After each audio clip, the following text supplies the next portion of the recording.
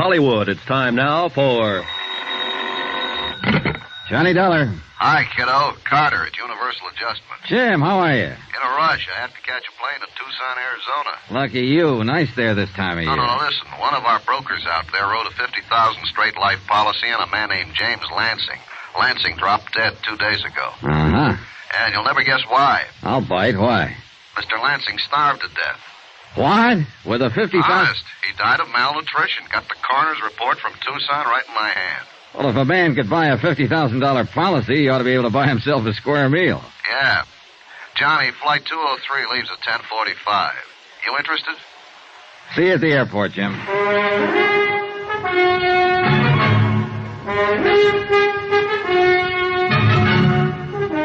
Tonight and every weekday night, Bob Bailey in the transcribed adventures of the man with the action-packed expense account, America's fabulous freelance insurance investigator. Yours truly, Johnny Dollar.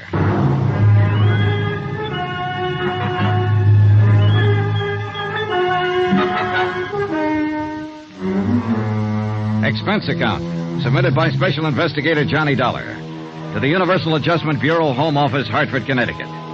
The following is an accounting of expenditures during my investigation of the Lansing fraud. Expense account item 1, $178.13. Cost of plane ticket, Hartford to Tucson. I shaved, showered, packed, and got out to the airport in time to have breakfast there. Jim Carter found me at the cashier's cage. Hey, kiddo, you won't need a coat out there in that desert country. As usual, Jim Carter was bigger than I thought. A man who stands 6'5" always is. A little ruddier, a little more blustery, but as efficient as ever.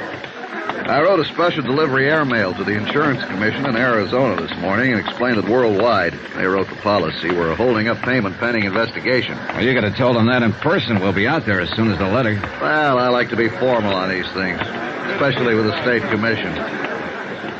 Besides, I just as soon let them think we'll get around to a routine investigation later in a week or two. In other words, you didn't tell anybody we're coming. No, I didn't. Maybe we can work it better this way. The faster we move in and find out what's what and aren't bothered by anybody, the better off we'll be. Hey, give me a ticket, will you, John? Yeah, sure. Here you are, pal. Thank you, sir. Yeah. Johnny, that commission is going to get formal sooner or later and ask a lot of questions. Mainly, why doesn't Worldwide honor the claim and pay off the beneficiary? So we'll have to skedaddle and get ourselves some good answers for him. Yeah, sir. Hey. You may board the plane. Yeah, thanks, pal. Has anybody asked that question yet? You're the beneficiary, sure. James Lansing's sister, named Arlene Kennedy. She called the broker, and he referred her to Claims Division at Worldwide, and she called them long distance, and then they called me. I told her to put her off for a while, telling her it was just routine. I see. Is she going to be tough? Yeah, she could be, Johnny. I understand she has money of her own, and she has some influence in and around Tucson. Oh, a lot of money? Yeah, and trust. She's very comfortably fixed. Here, watch yourself, kiddo. This, Mrs. Kennedy's pretty upset by the whole business. Can't blame her for that. James Lansing died on the street with no identification on him. By the time police found out who he was, a routine PM had already been performed to determine cause. You know, the county was going to bury this guy. With $50,000 worth of insurance? Yeah, imagine that. Oh, excuse me, lady. The postmortem never had happened unless Lansing dropped dead on a public street. Yeah, I see what you mean. So I requested the coroner's office in Tucson to hold the body until we can get something done. Better fix your seatbelt, Jim. Oh, yeah. First thing that occurred to me when I saw the PM findings was that it might not be James Lansing at all. Chronic heart condition, lung history, debility. Doesn't sound like anybody worldwide would insure. Lansing took a physical before the policy was issued, didn't he? Of course he did. See, have you got any material on his insurance examination? Sure. Right here. Standard form. James Lansing was 100% okay when the policy was issued a couple of years ago. Malnutrition, lung history, chronic heart. Hey, how could he get in that bad shape in 2 years? That's a pretty good question, Johnny. I bet the answer is going to be great. Yeah. What's the examining physician's name? Let me see. Here, Dr. Carl Mayhood, Suite 932, Valley National Building, Tucson. He's our first job, Johnny. Hey, cute stewardess. Yeah. Well, back to business, kiddo. It was a long trip, and I spent most of it going over the material in Jim Carter's briefcase. By the time we circled Tucson Airport at 4:45 in the afternoon, I had the facts pretty well in mind.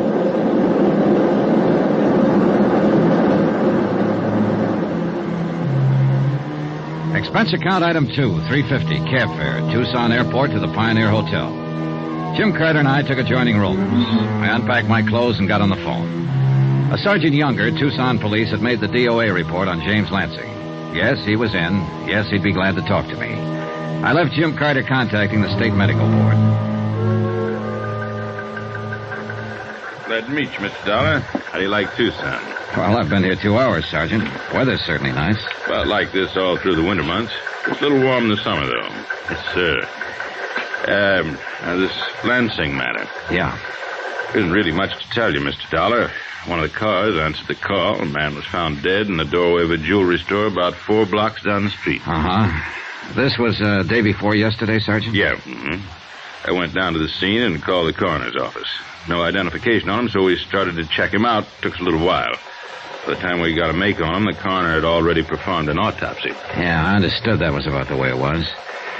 Say, tell me, how did you identify him as Lansing? One of his prints matched up on our cards here. Lansing was booked on a traffic beef a year ago. Otherwise, we'd still be trying to make him. You're sure it's Lansing over in the morgue? Yeah, we're sure. His sister came down, identified him. Name of Kennedy. Yes. Well, what did Mrs. Kennedy have to say about the cause of death? Nothing. That malnutrition bit didn't do a thing for her, huh? Not a thing, no, sir. We all thought Lansing was some sort of a transient. You know, just some old bum until we identified him. Uh-huh. Any witnesses see him die? No, we haven't found any. According to the coroner, he'd been dead an hour or so before anybody noticed him at all. Happened early in the morning. I see. Say, did Lansing have any other business down here other than that traffic violation? Nope. All right. Who do I have to see to get into the morgue? Well, I'll phone the coroner for you. Won't be any trouble there. You want to go over now? No, later on, maybe. Dollar. Yeah? Death was from natural causes. There's no doubt about that. Yeah. Then no matter how much you investigate, you people are going to have to pay off. Well, aren't you? Maybe. We just have to be sure of one thing. What's that? That we insured the right man.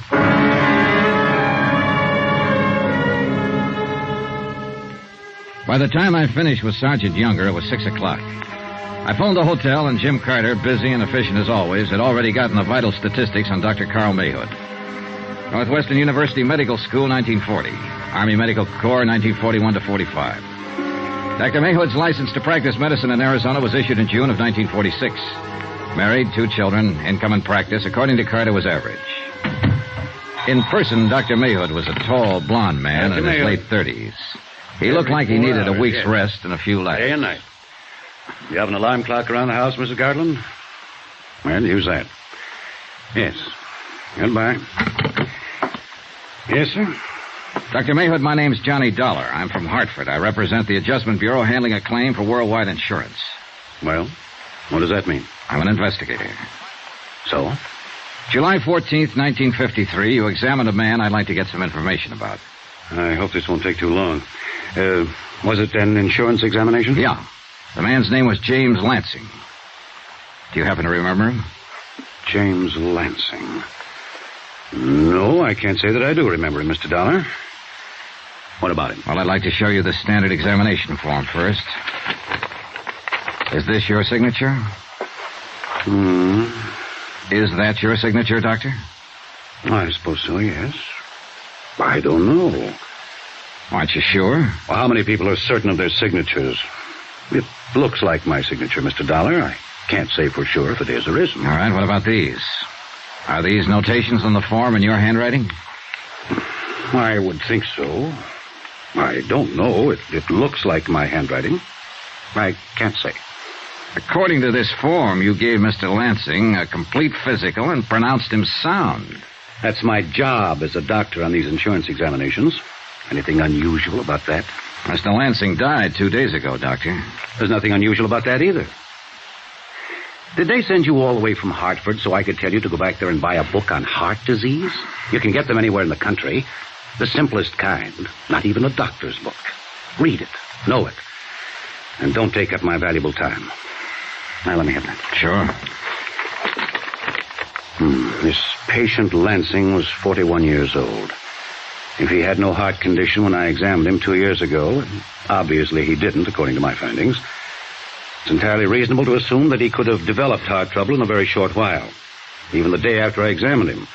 You people gauge those things in your premiums. Why do you bother me? Are you finished? Huh? I take it you've had yourself a tough day, Doctor, and you don't want to be bothered with anybody. Now, look, I'm not here to bother you. Just from what's on this sheet and what's happened, you're in enough trouble to get yourself involved in a police investigation. I'm here to try to avoid all that, for you as well as me.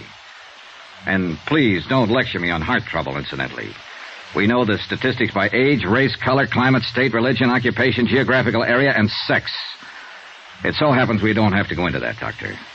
James Lansing died of malnutrition. I said Lansing died of malnutrition. I'll be doggone. Coroner's report. Look for yourself. Well, he should know. Now, was it possible for you to overlook that condition at the time you examined Lansing?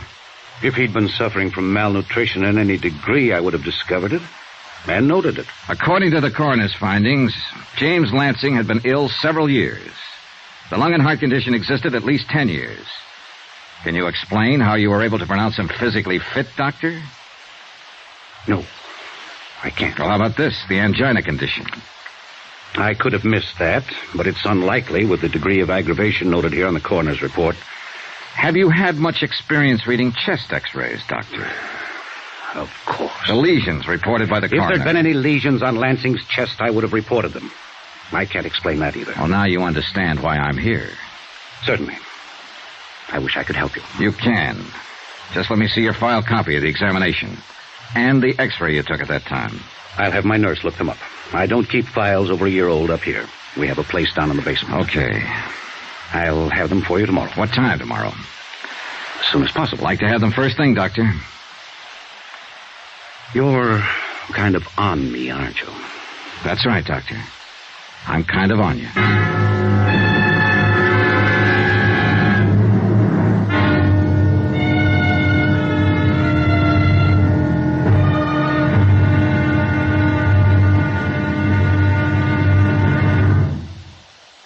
There'll be another intriguing episode in our story of the Lansing fraud tomorrow. Tomorrow, $50,000 is a good price for a killing. Most anybody will listen for that kind of money. Join us, won't you? Yours truly, Johnny Dollar.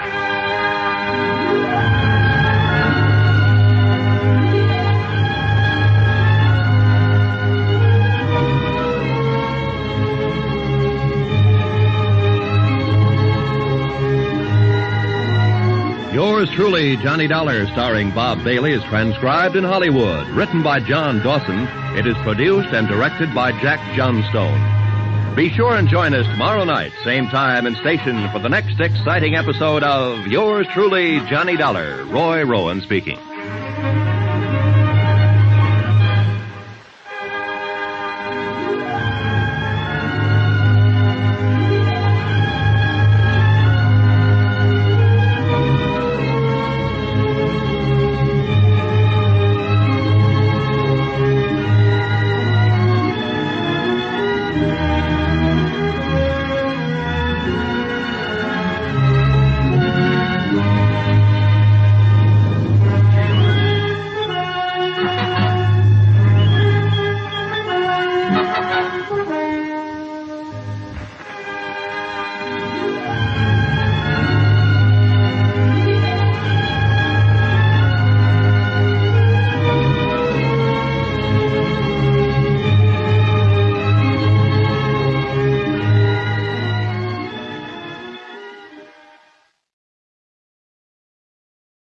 From Hollywood, it's time now for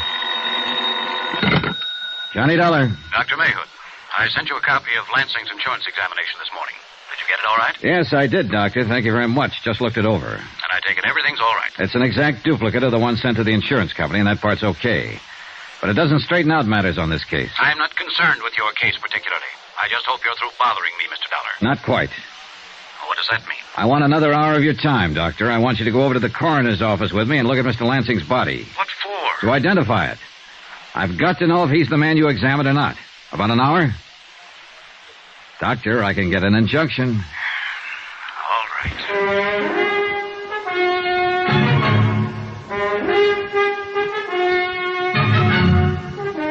Tonight and every weekday night, Bob Bailey in the transcribed adventures of the man with the action-packed expense account. America's fabulous freelance insurance investigator. Yours truly, Johnny Dollar.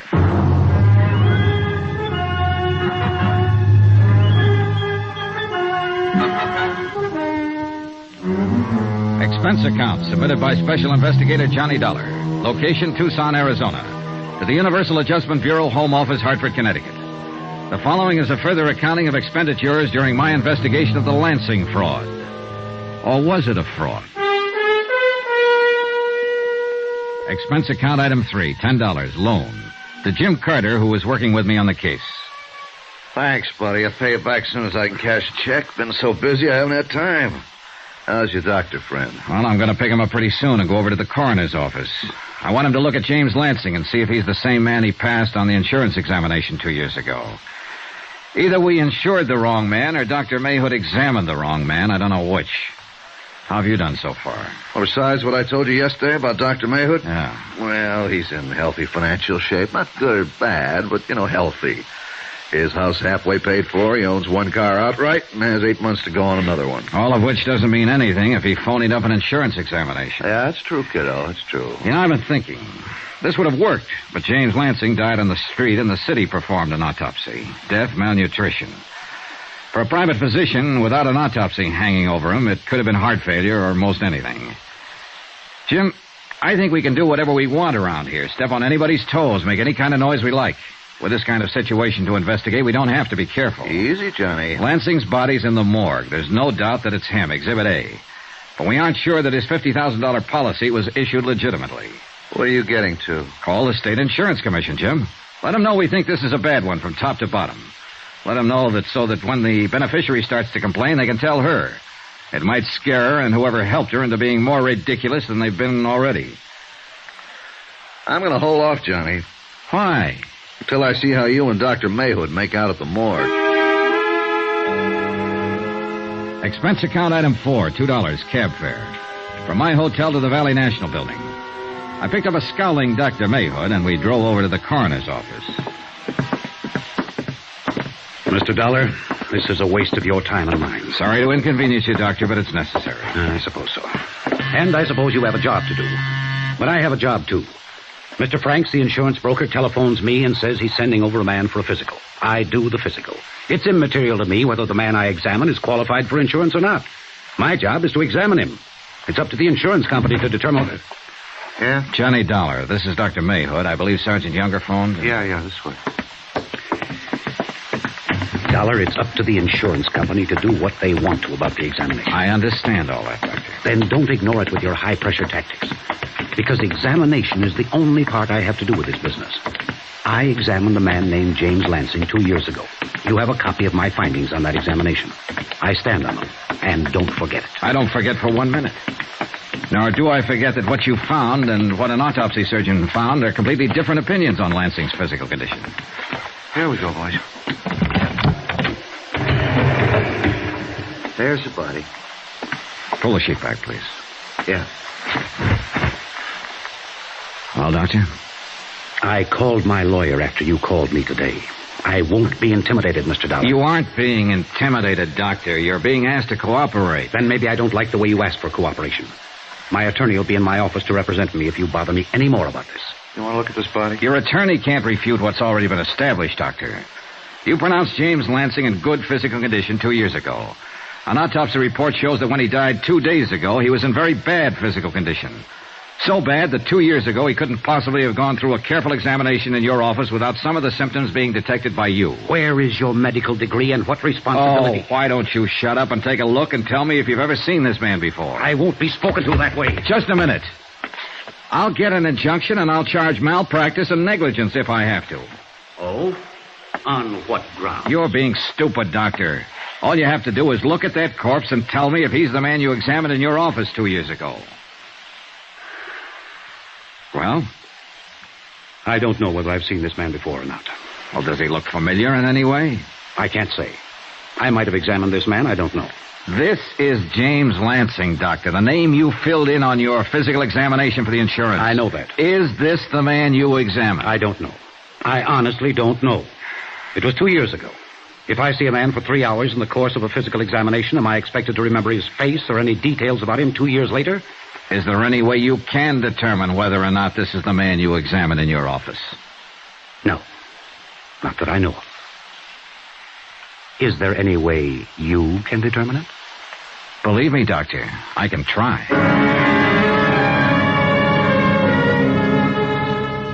And I did try.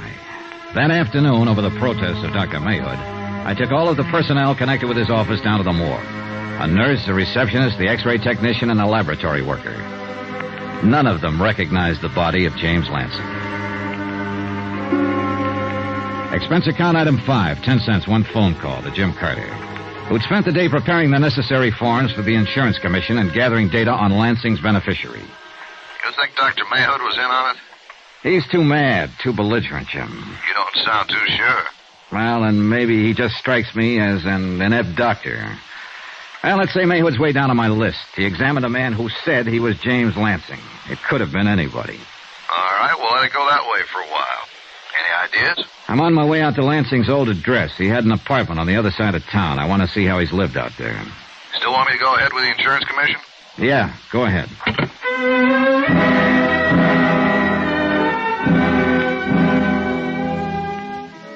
The manager at James Lansing's apartment house happened to be a woman named Anita Regan. She also happened to be willing to go back down to the coroner's office with me and view the mortal remains.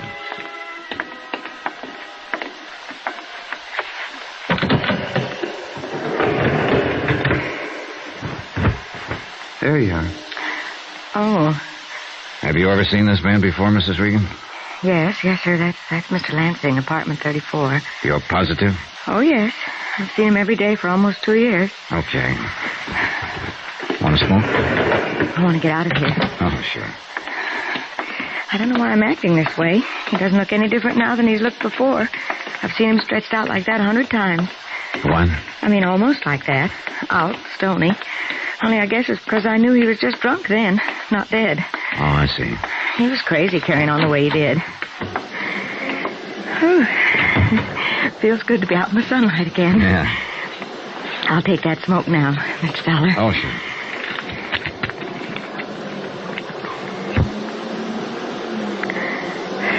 Thank you. Oh, Mr. Lansing used to get up around 10 every morning. He'd look awful, but he was always kind of nice, polite, you know. He'd be regular as clockwork. He'd walk past my door and tip his hat and go right down to the store and come back in a little while with a sack of groceries, a bottle of milk for his cat, some donuts for himself, and some booze. Uh-huh. And then he'd just lock himself up in his apartment and stay there all day, drinking. Real alcoholic, huh? Well, I'd say so. At least I wasn't surprised he starved to death. You can't live on whiskey. He was fried to the ears by noon every day, as long as I knew him. Mr. Lansing didn't work then. Well, I think he tried to sell real estate once, a long time ago. Oh? But how could he? I understand he was a retired engineer or something like that. He pay his rent? Oh, yes. Always seemed to have enough money to get along. Did he have any family, Mrs. Regan? Well, I know he's got a sister living in town somewhere. What about his friends? They seem to do all his drinking alone. Say, you're from the insurance company. You should know about his family. Apparently, there are a lot of things we don't know. A man named James Lansing moved into your apartment house 2 years ago. He didn't work, but he had enough money for his rent and his liquor. He also had enough money to buy some expensive insurance. Very expensive. Somehow, he passed an insurance examination, and then he suddenly died. No one, nothing. Just one beneficiary. Mr. Dollar, you don't suppose somebody just gave him enough money to get along so he'd drink himself to death, do you? That's one way of looking at it, Mrs. Regan. Oh, that poor man. That poor man.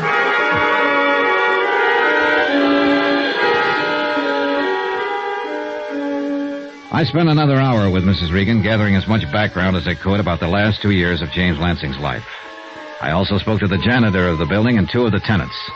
They all verified the fact that Lansing had been drinking heavily for better than 18 months prior to his death. No one seemed to know why. Jim Carter had an answer. I talked to our man in L.A., Johnny. Lansing lived there before he came to Tucson. He had several arrests for drunkenness, never married. One time he made his living as an engineer. Finally, he got fired for drinking on the job. Yeah, it's just one of those chronic cases. First arrest was back in 1939. How's the beneficiary holding on? The sister? Yeah. Well, Mrs. Kennedy was pretty upset when the insurance commission notified her we were in town making an investigation. Indignant, put out, things like that. She wanted to know how long it'd take. This all comes secondhand from the insurance commission. Johnny, a broker named Hillary Franks sold the policy. What have you got on him? Hillary Franks has represented Worldwide Insurance in this area for 17 years. You're stalling, kiddo. Sure, I'm stalling, Jim. Because we're right down to the meat of it now, and it makes me sick. There's only one person who stood to benefit by having James Lansing insured. That's the beneficiary, his sister Arlene Kennedy. So? Jim, you know as well as I do, somebody else had to take the physical examination in Dr. Mayhood's office. Someone had to help her arrange that. Someone had to help her get Lansing's signature on the policies. She couldn't have pulled it off by herself without gumming it up. She had to have expert help. Hillary Franks. Yeah, Hillary Franks. 17 years, broker, Worldwide Insurance Company. Okay, the salesman's the first one to come under suspicion in a case like this, outside of the beneficiary, so let's get on with it. All right, Jim. One thing. What? Hillary Franks knows we'll be looking at him, and he knows he's under suspicion. That worry you? A little bit. After 17 years in the business, he should also know where we're going to be before we get there. If he did something as dumb as try to work a $50,000 fraud on his own insurance company, he might do something even dumber. If so... Well, what's the 38, Jim? Here. From now on, Johnny, you better carry this.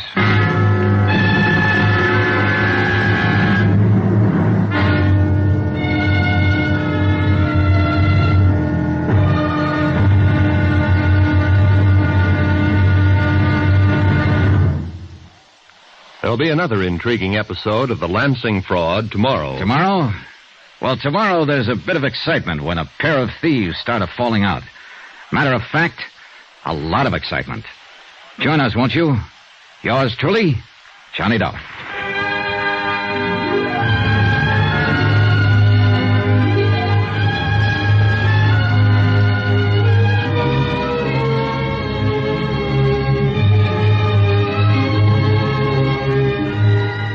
Yours truly, Johnny Dollar, starring Bob Bailey, is transcribed in Hollywood. Written by John Dawson, it is produced and directed by Jack Johnstone. Be sure and join us tomorrow night, same time and station, for the next exciting episode of Yours truly, Johnny Dollar. Roy Rowan speaking.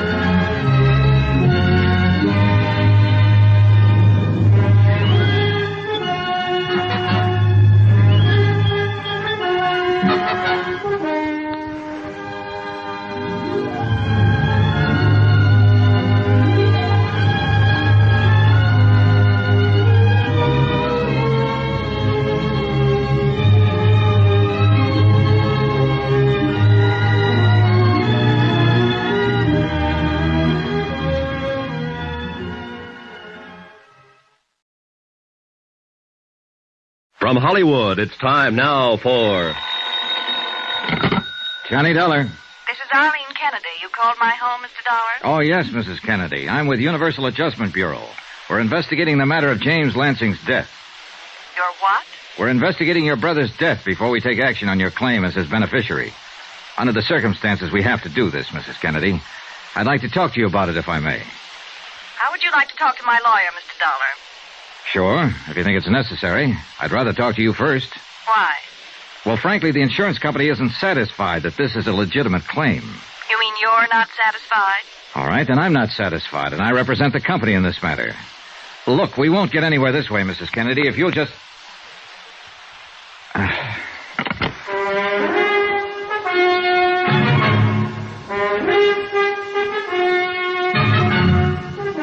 Tonight and every weekday night, Bob Bailey in the transcribed adventures of the man with the action-packed expense account. America's fabulous freelance insurance investigator. Yours truly, Johnny Dollar.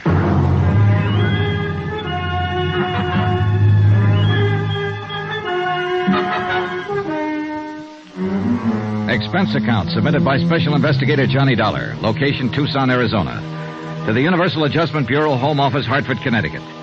The following is an accounting of expenditures during my investigation of the Lansing fraud. $50,000 worth.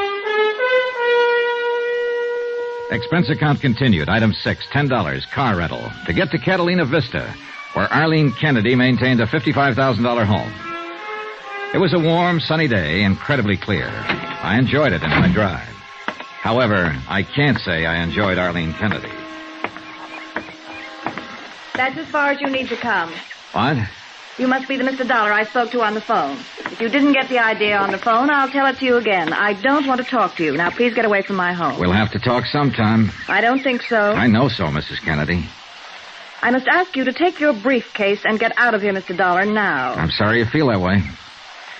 Look, my brother Jim drank himself to death. I don't know why. I just know he did it. He's dead. I'm his beneficiary. Why don't you pay me what you owe me? We will, Mrs. Kennedy, if the circumstances are right. So far, though, we have reasonable doubt. And this investigation is for your benefit as much as it is ours. I can hardly believe that. When we've satisfied ourselves one way or the other, your claim will be settled. The whole situation's cut and dry. I'm afraid it isn't. Mr. Dollar, I've had enough of this. I'll turn the matter over to my attorneys. Mrs. Kennedy, I don't carry this briefcase to impress anybody, but I thought it might interest you. I have in it a copy of the physical examination your brother took 2 years ago when he applied for his insurance policy. I have a copy of the coroner's report and the results of the autopsy. I don't care what you have. Then maybe you'd just be interested in the conclusion. We have to discredit one item or the other. That's why we can't take any action on your claim yet. Goodbye. Wait. What is it you want to know? I haven't seen my brother in well over 2 years, 3 years. I can't tell you a thing about him. Were you on good terms with him? Of course I was. I was the only one he had in the world. He left me his insurance money, didn't he? Did he leave you anything else? He didn't have anything else. I understand there was a trust in the family. He spent his a long time ago. I understand you're a widow, Mrs. Kennedy. I don't see what bearing that has. Do you have any dependents? No children, that's what you mean. The money from the policy would have gone to you alone. Let me correct you. The money will come to me alone. I don't know what you people think you can do trying to weasel out of this payment, but I've already spoken with my attorneys, and they've advised me to sue for an immediate settlement and damages. Perhaps I can save you some fees and your attorney some time, Mrs. Kennedy. Where can I contact them? Never mind. You'll find out soon enough. I hope you won't allow them to go so far as a courtroom without speaking to me. We'll see about that, too. I don't need your advice. Now, look, I'm going to tell you exactly what I'd tell them. You can pass it on to them. Your brother could have died quietly in his bed one night, and any doctor would have pronounced him a heart failure, and your claim would have been honored without delay. But James Lansing made the mistake of dropping dead on a public street, and the police took over, and before he was properly identified, an autopsy had been performed. And I intend to sue the city for that kind of liberty. They had no right to... They had every right. An unknown man dead on the street from unknown causes. Now, don't be childish. Because of that autopsy, we know your brother couldn't possibly have passed an insurance examination 2 years ago or 10 years ago. Not with the amount of bad health he'd collected. But he did pass it. The insurance company accepted him as a client. They issued a policy, and you can't deny it. Jim came to me the day after he took out that policy and told me I was his beneficiary. You said you hadn't seen him for well over 2 years. He took the exam a year ago last July. All right, I saw him that one time.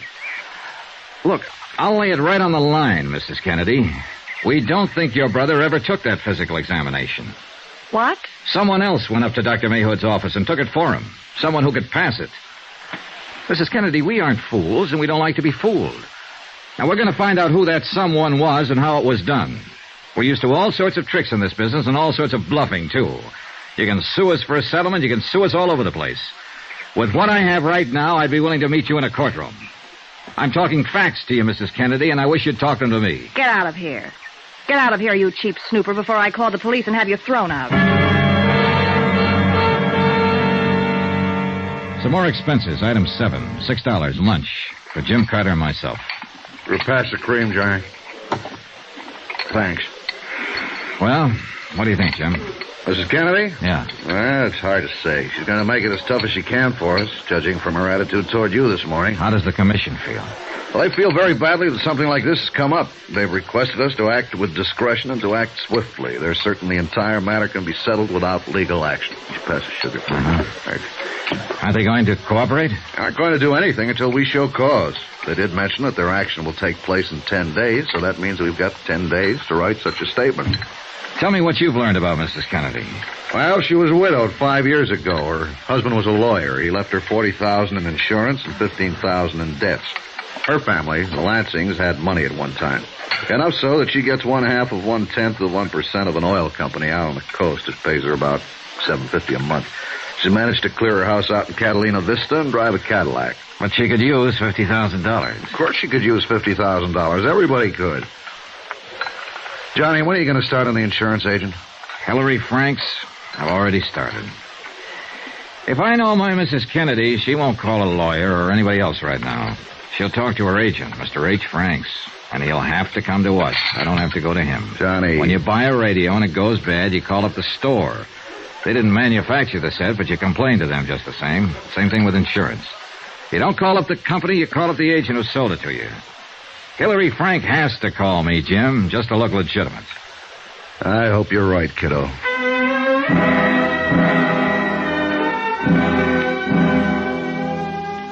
After lunch, I went back to my hotel room and opened up the file Jim Carter had collected on Hillary Franks.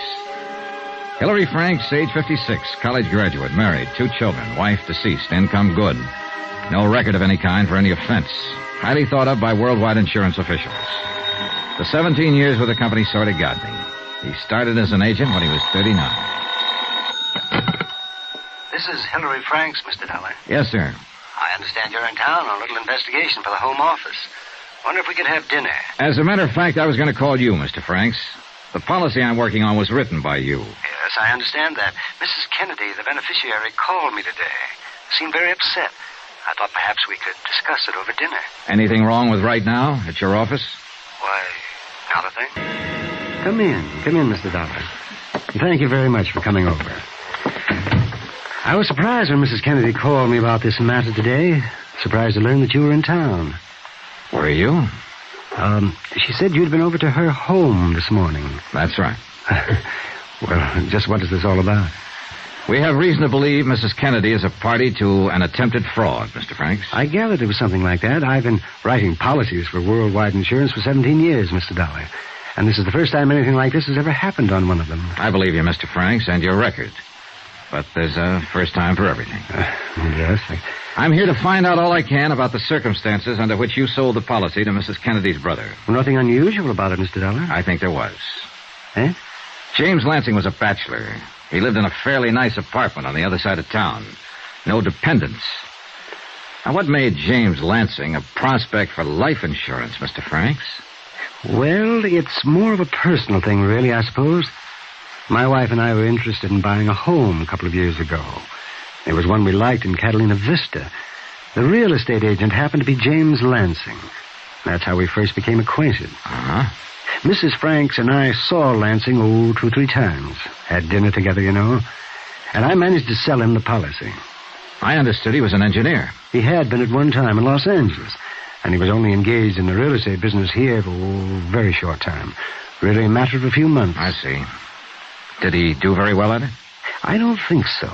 I don't think he worked hard at it. You see, he had a fairly comfortable income from money left by his father.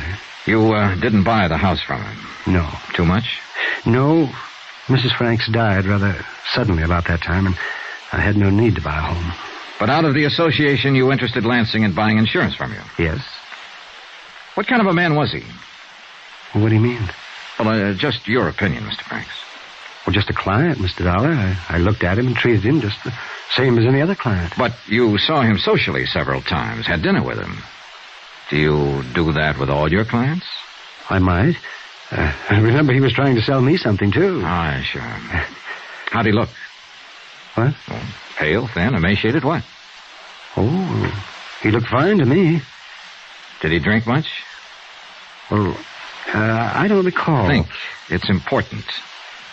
Well, I don't recall. Then I'll recall for you, Mr. Franks. Lansing did drink a lot on those occasions. As a matter of fact, he was soaked up most of the time. Oh, now, that's not true, Mr. Dollar. You know as well as I do, he was an alcoholic in Los Angeles, and he was an alcoholic here in Tucson. He died of malnutrition, a direct result of his alcoholic condition. Well, I'm not a doctor. I had no way of ascertaining that. You don't have to be a doctor to smell booze, Mr. Franks. Did you ever meet his beneficiary? You mean his sister, Mrs. Kennedy? No. I think I told you she telephoned me today. Never met her at all? No. Mr. Franks, I'm going to leave you for a while, and I want you to think about all we've discussed. When I come back, I might ask you the same questions again. And I'll expect some different answers. Anything you say, Mr. Dollar.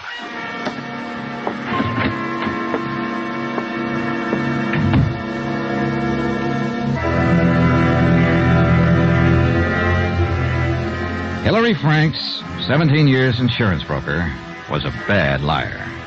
He was worse than that. He was a stupid, awkward, unprepared liar with no idea of what he was up against. He knew I was going to get him and get him good. And he didn't know what to do about it. I almost felt sorry for him.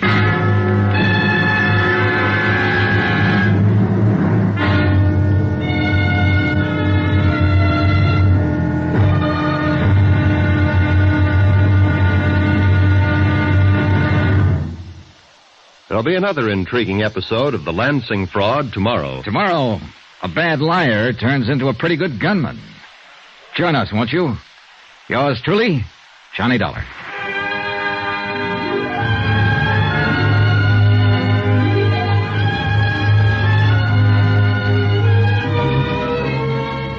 Yours truly, Johnny Dollar, starring Bob Bailey, is transcribed in Hollywood. Written by John Dawson, it is produced and directed by Jack Johnstone. Be sure and join us tomorrow night, same time and station, for the next exciting episode of Yours truly, Johnny Dollar. Roy Rowan speaking.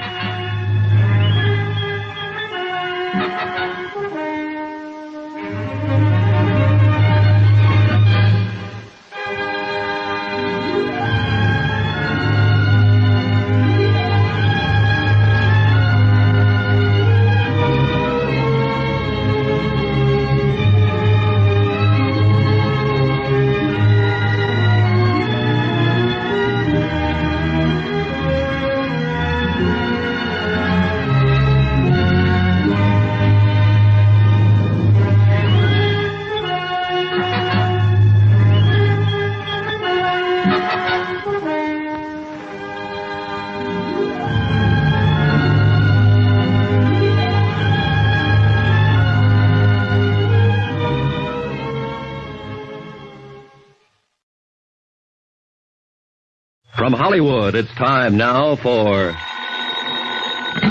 Johnny Dollar. Jim Carter, Johnny. Hi. How'd you make out with Hillary Franks? The agent who sold the policy? He's worried, he's scared, and he's already doing everything wrong. I left him about an hour ago to think things over. Mrs. Kennedy's fighting back. What do you mean? Her lawyer served notice on us an hour ago to pay up on the policy or else. Just a bluff. Yeah, but this wasn't. She got a court order and made the coroner release her brother's body. She took it right to the crematorium. Exhibit A is a pile of ashes by now. Uh-oh. Her next step is to contact the State Insurance Commission and have them order us to pay off or show cause. We'll have to act fast. Maybe I better go back to see Mr. Hillary Franks.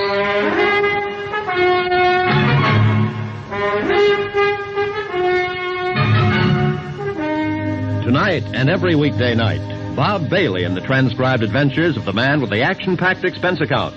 America's fabulous freelance insurance investigator. Yours truly, Johnny Dollar.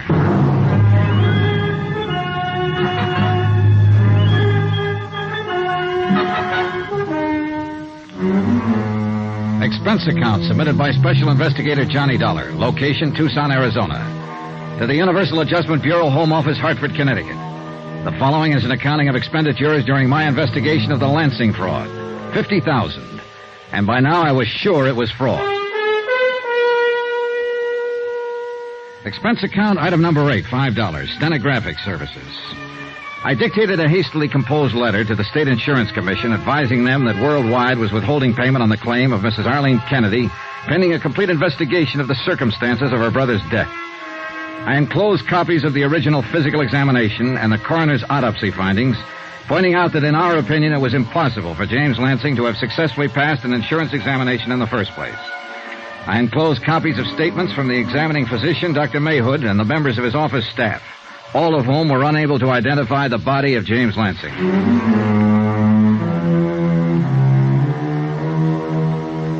Expense account item 9, 52 cents postage. I sent the letter to the state capitol special delivery in the hope it would arrive there before Mrs. Kennedy's lawyers took the anticipated action. After that, I drove back over to the office of Hilary Franks. He was the same as I left him an hour before. A little shaken, but still unable to realize quite what was happening. Yes, Mr. Dollar? Mr. Franks, I wonder if you've got anything to say to me. Nothing, Mr. Dollar. I was hoping you might want to make a statement. Oh? About what? Mrs. Kennedy's attempting to defraud your insurance company? I don't know what you're talking about, Mr. Dollar. I sold her brother an insurance policy. I don't even know Mrs. Kennedy. There are a lot of things about this you say you don't know. Do you want me to lay it on the line? If you like. All right. Someone else had to take that physical examination for James Lansing 2 years ago. I think you arranged for someone to do it, or you helped Mrs. Kennedy arrange it. I think James Lansing was insured on that basis. I think he was insured with a clean intent to defraud. Lansing's health wouldn't permit that kind of insurance. Right now, our Los Angeles men are looking into Lansing's activities there. Somewhere along the line, they're going to turn up a medical history that'll show Lansing was already dying when he came to Arizona 2 years ago. Now, do you have anything to say, Mr. Franks? No. I think you're being very foolish. If it isn't clear how serious this can be with you, it's noted that you arranged for Lansing's physical examination. There's nothing incriminating in that. How well do you know Dr. Mayhood? Oh, slightly. The physician is supposed to be an impartial third party. When a client has to be examined by a physician for insurance purposes, I send him to Dr. Mayhood. That's all. Dr. Mayhood sends me a Christmas card every year.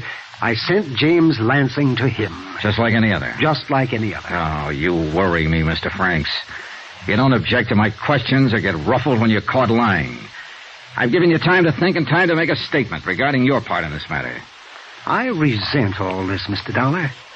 I've been an insurance broker for a good long time, and no one has ever questioned my integrity. And I think that's what you've been banking on, Mr. Franks, your reputation. Well, I've been questioning it ever since I got here, and I still question it.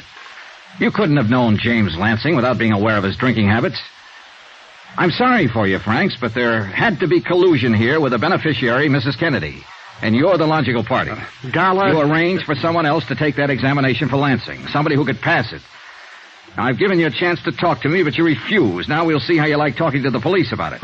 What? I'm going to swear out a warrant for your arrest. Dollar, I'm going to charge you with attempted fraud and collusion. And I'm going to swear out a warrant for Mrs. Kennedy, too. You're going to jail. Oh!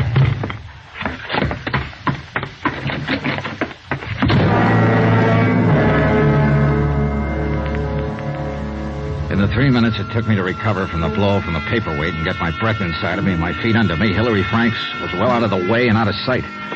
About that time, Jim Carter walked in. Hey, what happened to you? Hilary Franks. He got scared, swung a paperweight at me, and beat it.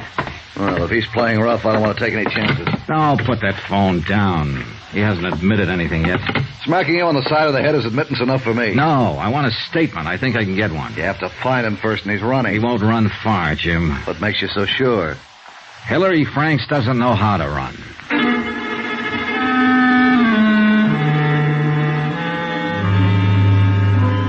It was exactly 3 o'clock in the afternoon then. At 3:25, I was back out in Catalina Vista knocking on a familiar door. And the same familiar things began to happen all over again. What do you want? I'm here to tell you about the trouble you're in, Mrs. Kennedy. Hilary Franks gave it all away. Gave what away? Who's Hilary Franks? What are you talking about? About that insurance policy that was written up and issued in your brother's name. You're the one who stood to gain most by your brother's death after having someone else take an insurance examination for him. But you had to have help to pull it off. Hilary Franks helped you. For what reason or how you got him to do it, I don't know. But I do know a man with a 17-year record as insurance broker is ruined. You're crazy. I don't know anybody named Hilary Franks. Now get out of here. Oh, stop it, will you? I told him how he stood in this matter a half hour ago, and he socked me with a paperweight and beat it.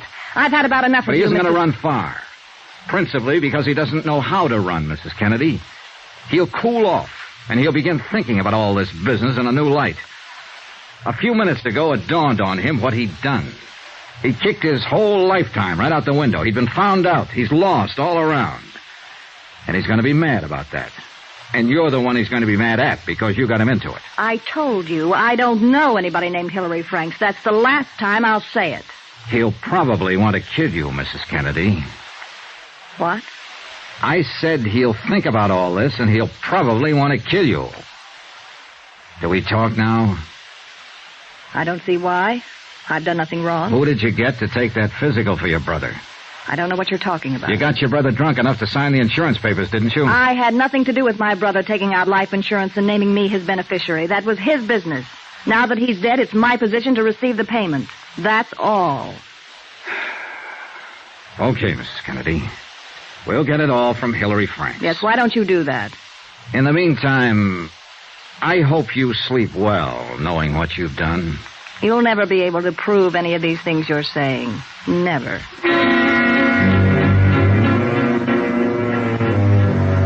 And for 24 hours, it looked as if Mrs. Kennedy might have been right. There was no way to involve her unless we had a statement from Hillary Franks. And he was still missing.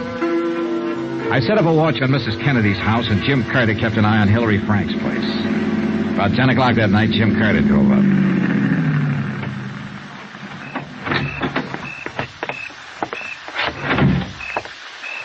Hiya. Hi. Any action? No. Mrs. Kennedy's been in all the night. No one showed up. Mm-hmm. How about Frank's place? No. No one there when I left an hour ago. You'd think he'd come back for a suitcase or some money or something. Yeah. Hey, Johnny. Mm-hmm. I called in the police. Oh. In the name of Worldwide, I filed charges of attempted fraud and collusion against him. They issued a warrant half an hour ago.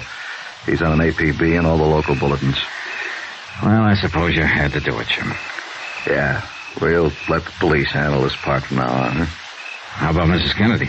We'll keep an eye on her, too. Did you file any charges against her? Not yet. We need a statement from Franks. Jim. Yeah? What would you do if you were Hillary Franks? Try to grab an airplane. Maybe go down to the Gallas, cross the border. Look up a friend, borrow some money. Then get out and keep traveling. What? He won't do anything like that. Won't he? He'll find himself a place to sit down and think. In the end, the cops won't find him. He'll find us. Want to bet?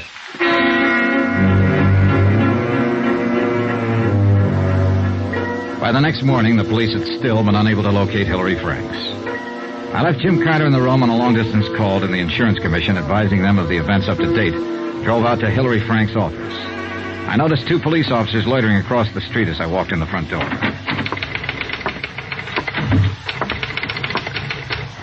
Yes? How do you do?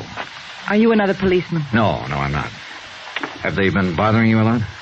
If you aren't a policeman and you know all about this, what do you want? I want to help Mr. Franks if I can. I'm Johnny Dollar, Universal Adjustment Bureau. You're his secretary? Yes. How long have you worked for him? 12 years. Do you like him? What? He's always been a fine man. I don't believe any of these things about him, and I don't see What's why... your name? I think he said Maria? Maria Vano. Maria, I'm not going to ask you any questions about Mr. Franks. I know enough about him now for my purposes. The rest he can tell me himself. Maria, I may be able to help him stay out of jail. I can do that if I talk to him. Well, how My do I... name's Johnny Dollar. I'm at the Pioneer Hotel. Remember that. But Mr. I Dollar... don't know whether he's phoned you yet or not. A man like that's going to need help, money. I'm not asking you if he's contacted you. But listen to me carefully. If he does phone you or contact you in any way, ask him to phone me. If you ever respected him or if you want to help him now, please ask him to telephone me. Thanks.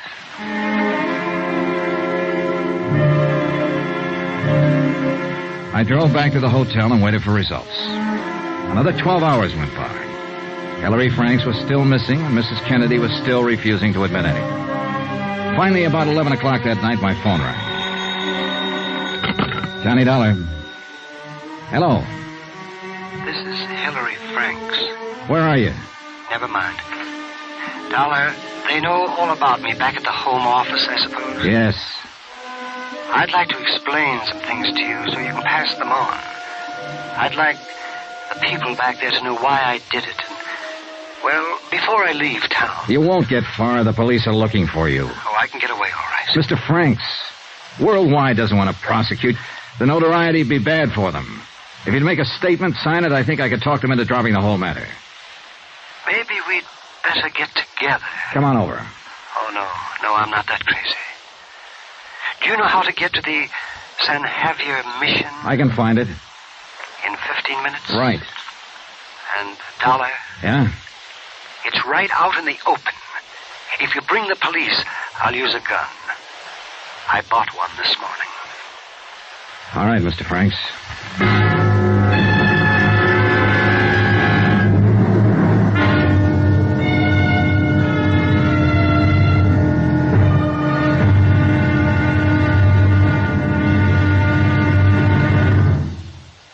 There'll be another intriguing episode of the Lansing fraud tomorrow. Tomorrow, $50,000 worth of murder. Join us, won't you? Yours truly, Johnny Dollar.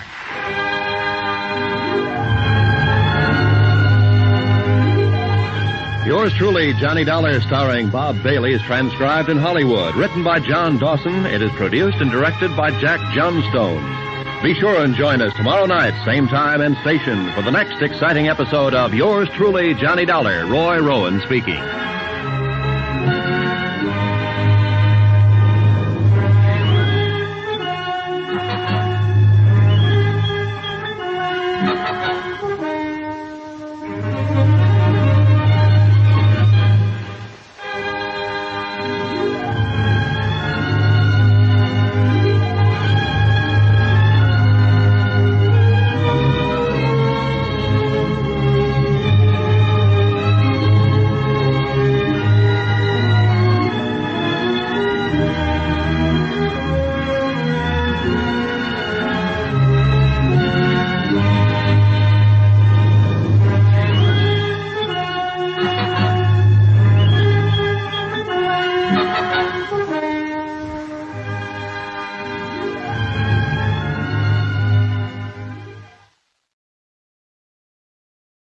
From Hollywood, it's time now for Johnny Dollar. Jim Carter, Johnny. Anything on Hillary Franks? He just telephoned me 2 minutes ago. What? I'm on my way to meet him now and try and make a deal. I told him if he'd give me a statement about the attempt to fraud Worldwide on Lansing's $50,000 policy, I'd do my best to have them drop charges. Well, you didn't make any promises, Johnny. I couldn't make any promises, Jim, but I'll do my best to see that the charges are dropped if he gives me that statement. Well, if he gives you that statement, I'll help you. Where are you meeting him? At a place near here. He knows every cop in the area is looking for him. Yeah? Be sure he doesn't give you a bullet, kiddo.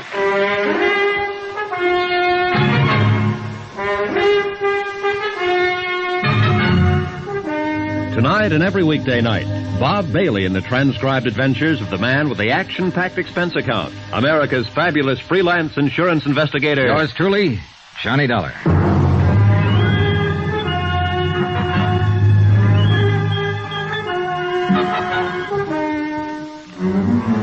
Expense account, submitted by Special Investigator Johnny Dollar in Tucson, Arizona to the Universal Adjustment Bureau Home Office, Hartford, Connecticut.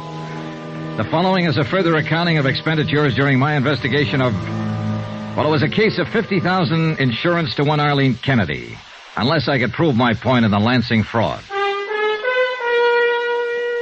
Expense account item 10, $10 cab fare from my hotel to the Mission San Javier to talk to Hillary Franks, the insurance agent with no future ahead.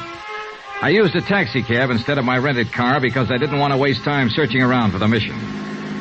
It was a few miles outside of town over rough and broken desert roads. An ancient missionary church standing stark against the moon-filled night. Here we are, mister. Good. Here. Keep the change. Well, don't you want me to wait for you? No, I'll get back okay. Not many places to call a cab from out here. Yeah, I know. One of the Padres, your friend? No, I'm new around here. You all right, mister? You feel all right? You loaded or something? No, why? We're coming out here at midnight. Well, it's just a whim, friend. Don't worry about it. I bet sure would. Mister? Yeah? You gonna meet somebody here or something?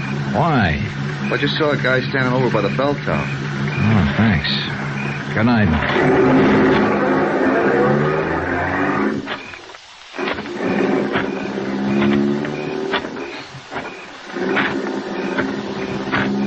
Over here, Mr. Dollar.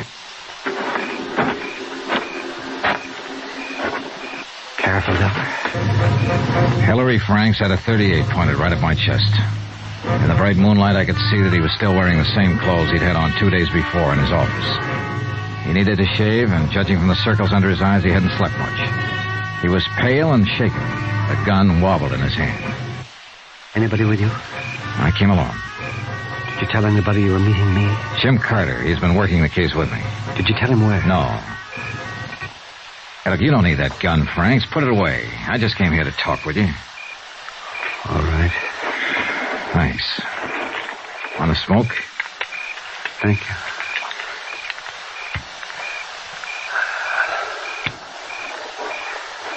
Why did you talk to Carter? What did he say? He said he'd help me try and have the charges dropped against you if you give us a statement. Now, you have two of us on your side, Mr. Franks, if you want to cooperate. Do you? I want to straighten out what I can, Mr. Dollar. Well, now's the time to do it. What was your deal with Arlene Kennedy, James Lansing's sister and beneficiary? I met Arlene Kennedy right after my wife died. I guess I was very low. Well, that's perfectly natural. I became interested in Arlene because we had a great many things in common. So I thought. I mean, she was a widow and had no one except her brother, James Lansing, in Los Angeles. And we went together, and eventually I asked her to marry me. But she laughed at me. Why? I guess I'm not an exciting man, a witty one, or even an interesting one, Mr. Dollar. Mrs. Kennedy made me feel as though my whole life had been hopeless, useless. Raising children, selling insurance. She made me feel as though I'd miss a great deal in life unless I married her. What is it? What do you want from me? What do you want from life, I'd ask her. And she'd only laugh at me. Go on. I just can't tell you how desperate it made me feel. I loved her, Mr. Dollar. I wanted her. Did she ever answer your questions? Oh, many times. She pointed out that her trust funds pay her over $700 a month for life. And she knew that my commissions and salary as a broker came to about the same. Oh, Mr. Dollar, we could have lived very comfortably on that kind of income. But Arlene talked of traveling, of Europe, of clothes, and, I don't know, things her family had been able to afford for her once, many years ago. And she said she wouldn't marry unless we could look forward to that kind of life. She wanted $50,000 in cash instead of money just trickling in every month. That's about it. When did she get around to the proposition, her brother's insurance? Her brother came here from Los Angeles one day. The doctors there gave him a year or two to live. Oh, yes, he was pretty shot. Been drinking for years. He'd used up all his money, a long time before. He asked Arlene to help him. She paid his apartment rent and gave him enough money for liquor. And then one day she came right out with it. She said she was investing in him. And he was a good risk, because she knew he'd die. That's how she put it to me. Mm-hmm. Arlene said all I had to do was see to it that her brother had a nice fat policy. He was going to die. Why not cash in on it? I must have been crazy to even think about it. How did you work it? I mean, how did Dr. Mayhood pass him? I paid a man $100 to go to Dr. Mayhood's office and take the physical for Lansing. What was the man's name? Oh, no, I wouldn't tell you that, Mr. Dollar. He's not involved in anything. All right, we'll let that go. Once you arranged for Lansing to become insured, you and Mrs. Kennedy just planned on waiting for him to die. That was the general idea, in view of what the Los Angeles doctors had said. Once I'd done it, gotten him insured, it was too late to turn back. Did you want to turn back? Yes. What did Mrs. Kennedy say about backing out? She thought I was weak and afraid. Oh, then things weren't so good between you. Oh, they never were, Mr. Dollar. The idea was to wait for Lansing to die, collect the $50,000 and get married, huh? I suppose so, yes, but once he was insured, she talked less and less about our getting married. You're leaving something out, Mr. Franks. Huh? Didn't she tell you exactly what kind of a position you were in? Didn't she fix it so that you couldn't make a move? Legally, she'd done nothing wrong. It was you who had arranged for the physical, you who had made the application for insurance in the name of her brother. Oh, yes. Oh, yes, she was clear about all that. And she told me so every time she felt like it. When you write down what you just told me and sign it, we can hold it over Mrs. Kennedy's head to prove attempted defraud and collusion. Now, will you do that, Mr. Franks? Yes. Then I guess we'd better get back into town. All right. Come on, Mr. Franks. We walked 3 miles over to the highway, flagged down a car, and got back to the hotel about 2:30 in the morning, got Jim Carter out of bed. Enclosed, fine notarized statement of Hillary Franks explaining his part in the matter regarding policy 678JN23L. Before he was finished, Carter had already telephoned the Tucson police, telling them that the charges were being dropped against Franks and that he was no longer a fugitive. Then he placed a long-distance call to Worldwide's president in Hartford. Jim Carter, sir. I want to ask you not to prosecute Hillary Franks in this matter. Yes, sir, he's given us a complete statement about the whole thing. I don't think we have to go any farther than that. Well, look, the guy made one mistake, the first one in 17 years. He suffered enough for it already. Yes, sir. Dollar feels that way, too. Yes, sir. I think it's okay, Mr. Franks. All right. I thank you. What are you going to do, Mr. Franks? Well, sure, I'll never sell insurance again. I think I'll close up and just move away. Far away. Thank you.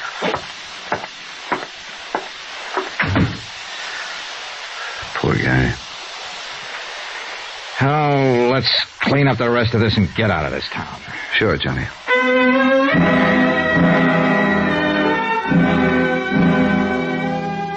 Hillary Franks pulled out of Tucson that afternoon. When Mrs. Kennedy was shown a carbon of the enclosed statement of Hillary Franks, she instructed her attorneys to withdraw the suit against Worldwide. Expense account, item 11, $75, hotel and board while in Tucson. Item 12, $402.15, plane tickets, Tucson to Hartford for Carter and myself. We were scheduled to leave at 1:30 in the morning. 2 hours before plane time, I dropped by Mrs. Kennedy's house to have her sign a release of all claims on the insurance company. And for other reasons.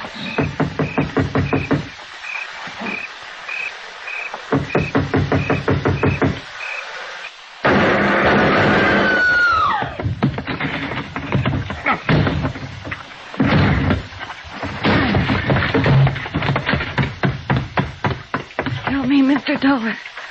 Please help me. I carried Arlene Kennedy to the couch, and I did what I could for her.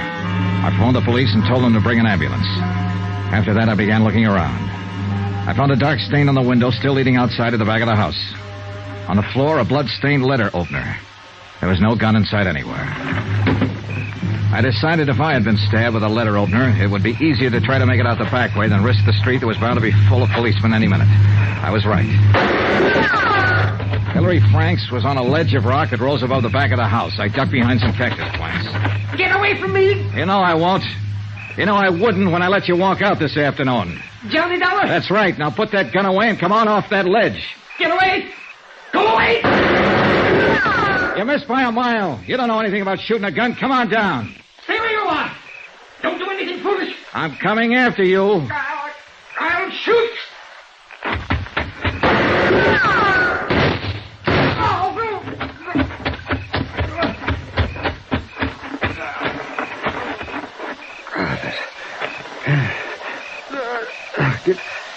Good shot, Dollar. Can you walk? No. Why did you do it, Mr. Franks? I came back to see her tonight.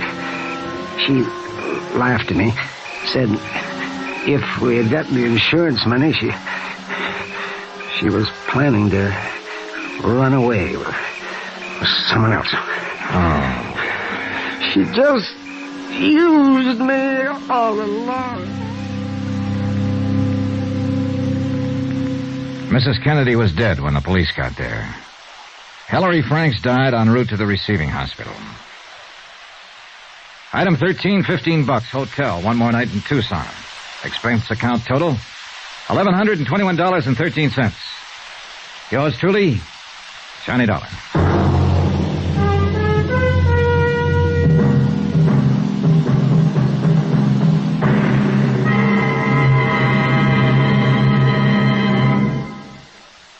Remember, there'll be another exciting story beginning next Monday night. Next week, a quick trip to New York, to the bright lights, the glamour of Broadway with its theaters, its actors, and, some very bad actors.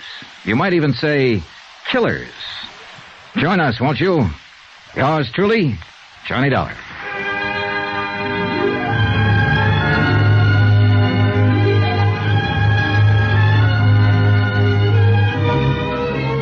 Yours truly, Johnny Dollar, starring Bob Bailey, is transcribed in Hollywood. Written by John Dawson, it is produced and directed by Jack Johnstone. Heard in this week's cast were Mary Jane Croft, Vivi Janis, Gene Tatum, Hy Averback, Barney Phillips, Russell Thorson, and Howard McNear. Musical supervision by Amerigo Marino. Be sure to join us on Monday night, same time and station, for another exciting story of Yours truly, Johnny Dollar. This is Roy Rowan speaking.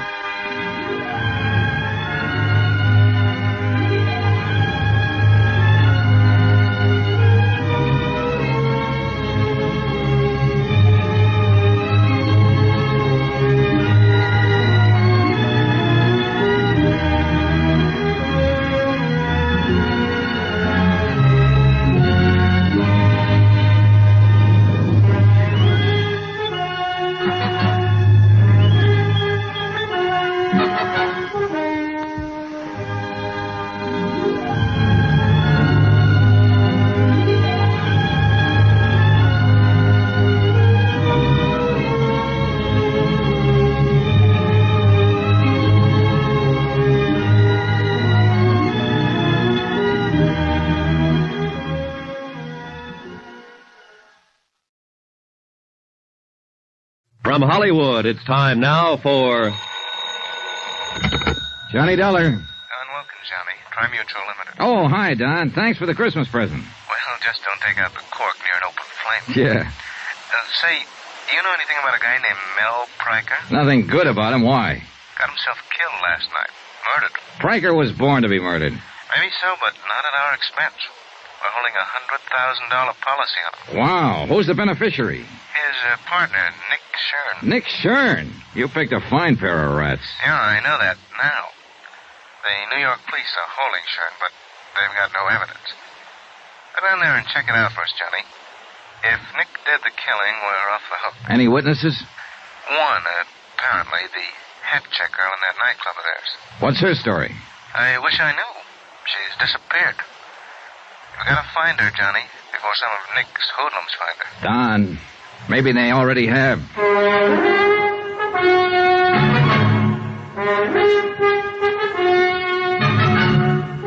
Tonight and every weekday night, Bob Bailey in the transcribed adventures of the man with the action-packed expense account, America's fabulous freelance insurance investigator. Yours truly, Johnny Dollar.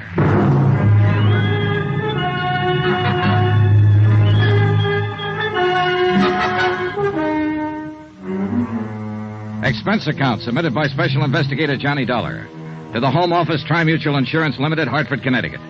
The following is an account of expenditures during my investigation of the Nick Shern matter. Item 1, 2280, transportation to New York, tips and incidentals and taxi fare to the office of Lieutenant Ed Rafferty, Homicide Division, the man in charge of the case. Oh, hiya, Johnny. How have you been? Not bad, Ed. How's the homicide business? Terrible. Did you look at that teletype? Shoplifting. 5 complaints right in a row. The week before Christmas, that's all we get. Shoplifters. Mel Priker wasn't shoplifting. Oh, you working on it, Johnny? Yeah, the insurance angle. Nick Shern's the beneficiary. $100,000 policy. Well, you got a tough one, boy. Shern killed him all right, but I don't think we're going to be able to stick him. Come on in the office. Hey, you know what that kid of mine wants for Christmas? Marilyn Monroe? Oh, next year, Johnny. He's only 10, you know. Go ahead. Okay, thanks. No, he wants a motorbike. Can you tie that? 10 years old, and he says he needs a motorbike. Have a chair. Okay. Well, look, I know a factory representative here will make you a good deal on one, eh? Oh, now, forget it, Johnny. No, I was 14 before I even had a pair of roller skates. And then I had to buy them myself. No, kids are spoiled today. That's the half of what's wrong with them. There's the file on the case. What little we've got. Okay. Uh-huh. Yeah, how'd it happen, Ed? You mean, how do I think it happened? That's good enough for me. Mel Pryker and Nick Shern were both in the rackets for years, as you probably know. Yeah, I've heard rumors. Well, a while back they teamed up and opened a string of supper clubs. That's where Pryker got it, in their main club, the Ches Colette. Strictly legitimate, huh? Well, more or less, I guess. They could afford to be. The dough they were making and arguing over, according to the word around. That's the reason for the killing, the way you see it. Sure. Nick figured if half was good, all the take would be twice as good. And the insurance on top of it. You're a fast one, Johnny. Anyhow, several people heard the shots about 2:30 in the morning, it was, right after the club closed, but none of them bothered to report it. The clean-up crew came in at 3 and found Pryker's body. He was lying in his office, shot twice, gun on the floor beside him, no prints. It was his own gun, and it was kept there in his desk. Where was Nick Shern? Well, we picked him up an hour later at another one of their clubs. The manager was with him, and, Benny Stark. Now, he used Benny, yeah, I know. Trigger man for Nick's mob in the old days. 15 years overdue for hanging. That's our Benny. Anyhow, they both swear that Nick was there from 1:30 on. Uh-huh. What about a paraffin test, Ed? Positive, clear to the elbow, and you can throw it out the window. What do you mean? Earlier that evening, Nick spent 2 hours at a shooting gallery uptown, firing a pistol. Ooh, smart, huh? He really planned for it. He really did. But without a witness, we haven't got a chance. I understand there was a witness. Some girl who was mixed up in it. Easy, Johnny. You're talking to a Rafferty. So the girl's Irish. Miss Kathleen O'Dare. Old country, back 3 generations. County Kildare. Then naturally she's as innocent as a newborn babe. Naturally. Then how does she figure? Well, a taxi driver who knows her said that he saw her leave the club 5 minutes after the shots. She denied it, said she left at closing time. Well, now, in my book, she was lying. Scared to talk, huh? Paralyzed. And with plenty of reason. You know Shern's reputation. Well, what about the cab driver? Oh, I changed his story. He said it might have been some other girl he saw. Oh, no, don't tell me, Ed. Let me guess. That's right. His name's O'Toole. And I forgot to mention that Kathleen's pretty. Naturally. Anyhow, I let her go. I had to. And when I went around to talk to her this morning, she'd flown the coop. Any chance some of Nick's boys grabbed her? I don't think so. It looked more like she came home, packed in a hurry, took her kid, and blew. Kid? 8-year-old daughter. Irish and a mother, too. I was on sacred ground. Oh, I was fingering me gun. No, seriously, Johnny. Would you find her? She may be able to break Nick's alibi, and it's our only chance. And it might be her only chance. Nick Shern's not the boy to leave a loose end lying around. I know. I've got 30 men checking bus depots, airlines. And no luck, huh? In this mess at this time of year, I'm a hard-boiled cop, Johnny. I've got no Christmas spirit. I'm glad it only comes once per annum. Well, there's not very much to go on, that's for sure. I'll see what I can turn up, Ed. Check with you later. All right, that's fine. Oh, by the way, Johnny. Yeah? About that friend of yours. What friend? The guy with the motorbikes. How would I be getting in touch with him? Oh, yeah, his name's Ralph Sterner. He's in the phone book, office in the Mackley building. Hard-boiled cop. Well, they're kids, only young ones. Yeah, sure. Now, you find that O'Dare girl. Find her, keep her alive, and get her to talk. How long have I got to find her? What do you mean? Nick Shern. How much longer can you hold him? Johnny, he was turned loose an hour ago. So that was it. A lot of maybes, a lot of questions, and a lot of pressure. A job to be done and done fast. Find one Kathleen O'Dare, former hat check girl at the Chez Colette. Keep Nick Shern's hoodlums away from her, and persuade her to talk. And 3-1, Nick was looking for her, too. He was free now, on the loose. And he might be anywhere. Only the way it turned out, he wasn't just anywhere. He was in one particular place. Johnny. Parked right smack in front of the precinct station. Over here, Johnny. He was sitting in the back seat of a sedan, and his trigger man, Benny Stark, was at the wheel. Been a long time, hasn't it, Johnny? About 5 years, as I remember it, Nick. It was that warehouse robbery over in Queens when you got away with $40,000 worth of furs. You've forgotten. I was acquitted on that one. Oh, yeah, I know. After they pulled the only witness out of the East River, his feet in a bucket of cement. Just coincidence. I never seen him before. You've seen Miss O'Dare before. Sure I have. She works for me. She's a good kid, Johnny. So I hear. Well, I wouldn't harm a hair on that girl's head. She'll be relieved when I tell her that. Get in. I want to talk to you. No. Sorry, Nick. I like it fine just the way it is. In the car, I'd be outnumbered. You got me all wrong, Johnny. I don't play that way anymore. What about Benny? Has he reformed, too? Well, if that's what... Benny, go take a walk. Yeah, boss, but... I said go take a walk. Okay.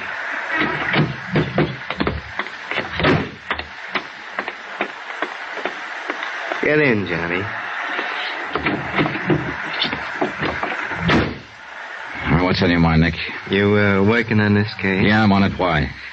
That's what I figured. I was talking to my lawyer in there and saw you go to Rafferty's office. I guess the insurance company's going to try to welch on that claim. It's your party, Nick. You talk. I got a better idea. What's that? You know, it's real nice out in Las Vegas this time of year, Johnny. A man could have a lot of fun out there for the next month with maybe $10,000 to play with. What man are you talking about?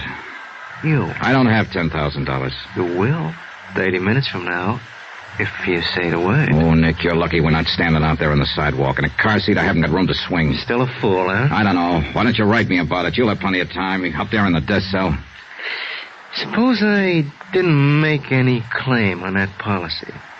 Then you wouldn't have any reason to stay on the case. No sale, Nick. $100,000 is a lot of money. I'd want to find out why you didn't make a claim. You know why. You're out to pin this on me, and so are the cops. A man with a record hasn't got a chance. You should have thought of that before you killed Mel Pranker. Want to know something, Johnny? I didn't kill him. Well, I'm betting you did. What do you care who killed him? You're not shedding any tears over it. No, but I'd sure hate to see you get away with it. And I'd hate it even more if anything happened to that girl. Kathy O'Dare? Now, what could happen to her? She just might fall in the river. She probably thinks she's safe as long as she hides from the police and refuses to talk. She doesn't know you very well. You had me all wrong, Johnny. You know, you hear a lot about peace on earth, goodwill toward men around this time of year. Well, I don't have much goodwill toward the kind of rat you are. And I figured there'd be more peace on earth if you weren't on it. Push me, and maybe that's what'll happen. Well, at least that's fair warning. Yeah, it's fair warning. I'm going to tag you for this, Nick. You can count on it.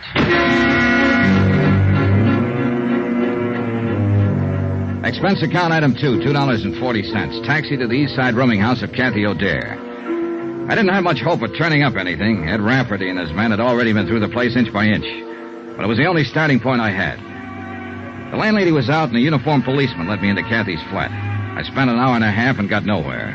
I went through her mail, bills, advertisements, casual notes from men she'd met at the club.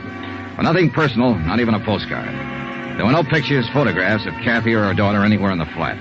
She'd made a clean sweep, then left in a hurry. And obviously, she didn't mean to be found. But I had to find her, and fast.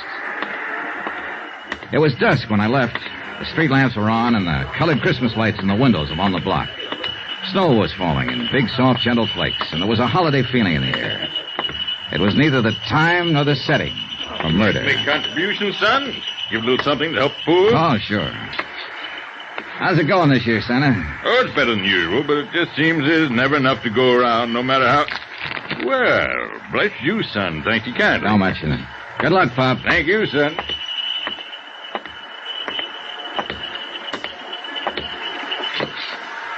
Well, the city ought to clean the streets better. I've been waiting for you. Sorry, Benny. It's not my day for punks.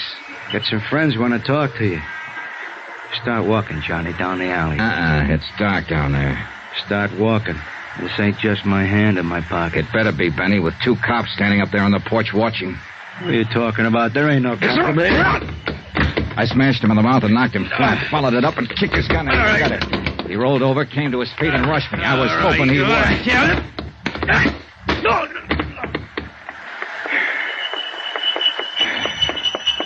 He have that coming, son? He had it coming. Well, he sure did get it. Yeah. Hey, you know something, Pop? I think Benny wants to make a contribution to help the poor. Well, he ain't saying no. Oh, he's a good boy, at the moment at least. Here you go. That ought to help some. 3, 4, $500? Put it where it'll do the most good. Well, Merry Christmas, son. Happy New Year. Yeah, same to you, Pop, and many more of them. Hey, taxi!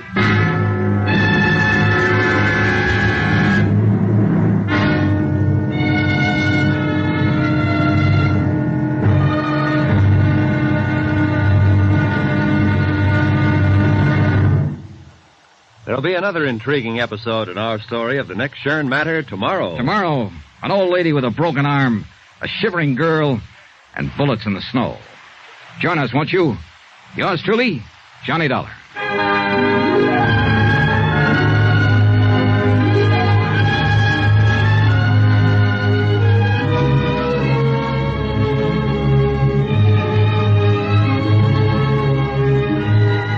Yours truly, Johnny Dollar, starring Bob Bailey, is transcribed in Hollywood. Written by Les Crutchfield, it is produced and directed by Jack Johnstone. Be sure to join us tomorrow night, same time and station, for the next exciting episode of Yours truly, Johnny Dollar. This is Roy Rowan speaking.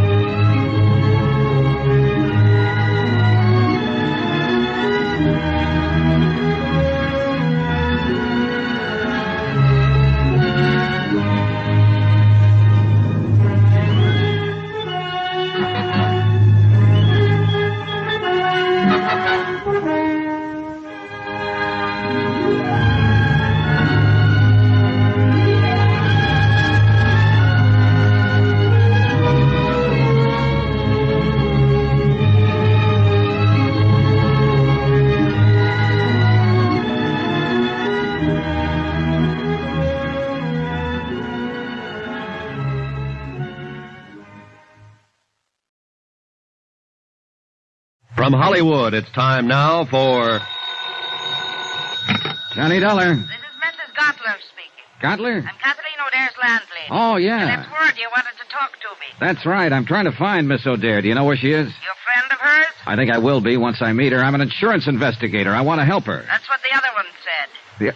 What do you mean? What other one? Fella that come up here a while ago, short, mean-faced, shifty-eyed. Benny Stark? Was that his name? He didn't say, Mr. Dollar. I guess he was too busy. Busy? Doing what? Breaking my good right arm. I'll be right over.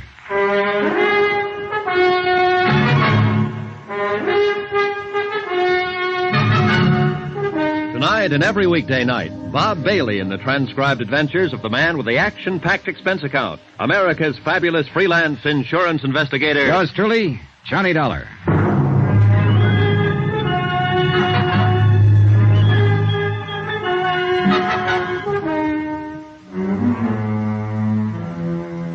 From Special Investigator Johnny Dollar, New York City, to the Home Office, Tri-Mutual Insurance Limited, Hartford, Connecticut. Assignment, the Nick Shern matter. Expense account continued. Item 5, $2.30. Taxi to Mrs. Gottler's rooming house, the place Kathy O'Dare had called home until she disappeared.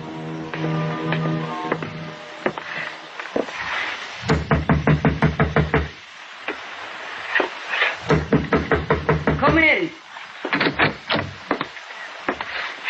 Get your hands up. Mrs. Gottler. That I, Well, look, I'm Johnny Dollar. I talked to you on the phone. It's all right. You can put that gun down.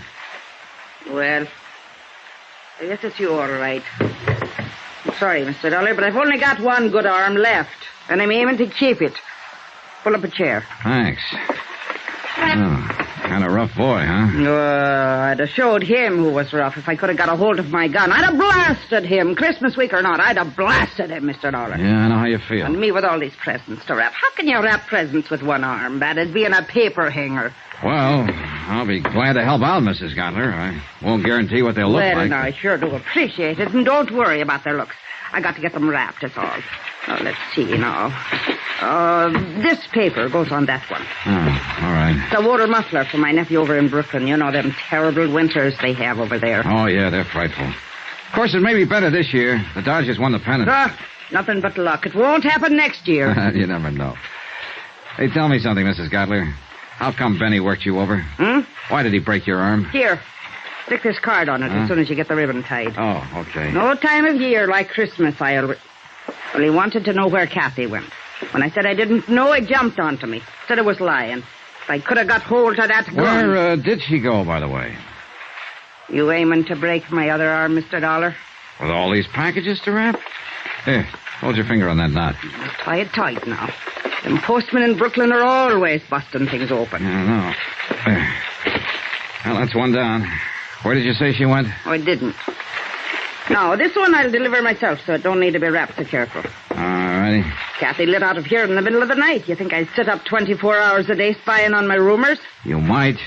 If the rumor happened to be one of your special favorites.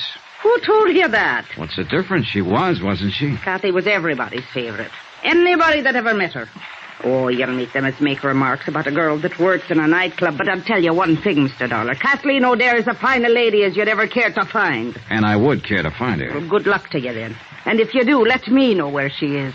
You helped her pack, didn't you? Now, how did you know that? Here. That's about as good as I can get it. Be careful when you deliver it, though. It's not tied very tight. I didn't know, Mrs. Gottler. I was guessing, but it figured.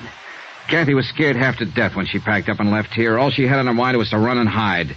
She wouldn't have thought of stripping that flat, taking out every bit of personal identification. Somebody had to help her. Now, where'd she go? I don't know. Look, you don't get the idea. I'm on her side. She's up against a rough deal and doesn't even know it. You've had a sample of the way those boys play, and that was only a sample. With Kathy, it'll be a whole lot worse. They're looking for her, and sooner or later they'll find her. Her only chance is for me to get to her first, so you... I'm not lying, Mr. Dollar. I don't know where she went, and that's the truth to help me. I tried to get her to tell me, but she wouldn't. She said if I knew it would be dangerous for me. I helped her pack, yes, but I don't know where she was going. Well, that's sad, I guess. I don't know where to turn next. She apparently didn't have any other close friends. I don't even know what she looks like. I've never even seen a picture of her. I was hoping you Well, if that'll do you any good, I've got one right here in my sewing basket. One what? A picture. What did you think? She gave it to me about a year ago. But she'd never had many taken, but here it is. Thanks. Real pretty girl, don't you think so? Yeah, she's lovely. Well, at least I'll be able to When was this taken, Mrs. Gottler? Now, how should I know? 3 or 4 years ago, I guess, before she come here to the city. This photographer's address, the name of the town, is that where she came from? Branbury, Michigan? Well, yes, that's her hometown, Branbury. I'd forgotten the name of it. And she was just talking about it a week or so ago. She wanted to go home for Christmas, but she said she couldn't see. Mr. Dollar, do you think she might? Maybe. It's the most likely place a scared girl would run to, home. Anyway, it's worth a chance. Mrs. Gottler, I love you. Why, Mr. Dollar. Why, Mr. Dollar. Expense account item 6, $88.35. Hotel and incidentals in New York and transportation to Branbury, Michigan. Branbury turned out to be a lumber village, half hidden among the pine-covered hills. It was a little bigger than a wide spot in the road, but not much bigger. A foot of new snow had fallen within the past 24 hours. A fluffy white blanket lay softly on the trees and the housetops and filled the deep hollows in the frozen ground. Men in bright red flannel shirts drove horse-drawn logging sleds through the forest trails, and their shouts sounded sharp and clear, a crystalline tinkle in the icy air. Branbury looked like the place where Christmas was invented. It was beautiful, and very quiet when it came to putting out information. I found it out first when I tried the local telephone operator. Number, please. I just checked in here at the hotel, operator. There doesn't seem to be a phone book, so... People steal them, that's why. Traveling people going through. Oh, souvenir hunters, I suppose. How's that? Look, I wanted to call the O'Dares. Could you put... Not O'Dares. There ain't but one. That's old Mike. Oh, and that's the one I want to call. Would you mind ringing him? Won't do no good. He ain't there. He's slabbing up at number 4 mill today. Well, actually, it's his daughter I want to talk to. Yeah, that's right, Kathleen. Do you know her? Just growed up with her's all. Oh, well, would you mind... You a friend of hers? No, I've never met her, Where but... you from? I came here from New York, What's but your name? Johnny Dollar. Now, would you please ring Kathleen? She don't live here. She lives in New York City. I know where she lives. And what give you the idea she'd be up here? I'm psychic. You're what? Look, where can I get in touch with her? I wouldn't know anything about it, Mr. Dollar, and I can't give out that kind of information. You better go on back to New York and write her a letter. Let me talk to your supervisor. Supervisor? Well, I'm all there is, so I guess that's me. Start talking. Forget it. You're welcome. I got the same kind of runaround from the hotel proprietor. As soon as I mentioned Kathy, he suddenly forgot his own name, age, and the time of day. One thing sure, this town took care of its own. I wondered if the law in Branbury would take the same attitude. I decided I'd better go find out. As it happened, I didn't have far to go. On the sidewalk in front of the hotel, the law came to me. Just a second there, mister. Like to have a little talk with you, if you don't mind. All right. It's quite a change to find somebody here who wants to talk. I understand you just got in from New York. Here on business? Look, you know why I'm here, but now everybody in town knows. Got any identification on you? Yeah. Have you? My name's Martin. Dan Martin. I'm the deputy sheriff in charge of this part of the county. Oh, then you're just the man I was looking for. Is that so? I'm Johnny Dollar, insurance investigator. I'm looking for a girl named Kathleen O'Dare. Do you know where she is? What do you want with her? I'm working on a murder case. She's a witness. Is there any kind of a charge against her? No, I just want to talk to her. What makes you think she's here? Are you a friend of hers, Mr. Martin? I've been in love with Kathy since we went to grade school. I'd be willing to die for her. Does that answer your question? All right, let me put it this way. You think you're helping her by hiding her out. All of you think so. But you're wrong. You're helping her right into her grave. Kathy doesn't figure it that way. She's scared. She doesn't know what she thinks. I know these boys who are after her. They don't play kid games. And sooner or later, they're going to find her. So if you love her and if you know where she is, you better take me to her before it's too late. I don't know. I don't know what it is Kathy's mixed up in. I didn't want to ask her. But I know it isn't the police she's afraid of. And I don't think it's you. No, at the time she ran out, I wasn't even in the picture. I'm on her side, too, Mr. Martin, and I've got to see her. Go talk to her father, old Mike. See what he thinks.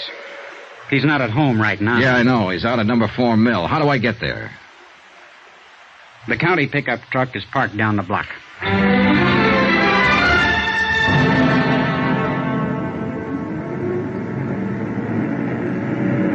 The tire chains bit into the packed snow and pushed the 4 miles of logging road behind us. It was late afternoon, and the sun had dropped behind the timbered slopes, throwing a pale sheet of cold yellow against the western sky. Here and there, a few scattered lights were coming on, in the windows of the village and the bunkhouses of the lumber camps. Bright white sparks against the darkening shadows. Emptiness, loneliness, and somewhere in it a frightened girl in hiding.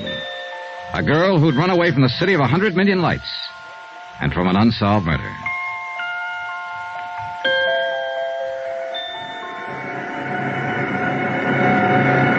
Michael Deere was winding up a job working at the big slabbing saw, and I stood by and waited for him to finish. Be right with you, Mr. Dollar. This is the last one. Okay.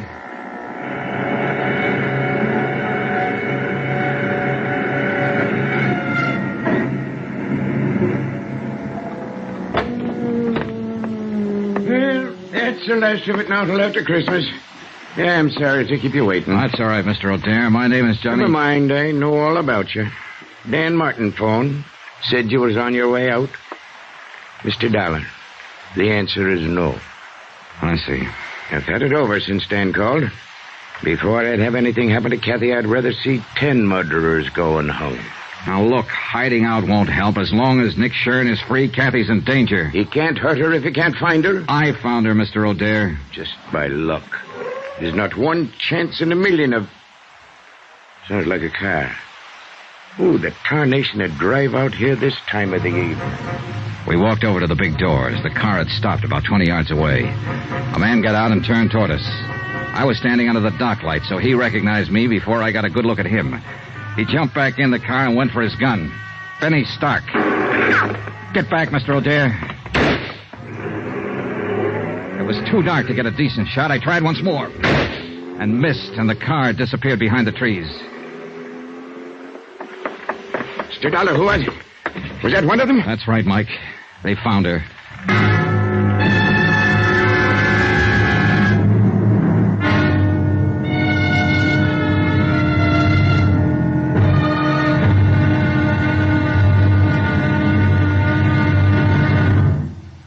There'll be another intriguing episode in our story of the Nick Shern matter tomorrow. Tomorrow, a lonely vigil in the snow, a killer prowls the night, and a lovely lady vanishes.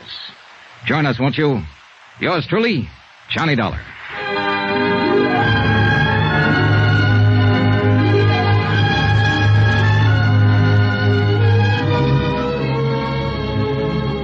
Yours truly, Johnny Dollar, starring Bob Bailey, is transcribed in Hollywood. Written by Les Crutchfield, it is produced and directed by Jack Johnstone.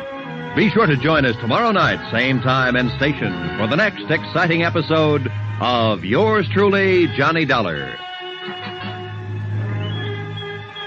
This is Roy Rowan speaking.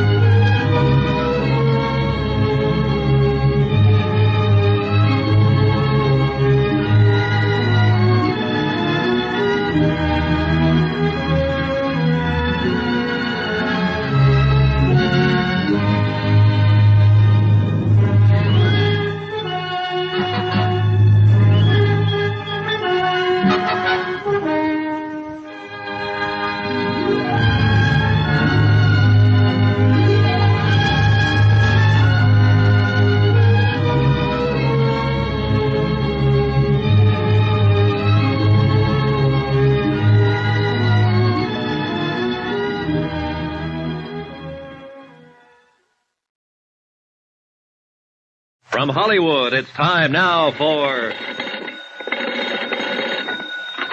Johnny Dollar. Dan Martin here. I was up the street when you Listen, called. Sheriff, they've traced Kathy O'Dare here to your nice little town of Branbury. Who has? Nick Shern's boys. One of them, a trigger man named Benny Starr, came out to the Sawmill Hill a few minutes ago. I traded a couple of shots with him, but he got away in a car. Did he head north or back toward town? Toward town, I think. You can't see the turnoff from here. All right, Dollar. You're packing a gun. Will you take the pickup truck and block that turnoff? Hold it until I can get somebody out there to relieve you? Right. How many deputies you got? Deputies? Uh-oh. What about volunteers? Is this Benny Stark the man Kathy's afraid of? He's one of them. Then I'll have volunteers. 20 men within a half hour, armed with deer rifles. And every one of them a dead shot.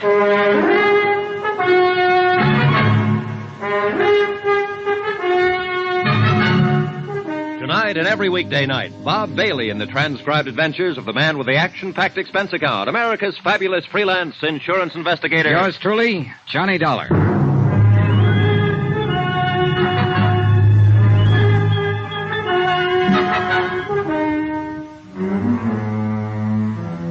From Special Investigator Johnny Dollar, location Branbury, Michigan, to the Home Office, Tri-Mutual Insurance Limited, Hartford, Connecticut.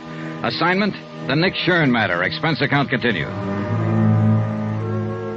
Item 8, $3.60 for 2 packs of cigarettes and a pint of Applejack, borrowed from the foreman's locker at the sawmill. I figured these as standard equipment for holding down a roadblock at 10 degrees above zero. And Mike O'Dare agreed with me 100%. Well, I'll tell you one thing. They can make it out of corn, rye, barley, make it out of gold if they want to. But they'll never come up with anything better than what they make out of apples. Here, have a short one, Johnny. No, thanks. I'll save it for later. Well, I'll just, It's got the taste of Indian summer in it. You ought to see this country around that time of year, Johnny. Breaks your heart, it's so beautiful. Well, it's beautiful now with the snow on. And it would be more so if there wasn't a killer running loose in it. Johnny, I want to ask you something about my daughter. And I want you to answer me honest. All right. It's no use trying to fool you. She's here, all right. I know. But she hasn't told me what it was that happened in New York. What she ran away from. And somehow I figured it was just as well not to ask her. Your sheriff, Dan Martin, said practically the same thing. Dan's been in love with Kathy since he was 12 years old. He's a good man. Solid. So I figured. Anyway, she was scared. Scared half to death. And she'd come home for help, so we tried to help her. What was it you wanted to ask me, Mr. O'Dare? You mentioned a murder case, Johnny. You didn't give any of the details, just said that Kathy was her witness. Is she mixed up in this murder? And you wanted an honest answer. All right, I'm not sure. I see. That's why I wanted to talk to her, get her story, the truth. I realized from the start she might be guilty. I don't think so, but it's a possibility. You may as well know about it. I guess you realize it wouldn't make any difference. Not to me or to Dan. Oh, yeah, I figured. In other words, you're with me as long as I'm trying to protect her. But you'll fight me if I find reason to think she's guilty. That's about it, Johnny. Well, at least we know where we stand. And I hope it won't come to... What's the matter? Car coming. Light on the trees there at the bend. Yeah.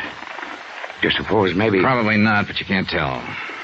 Better get behind the truck just in case. They'll have to shift into low to edge past us. And let me get that spotlight on. I guess I'll just have another quick one. That wind cuts right through your bones. It's a dark-colored sedan. It might be him. Funny. I've been hoping for 2 months that Kathy'd come home for Christmas. And I didn't figure I'd be out here in the woods, hiding behind a truck, waiting to shoot it out with somebody that wanted to kill her. It's a crazy world. Keep your head down, Mr. O'Dare. Yeah.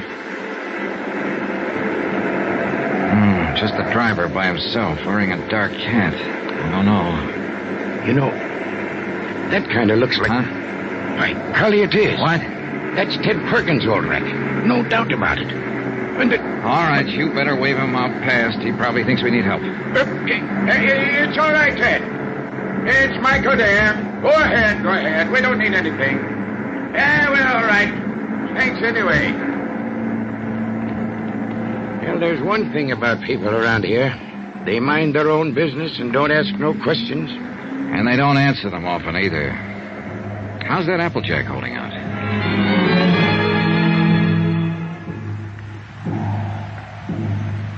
2 long hours went past. Only 3 cars came out from the village.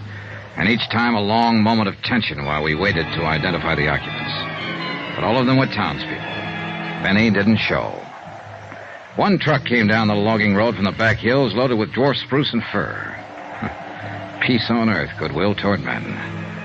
We were waiting for an assassin, but the truck only carried Christmas trees. The night was crystal clear with bright stars hanging low in the blackness, but it kept turning colder and colder. Until even the Applejack didn't help much. And the wind, too, changed gradually and blew fitful and gusty and strange. It's going to storm. Come a blizzard, maybe. Not tonight. Tomorrow sometime, or tomorrow night. I know this country. I know the signs. There's an odd feeling in the air, all right. There's an even odder one in my leg. Log rolled over on it pretty near 6 years ago. Bothers me some in the winter. Till that worse, though, right before a storm. And it's kind of a handy thing to have. Well, that's one way of looking at it, I guess. Like one time when Kathy was little. When her ma was still alive. God rest her soul. We had a big measles epidemic here in Branbury, and every night Kathy used to add a line to her prayers. She'd say, "And please let me catch the measles so I can stay out of school like the other kids." Now she's wanted as a witness in a murder case. And somebody's prowling out there in the dark trying to find her and kill her. Little Kathy, who never harmed anybody in her whole life. Some things just don't make sense, Johnny. Some things never have. There was another time once when men like Benny were prowling in the dark, trying to find a little child and kill him. And he hadn't harmed anybody either. That was nearly 2,000 years ago. Yeah, so it was. I like you, Johnny. Kathy will like you, too, and little Jill. Oh, now there's a pair for you. That kid looks more like her mother did at her age. Another car coming, Mr. O'Dare. Yeah, so there is. And this just might be the one. Maybe. I sure wish that Applejack hadn't run out.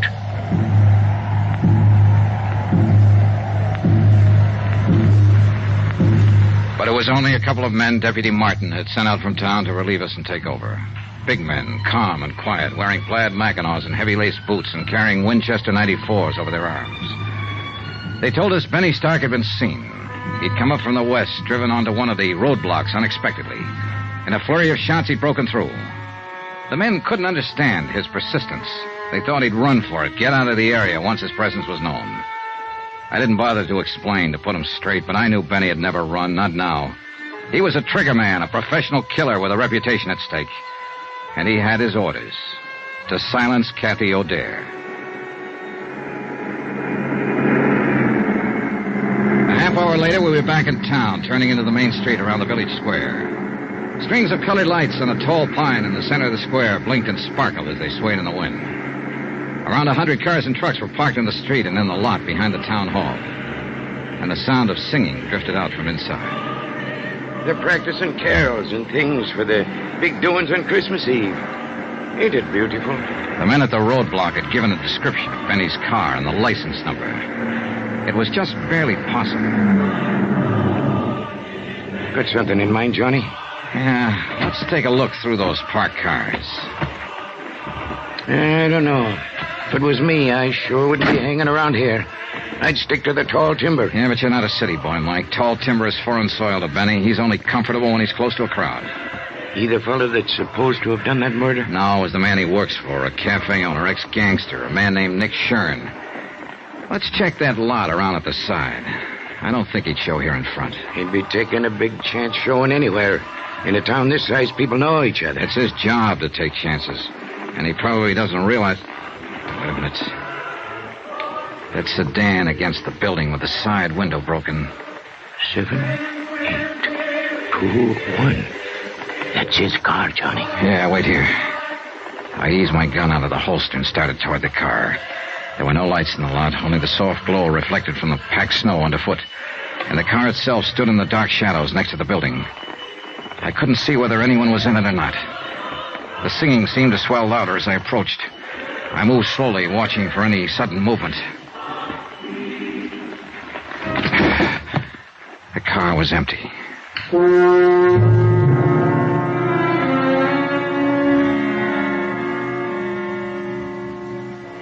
It was past time, to talk to Kathy O'Dare. And with the pressure tightening, the danger close to home now, her father was ready to take me to her.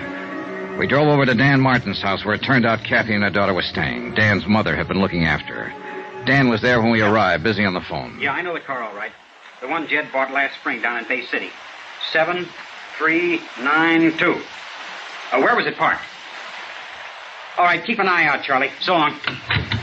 Benny Stark has stole himself another car. Huh? Took Jed Wharton's station wagon. Well, what for? That was a better one he had. Charlie says the steering gear was sprung. I guess it happened when he crashed that roadblock. But how's Kathy and the young'un? Oh, fine. They're asleep upstairs. Mom's next door helping Mrs. Barton stuff a turkey. Johnny, you figure it could wait till morning. I'm sorry, Mr. O'Dare. I've got to talk to her tonight. All right. I'll go wake her up.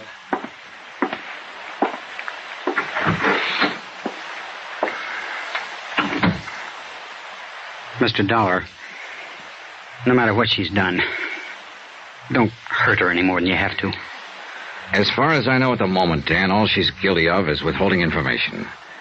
And most people would have done the same thing. Nick Shern's a rough boy to tangle with. She was scared, that's all. Lost her head. She never did belong in a city. She belongs right here in Branbury. This is her kind of life. Why did she leave? Well,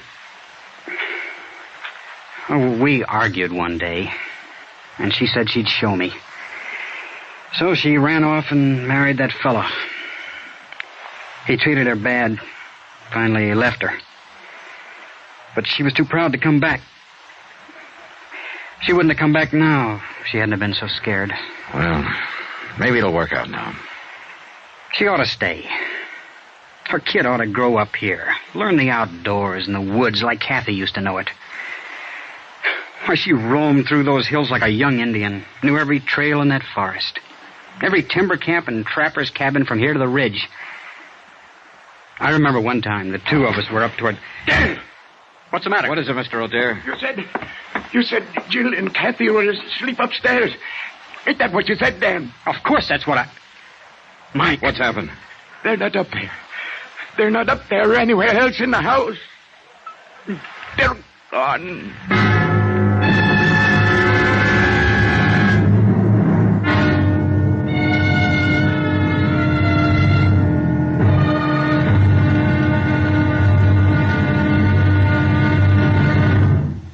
There'll be another intriguing episode in our story of the Nick Shern matter tomorrow. Tomorrow, a little girl who believes in Santa Claus, a big girl who believes in very little, and both of them facing death.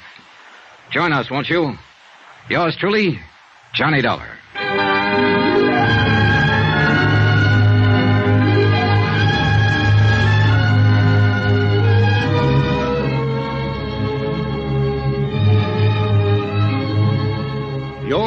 truly, Johnny Dollar, starring Bob Bailey, is transcribed in Hollywood. Written by Les Crutchfield, it is produced and directed by Jack Johnstone. Be sure to join us tomorrow night, same time and station, for the next exciting episode of Yours Truly, Johnny Dollar. Roy Rowan speaking.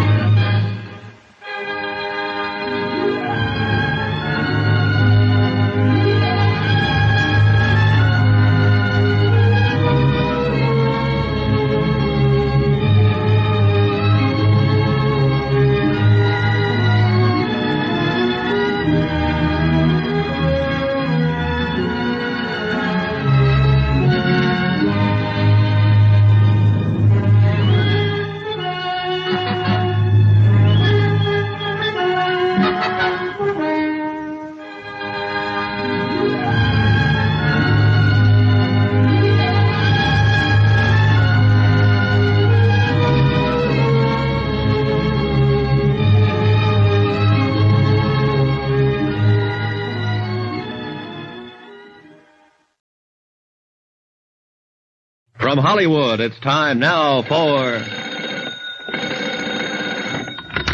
Johnny Dollar? Mike O'Dare, Johnny. Any sign of Kathy? No, the boys at the highway turnoff haven't seen her or Benny, either one. Not a soul out that way in the last hour. What about there at the sawmill? Nothing, Mike. No fresh tracks on the logging road, no sign of her. And the worst thing is it's starting to snow again. Yeah, here in town, too. Dan Martin just phoned. No luck. She hasn't shown up at any of the roadblocks. She's around somewhere, and we've got to find her. We will, Mike. And it's got to be fast, Johnny. There's a blizzard coming up, and that gunman Benny Stark is around, too. Maybe he's already found her. Maybe even took her from the house, her and Jill both. Maybe she didn't get scared and run. Maybe it was him. Maybe he's... Mike, stop it. That kind of thinking's not going to help any... Well, what is going to help? I don't know, but I've got a half-baked idea, and I may be right. Stay there at the house. I'm coming back to pick you up. And one thing you can do while you're waiting. What, Johnny? Pray.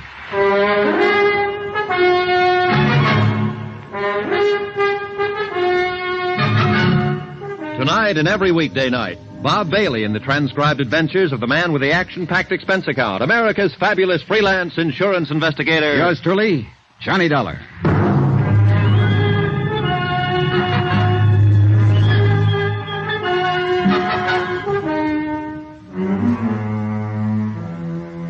From Special Investigator Johnny Dollar, location Branbury, Michigan, to the Home Office, Tri-Mutual Insurance Limited, Hartford, Connecticut. Assignment, the Nick Shern matter. Or more important, find Kathy O'Dare. Item 12 on expense account, $4.90, a tank full of gas for the county pickup I'd borrowed from Deputy Sheriff Dan Martin. The falling snow was thickening now, and the wind was rising and steadying in the northwest. The night had all the makings of a blizzard. And wherever Kathy and her daughter had gone, we had to find them before it hit. It was 10:14 p.m. when I pulled up at the side porch of the O'Dare house, and Kathy's father came hurrying out to the truck, leaving the door open behind him and buttoning his heavy mackinaw as he ran. Any news, Mike? Not a thing. All right, get in. Shut the door. Yeah, we'll get a foot of snow before morning, with a zero wind behind it. Now listen, Mike. I think we can forget any idea that Benny found her and got her out of the house.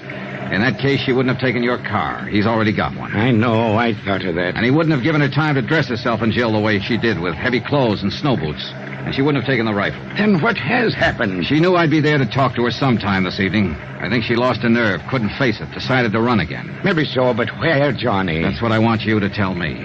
What? No, I don't mean you knew what she was going to do and where she was going to go or then help how do you think I can tell you? Look, Kathy knew about the roadblocks Dan Martin set up to trap Benny Stark, knew where they were.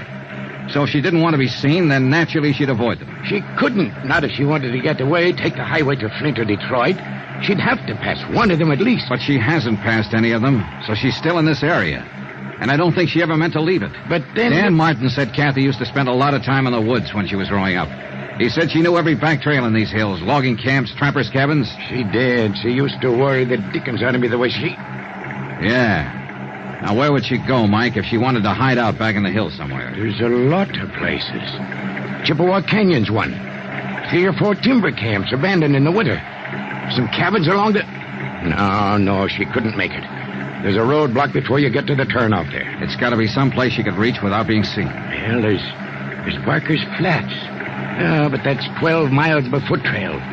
She wouldn't try it in this weather, not with Jill along anyway. Then there's Lake Pine. No, it's over the other way. Pine Lake Road. Where's that? Runs northwest of town. Not much better than a wagon road. Dan didn't put a block on it because it dead ends at the lake about 5 miles out. What's out there? Nothing at the lake, but you can go on up Pine Creek about 4 miles on foot, and there's some cabins.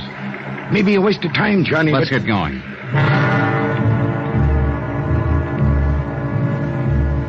Expense account, item 13, $6.90. One dry cell electric lantern, an extra pair of batteries picked up at the Branbury Hardware Company on the way through town.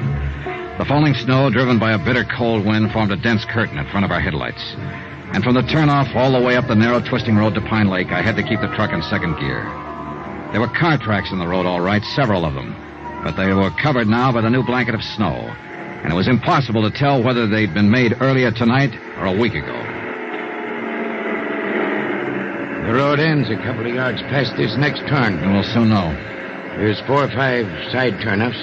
Clearance where you can park. We'll have to check all of them, I guess. All right.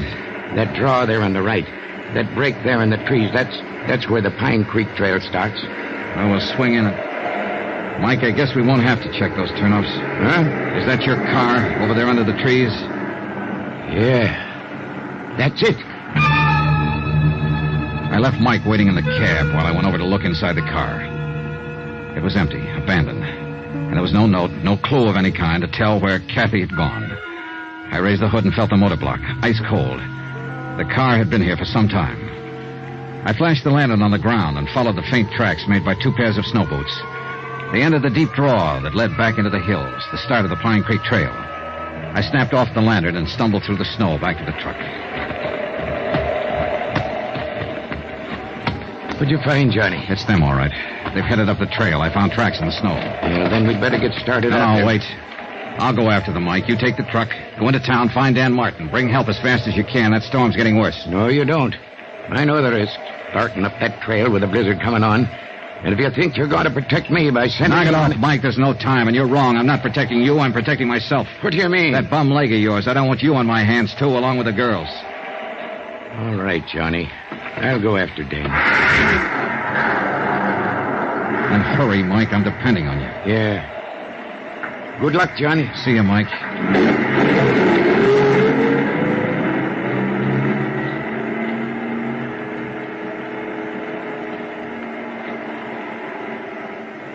I stood there in the snow watching the headlights of the truck move away. Finally, they swung around the bend and disappeared. And I suddenly felt more alone than I ever had in my life. I'd gotten rid of Mike deliberately, sent him away on purpose, because I hadn't told him everything. I could see no point in tearing his heart out. There was another car parked on beyond Kathy's, nearly hidden by the trees. Jed Horton's station wagon. The car that had been stolen by a killer named Benny Stark.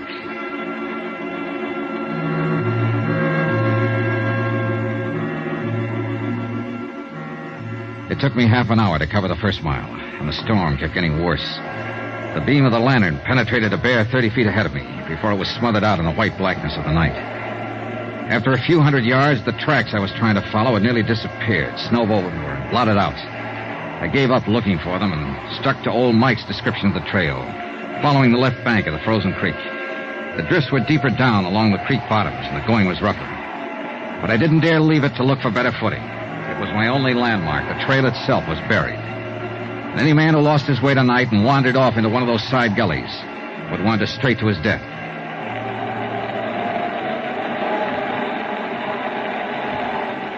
An hour passed. Then an hour and a half, or 2 hours maybe. I lost all track of time and distance. The wind cut through my clothes, and the numbing cold crept into me deeper and deeper. Gradually, the walking, stumbling, breathing, even thinking became automatic and without feeling. The world itself seemed to narrow down to a tiny circle close around me. And all beyond was chaos, blackness, and roaring storm.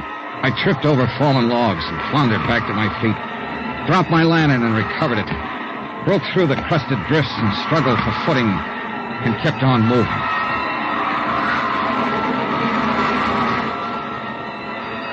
In the weird nightmare of the blizzard, I could hardly recognize reality when I came face to face with it.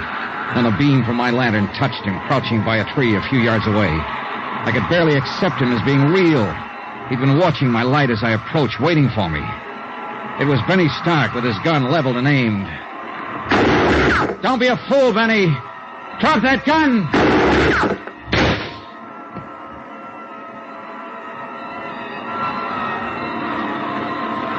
A curtain of snow swept between us then, blotting out the sight of him, and I was grateful. I turned and stumbled on into the storm, moving in pitch darkness now, except for the ghostly glow from the snow-covered ground. The second shot had smashed my lantern, and I had nothing left to go by but instinct and luck, and they weren't enough. Within 15 minutes, I was hopelessly lost.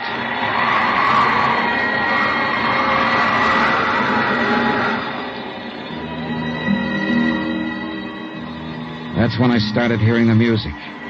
Miles from no place where there couldn't be any music. Except inside my head. The cold and fatigue were finally doing their work. I knew the signs. The next step was to start wandering in circles, smaller and smaller ones, and the last step, to drop exhausted and go peacefully to sleep. Peacefully and permanently. But the sound kept growing louder, and I moved in the direction it seemed to be coming from. It couldn't be just illusions.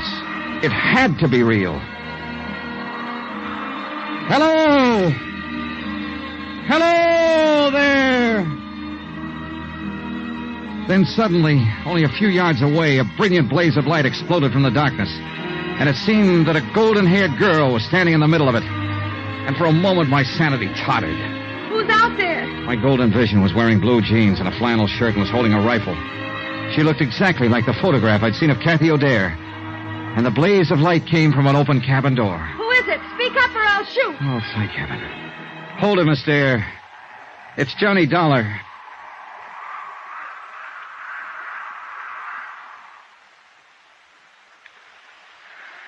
Are you getting warm now?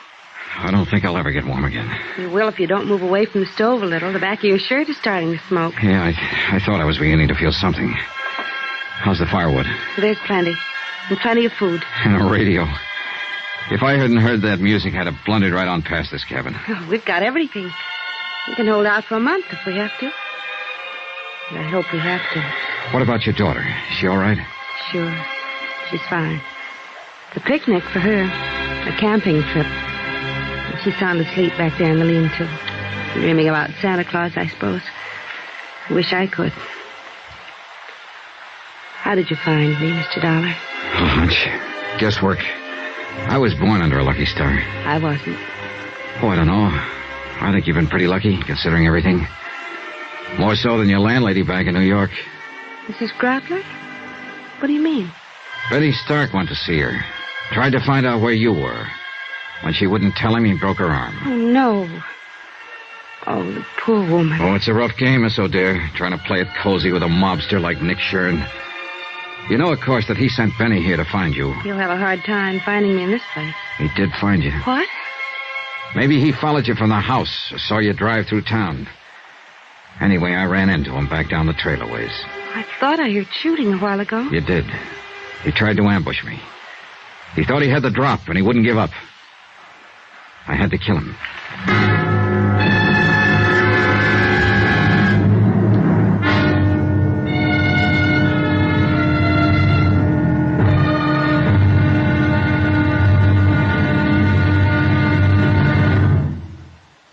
There'll be another intriguing episode in our story of the Nick Shern matter tomorrow. Tomorrow, the showdown.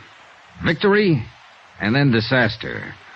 When a visitor to the little town of Branbury turns out to be death. Join us, won't you?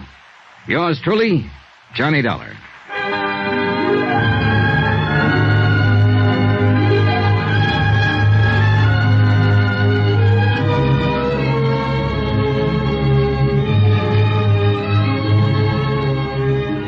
Yours truly, Johnny Dollar, starring Bob Bailey, is transcribed in Hollywood. Written by Les Crutchfield, it is produced and directed by Jack Johnstone. Be sure to join us tomorrow night, same time and station, for the next exciting episode of Yours truly, Johnny Dollar. This is Roy Rowan speaking.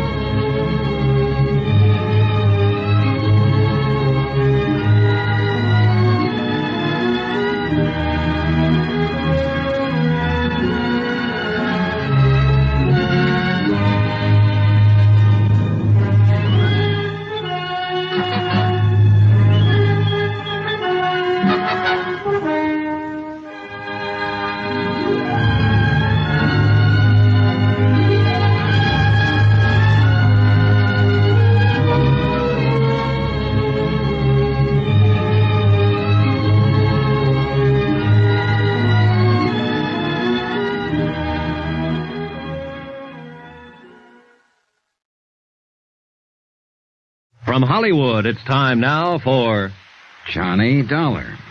Johnny Dollar? Spell it.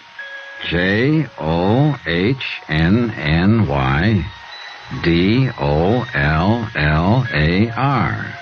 That's not right. You forgot to capitalize. Hey, you're right, honey. Let me hear you spell your name. Okay. Capital J-I-L-L, Jill. Capital O, apostrophe. Apostrophe. I never can say that. Capital D-A-R-E, Dare. Of course, my last name's actually something else. I forget. But my mother says I'm really an O'Dare. Not the least doubt about it. I could see it in a minute. I like you, Johnny Dollar. And I kind of like you, too, Jill O'Dare. You think my mother's pretty? I think she's lovely. Then why don't you get married to her so I can have a daddy? Well, that's certainly something to think about. And not a bad idea. Now, I want to be quiet before you wake her up. I'm already awake, and with a plot like that being hatched, I think I'd better stay awake. Is there coffee, Johnny?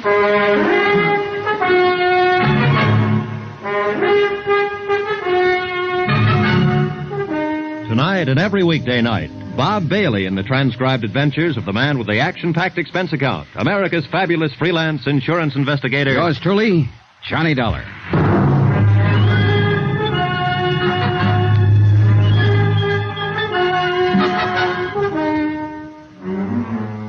From Special Investigator Johnny Dollar, location a small cabin in the timber outside Branbury, Michigan, to the Home Office Tri-Mutual Insurance Limited, Hartford, Connecticut.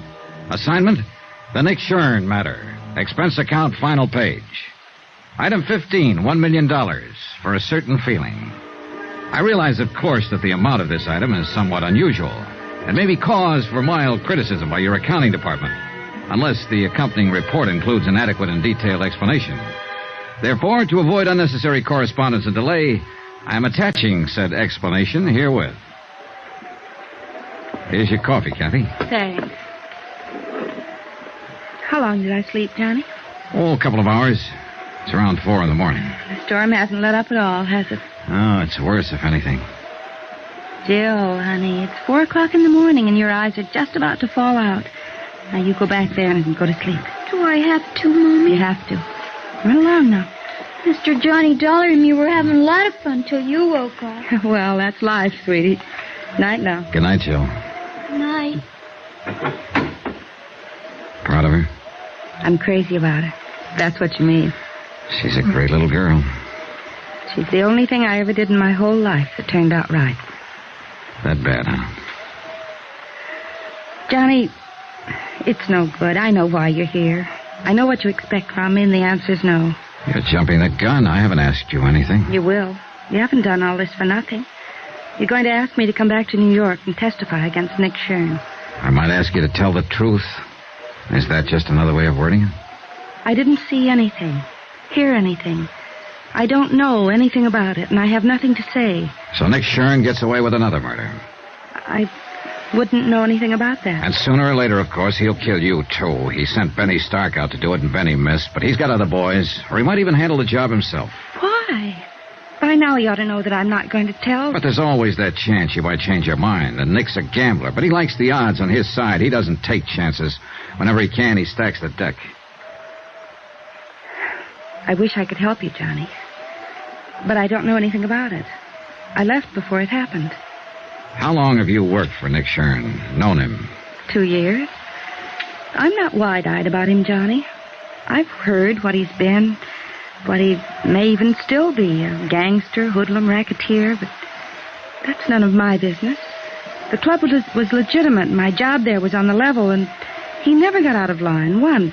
And no doubt he's always been kind to his mother and loves dogs and children. I wouldn't know, except children. He's crazy about them. He was always buying something for Jill, asking about her. And he also shot and killed Mel Precker. I couldn't say. I see. Well, you're letting a lot of people down. People here in Branbury that you grew up with, people that love you. Your father, Dan Martin. What have they got to do with it? You know, it's a great country up here. I'd like to spend more time in it. And it's big country, big and beautiful and dangerous. Like that blizzard outside there. It's not the kind of country that turns out cowards. Cowards? Your father said something yesterday. That some people belong in cities and some don't. And that you're one of the second kind. He was right. The city's made a coward of you. You don't understand. And they know it. Old Mike, Dan, all of them. Of course, they'll never mention it. But you're letting them down, and they know it. And you know it, Kathy. They don't have a daughter to think of. It's not her fear we're talking about. It's yours. All right, I'm scared. I've got reason to be. It's easy for you to talk. You don't know what fear is, what it can do to you. I don't. It can push you and drive you and make you do things you hate yourself for. And it can destroy you. How would you know? How would any of them know? Who haven't felt it, who haven't been there. Kathy, you're not alone. We've all been there. It's not the fear that's important. It's the courage you bring up to fight it. I've tried. I've nearly gone crazy trying to think it out. But it always comes back to one thing. Jill. She's what counts. Nothing else matters. And if you love her, teach her to grow up without fear. Sacrifice anything if you have to, even your life, but teach her courage. There's nothing greater you could do for her. It's all right, Kathy. It's all right. It's all right. I knew what was right, Johnny.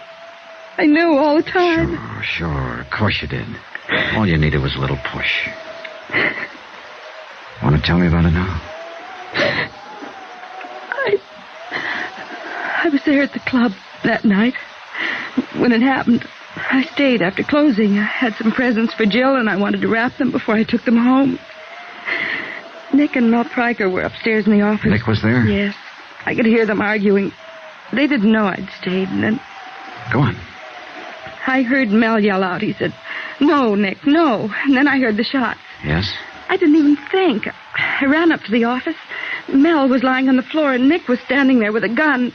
He told me to get out and to keep quiet if I wanted to keep on living. That's it, huh? Yes. Will you make a statement to the police, testify at the trial? Yes. Oh, good. Will you help me, Johnny? Will you stand by me? You know I will. You've got to, because I'm scared. I'll be scared all the way, but I'll do it if you'll help me. I'll help you, Kathy, all the way. Why don't you curl up here and get some sleep? Come on. Maybe now I can sleep. It's going to be all right. Thanks, Johnny, for giving me the push. Oh, sure, honey. You know something, Johnny? I'm with Jill. I like you, too. She went to sleep with her face against my chest. And after a while, little Jill came tiptoeing in and curled up on the other side. And I sat there holding them both, thinking and waiting for the dawn. So that's what I mean about $1 million feeling. True, it wasn't my little girl, or my big girl either. But for the moment at least, well, that item still goes. I'll still tag that feeling at $1 million. Kathy, are you there? And I was sorry when the storm was over and a rescue party came out from town. Because I felt I'd had one moment in a lifetime that I'd never find again. Good King Wenceslas looked down on the feast of Stephen when the snow lay round about. The big event of the year in Branbury was the Christmas Eve show in the town hall. There was music and a pageant and singing, and everybody took part in it, from the youngest kid in town to the toughest old grizzled lumberjack from the back hills. Jill was in the children's chorus, and old Mike was to operate the spotlight, so they went on ahead. I took Kathy. And since she wasn't quite ready to face people yet, we made a point of getting there late. I didn't care when we got there, as long as I was with her. We slipped in quietly and took seats at the back of the room. The string group from the high school orchestra was playing, and no one noticed us. Not even old Mike, Kathy's father, who was working the spotlights. I hope Jill does all right. She hasn't had any time to practice with them. Oh, she'll do all right. We'd been there about 10 minutes when somebody else came in and slid into the one seat between us and the door. I didn't look around until I felt Kathy stiffen beside me. Oh, no. It was Nick Shern. Nobody gets excited now or makes any sudden moves. We just sit here quiet like. He slid his hand over to feel inside my coat under my arm. Now backing around, huh? Perfect. I'd left my gun at Kathy's house. Old Mike had been dubious about it, but with Benny dead, I'd seen no reason to carry it. And after all, it was Christmas Eve. All right, now we're going to ease out of here now without attracting no attention from anybody. You're crazy, Nick. You're Shut crazy. up. And just don't forget one thing, Dollar. I'm not holding this gun on you. It's aimed right at the middle of Kathy's back.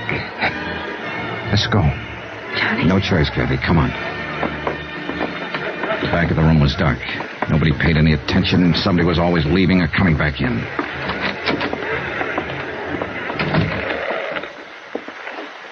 Come on. I got a car over at the side here. Johnny? Watch it, Dollar. We'll be right back, Mike. Just gonna get some air. All right, Johnny. But don't go running out before I give you your present. Huh? Here. And don't uncork that until you're ready for some serious business. All right, Thanks, Mike. Thanks a lot. Don't mention it. Good luck, Johnny. Yeah, come on, let's get away from here. Johnny, he's going Take to... it easy, Kathy. For me! Now, what? Oh, no. Jill, go back. I want to see Uncle Nick. Why'd you tell me you were coming here to hear me sing, Uncle Nick? Well, listen. Pick me up. Please, Uncle Nick. Take your hands out of your pocket and pick me up. Look, Jill, you run along now. Who's that? Dan Martin. He's a deputy sheriff, and he's a dead shot. Better do like she says, Nick. Take your hand out of your pocket and pick her up.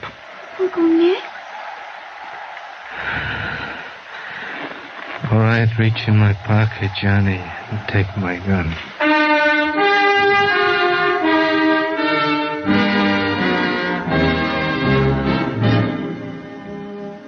Later, Kathy and I walked around outside. We could still hear the children's chorus singing inside. Jill saved our lives tonight. No, she saved Nick's life. What do you mean? That present your father gave me, up there at the spotlights. He could see what was happening, and he thought real fast. That present was a gun. Then you... I had Nick covered from the time we stepped off the porch. I'm glad he didn't move. I'm glad it happened like it did. Yeah, so am I. I thought we'd never see those stars up there again. You kept hold of yourself, Kathy. You showed a lot of courage. No. But maybe I can learn to show it. I was just thinking, Johnny, looking at the stars up there. There was fear in the world then. 2,000 years ago. And he had courage.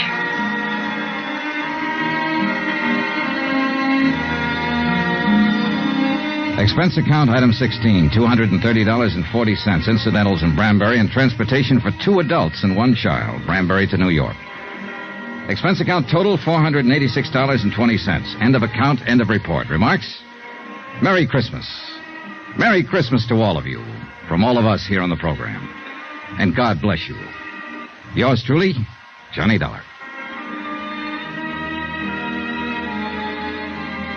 Yours truly, Johnny Dollar, starring Bob Bailey, is transcribed in Hollywood. Written by Les Crutchfield, it is produced and directed by Jack Johnstone. Heard in this week's cast were Virginia Gregg, Peggy Weber, Don Diamond, Ben Wright, Jack Crucian, Barney Phillips, Sam Edwards, and Ken Christie. Musical supervision by Amerigo Marino. Be sure to join us on Monday night, same time and station, for another exciting story of yours truly, Johnny Dollar. Roy Rowan speaking.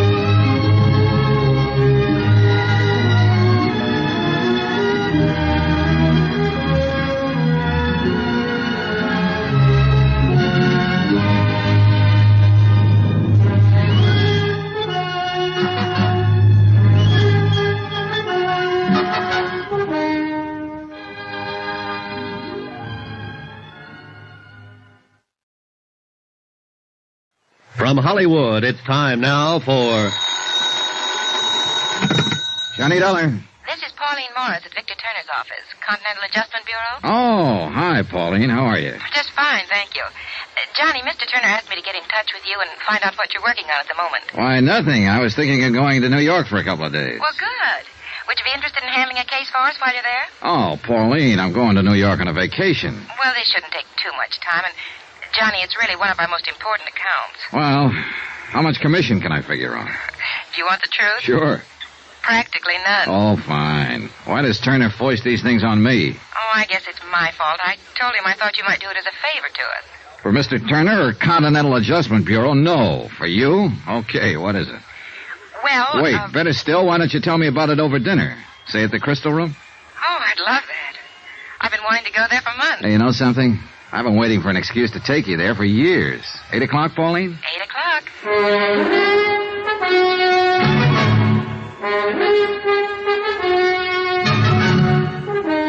Tonight and every weekday night, Bob Bailey in the transcribed adventures of the man with the action-packed expense account, America's fabulous freelance insurance investigator. Yours truly, Johnny Dollar.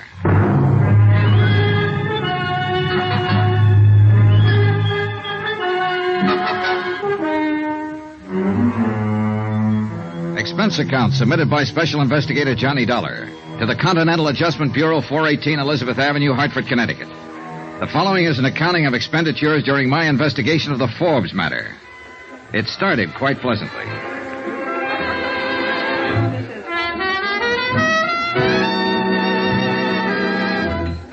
Oh, no. Johnny, let's go back to the table and eat. I'm tired of dancing. Yeah, but once you sit down, you'll start talking business again. Well, of course I will. I do have a job to keep. Okay. Frustrating girl.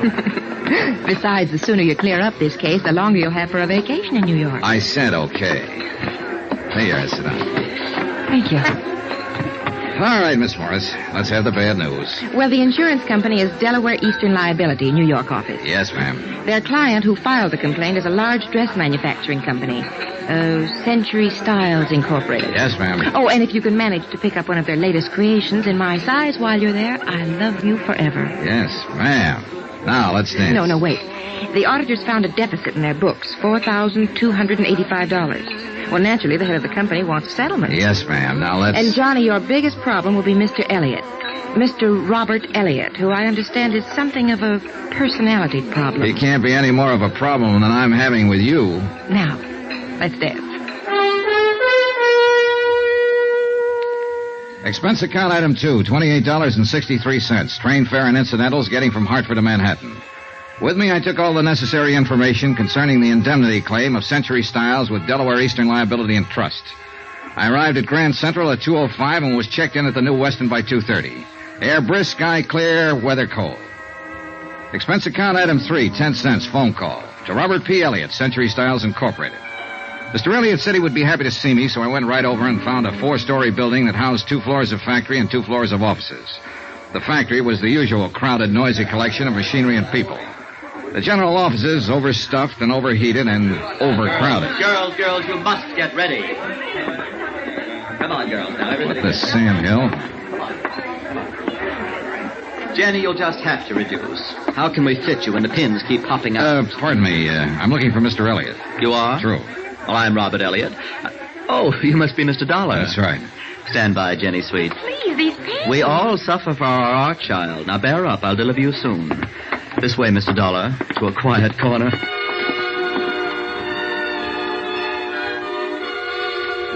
Mr. Elliott was small and wiry, wearing white huaraches, green slacks, a corduroy jacket, and a flower print shirt of no identifiable color. As I followed him across the large and elegant showroom floors, I couldn't help stealing glances at the merchandise, animate and inanimate. Everything I saw was strictly high class, a group of goddesses. Mr. Elliott led me through a pair of swinging doors into an office with a carpet so thick I couldn't see my shoe tops. A desk in Russian gray sprawled in one corner. My office, Mr. Dollar. Mm-hmm. I can't tell you how grateful I am that you're here, that the insurance company heeded my call. Well, I hope we can help you straighten this matter out. Well, it's scandalous. It's truly scandalous. $5,000, really. The complaint said $4,285, Mr. Elliott. Well, that's almost $5,000. Besides, I like to deal in round figures. Brett and Arnbeach are my auditors, and they said that you are the very important investigator in insurance circles. Well, I'm flattered. Did they happen to leave a copy of their findings? Yes, they did. They most certainly did. But before I give it to you, I must explain how awful this situation is. Please do. Well, you've no doubt heard of Patricia's things. No, I don't think... Patsy's things? Why, of course... Oh, you're just joking. I am Patsy's things. In fact, I made Patsy's things. It's our highest priced line, you know, evening dresses. Oh, you don't say. I definitely do. Oh, the nights of thankless work that go into creating just one gown. One supreme gown for the season. Oh, I'm sure. I'll tell you, Mr. Dollar, it's a thankless task in one respect. But that's a different story. What I'm trying to say is that this loss is devastating me. I mean it. I simply must have an adjustment immediately. Well, the insurance company sympathizes with you, Mr. Elliott. We'll try to adjudicate it as quickly as possible. Oh, that's comforting. That's very comforting. Oop. Rob Elliott here. In my opinion, hats are just not important this year. Yes? No. Positively no. No advance layouts on the new line. Not until later. No, not tomorrow. No, I can't. I simply cannot. Anything wrong? Well, that's what I mean. That's what I'm trying to explain. This matter simply must be handled with all dispatch, Mr. Dollar. You see, my firm operates on a... Shoestring? Well, Spider's hair would be more apt. $5,000. Mr. Dollar, that comparatively small loss is stopping me from showing my new line of Patsy's... The evening dresses? Yes. I must show them before month's end or I'll lose my entire opportunity for profit. So, you see, I must have compensation for the loss. I think I get the picture, Mr. Elliott. There. That was the newspaper calling, and it's terrible. They all want advance viewings of my new line, and I simply can't afford to. I can't afford to pay my help to produce the models. Mr. Dollar, for 3 agonizing months I worked. Frantically, I drew, I cut, I stitched. And not one warp over for my creation will be exhibited, can be exhibited, unless this matter's settled. Then suppose we get down to business. Well, the business is that some ruthless brigand pussyfooted off with my company's money. Well, do you have any idea? I don't have... No, not so much as a footprint or a strand of hair. And, Mr. Dollar, if you don't find out who it was and return my money, I'll be cremated. Professionally cremated, that is. Why, I might even have to join the Foreign Legion. Well, don't worry, Mr. Elliott. If your loss is verified, and apparently a reputable auditing firm has already done that, I can assure you that the insurance company will reimburse that loss in the time it takes to get a check made out and in the mail. Oh, good. I'll be forever grateful. Well, while you're in this mood, would you mind me having a little closer rundown on what happened? Well, the auditors simply uncovered a shortage, that's all. I know that much, Mr. Elliott. May I see their report? Yes, of course. There. Isn't that binder an atrocious green? Well, if you say so. I'd like to keep this, Mr. Elliott, to verify my report. Of course, Mr. Dollar. Anything at all. Just save me. I left Mr. Elliott in a fainting condition, went back to my hotel, and studied the auditor's report. The obvious conclusion after an hour's reading was that the funds had been embezzled by someone in the bookkeeping department. A series of crude erasures and bad fumblings indicated that whoever had done it had been something less than expert. In fact, he or she had been almost idiotic. The next morning, I confirmed my own findings with Mr. Brett at the auditor's office. We uncovered the loss 2 days ago and advised Mr. Elliott to contact his insurance company first. Sure. Dollar, any reservations on your part? No. Elliott's got a legitimate loss here. I'm sending in my report today. He should be compensated in another 2 days. He'll be relieved to know about that. I know. I met him. Well, what's your next step? Well, we'll pay off Elliott so he won't have heart failure. But, of course, we'll try to make recovery. I noticed the losses were in book series F6 through G10. Yes. Did you talk to personnel over there at his place? Mm-hmm. A fellow by the name of Forbes handled that series for them. In the accounting office, of course. Oh, yes. Been with Century Styles for 5 years. Where is he now? He's still there. Huh? Mm-hmm. I thought it was kind of funny, too. A fellow pulling a crude job like this and not trying to run out. No, he's still working for them. Well, maybe he isn't the one at that. Forbes was in charge of those books. I don't see how it could possibly be anyone else. No, neither do I, Mr. Brett. May I use your phone? Oh, sure. Help yourself. I noticed all the money was stolen in the last 4 weeks. Yes. You'd think he'd at least have strung it out. Greedy, I guess. Yeah, I guess so. Hello. District Attorney's office, please. My name's Dollar. I want to talk to someone about a warrant. Embezzling funds, grand theft. Oh, hold it, please. Forbes. What's his full name? Sheldon Thomas Forbes. Thanks. Sheldon Thomas Forbes, bookkeeper at Century Styles Incorporated. Good. I'm on my way.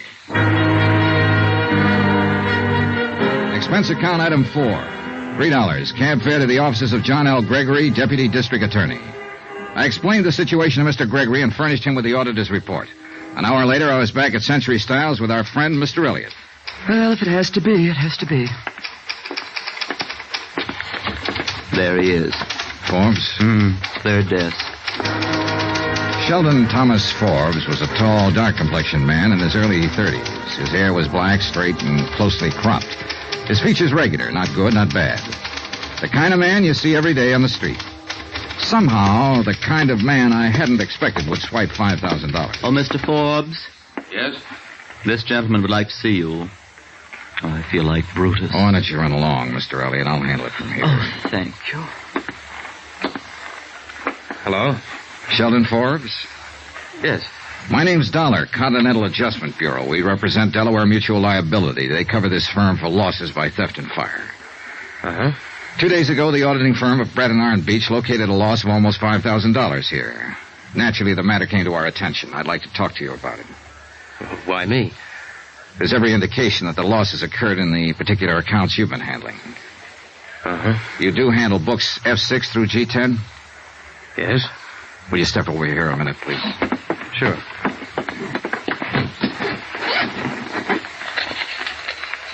Would you look at this, please? Your figures? Yes. Your handwriting? Mm-hmm.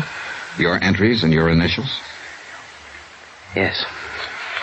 Well, what do you have to say? Nothing. Look, you know why I'm talking to you, why I came to you first. Yes. Still nothing to say? Nothing. Well, aren't you being a little silly? Why? I stole the money. You've proved it. What am I supposed to say? You admit it. How can I deny it? Okay, we've got that much covered. Well, look, my company's interested in recovery of $4,285. Do you understand? I think so. Oh, now, Forbes, come to your senses. What do you want to do? Go to jail, or do you want to give the money back? Oh, that's funny. Well, no, I don't think it's funny. I doubt if you will. I've got 16 cents in my pocket. Will that help? Where's the money? I haven't got it, Mr. Dollar. You'll have to take me to jail. Shall we go? Okay.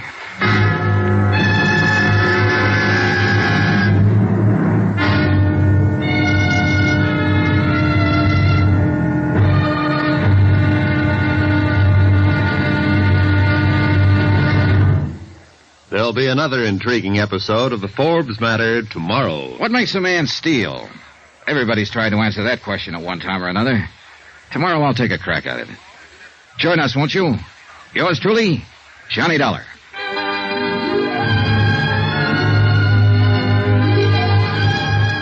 Yours truly, Johnny Dollar, starring Bob Bailey, is transcribed in Hollywood. Written by John Dawson, it is produced and directed by Jack Johnstone.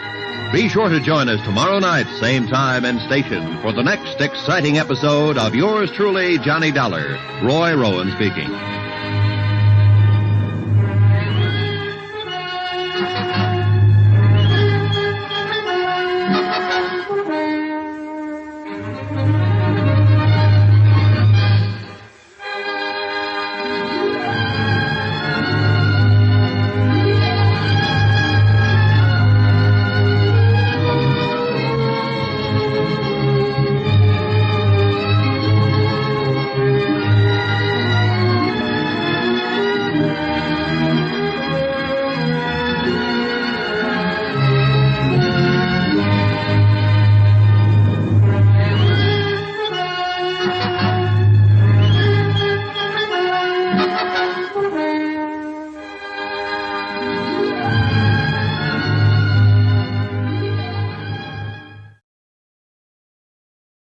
From Hollywood, it's time now for Johnny Dollar. Rob Elliott here, Mr. Dollar. Century Style? I know, Mr. Elliott. How are you today? Terrible, Mr. Dollar. I feel terrible. I'm calling from the district attorney's office. You there about Sheldon Forbes? Yes, I had no idea I'd have to act. They want me to sign a complaint. Well, that's pretty usual, Mr. Elliott. Forbes admitted taking the money from your firm. He's guilty as charged. You're the injured party. They want to get on with the prosecution. Oh, dear. So you do whatever they say, Mr. Elliott. Well, will it affect my payment at all? Payment of the claim? No, not a bit. Your check's on the way to you right now. Oh, that's a relief. Now, how about you? Are you going back to Hartford? Should I thank you now? You can thank me, but I'm not going back. What? My job's just beginning. I have to recover the money for the insurance company.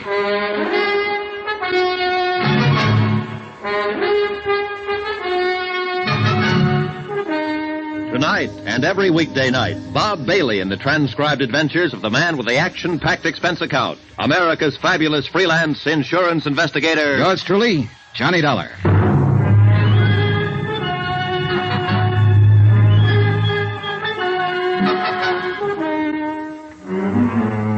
Expense account submitted by Special Investigator Johnny Dollar to the Continental Adjustment Bureau, 418 Elizabeth Avenue, Hartford, Connecticut. The following is an accounting of expenditures during my investigation of the Forbes matter theft of nearly $5,000. Expenses continued. Item 4, I think it is, $10, deposited on a rented car.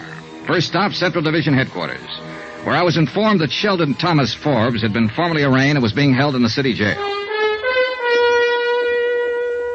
Second stop, an address on 56th Street. Second floor next to a dental laboratory. And on the door it said Edward Gumby, attorney at law. And below it said, walk in. So I did. Hello out there. Mr. Gumby? Yes, sir. Come on in. It's warmer in here. Edward Gumby was standing in front of a gas heater in the inner office, which consisted of nothing more than a telephone, a desk, and a dozen law books.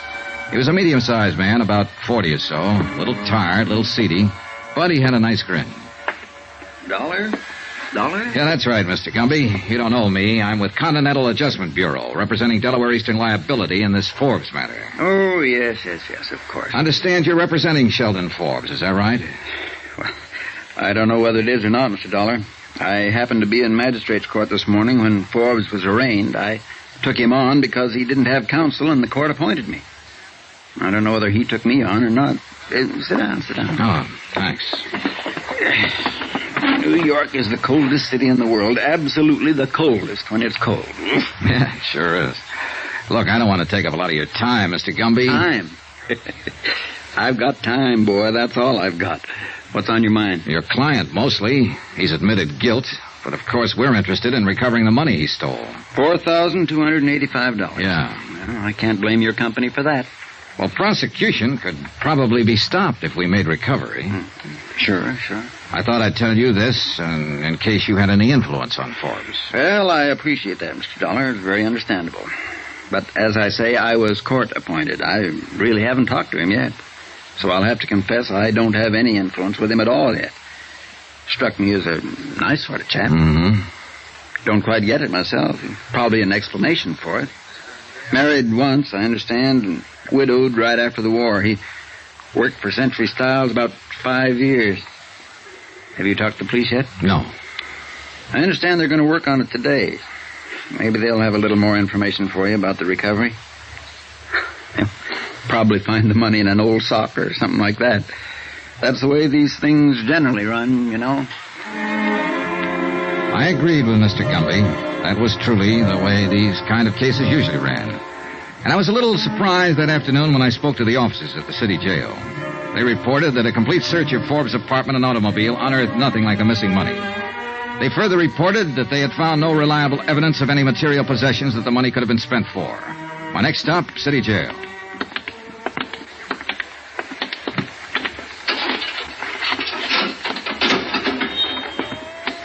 He won't tell you anything. Kept his trap shut all the time he's been in here. As far as we've been able to find out, no previous record, no background. Been checking his prints with Washington. I don't know about this one. You know, the ex-cop wise. Know what I mean? Won't give a police officer the time of day. That means he could have been in before. On the other hand, it could mean he's just scared. That too. Well...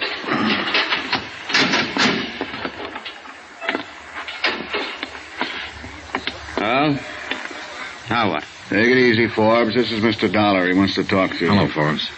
Hi. See you later, Dollar. Yeah, thanks, Sergeant. Just give a yell when you're finished. Right.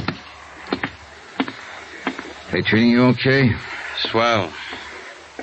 What do you want? I want to talk to you. Well, I don't want to talk to you. I don't want to talk to anybody. Why not?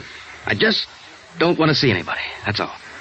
Now, you're acting like a baby, Forbes. You'll have to talk to somebody. Don't lecture me, Mr. Insurance Investigator. I've had all the lectures I want. From myself. I don't know why you're here. I thought we settled our business yesterday. The whole thing's just a technicality. I've been arraigned, they've got my confession. I'll go into court, and they'll give me the business. What are you doing in here, anyway? Swell day to be outside. Yeah, it is. Want to smoke? Oh, thanks.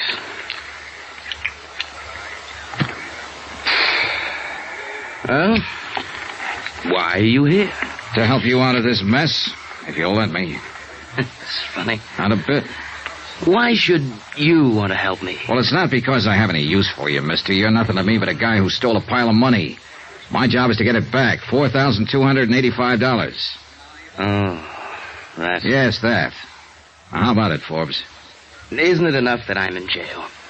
That I'll go to prison? That's enough for the police, but not for my insurance company. Oh, it's too bad about your insurance company. No, it's too bad about you. You're being foolish. A hold or partial recovery can have a great deal to do with what happens to you from now on. 3 years is the minimum sentence, 12 years maximum. Now, is it worth it? Sure. Sure it's worth it. And I don't want to be foolish anymore. But I have been foolish. I took it and I spent it. Every dime of it. There's no way to pay it back. What did you spend it on? It doesn't make any difference. May make a lot of difference. You can redeem it, turn it back. Oh, I can't. Why did you take the money? All right, look, your salary's close to $100 a week. You're single. Wasn't that enough to live on? Why don't you get out of here? I don't have anything to tell you. Ever been in trouble before?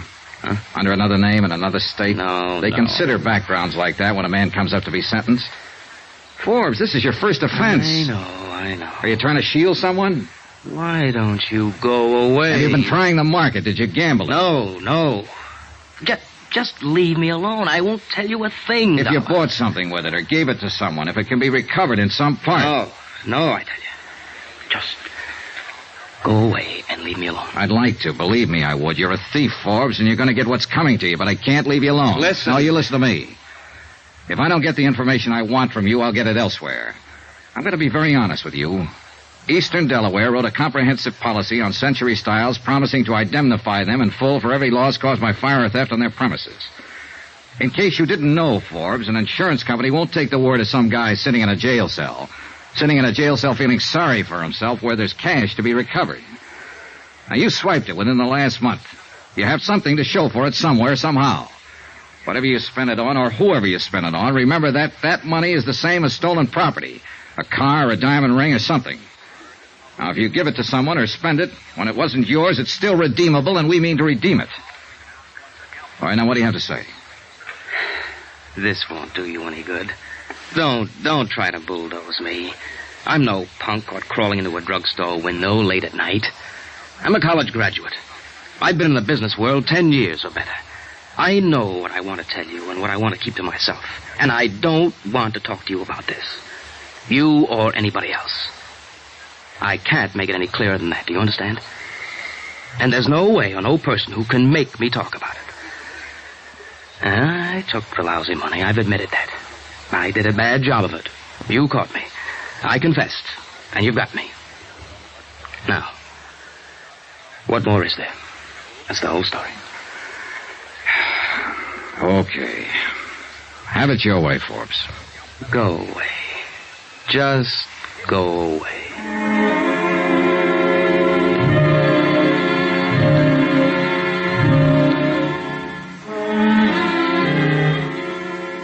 On the way out, I saw his attorney, Edward Gumby, on his way in to see Forbes. I waited around the sergeant's desk. Accidentally, on purpose, I glanced at the admitted visitors register.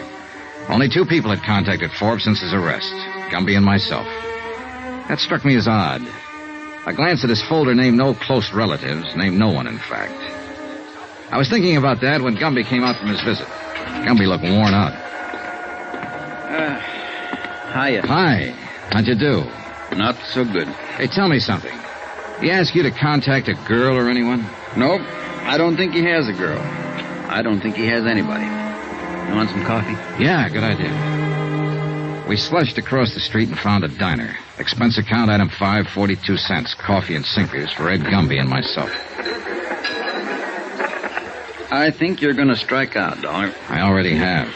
And I think I have, too. Huh? You know what I've been talking to him about in there all this time? The same thing as you, restitution. But he won't open his mouth about it. He did say one thing, though. He wants me to waive a jury trial and go up for sentencing. What? Yeah. Plead guilty and take it. He's sure to get at least 3 years. What can I do? Got any ideas? Oh, I've got a lot of ideas, Dollar, and all of them make me sick inside. That boy's not a criminal. He took that money because he was desperate about something. You know that from the awkward way he took it. He spent it on something, and he won't talk about it. But now he's about to ruin his whole life, in spite of what you or I or anybody else tries to do for him. All he has to do is give back the money or promise restitution or call up a friend and borrow it. With his clean background, the court had listened to a mercy plea. You told him all this? I told him. I told him and you told him, and what does he do? He waives his right. I tell you, I'm going to hate to file this waiver, but I've got to do it. Yeah, and how you feel? More coffee? No. No, thanks. Dollar, you know what Forbes is? What? He's something I call a calendar job. Calendar job? 33 years old. Now think about that. Born with one war just ended. Raised in a depression, and then bango, another war. I might say the first 25 years of his life, nothing but war and depression, or the effects thereof. A calendar job. Yeah, apparently it's what he wants. But, Mr. Dollar, I'm going to hate to see him go to prison. You know something, Mr. Gumby? So am I.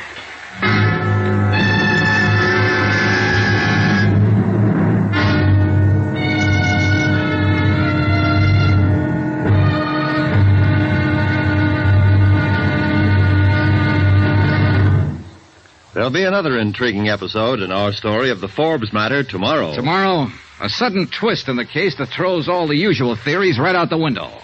The unexpected. Join us, won't you? Yours truly, Johnny Dollar.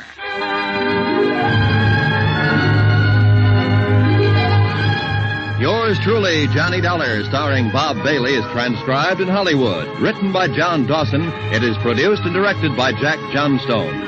Be sure to join us tomorrow night, same time and station, for the next exciting episode of Yours truly, Johnny Dollar. Roy Rowan speaking.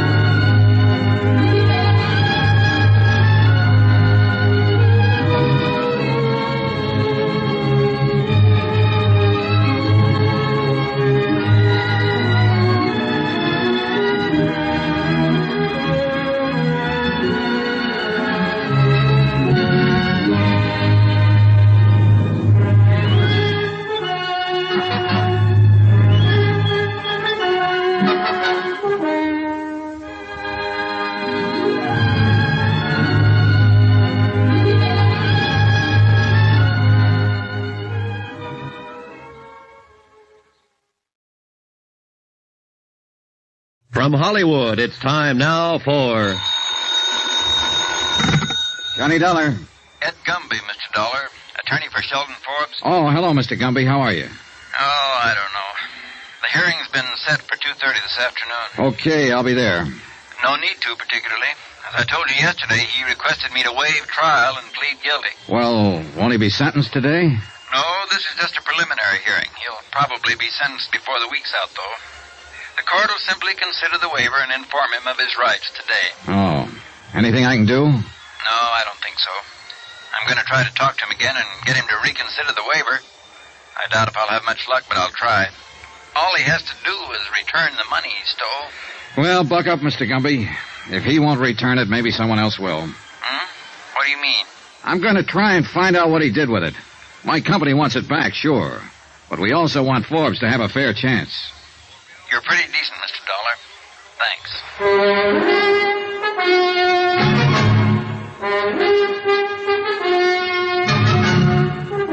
Tonight and every weekday night, Bob Bailey in the transcribed adventures of the man with the action-packed expense account, America's fabulous freelance insurance investigator. Yours truly, Johnny Dollar.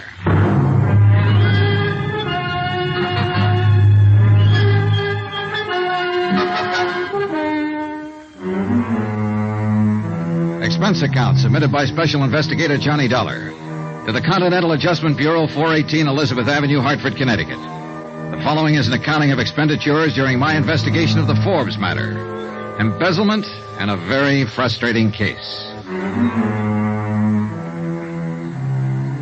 Expense account continued. Item 6, $3.50, lunch. For myself and a Mr. Arnold Haven, head of the accounting department for Century Styles Incorporated. Mr. Haven, a tall, balding man in a dark suit, had ulcers. His poached egg and dry toast didn't interest him too much. What's going to happen to Forbes? Oh, I don't know, Mr. Haven. That depends on several things. Right now, I have to tell you that it looks like he'll go to prison. Worse than that, it looks like he wants to go to prison. He's waived trial. Prison. That's too bad. Too bad. I always liked Sheldon Forbes. You hired him, did you, Mr. Haven? Yes, I hired him. He was a good man right from the start. He did his job, and he did it well. I never had a complaint against Forbes. Why do you suppose he stole the money? You've got me, Mr. Dollar. We paid him the going rate. That's a good salary for accountants. He seemed happy enough with it. Whether he knew he was in line for substantial raises. Uh-huh. I could understand it in a way if he had a family and heavy responsibility. Or if he played the market, or if he gambled.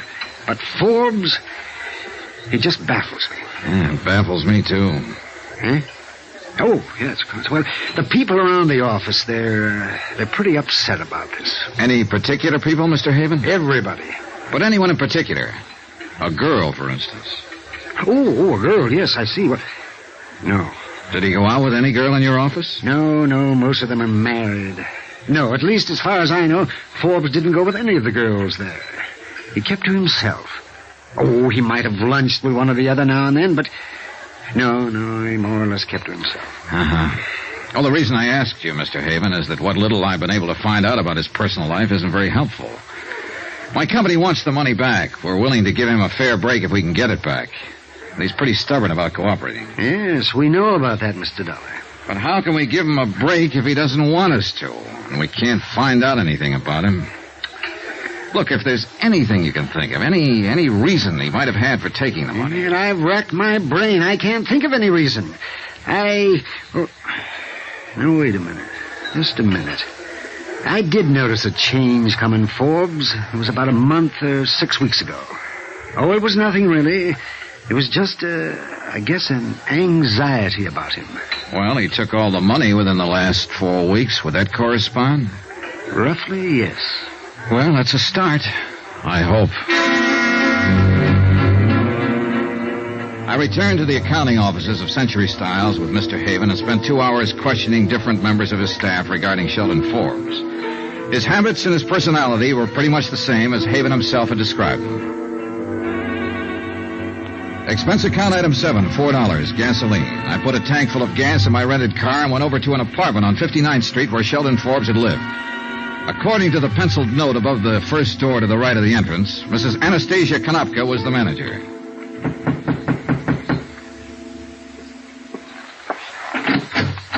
Yes, what is, please? You're Mrs. Konopka? Yes. What do you want, mister? I understand Mr. Sheldon Forbes lives here. Is that right? Oh, yes. Bad. I hear he steals monies. Bad. He not in jail, I think. Yes, I know about that, Mrs. Konopka. I'm from the insurance company, and we're involved in this case. We're trying to recover some of that money if we can. I wonder if you'd help me. I fixed dinner for my husband. He's come home from work. It won't take long. What I do? Well, I want to know about Sheldon Forbes. What? The works, Mrs. Konopka. Did he drink, gamble? Did he stay in nights or go out? Did he pay his rent? He always pay his rent. You are policeman? An insurance investigator. Please, sometime else. Maybe you speak to my husband. He speak much better than me. But it's important now. I talked to Mr. Forbes on telephone. He called me from jail. He say I no have to answer any questions. No, you don't have to answer any questions, Mrs. Konopka. But I'd sure appreciate it if you would. My husband home pretty soon. You ask him. You can help him, possibly. Now, would you like to help him in this trouble? All right, mister, but how I know these things you ask about men who live here? Well, look, how about his friends? Who visited him? I cannot say. No visitor. Was he a good tenant? No trouble, like Mr. O'Sullivan on third floor. Mr. O'Sullivan always drunk. Called police twice. Mr. Forbes not drink whiskey. Uh-huh. Did you ever meet his girl? Girl? Sure. He had a girlfriend, didn't he?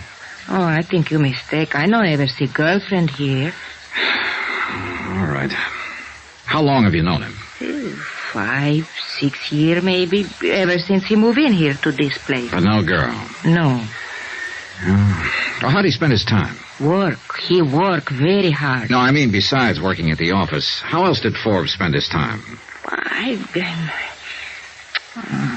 He poor feller, that one. Huh? Sure, he steals money, but he poor feller just the same. For him, I feel. Yeah. Mr. Forbes, he quiet and he think. I know he live up in that little room quiet and think. He does all time think. No whiskey, no girls. Oh, he paint sometime, listen to music, think. Oh, my husband dinner burn. Please, you go Well, now. just a minute. I'd like to see his apartment if I can. Oh, no matter. Here. You bring back key, please. Sure. Thank you, Mrs. Konopka. The apartment Sheldon Forbes called home was as dismal as the neighborhood. A tiny closet kitchen, a bed that came out of the wall, a pair of grimy windows that looked across the court onto another pair of equally grimy windows. The furniture was threadbare and dusty. A small ironing board and iron attested to the fact that Sheldon Forbes laundered his own shirts. Other small evidences of frugality were about the premises. A hot plate and a can of souring cream. 2 suits of clothes, neatly brushed and pressed, but inexpensive. The record player and a collection of a half a dozen good albums were the only sign of material accomplishment. The painting materials, easel, canvas, and oils were also inexpensive. No liquor, no jewelry, no expensive clothes. Nothing that cost $4,285 or anything like it.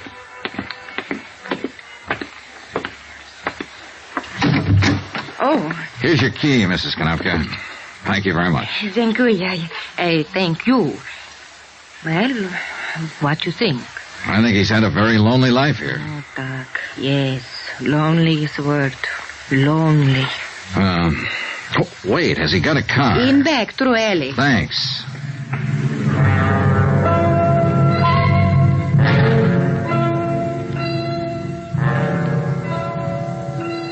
It was a Ford, vintage of 1946, tightly locked up. The paint was scaling away, the tires worn down, the mileage 77,000 miles. He certainly hadn't blown the money on a fancy car. Now I felt completely frustrated. Expense account item 8, 79 cents, dinner. I had it in a neighborhood restaurant called the 79er. A place, I learned, where Sheldon Forbes frequently took his evening meal. The restaurant manager, a man named Alexander Dupulis, remembered Forbes and he liked him. A woman who ran a bakery shop across the street also remembered him as the young man who bought a roll there every night. Probably the roll to go with a lonely cup of coffee in his room the next morning. She liked him, too. All in all, I was getting a composite picture of Sheldon Forbes that didn't look quite right.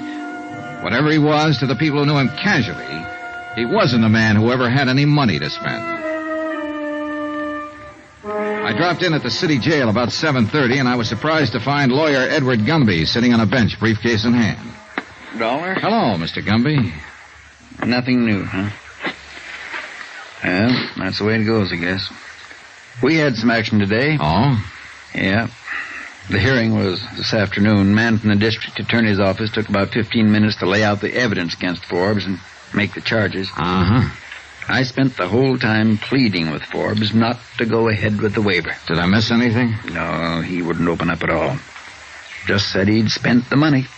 I couldn't talk him out of the waiver, so it went through. When will he be sentenced? They set the date for Friday. I don't know whether they'll get around to it or not. I'd like to talk to him again. Has he been moved yet? No. I thought he'd be transferred to the sheriff's office. Well, ordinarily he would, but since he waived trial, they announced bail. It's proper procedure in cases like this. Gives him a couple of days to straighten out his affairs. What? Somebody bailed him out? I did. Oh. Has he left yet? Won't get out till 8. That's when the shift changes. Think it's worth trying to see him? Yeah, I think I'll stick around, Mr. Gumby. I gotta find out something about this case. An hour later, when Sheldon Forbes emerged from the doorway and turned right, I was following him. When he caught a cab and headed uptown, I caught one and stayed right with him. When he got out at the Empress Theater and walked around to the stage door, I was standing by the alley entrance. 10 minutes later, he came back out, hailed a cab. Once more, I followed. This time, I followed him to his apartment on 59th Street. I waited 15 minutes before I went in.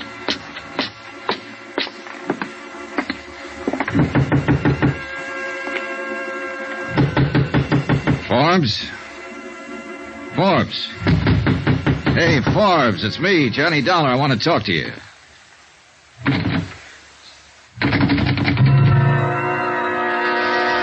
It took me a few seconds to understand what it was. I got a couple of whiffs of it coming from under his door.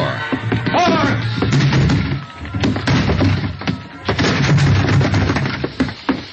The room was acrid, stinging with gas fumes, and Sheldon Forbes was stretched down on the floor of his 6-foot kitchen.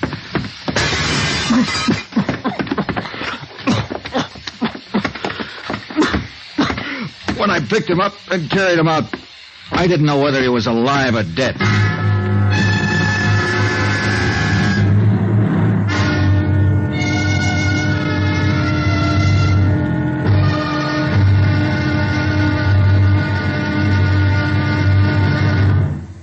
There'll be another intriguing episode in our story of the Forbes matter tomorrow. Tomorrow, a switch in the case that starts a real chase and a race against time. Join us, won't you? Yours truly, Johnny Dollar.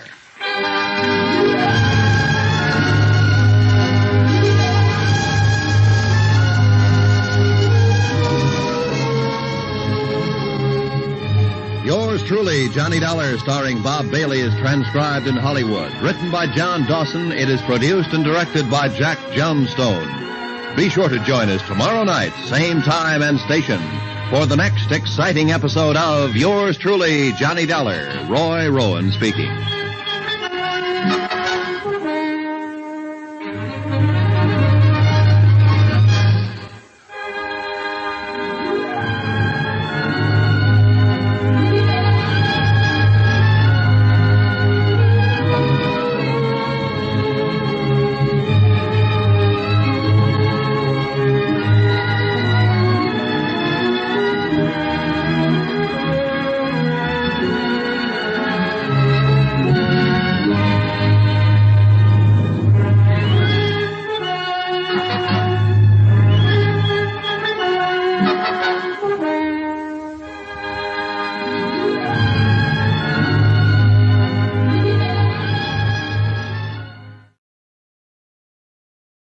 From Hollywood, it's time now for Johnny Dollar. This is the police operator. Are you the party who called for an ambulance? Yes, didn't you get it? It's on the way, sir. I'm calling to verify the circumstances. Attempted suicide by gas. Yes, sir, we have that. The victim's name? Sheldon Forbes, Forbes. Forbes? And your connection, sir? Relative, perhaps? No relation. Insurance investigator. I just found him. Will you please remain there until the officers arrive? Are you kidding? I asked you, but... Oh, well, thank you very much.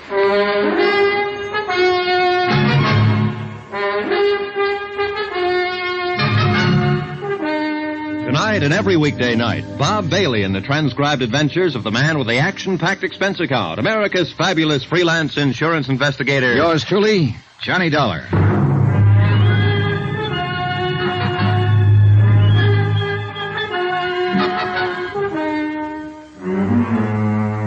Expense account submitted by Special Investigator Johnny Dollar.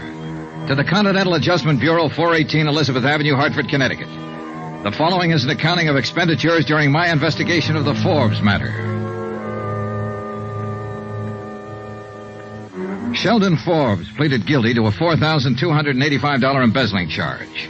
He waived jury trial and was awaiting sentence when he was bailed out of jail, went home, and turned on the gas.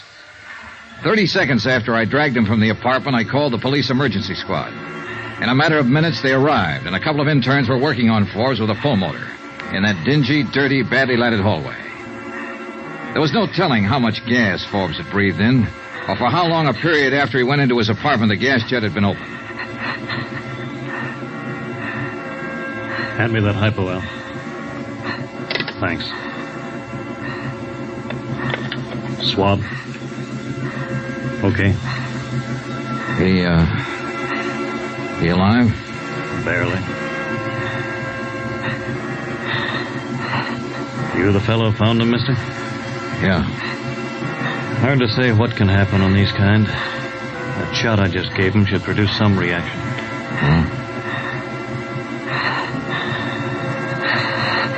This your place? His. You know who he is? His name's Sheldon Forbes. Nice looking guy. Al, I'll need that. Yeah, thanks. I think we're getting somewhere now. Hey, look, can I help? No. Al, you better hand me one of those, too. It's liable to be pretty sick if... Oh, hey, good, he's catching on. Yeah. Let's have a little increase, Al. Up it just a little. Okay, hold it there.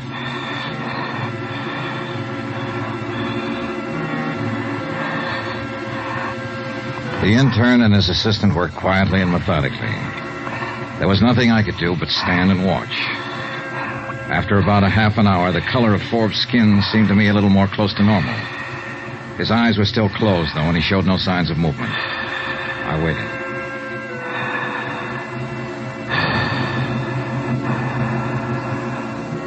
Okay, Al. You can kill the pull motor. Getting some pulse now. Respiration, too. Will he make it? It depends, mister. If he has any kind of heart condition, it'll be tough. We can tell more when we get him into a hospital. Nothing more we can do for him here. Okay, Al. Have the boys load him up. Let's get out of here.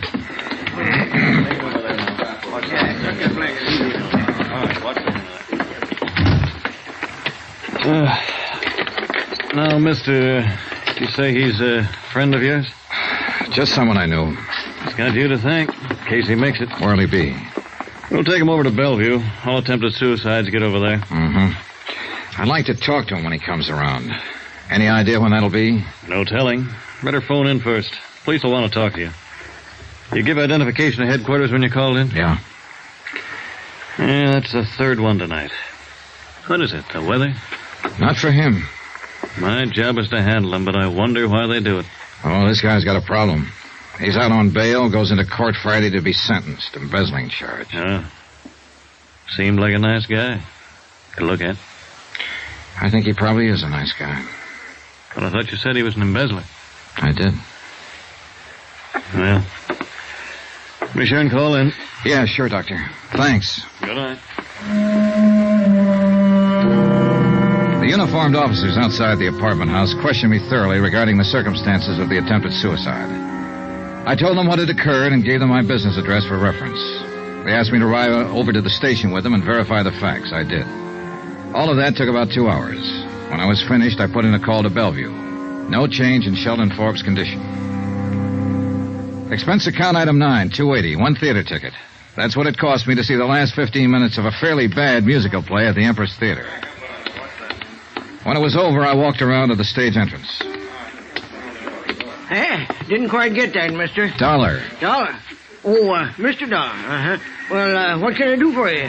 Between 6:30 and 7 o'clock tonight, a man came here to the stage entrance and talked to you. A lot of people talk to me here. That's my job, talking to them. One man in particular. His name is Sheldon Forbes. Don't remember nobody named Forbes. Well, maybe he didn't give his name. He was a tall man, about my size, 30 or so, dark hair, clean cut. Wore a tweed suit. Beats me.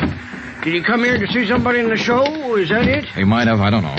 Well, how do you know he came here? I followed him. I saw him. Huh? It's a business, my business. I'm an investigator. Oh, wait now. Did he have a hat on tonight? No, I didn't. A short haircut? Yeah, do you remember him? Sure. What's he done? Struck me as a nice young fella. He's been around here a lot of times. Sheldon Forbes, yeah. I didn't recognize the name at first. Would you mind telling me why he comes around here? Comes here to see Betsy Walker. One of the girls in the show. Betsy Walker. Is she his girlfriend? No, don't think so. It's like this. He comes here asking to see her, and she never sees him. You get it?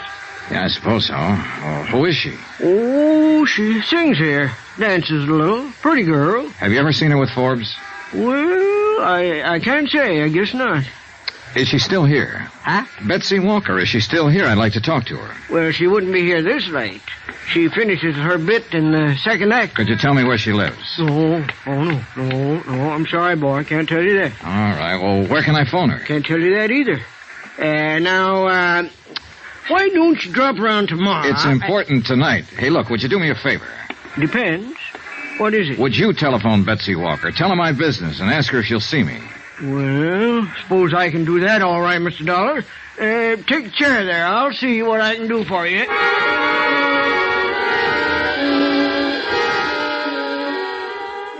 The doorman did all right. Expense account, item 10, $2.65, cab fare. I gave up my rented car and had the cab driver find the address Betty Walker had given. It was a rather nice apartment in a rather nice part of town, and was almost 1 in the morning when I got there. She met me at the door, wrapped in a chenille dressing gown with cold cream on her face. Miss Walker? You must be Mr. Dollar. Yes. Now, just wait a minute. Do you mind if I see some kind of identification or something like that? Oh, no. There you are. Hartford, Connecticut. Oh, you'd be surprised at some of the things some men will try. Come in, please. Thank you. I didn't quite understand Frank on the telephone. Frank? Oh, the doorman at the theater. Yes. I didn't know quite what to make of it. Goodness, are you really an insurance detective? Yes, and I'd appreciate you letting me see you tonight, Miss Walker. Sit down. Can I fix you a drink? No, thanks. Frank mentioned something about Forbes. You're here because of him? Yes, Miss Walker. I understand that you know Forbes. No, not exactly. That is. There's some reservation in the way you say that, Miss Walker. You know his name? Yes, I know the name. Can I ask you what this is all about? Routine investigation. I'm curious. How did you get my name? How am I connected with Sheldon Forbes? That's what I'd like you to tell me. Well, first about my name. Forbes was at the theater earlier tonight asking for you. I understand he's been around there quite a bit. Yes. I really don't know how to tell you this, Mr. Dollar. I've only seen that man once in my life, honestly. He's really quite impossible. Dear, this is so embarrassing to try to explain this. Maybe I can save you some embarrassment then, if you'll answer one question. Sure, why not? Did Sheldon Forbes ever give you any presents? Yes. What? Well, that cigarette box on the table there. And the lighter to go with it. Tiffany's. Pretty, aren't they? Yeah, very. Also expensive. What else? Well, let me think. Oh, no, that wasn't from him. Oh, that was the lamp over there. Mm-hmm. And a fur stole. May I see it? I'm afraid I gave that away. You did? I gave it to my kid sister who was visiting me last week. I already had one. Oh, I see. What else did he give you? I think that's about it. Except for orchids that used to come every night. 12 orchids every night for the last month. You only saw him once, and he gave you all these gifts? Dear, I know how that must sound. Look, it started a month or so, I guess. I got a card in my dressing room one night asking me to dinner. It was signed Sheldon Forbes. So? Well, I'd never heard of anybody named Sheldon Forbes, and I just tore the card up. But every night after that, I kept getting orchids and the card. And then the gifts started to come. The cigarette box first. That's when I saw him. Uh-huh. I didn't even dine with him, Mr. Dollar. We had one drink, and I told him I had a headache. I see. But the gifts still kept coming. Flowers, invitations. I ignored them. I tried to send the things back, and I didn't know where to send them. Some I gave away, and some I've kept. I didn't want his gifts. He was nice, but I just didn't want anything to do with him. When I did meet him, he was so different than what I had imagined. I mean, well, gee, I've had my share of stage door Johnnies, but this man was, well, he just couldn't say a word without stumbling. He had no poise, no sophistication, nothing. All he had was money. He told you that? He didn't have to. Those gifts. Well, he didn't have money, Miss Walker. He worked for $82 a week as a bookkeeper. You must be mistaken. I'm afraid not. He stole the money to buy you all these things. Well, for heaven's sake. For heaven's sakes, and you caught him? Yeah. Forbes tried to commit suicide earlier this evening. Suicide? Oh, no. I'm sorry I had to come to you to get this information. He's refused all along to tell anybody what he did with the money. Will he go to prison? I'm afraid so. Oh, but it's crazy. We had nothing. He's just a name to me. He means nothing to me. Yeah. But apparently you mean something to him.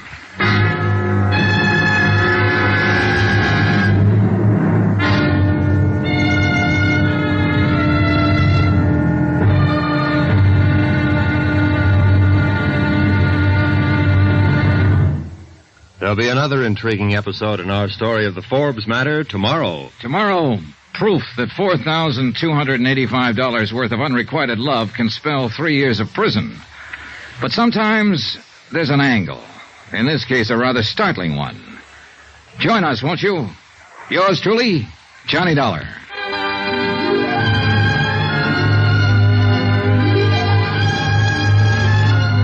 Yours truly, Johnny Dollar, starring Bob Bailey, is transcribed in Hollywood. Written by John Dawson, it is produced and directed by Jack Johnstone. Be sure to join us tomorrow night, same time and station, for the next exciting episode of Yours truly, Johnny Dollar. Roy Rowan speaking.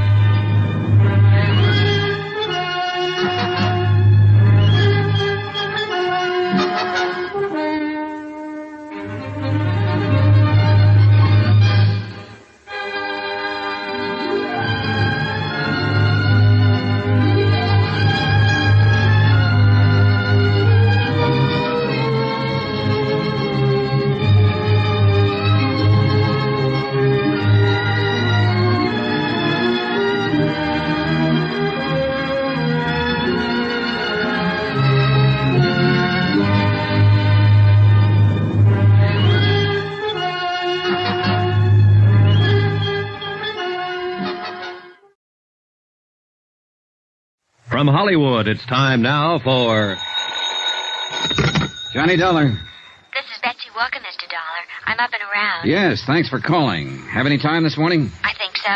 If possible, I'd like to come over to your apartment again and take an inventory of the gifts that Sheldon Forbes sent you. That'll be all right, sure. About an hour? Sure.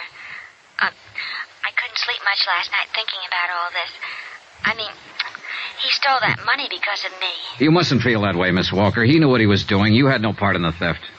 I have the gifts. Well, we may have to take those away from you. I don't mind that. You said he tried suicide. How is he this morning? I just talked to the hospital. He's going to be all right. But he has to go to prison? Yes. Funny world, Mr. Dollar. Yeah.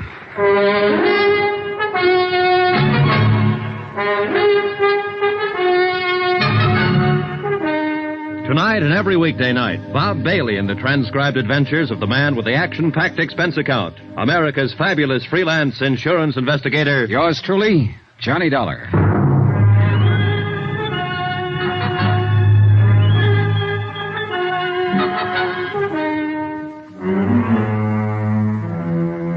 Expense account submitted by Special Investigator Johnny Dollar to the Continental Adjustment Bureau, 418 Elizabeth Avenue, Hartford, Connecticut. The following is an accounting of expenditures during my investigation of the Forbes matter. More expenses. Items 11 to 16. $78.40. Cab fares, meals, accounting services, legal services, cab fares, and more cab fares.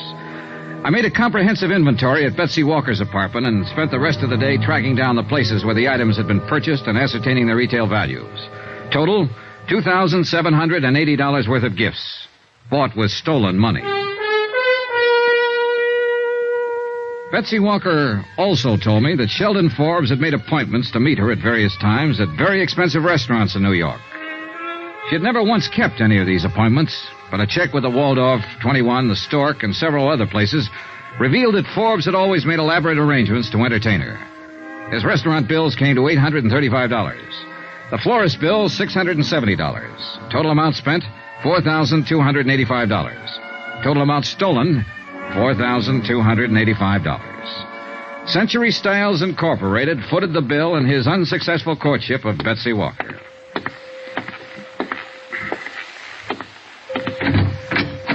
Hello.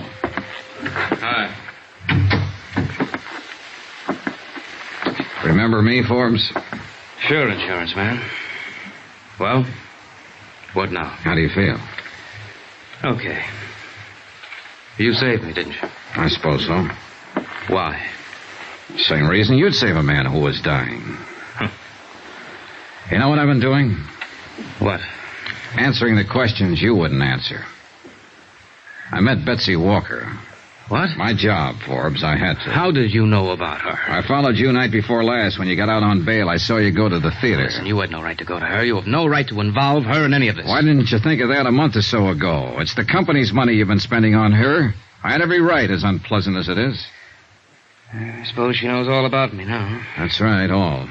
Boy, I sure must look like the prize sucker of all time. Just to hand her a laugh. She didn't think it was one bit funny. And Forbes, I don't think it's funny either.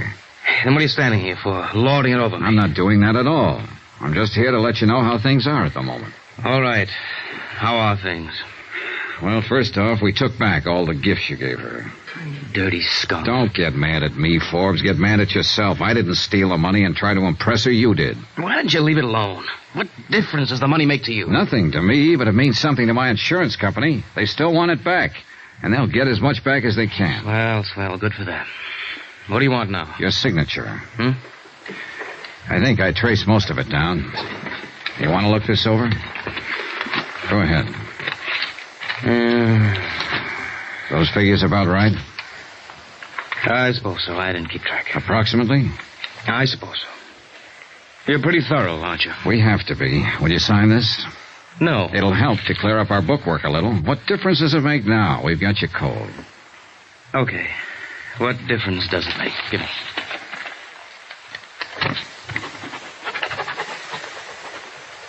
Okay, thanks. That's all it means to you, isn't it? Dollars and cents. Dollars and cents that were stolen, Forbes. Remember that. You wouldn't let me forget it. No, I wouldn't. You did the dumbest thing in the world. You stole nearly $5,000 trying to make an impression on a girl who didn't want to have a thing to do with you. You went about it wrong from top to bottom. You've acted like the great stone face ever since you've been found out. You wouldn't bother telling me about it. I had to go out and find out myself. Off the record, Forbes. What'd you do? See her on the stage one night? No, at the office. Office? Your office? No, not exactly. Ellie was having a showing for some buyers from the West Coast one day a few weeks ago. For those kind of showings, he hires models from the agency. Betsy's listed with one of the agencies. You know, she acts and sings and models. Oh, sure. Well, I happened to be upstairs when the showing was going on. A lot of publicity people there taking pictures and so on. And I saw her. She was wearing a black dress, and her hair was soft. She's got a smile like all the sun risings. Sounds silly? Not at all. It's just that I never in all my life saw anyone like her before. Yeah. I don't know how it is with other guys, but she was for me from then on. I couldn't get her out of my mind. I found out her name, and then I found out she worked in that show at the Empress Theater. Yeah? All I had was her name. I didn't know how to go about meeting her. I just didn't know. You figured a little money might attract her to you. I've heard that's the best way to do it. It's one way. Not the best way, kid. Probably not. The best way I could think of. What did you think about taking the money? I thought I'd be able to stick it back. Well, I guess I really didn't think much beyond just meeting her. Having her look at me the way I wanted her to look at me. What? It was the wrong way to go about it, sure. But then did you ever think of my alternative? I thought of it. I pictured myself knocking on her door one night, and I could see her answering it. I'm Shelley Forbes, Betsy, I'd say. Clothes don't make the man, I'd say, while she sort of took in my tweed suit and the only coat I've got to my name. Listen, I'd say, I got an 8x10 apartment over on 59th Street. The halls always smell like cabbage, but I'm a heck of a fine guy. And I drive a 1946 Ford that misses a little, but it's good enough for us. And then I'd say, why don't you toss on your mink, and we'll go over to my dump, and we'll have a bottle of beer, and I'll tell you how much I love you. How about that? Some alternative, huh? She makes more money in an hour than I make in a week. I couldn't even afford to keep her in cigarettes. Lord, I wanted her like nothing in my whole life. She might have taken you up on it, Forbes, if you'd put it that way. Yeah? What makes you think so? She wasn't impressed by any money or any gifts. More than that, I met her. She's a pretty nice girl. Yeah. Up until the time I talked with Sheldon Forbes in the hospital, I'd always had my doubts about love happening at first sight. After my talk with him, I was convinced that it could and did happen to him. I was sorry that he didn't know quite how to handle it. I was also wondering, if I'd been in his shoes, would I have done the same thing?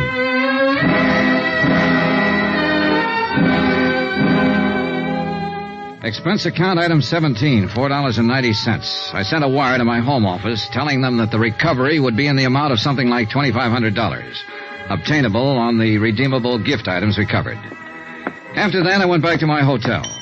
I was surprised to find Betsy Walker waiting in the lobby. Hello, Mr. Dollar. Why, hello. I was afraid you might leave town. I wanted to talk to you. Sure, you just caught me. I was going upstairs and pack. What is it? Could we have a drink or something? Sure.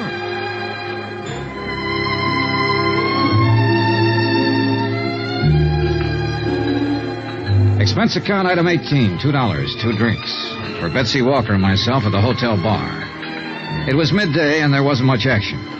She sat across from me, ordered an old-fashioned, and asked for a cigarette.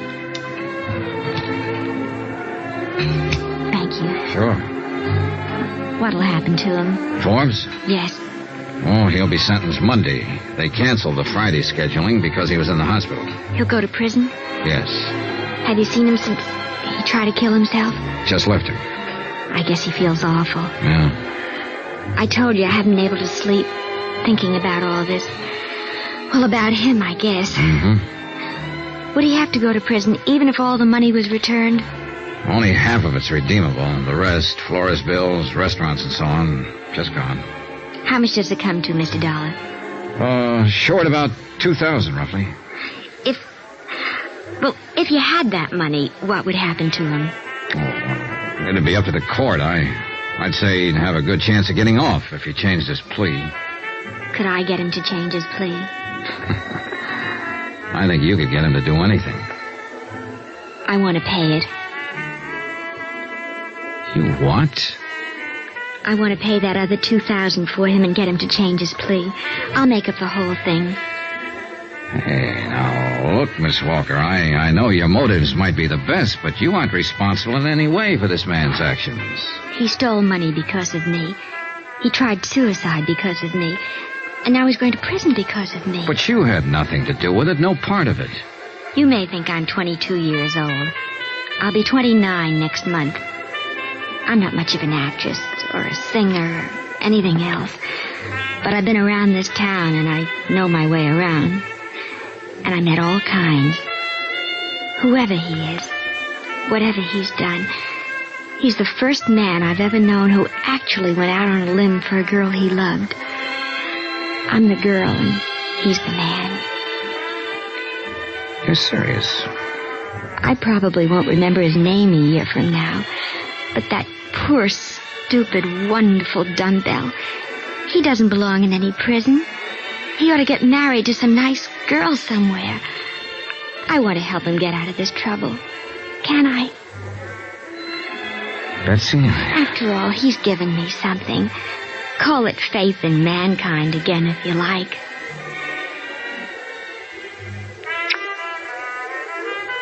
What's the kiss for? What you just gave me, Betsy. Faith.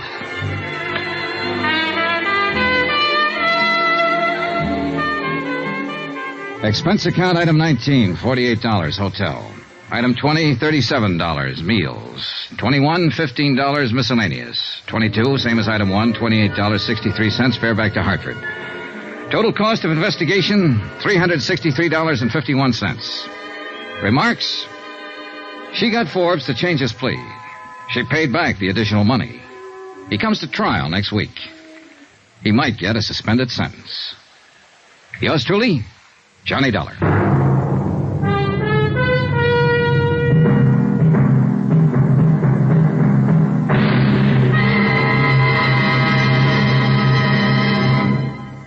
Remember, there'll be another intriguing story for you beginning next Monday night. Next week, a trip south of the border where the flashing eyes of a dark-haired senorita spells plenty of, well, believe me, romance and trouble can go hand in hand. Join us, won't you? Yours truly, Johnny Dollar.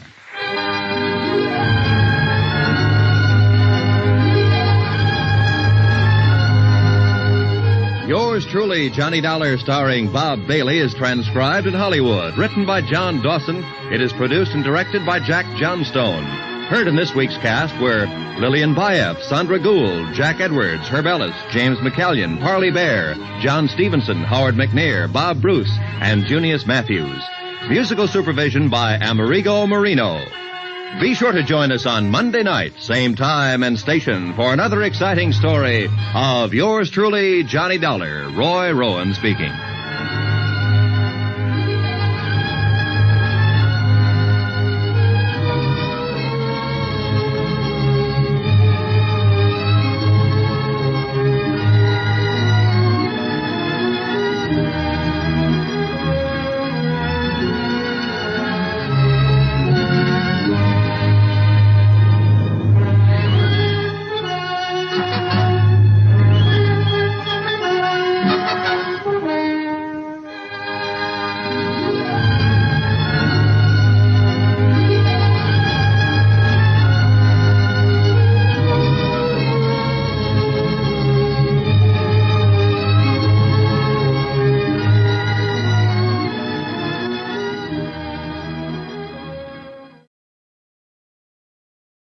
From Hollywood, it's time now for Johnny Dollar.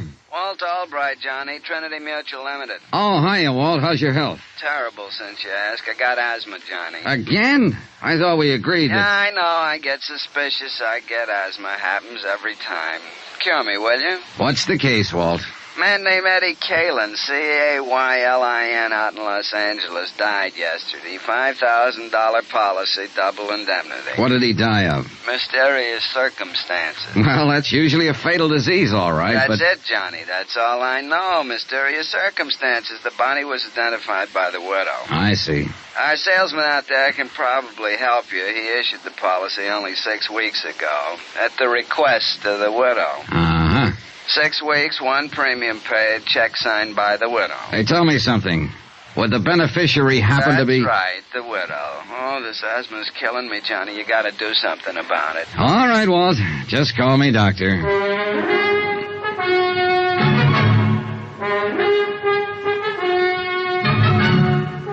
Tonight and every weekday night, Bob Bailey in the transcribed adventures of the man with the action-packed expense account, America's fabulous freelance insurance investigator. Yours truly, Johnny Dollar.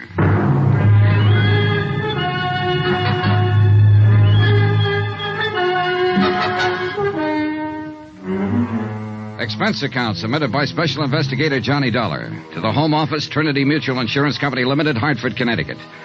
The following is an accounting of expenditures during my investigation of the Kalin matter. Item 1, $198.20, airline fare and incidentals, Hartford to Los Angeles.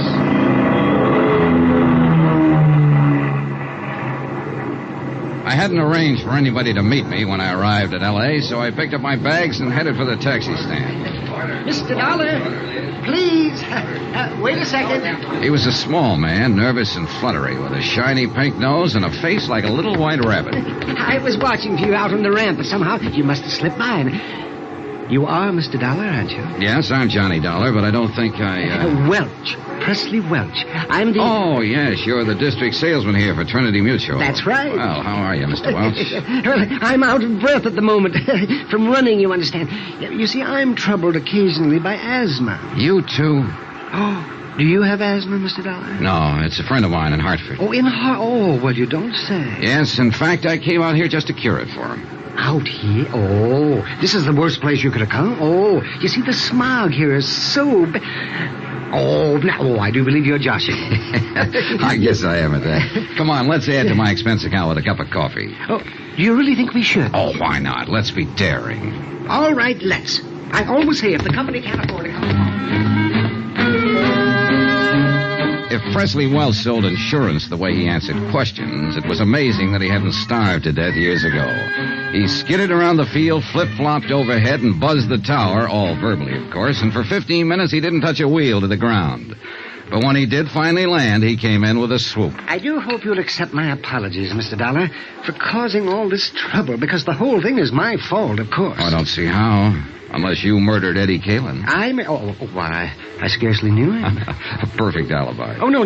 You misunderstand. Oh, I'm just joshing. What I meant was, I wrote the policy. And I knew better right when I did it. Oh? What do you mean? Well, Mr. Kalin was quite facetious about the whole procedure. When I tried to point out the retirement security factors in our multiple endowment plan, he actually laughed. You don't say? Yes. He said all the security he'd asked for was 2 aces up and 1 for the kicker. Well, what about Mrs. Kalin? What was her attitude? Well, she was quite serious about it. Wasn't she the one who actually applied for the policy? Well, not technically. The beneficiary can't, you know. It's against the rules. Yeah, I know, but didn't she... Well, she was the one, yes, that called me and asked me to come out and talk to her husband. And he finally signed the application, but he seemed to regard it as a joke. He only did it as a favor to her, something of that sort. And now it's turned out to be a $10,000 favor. What kind of a woman is she, Mr. Welch? Well, she's quiet, well-mannered, quite charming, I thought. I must confess I felt a good deal of sympathy for her, in view of her husband's incessant flippancies. A real happy fellow, huh? Oh, positively frivolous, Mr. Dollar. And I should have been warned by his attitude. You know, insurance is a serious business. Oh, sure. But Eddie Kalin didn't laugh himself to death. Oh, my. Oh, he died in a fire when his automobile caught fire. Laugh. Oh, I see what you mean. Say, tell me, how well did you get to know the Kalins, Mr. Welch? Oh, hardly at all. I saw Mr. Kalin twice, once at his apartment the evening I sold him the policy, and then 2 weeks later at my office when he came in to sign the paper. And Mrs. Kalin? Only once, that evening at their apartment. She phoned me earlier in the week. And you haven't seen her since her husband's death, huh? No. I phoned to express my sympathy, but she wasn't available. She hasn't filed a claim yet. No, but I knew she would, so I took it on myself to notify Hartford. I just can't help feeling guilty about this, you know. Yes, so you mentioned. Not that I really am, of course, but, well, you understand. It's Oh, sure, I understand. Well, I'll keep in touch. Watch out for comedians, Mr. Welch. Watch out for who? Oh, comedians, watch out. Expense account item 3, $6.35. Taxi fare to the Beverly Wilshire Hotel, and a second taxi to the West Los Angeles Precinct Police Station. The case wasn't being handled by any of the usual departments, Bureau of Homicide, Missing Persons, and so on. The man in charge was Detective Sergeant Jose Reynosa, unattached, working out of the Central District on special assignment. Pull up a chair, Mr. Dollar. When I talked with him in his office, Reynosa told me the reason for it. Yeah, it's a funny deal, Mr. Dollar. The facts in the case could point a lot of different ways. But the way it stands right now, they just don't add up in any direction. At least not quite. Do you mind filling me in on some of those facts, Sergeant? I'll be glad to. Last Thursday morning at 4:20 a.m., we got a call relayed through the fire department to investigate a burned automobile out on the Palos Verdes headland, up in the hills above the harbor. The car was lying in the bottom of a ravine below the road, and it was a total loss. Apparently, the gas tank had burst and flooded the whole interior. Oh, what do you mean, apparently? Well, the upholstery may have been deliberately soaked with gas. The arson squad isn't sure. I see. That's why this case doesn't quite fit in any niche, Mr. Dollar. It might be homicide, might be arson, missing person, or only an accident. We're not sure yet. Anyway, there was a body in the driver's seat, burned to a cinder. Unrecognizable. But we did recover a few personal effects. A signet ring, keychain, wristwatch with a strap burned off, a wallet badly scorched. I noticed the keychain has a metal tag with the address stamped on it. Yeah, that and a part of the driver's license were the only leads. Eddie Kalin, Argus Terrace Apartments up on Sunnyway Drive above the Strip. So we went up there and we ran into a second surprise. What do you mean? Nobody home. We attained access, found the place in a mess. There'd apparently been a fight, a chair and a couple of lamps were broken, and there were bloodstains in the living room. What about Mrs. Kalin? Located her the next afternoon. She'd been spending a few days at a friend's cabin up at Arrowhead. Does the friend confirm it? She was there alone, had her own car. Yeah, she might have come back to town that night, but we got nothing to prove it. Or disprove it. Right. Just another one of those maybes. That's all this case is, a collection of maybes. Yeah, I see what you mean. Tell me, Sergeant, just who was Eddie Kalin?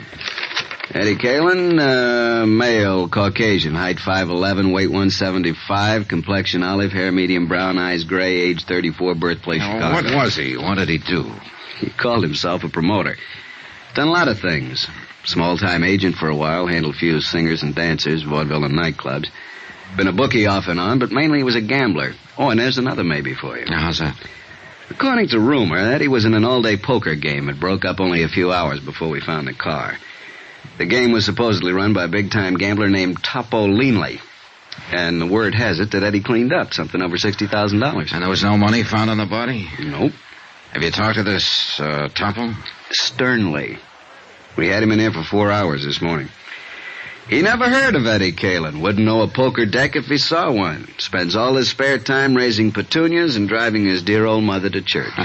Like that, huh? Like that. So there's another one for you. Maybe Topo didn't like the idea of losing $60,000, decided to get it back. Or maybe the widow wanted the insurance, or it could be that somebody else took a crack at him. And it's possible, of course, that Eddie mailed the $60,000 to a blonde in Milwaukee and just ran off the road by accident. Yeah, it's possible. But I don't think so. I don't think it was an accident. I'm always getting cases like this. It's the kind they always put me on. Officially, it's because I'm a college man and majored in criminology, but actually, it's because I'm a Latin, Mexican ancestry, and they know I get certain feelings about a case, hunches. Oh? And how do you feel about this one? It's hokey. Real hokey. And it's murder, not an accident. But beyond that, can't solve. Why don't you poke into it a little, see what you can find? Then maybe we can talk it out some more over a bottle of Muscatel. Yeah, good idea. Where can I find Mrs. Kalin? Oh, the widow? Well, that's a good starting point. She's out at their apartment. There's the address. Okay, thanks. Oh, just one other thing, Sergeant Reynosa. When you gained access to the apartment, I assume the door was locked. Yeah, it took a little effort. What kind of a lock? Automatic night latch? Spring cylinder? No, it was an old-fashioned Warden bolt. Had to be locked with a key. Mm-hmm. What are you getting at, Mr. Dollar? Oh, a hunch of my own, Sergeant. Let's save it for the Muscatel. See you later. Expense account item 4, $2. Taxi to the Kalin apartment in West Hollywood.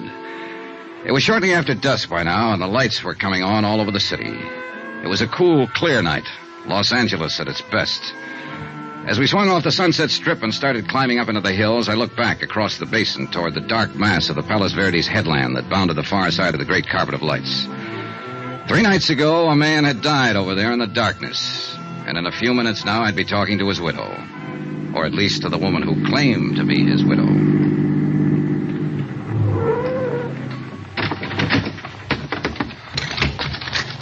Keep the change. The Argus Terrace apartments, like most of them in that section, sprawled up the hillside above the street. 6 or 8 apartments on as many different levels, all opening onto a central patio filled with walks, steps, and banks of tropical plantings. The Kalin's apartment was at the top, and I was still 50 feet from it when the door opened and a man came out and hurried toward me. I stepped back against the shrubbery and waited for him. Good evening, Mr. Welch. Oh, my. Oh, it's you. Your second visit to Mrs. Kalin? Second? Oh, yes. Yes, it is. I imagine you've been notified, too. Notified? Well, yes. I got a wire from the Home Office in Hartford this evening. That's why I'm here. Well, Mrs. Kalin has filed under the double indemnity clause of the policy a claim for $10,000. She has, huh? She hopes it can be paid immediately and without any trouble. Well, I don't like to dash a lady's hopes, Mr. Welch, but I've got news for the widow. News? The claim won't be paid immediately. And before this is over, there's going to be a lot of trouble. Oh? In fact, Mr. Welch, if my hunch is right, this claim is not going to be paid at all.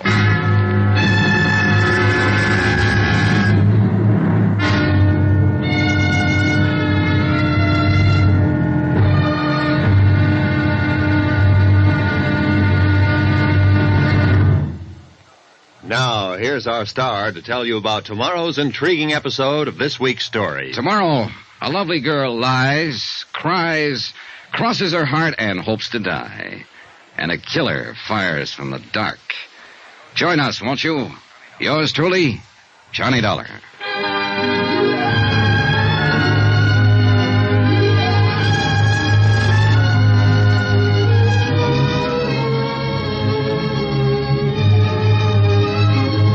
Yours truly, Johnny Dollar, starring Bob Bailey, is transcribed in Hollywood. Written by Les Crutchfield, it is produced and directed by Jack Johnstone. Be sure to join us tomorrow night, same time and station, for the next exciting episode of Yours truly, Johnny Dollar. Roy Rowan speaking.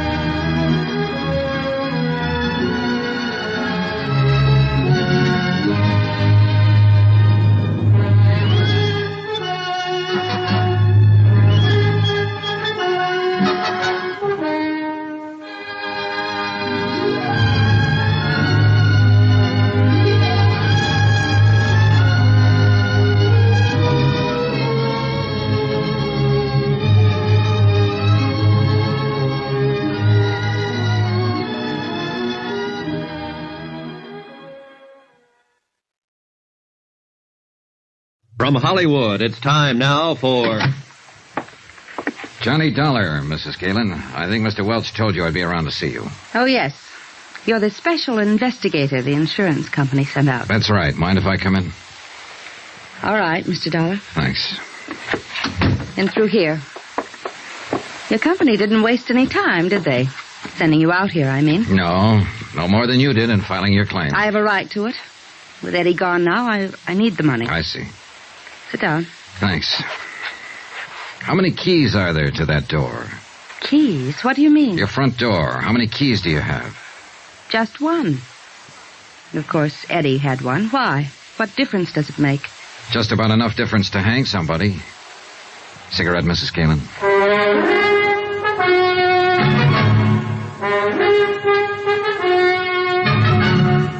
Tonight and every weekday night, Bob Bailey in the transcribed adventures of the man with the action-packed expense account, America's fabulous freelance insurance investigator. Yours truly, Johnny Dollar.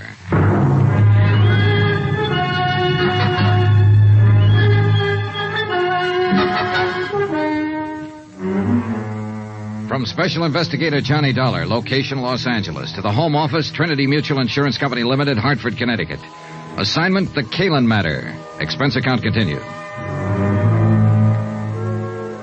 That's quite a dramatic statement, Mr. Dollar. Are you prepared to name that somebody who may get hanged? Not at the moment. Could it be that you don't have a name? That's possible, of course. That you're just fishing, so to speak? Bluffing? Now, why would I do that with you? I don't know, frankly, but you must have come here for some reason. Yes, I wanted to ask you a few questions. And you'd be smart to answer them, under the circumstances. What circumstances? The only one I know anything about is the tragic one of losing my husband only 3 days ago. You have my sympathy, Mrs. Kalin. Sergeant Minosa questioned me for hours. There's nothing more to answer. Will you go now, please? All right, if you say so. Your unwillingness to cooperate will undoubtedly prejudice your claim for the insurance. That's all you care about, isn't it? Finding some excuse for not paying off the policy. Now, wait a minute, Mrs. Kalin. I'm not crooked, and neither is the company. If a claim is legitimate, they pay it, always. I'm sick of being under suspicion, of being accused. I'm not accusing you of anything. All I'm after is some information. And if you refuse to give it... Good night, Mrs. Keelan. No, wait. Wait, Mr. Dollar. Yes? Don't go. Come back, please. I'm sorry. I've been under such a strain, on edge. Forgive me. That's all right. Forget it. I didn't mean what I said, but I've answered so many questions. And to go through all of it again, well, it seems so pointless. Yes, I understand. But I've found that people say things to me sometimes that they forget to say to the police. They're more relaxed, I guess. Don't feel they're on the spot so much. That's true. But I thought it was just me. No, you're not alone. I remembered something like that after I talked to Sergeant Reynosa. He wanted to know where Eddie hung out mostly, bars and so on. Could only think of two. What are the names of the bars, Mrs. Keelan? The Eloines on Beverly Boulevard and the Brass Monkey Inn down on the Strip. What difference does it make? Eddie wasn't killed in a bar. No, but he probably met people there, talked to them. You see, it's a matter now of trying to reconstruct his life, step by step, right up to the moment he died. You'd be surprised how much bartenders see and hear. And remember. I suppose they do. All right, Mr. Dollar. I'll be glad to answer any questions you want to ask. Good. One thing, though. I wasn't expecting visitors, of course, and I wonder if I could have just 5 minutes to change and freshen up a little. Oh, well, that's unnecessary. I won't be here long. But I'd feel better, really. Do you mind? No, of course not. Go ahead. I'll be right back. Pour yourself a drink, Johnny.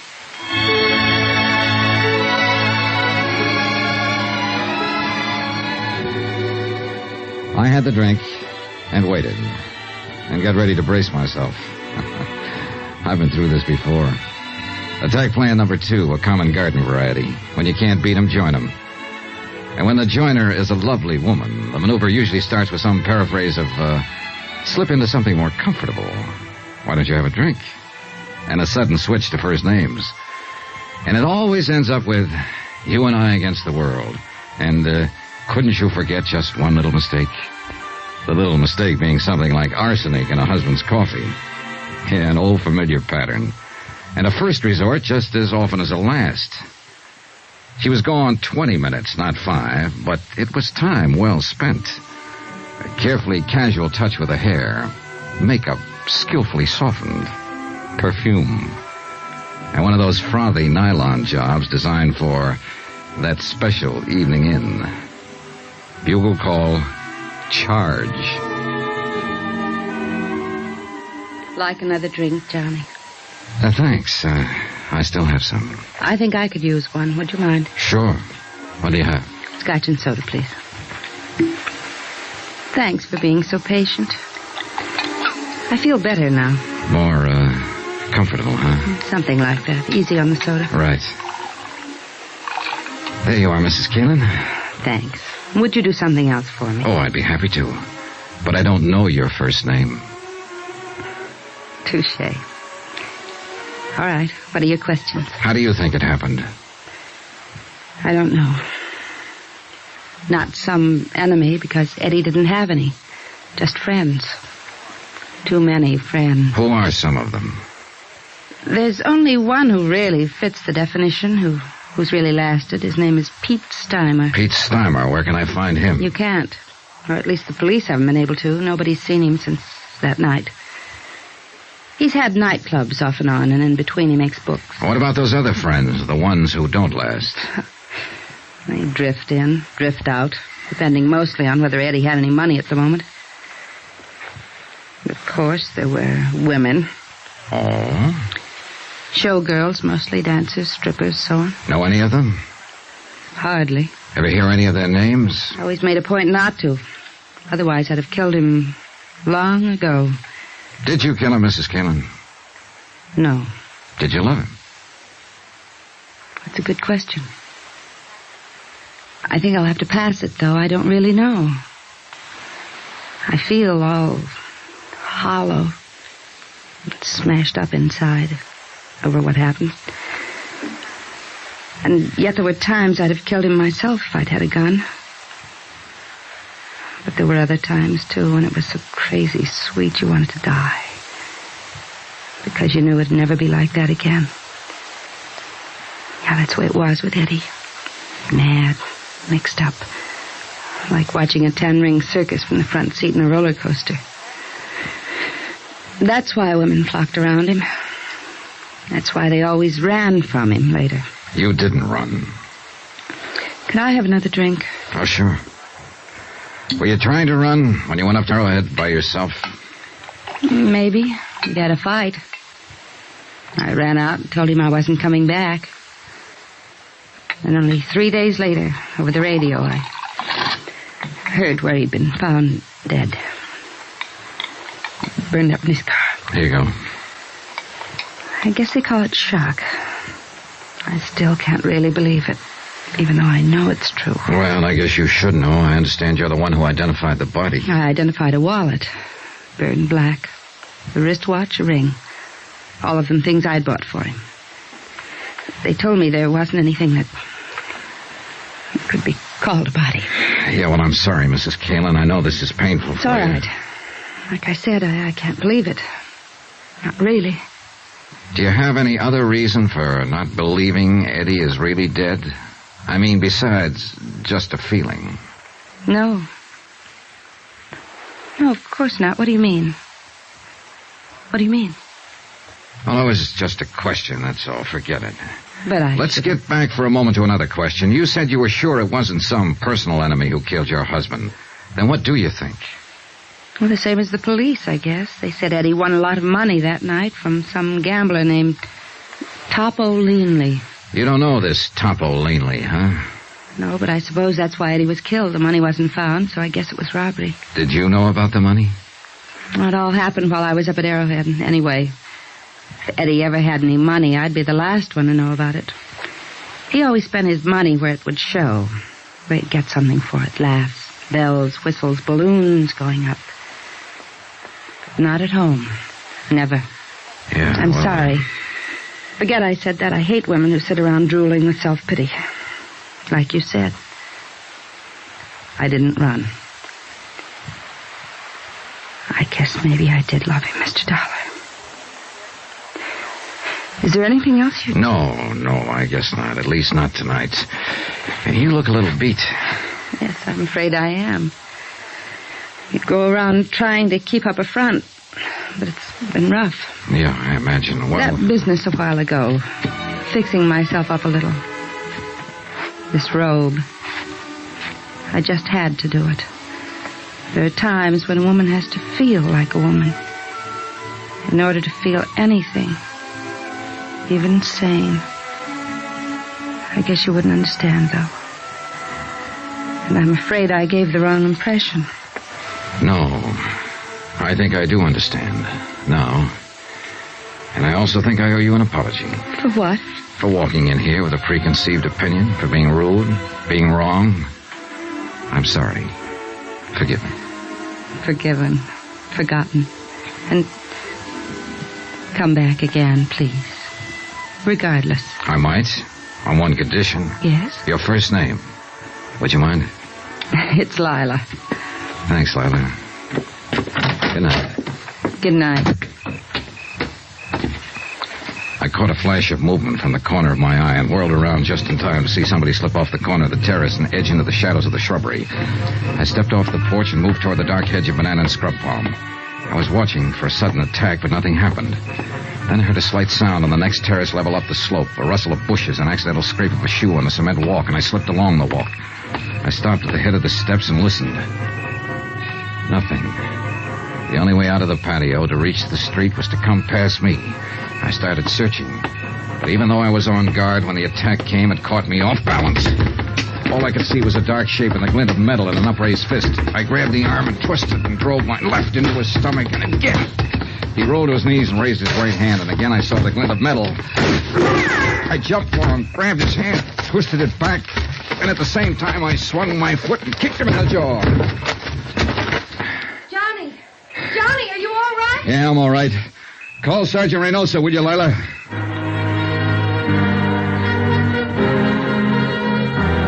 cold. I turned him over on his back and struck a match to get a look at him. He was a big man, stocky, bull-necked, blonde-haired. I slid my hand inside his coat and fished out his wallet and opened it. His name was Topo Leanley.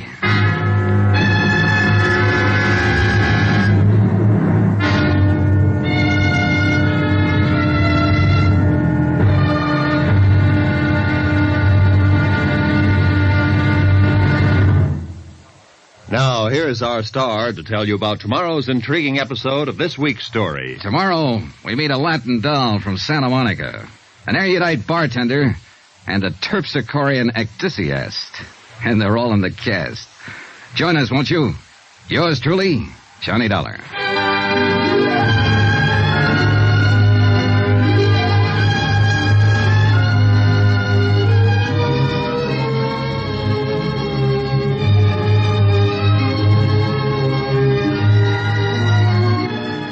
Yours truly, Johnny Dollar, starring Bob Bailey, is transcribed in Hollywood. Written by Les Crutchfield, it is produced and directed by Jack Johnstone. Be sure to join us tomorrow night, same time and station, for the next exciting episode of Yours truly, Johnny Dollar. Roy Rowan speaking.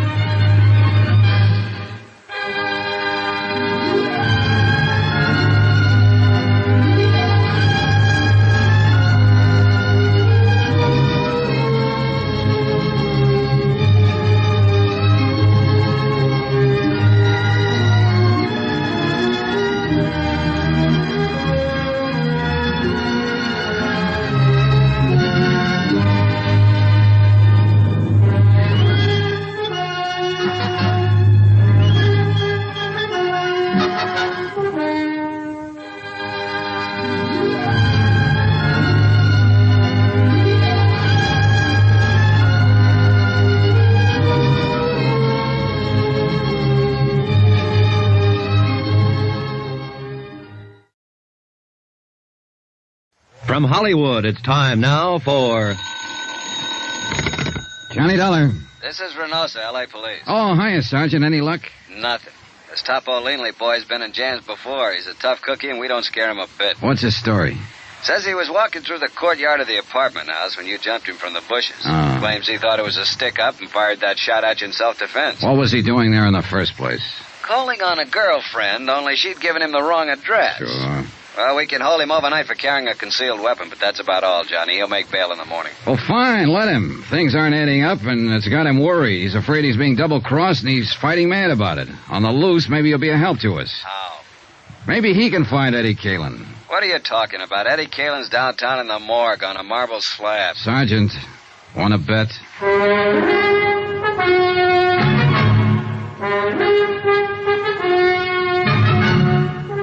Tonight and every weekday night, Bob Bailey in the transcribed adventures of the man with the action-packed expense account, America's fabulous freelance insurance investigator. Yours truly, Johnny Dollar.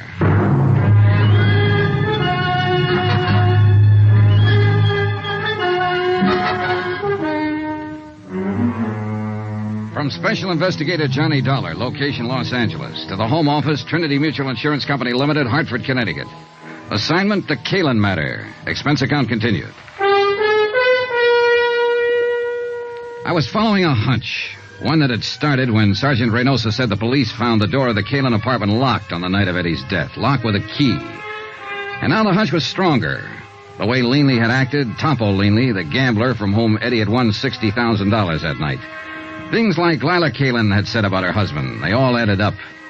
But it was still only a hunch, not proof. And proof I had to have.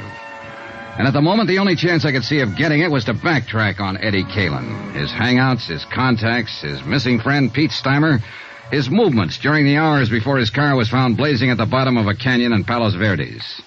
In a way, what I had to do was bring him back to life. Expense account item 6, $14.10. Transportation 2 and incidentals at a dim little hole-in-the-wall bar out on Santa Monica Boulevard called the Cafe Eloines. It was an out-of-the-way clip joint dedicated to the mood Caribbean, complete with palm fronds, drinks, and coconut shells, and a lovely little hostess with a beautifully developed and well-rounded Latin accent. You would like a nice table, amigo? Oh, this one's fine. But I would like a nice talk. Sit down, honey. Let's get acquainted. Well, maybe for a few minutes. My name is Pepita. Of course. What else? I'm Johnny Dollar. That's a funny name. Oh, I'm a funny guy. Will you buy me a drink? Is that the gimmick here? Gimmick? Well, what do you order? A champagne cocktail? See. For which I pay $2. It's made with 10 cents worth of sauterne. You get a $1 kickback. Isn't that the way it's played? Are you with the Vice Squad? No, forget it. Relax. Hey, look. I'll do better than buy you a drink. What are you doing after you're through here? No dates. When I quit work here, I go straight home, amigo. And I live with my mother. Oh, well, that's a very good arrangement. Cheaper that way for both of you. But here's $10. What I want from you is some information about a customer who comes in here a lot, or used to anyway. Eddie Kalin. You know him? You are not the police, or you would not give me $10 just for talking. Sure, I know Eddie. What you want to know about him? When did you see him last? On Thursday, the day before he was killed. How did he act? What did he say? Anything out of the ordinary? He said he loved me madly, passionately, devotionally. And if I do not love him too, he will kill himself. Just like ordinary. He was lying, of course. But he always was such exciting to listen. Then he buy me champagne cocktail and borrow from me the money to pay for it. Quite a boy. Que hombre. He was, how you say, he was the most. Yeah. How long was he in here that night? Quien sabe? 1 hour, perhaps? By himself? No. With his amigo, with Pete. Pete Steimer, huh? Yes. Have you seen Pete since then? No. I do not think nobody has seen him. What do you think's happened to him? Who knows? Maybe he is too sad for Eddie dying. So he is hide out someplace all by himself. Well, it's a theory. Did Eddie seem worried that night? No. Scared? No, not scared. Nothing special on his mind, apparently. No, just like always. Just like Eddie. You know. No, I never met him. Oh? Then why you ask this question? Oh, just a routine business matter. What about women? Women? Yeah, other girlfriends of Eddie's. And next to you, of course. Oh, next to me. With Eddie, every girl was first. Well, what about the nightclub here? Any of them come in here, work here? Oh, Eddie was too smart for that. In each one place, only one girl. That way, no trouble. Eddie was smart. Yeah, he was the most. What about girls in other places around town? Do you know any of them? No, I do not know any, but... But you've heard rumors. Well, there is a place which is called the Brass Monkey. Ah, yeah. They have girls there which, how you say it, they take off some clothes and go jump around with the music. Strippers? Well, strippers. Well, somebody has always make jokes with me about one of those strippers. They say Eddie has had the big thing with her. They think to make me mad, but there's no difference to me. I know how Eddie is. Do you know the girl's name? The very silly name, which she has make up. It's Marty Midnight. Marty Midnight. She has black hair like me, but mine is natural black. Oh, yeah, sure. I figured as much. It's very beautiful. Muchas gracias, Johnny. Well, thanks for some pleasant conversation. You are leaving now? Yeah, what? But maybe you will come back. No? I wasn't planning to. At 1 o'clock, I am through working. If you will come back... No? No. We wouldn't want to worry your poor old mother, would we? Keep her waiting up. What are you talking about? My mother is living in Havana, Cuba. Expense account item 7, $23.40. More transportation and some more of those incidentals. This time at the Brass Monkey Inn. That name had come up twice now.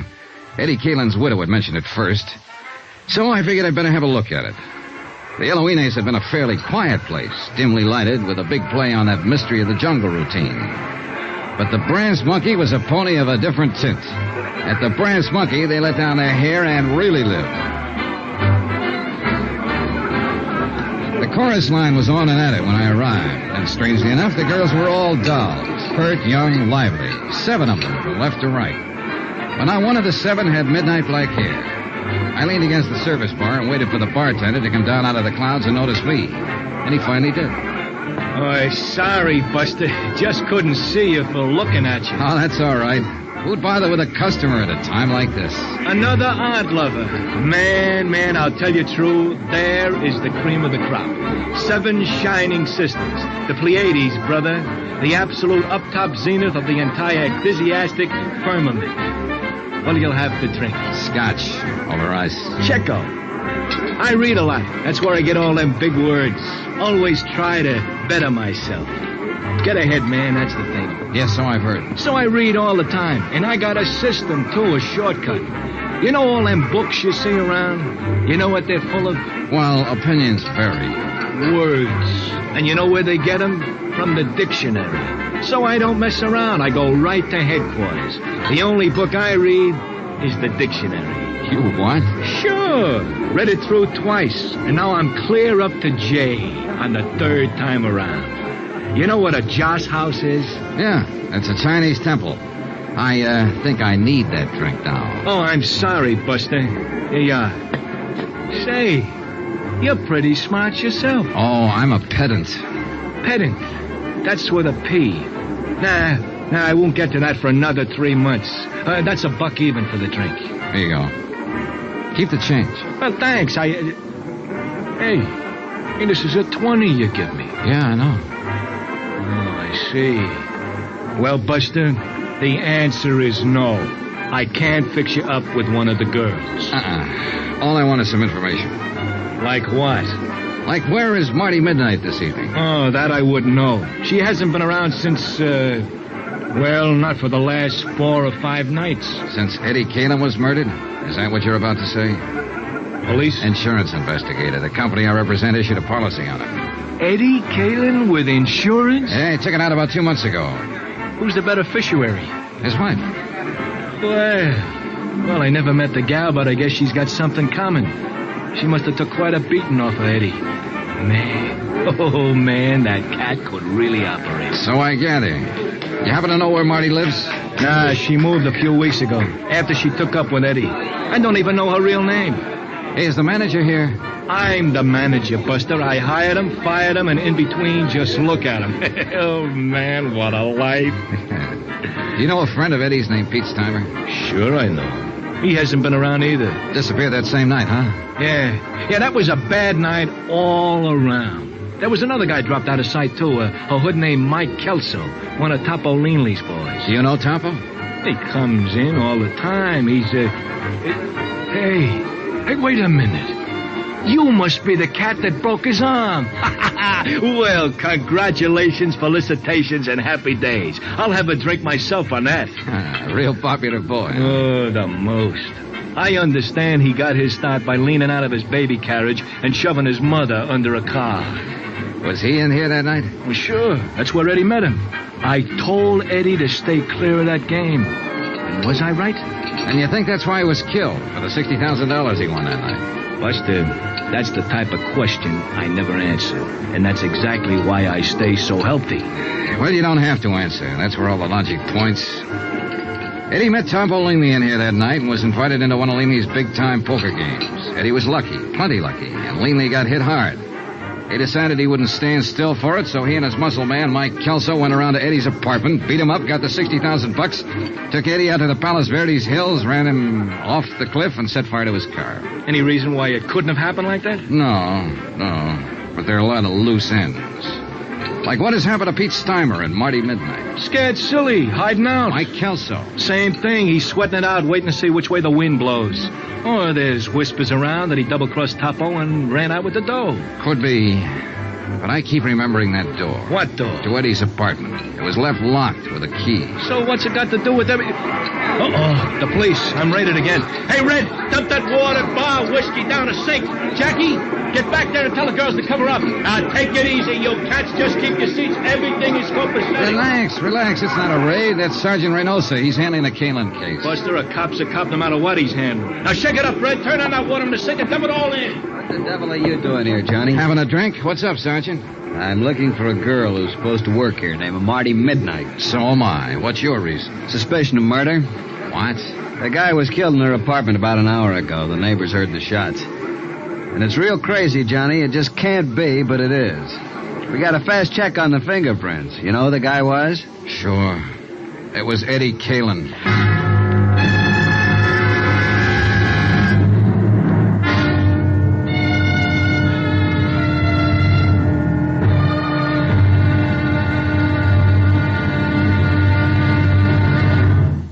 Now, here's our star to tell you about tomorrow's intriguing episode of this week's story. Tomorrow, a stakeout, a manhunt, and a tired intern breaking his heart to keep life in a broken body. Join us, won't you? Yours truly, Johnny Dollar.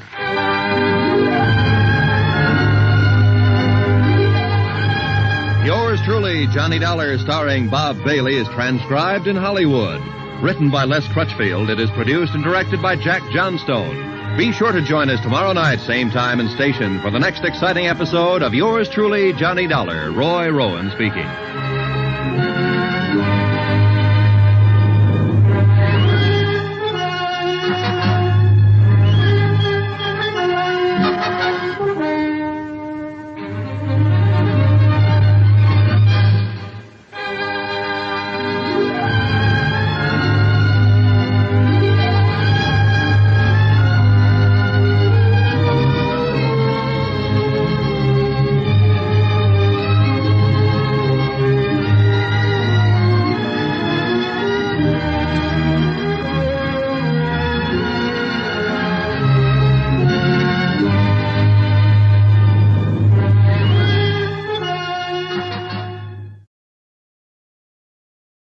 From Hollywood, it's time now for... Johnny Dollar. Johnny? Well, that's strange. Is this Mrs. Kalin? Lila? Yes, someone from the police department asked me to call Sergeant Reynosa at this number, but I didn't... Yeah, Reynosa was trying to reach you, but your phone didn't answer. Well, I was just letting it ring. I was trying to get some sleep. Then the officer came by. Where are you, Johnny? What's happened? We're at the apartment of a girl named Marty Midnight. Ever hear of her? No, why? Lila, you better brace yourself, honey. You've got another shock coming. Shock? What do you mean? Your husband didn't die in that burning auto? Eddie's alive? No, not now. He was shot to death an hour and a half ago here in Marty's apartment. Who did it? I don't know yet. Hang on to yourself, and I'll come by and see you as soon as I'm free here. Will you, Johnny, please? Promise.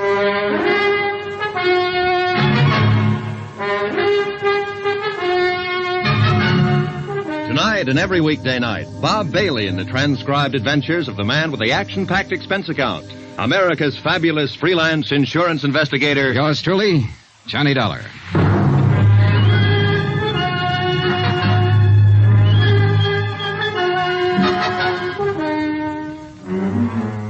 From Special Investigator Johnny Dollar, location Los Angeles, to the Home Office, Trinity Mutual Insurance Company Limited, Hartford, Connecticut. Assignment, the Kalin matter. Expense account continued.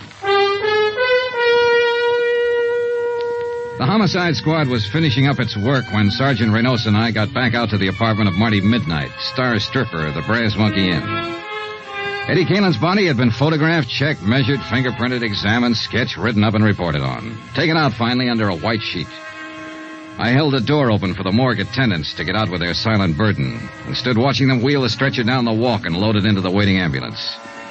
A light mist had started to fall, and a damp, cold blanket of fog was seeping down from the dark hillsides of Griffith Park beyond the road. There was a feeling of finality in the air, of the end of things. And for the man who died twice, it was final. Yeah, there was no doubt about it this time. Eddie Kalin was dead. I am tired, Johnny. Just plain dead dog tired. Yeah, it's getting to be a long night.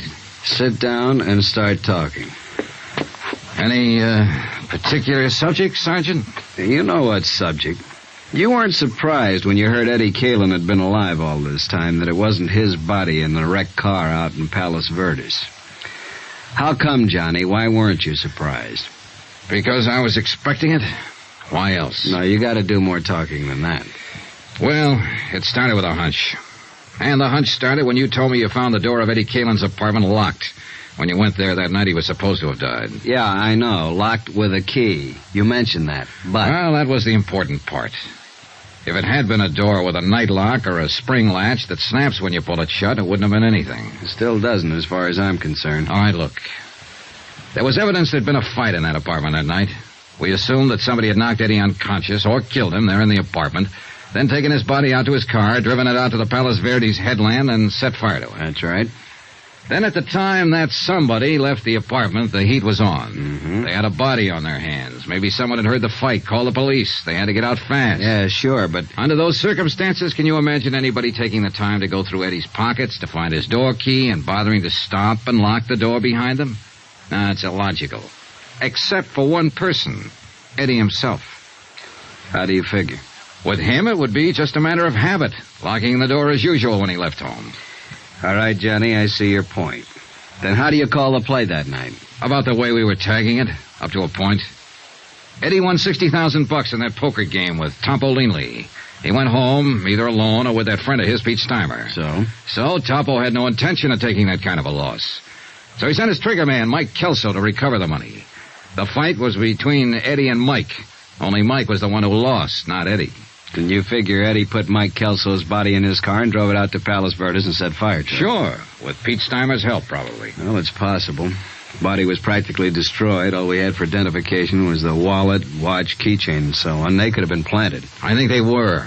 It was a sudden idea, spur of the moment. But Eddie was ripe for it. There he was, with $60,000 in his pocket, but a dead man on his hands. And as far as his wife was concerned, I think the chance of shaking her and not sharing the money was just an added inducement.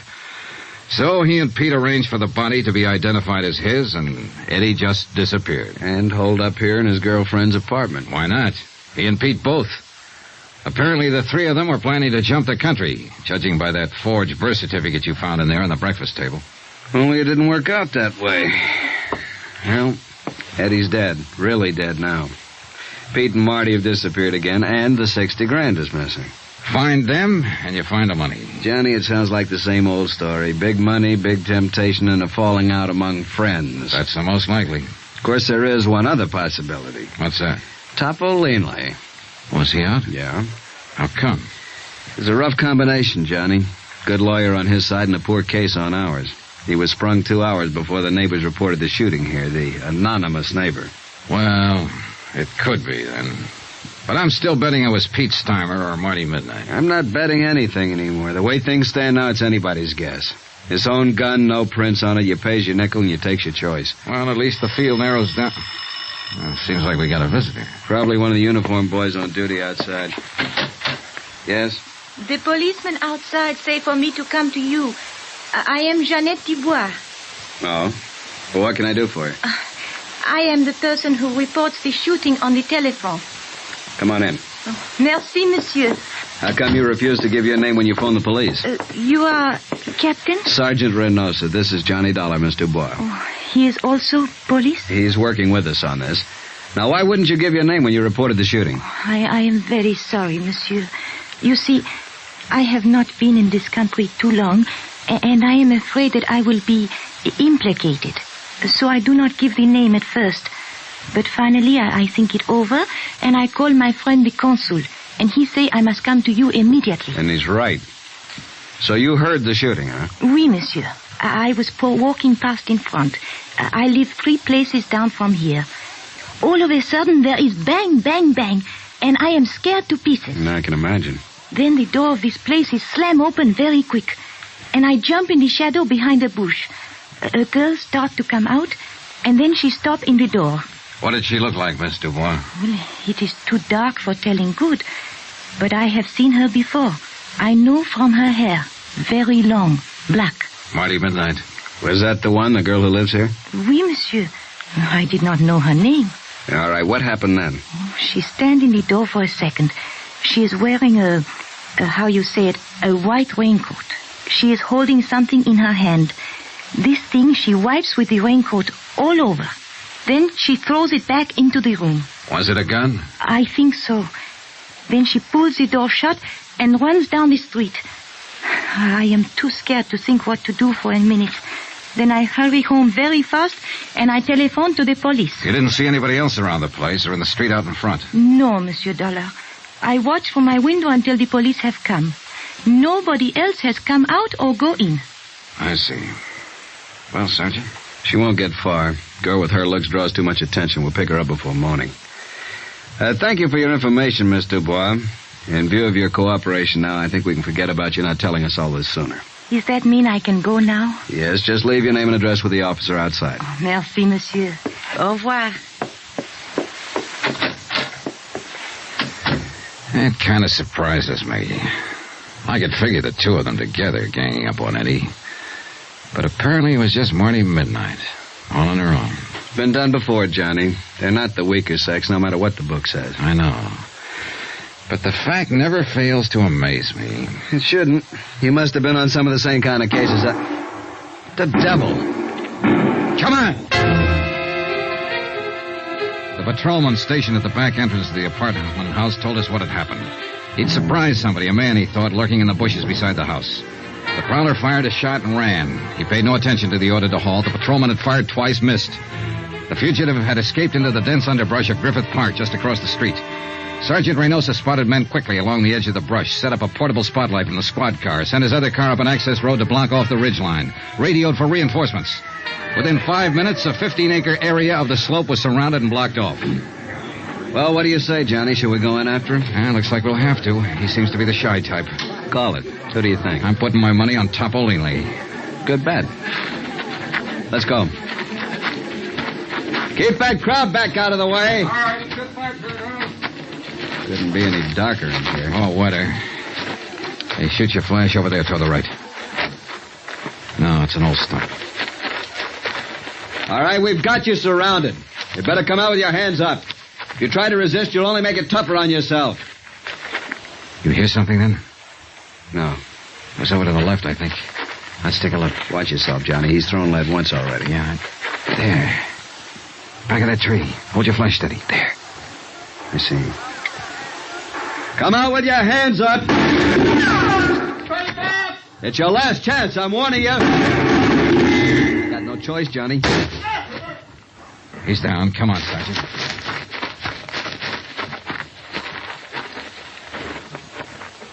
Well, what do you know?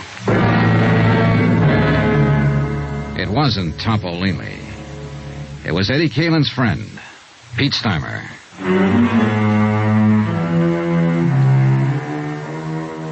Expense account item 9, $1 for a newspaper, 2 packs of cigarettes, and a cardboard carton of hot coffee purchased from an all-night diner across the street from the Queen of the Angels Hospital. I took them up to the police emergency ward, room 612, pulled a chair up in front of the window, and sat down to wait. Pete Steimer was still unconscious. Still hadn't been able to speak a word since he dropped to the ground with Sergeant Reynosa's bullet in his chest. So I waited. Outside, the cold mist was still coming down steadily. The night was pretty far gone. It was less than 3 hours before dawn. A nurse sat silently beside the bed. The only sound in the room was the hoarse, slow breathing of the wounded man.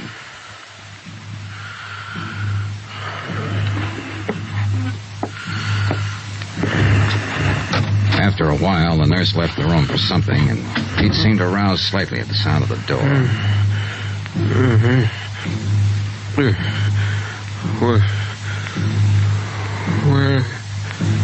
Where am I? Take it easy, Pete. Don't try to talk. Eddie. Is Eddie here? No, he's not here. He ought to be here. It's always been like this. Relax now. It's all right. Eddie always runs out and leaves somebody else to Easy now, easy. Somebody else to face the music. Pete?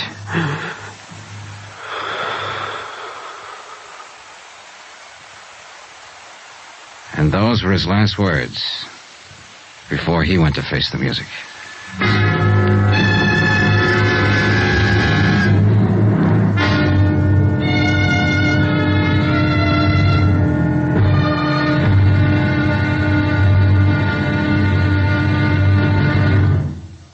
Now, here's our star to tell you about the final intriguing episode of this week's story. Tomorrow, a quarry run to earth, a strange alibi, and a shocking twist at the wind-up. Join us, won't you? Yours truly, Johnny Dollar.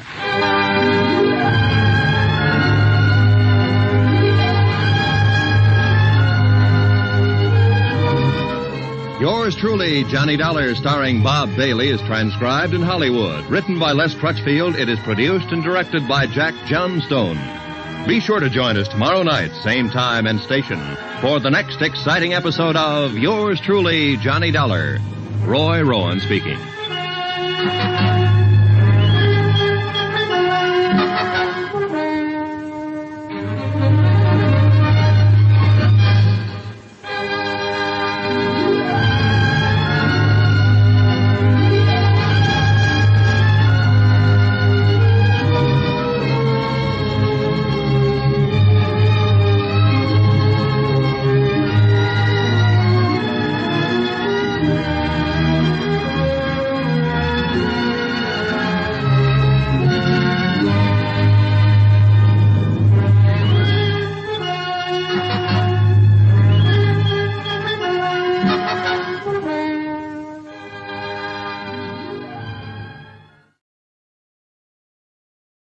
From Hollywood, it's time now for... Johnny Dollar. Sergeant Reynosa, Johnny. Oh, I was just going to call you. Has he talked yet? Pete Steimer is dead. When? A few minutes ago. He almost regained consciousness for a few seconds, and that was all. There's no chance to question him. It's too bad. Yeah, he might have been able to clear it up for us. I think maybe it is cleared up, Johnny, or will be at least in the next hour. What do you mean? We picked up Marty Midnight. When? Where? A few minutes ago at the bus depot with a ticket for San Diego in her hand. I haven't talked to her yet. They're holding her downtown headquarters. Why don't you meet me there? Fine, right away. Looks like the wind-up, Johnny. I hope so. I really hope so.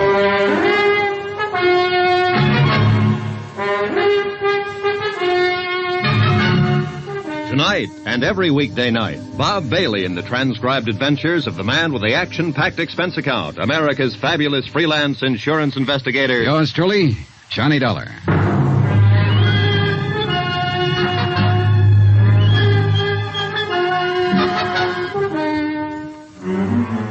From Special Investigator Johnny Dollar, location Los Angeles, to the Home Office, Trinity Mutual Insurance Company Limited, Hartford, Connecticut. Assignment, the Kalin matter. Expense account, final page. Item 12, $1.60. Taxi from Queen of the Angels Hospital to police headquarters and interrogation room 9. The police clerk showed me to the observation anteroom and left. I paused for a moment and looked in through the one-way mirror window. Sergeant Reynosa was already there, and the girl, Marty Midnight, sat facing him across a plain wooden table. He was glancing through the arrest file and apparently hadn't started to question her yet. She was younger than I'd expected, not over 22 or 23, and she was obviously scared. But her face was set and ready, sullen, defiant. I tapped on the door, and the jail matron let me in. Oh, come on in, Johnny. Hey, take that chair, if you will. Thanks. When do I get to see a lawyer? You go under the name Marty Midnight? That's right. I said What's your real name? How long have you been in Los Angeles? Where'd you live before that? You see we got hold of here, Johnny? Yeah, I see. One of those wise ones, or so she thinks. If you're ever arrested, keep your mouth shut. Somebody told her that back along the line. She thinks it's good advice. I want a lawyer. Don't talk. They can't pin anything on you. She believes it. She'll probably still believe it right at the door of the gas chamber. I haven't done anything. You gotta let me see a lawyer. It's a law. You'll see one at the usual time. I know that law, too, Marty. And you're not being deprived of any of your legal rights. What's your real name? Well, then I guess we'll have to contact your folks and see if they have any influence. Contact my folks? Who are they? Go on, tell me. Well, let's see. Oh, yes, Mr. and Mrs. John R. Jackline of San Diego at 426... How did you find out? And your name is or was Jean Luann Jackline. Don't let my folks know, please. I'll talk, Sergeant. I'll answer anything you want to know. If you just won't use my real name. If you won't let my folks find out, please. Suddenly, she was just a frightened kid, not a hard-boiled little chorus pony, a nightclub stripper, but only a scared girl who didn't want her folks to find out. She kept her head down, and she answered Reynosa's questions, her eyes lowered like a repentant school kid who had been caught playing hooky. Then I remembered. The charge here was murder. Did you know that Eddie Kalin was married when you started going around with him? Not at first. And later you found out, but you kept on going with him. Well, he said he was getting a divorce. He said he'd been trying to get free of his wife for 6 months, but she wouldn't let him. Did you believe that? Well, yes. I don't know. I didn't until he came here that night. He said we're going to run away to Mexico together. The night he killed Mike Kelso? Yes, but I told you I didn't know about that until 2 days later. And it was self-defense, honest. Mike was trying to hold him up to get back the money Eddie won in that poker game. It was self-defense. Then why did Eddie go into hiding? Well, I told you that, too. It was his chance to get away from Lila and... Where were you going when the police arrested you over there in the bus station? San Diego. To my folks. Nobody here ever knew me by any name except Marty Midnight. I didn't think you could trace me. And you didn't want to be traced? Well, of course not. I came back and saw the police car at my apartment, and then I knew you'd found Eddie. I didn't want to be mixed up in it. Why'd you kill him? Marty? Kill who? Eddie. It wasn't Eddie. It was Mike Kelso. Eddie's the one who killed him in a fight. I told you that. It was... Oh, but you know it wasn't Eddie. You picked him up at my apartment, didn't you? Yeah, sure. We picked him up. In a basket. What? He's across the street from the morgue. Why'd you kill him, Marty? I didn't kill anybody. I didn't know Eddie was dead. I was coming home and I saw the police car. I thought you'd found him, that's all. I didn't know he was dead. I didn't kill him. You gotta believe me. I didn't know anything about it, honest. Honest. Marty Midnight.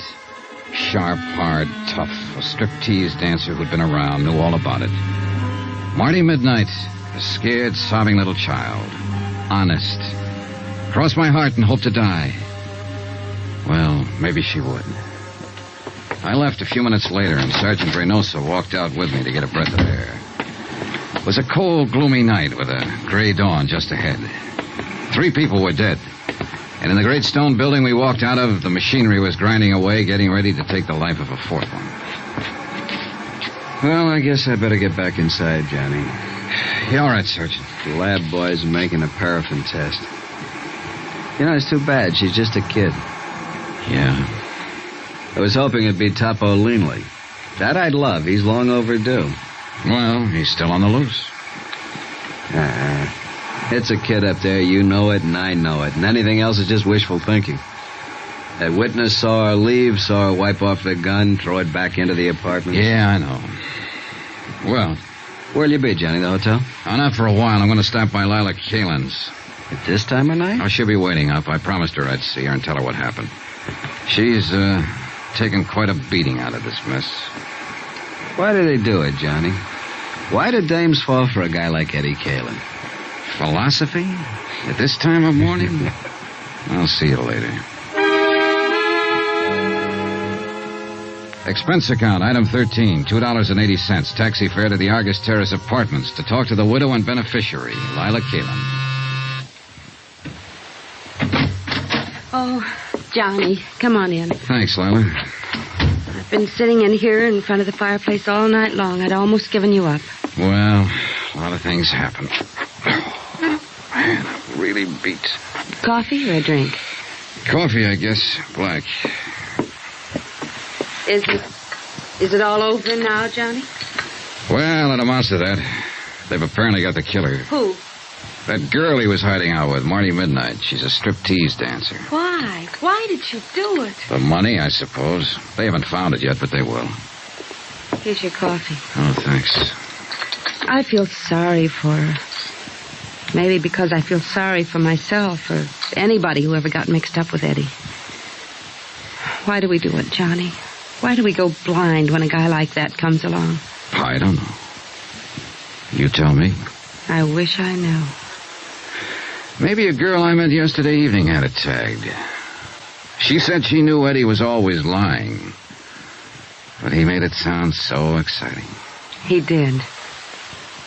I had 4 years of it. Never knowing when he'd walk out and not come back. Never knowing who he was with. Knowing only one thing for sure. That he was lying to me every hour of the day. Now that it's over, I wonder why I went through with it. But he did make it sound exciting. Well, the best thing you can do, Lila, as soon as it's cleared up. Who can that be? This Oh, it might be Sergeant Reynosa. I told him I'd be here. Hello? Oh, yes, just a moment. You were right. Thanks. Yeah. Hold on to your hat, Johnny. It's wide open again. What do you mean? That paraffin test, negative. What? Marty Midnight hasn't fired a gun in the last 2 days. She was telling the truth, witness or no witness. So it looks like Topo Leanley's aboard. Sergeant, wait. Huh? What was Marty wearing when they picked her up at the bus depot? Why, the same thing she was when you saw her. Skirt and sweater. Did she have a coat on? Short jacket. What are you getting at? Hey, Johnny, you still there? Sorry, I was thinking, and it figures. Sergeant, can you come out here right away? Delilah's place? Why? It's important. Believe me. All right, Johnny, right away. What was it, Johnny? Lila with the coal black hair. It's beautiful. Well, thank you, Johnny. Pepita has black hair, too. And Marty Midnight. Eddie only liked dark-haired girls. But Marty didn't have a white raincoat. I'll bet you do, though. What? Where is it?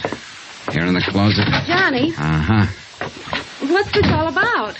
A witness saw a girl leave Marty's apartment right after the shots. But it was dark, and all the witness could make out was the black hair and the white raincoat. What do you mean? The witness saw the girl wipe off a gun on the front of her coat, then throw it back into the apartment and run. There are smudges on your raincoat, Lila. It's grease off the door of the car. Supposedly you haven't been out of this place since I talked to you yesterday evening. But it hadn't started to rain then, and the coat's damp.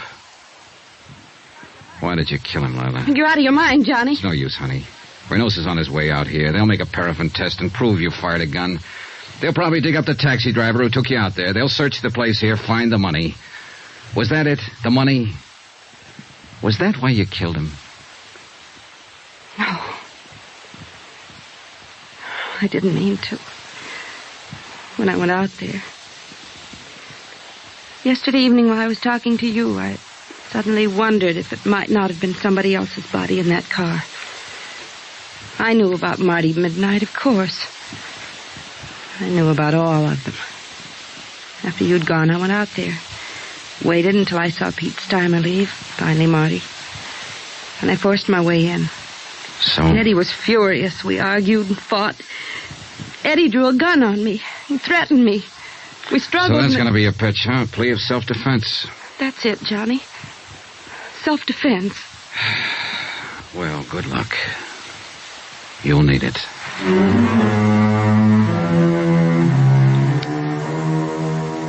Expense account item 13, $263.35. Incidentals, etc. in Los Angeles and plane fare back to Hartford.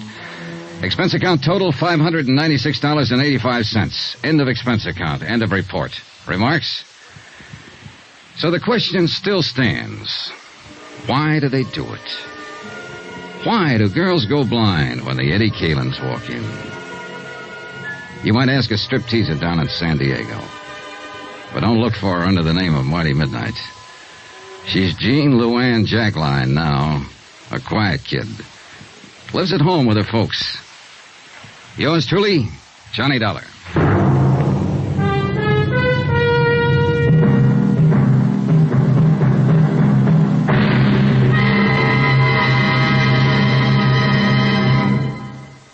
Now, here's our star to tell you about next week's intriguing story. Next week, the case of a beautiful girl who refuses to see the man she loves as he really is.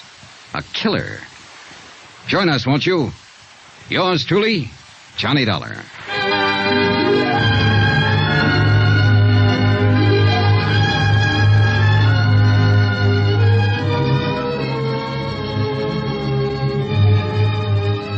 Yours truly, Johnny Dollar, starring Bob Bailey, is transcribed in Hollywood.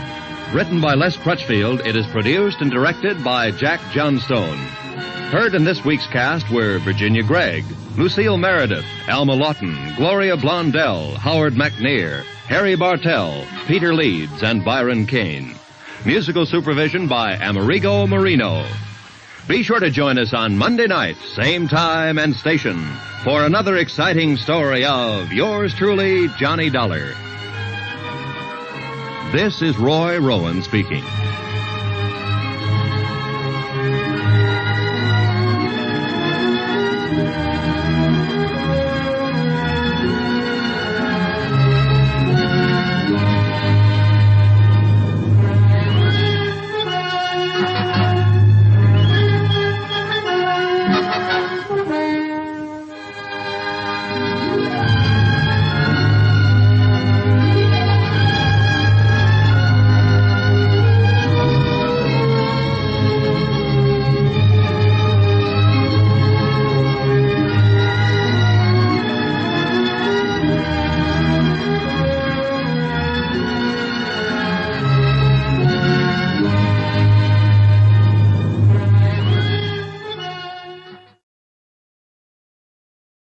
From Hollywood, it's time now for Johnny Dollar. This is Orrin Vance. Orrin Vance? Yeah, you sent me up to Ossining 7 years ago, you remember? Huh? Oh, yes, I think I do. You know, I thought a lot about coming out and killing you, Dollar. Mm-hmm. But instead, I'm going to do you a favor. Yeah? Yeah. I think maybe you and I can work out something. You know, this sounds like double talk to me. Don't you give me any routine, Dollar. I heard 'em all. I'm calling you with information about the Todd case. Todd? I don't remember. Well, look it up. It cost your company $75,000. Hey. Hello? Vance?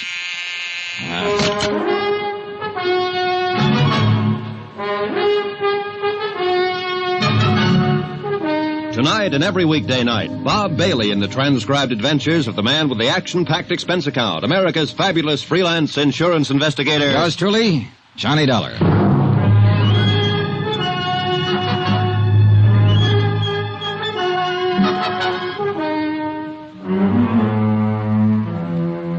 Expense account submitted by Special Investigator Johnny Dollar to Four State Insurance Company, Wilmington, Delaware. Attention, Mr. Don Freed, Chief Investigator, Claims Division. Since your office authorized me to conduct certain inquiries based on new information supplied by Orrin Vance, I am billing you accordingly. The following is an accounting of expenditures during my investigation of the Todd matter.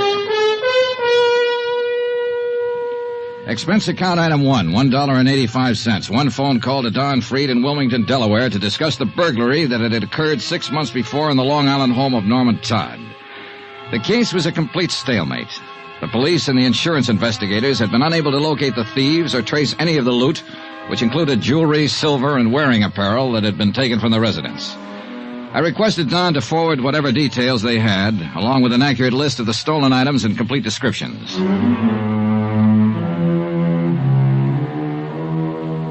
Expense account item 2, $2, cab fare. To and from the Office of International Adjustment Bureau, where I refreshed my memory concerning Orrin Vance. A good look at the files, and I remembered him well. Back in 1947, he'd been involved in a well-engineered swindle of the Seaman Clothing Company. Almost got away with it. And it was my investigation and testimony that finally put him behind the bars.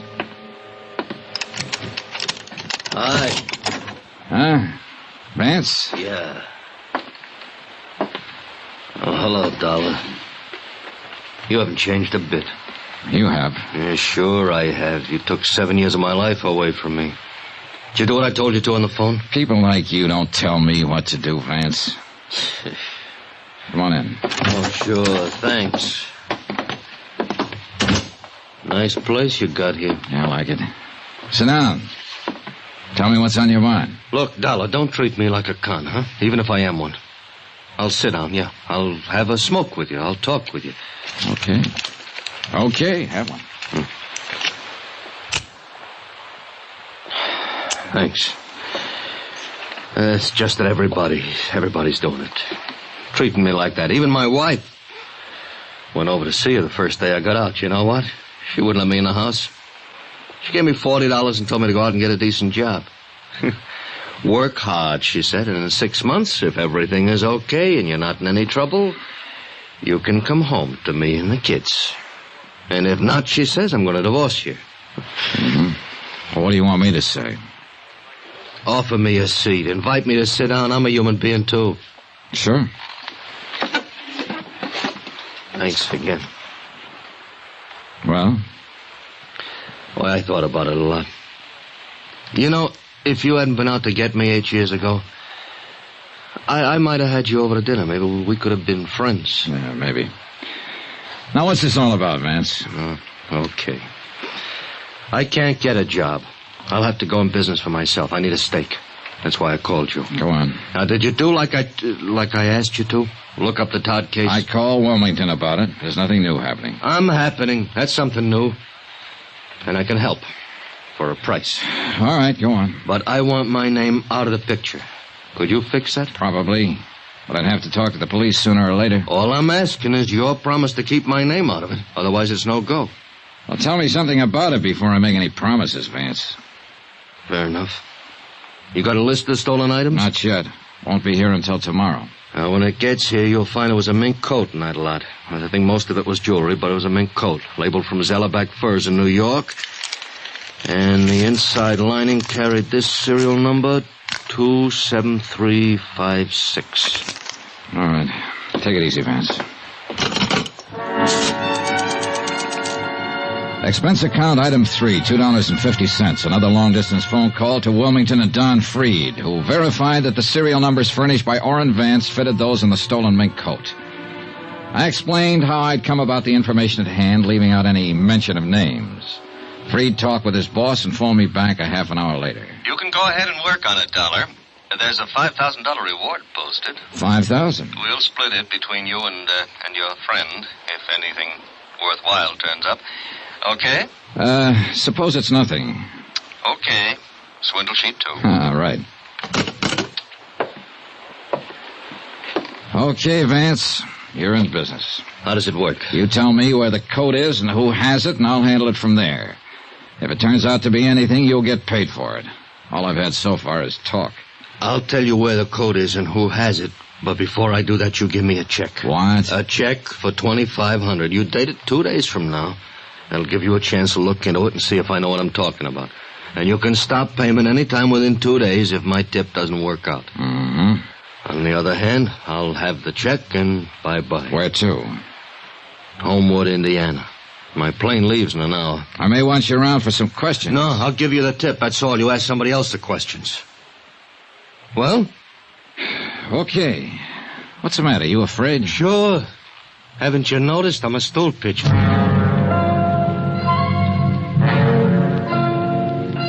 I noticed, and it worried me.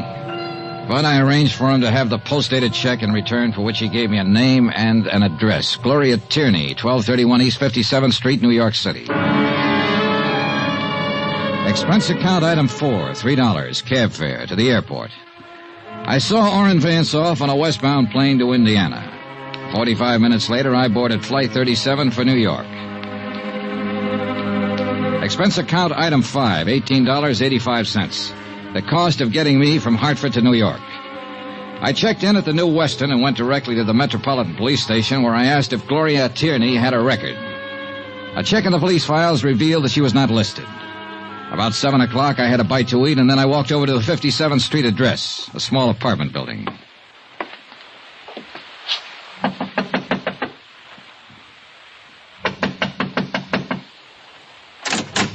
Yes? Hello. I'm looking for Gloria Tierney. Oh, you have the wrong apartments right across the hall. I was over there. No one answered. Well, she must be out. I'm the manager here. Would you like to leave your name? I'm Johnny Dollar, but I wonder if you could tell me where to find her. No, I can't, but I'll be glad to give her your name and ask her to call you. Well, that sounds fair enough. I'm at the New Weston Hotel. Oh? You're from out of town? Yes. An old friend of Gloria's? No, I'm just on business. Well, I'll tell her you came by. Good, fine. By the way, how long has Miss Tierney lived here? About a year. Why? Oh, just wondered, thank you. Johnny Dollar, New Weston Hotel? Oh, that's right. Wait a minute.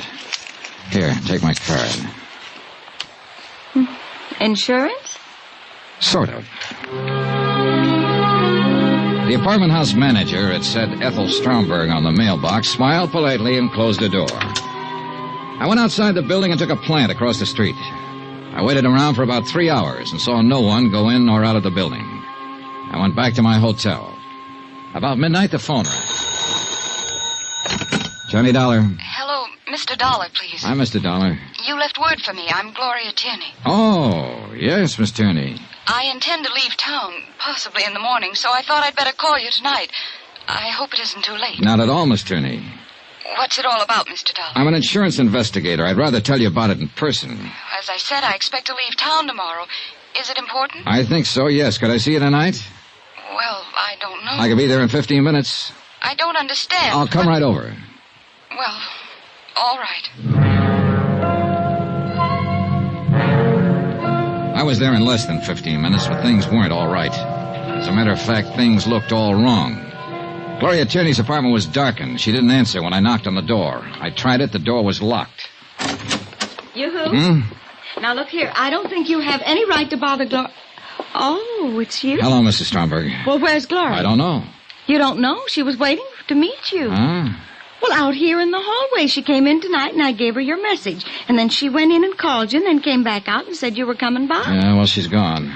Well, that's funny. Hey, tell me, did you hear anyone out here? No. Well, maybe she went down to the drugstore. Drugstore's closed. Well, yes. She'll probably show up. Yes, probably. You look worried, Mrs. Stromberg. I am. Gloria didn't seem like herself when she came in. Oh, what do you mean? Well, she was nervous and upset. I think she'd been crying. I don't know. Uh-huh. Oh, I hope she's all right. Yeah, so do I. You're sure she isn't outside waiting for you? No, I didn't see any. Well, I'll look again. Do you see her? Not a soul. Had she been drinking? No, of course not. What was she wearing, Mrs. Stromberg? Oh, she had her coat on. Her mink coat? Yes. Well, how'd you know about her mink coat? A friend of mine. I'll take a look around out here. All right. Oh, wait a minute. I'll come with you. You know, of course, she might have got... Wait a second. Look, is that Gloria? Why, yes, I think so. Something's wrong with her. Yes. The girl crossing the street in the mink coat weaved slightly from side to side. As I got close to her, I could see she was a pretty girl in her late 20s, blonde hair, dark eyes. She hardly looked up as I came up to her, just stopped and stood there, weaving slightly. Miss Tierney? Yes, yes. Well, can I help you? I'm Johnny Dollar. Please. Oh, come on, we better go inside. Yes. What is it? He struck me. He what? He struck me. And Oh, Mr. Dollar. Here, come on. Careful now. Sure. Oh. Easy. Easy now. Thank you. Thank you very much. You okay? Yes. Look out, that car. What? That car,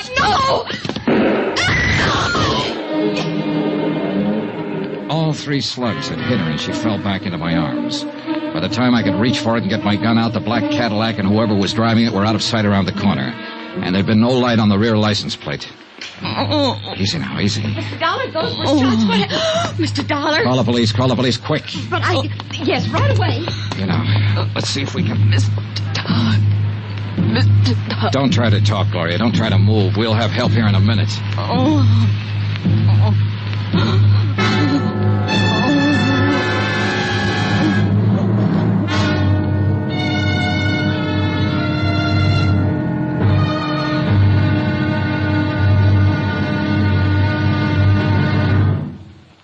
There'll be another intriguing episode in our story of the Todd matter tomorrow. Tomorrow, the same old business of murder, but with a brand new twist.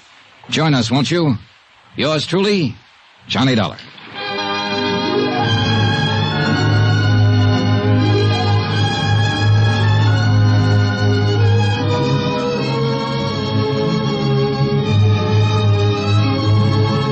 Yours truly, Johnny Dollar, starring Bob Bailey, is transcribed in Hollywood. Written by John Dawson, it is produced and directed by Jack Johnstone. Be sure and join us tomorrow night, same time and station, for the next exciting episode of Yours truly, Johnny Dollar. Roy Rowan speaking.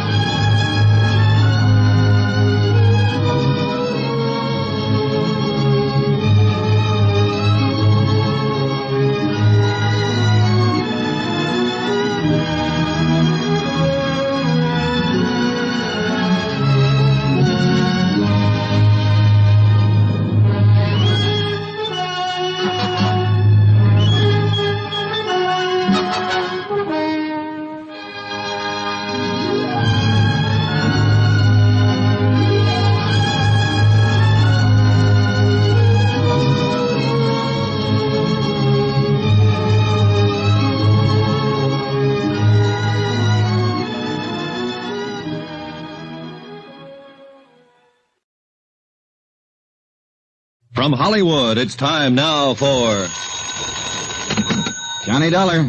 Dan Mapes, New York Police Department, Mr. Dollar. Oh, hi. I just went over your statement to the officers who went to the scene of the shooting. Pretty rough business. Yeah. How's the girl? She hasn't regained consciousness. We've got to get on with this, Dollar.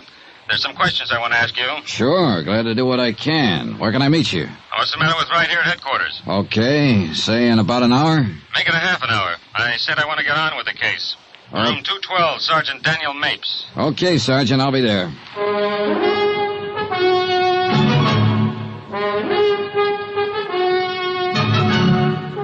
Tonight and every weekday night, Bob Bailey in the transcribed adventures of the man with the action-packed expense account, America's fabulous freelance insurance investigator. Yours truly, Johnny Dollar.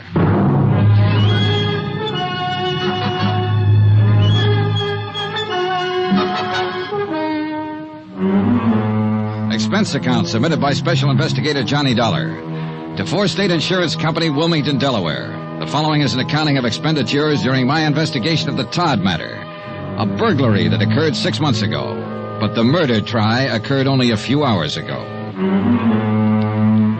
Expense account item 6, $16.40. One telegram. From me to Chief Investigator Don Freed, Four State Insurance. I explained events up to date and requested that Freed contact their New York office and employ counsel for me in the event the New York police chose to hold me as a material witness in the shooting of Gloria Tierney. We aren't going to hold you. Why should we? I don't know. Why should you? Sit down. Take it easy. Okay, thanks. So, you're a freelance insurance investigator. Yeah, that's right. Working for Four State out of Wilmington, huh? That's right. Okay, suppose you give it to me. Well, you got it right in front of you there in that report. I told it to the investigating officers right after the shooting last night. Now you tell it to me. All right. I made an appointment to meet this girl. She called me about 12 o'clock midnight, and I went on over to her apartment. She wasn't around when I got there, so I waited and talked to her landlady. A few minutes later, I saw her coming across the street. I went over to meet her because she looked like she'd been hurt or something. I walked her back across the street. Somebody pulled up in a car just as we got to the curbing. Says here, Black Caddy, 1955 Coupe de Ville. Yeah, I didn't pay too much attention. What was the license number? Couldn't tell. It was blacked out. Okay, go on. There was a man in it. I didn't see his face. Didn't even notice him, really. He just started shooting.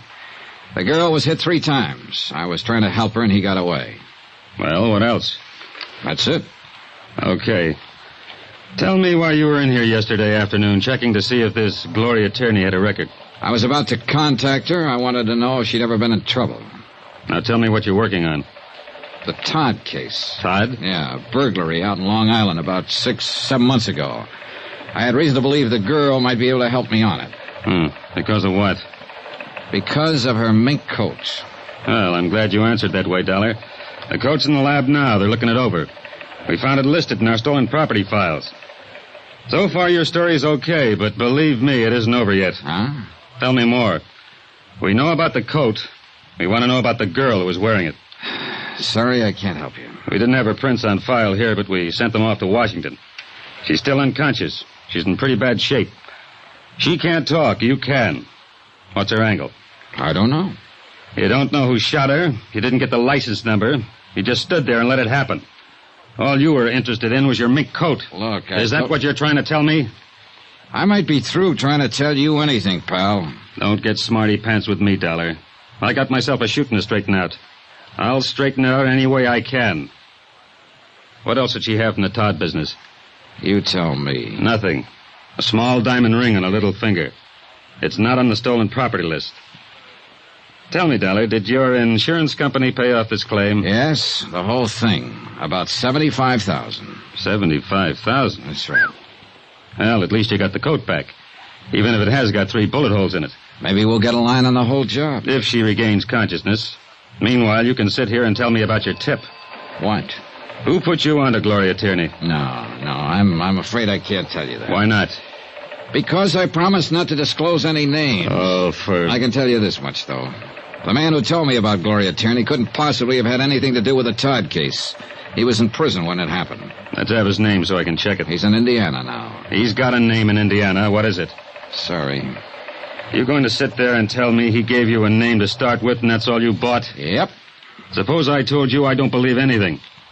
And I think I'll hold you for a while until you forget about whatever deal you made with an ex-con. Well, suppose I told you that a lawyer for my insurance company is on his way down here right now just to see that I get treated right.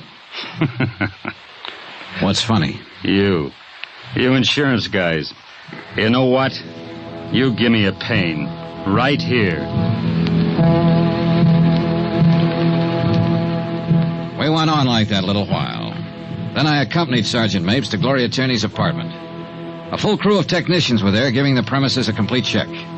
Mapes dispatched 2 sets of detectives to cover the neighborhood for possible witnesses to the shooting. Another pair began to cover the apartment house itself. I went with Mapes to talk to the manager, Mrs. Stromberg. She looked white and shaken. You remember, Mr. Dollar? Yes.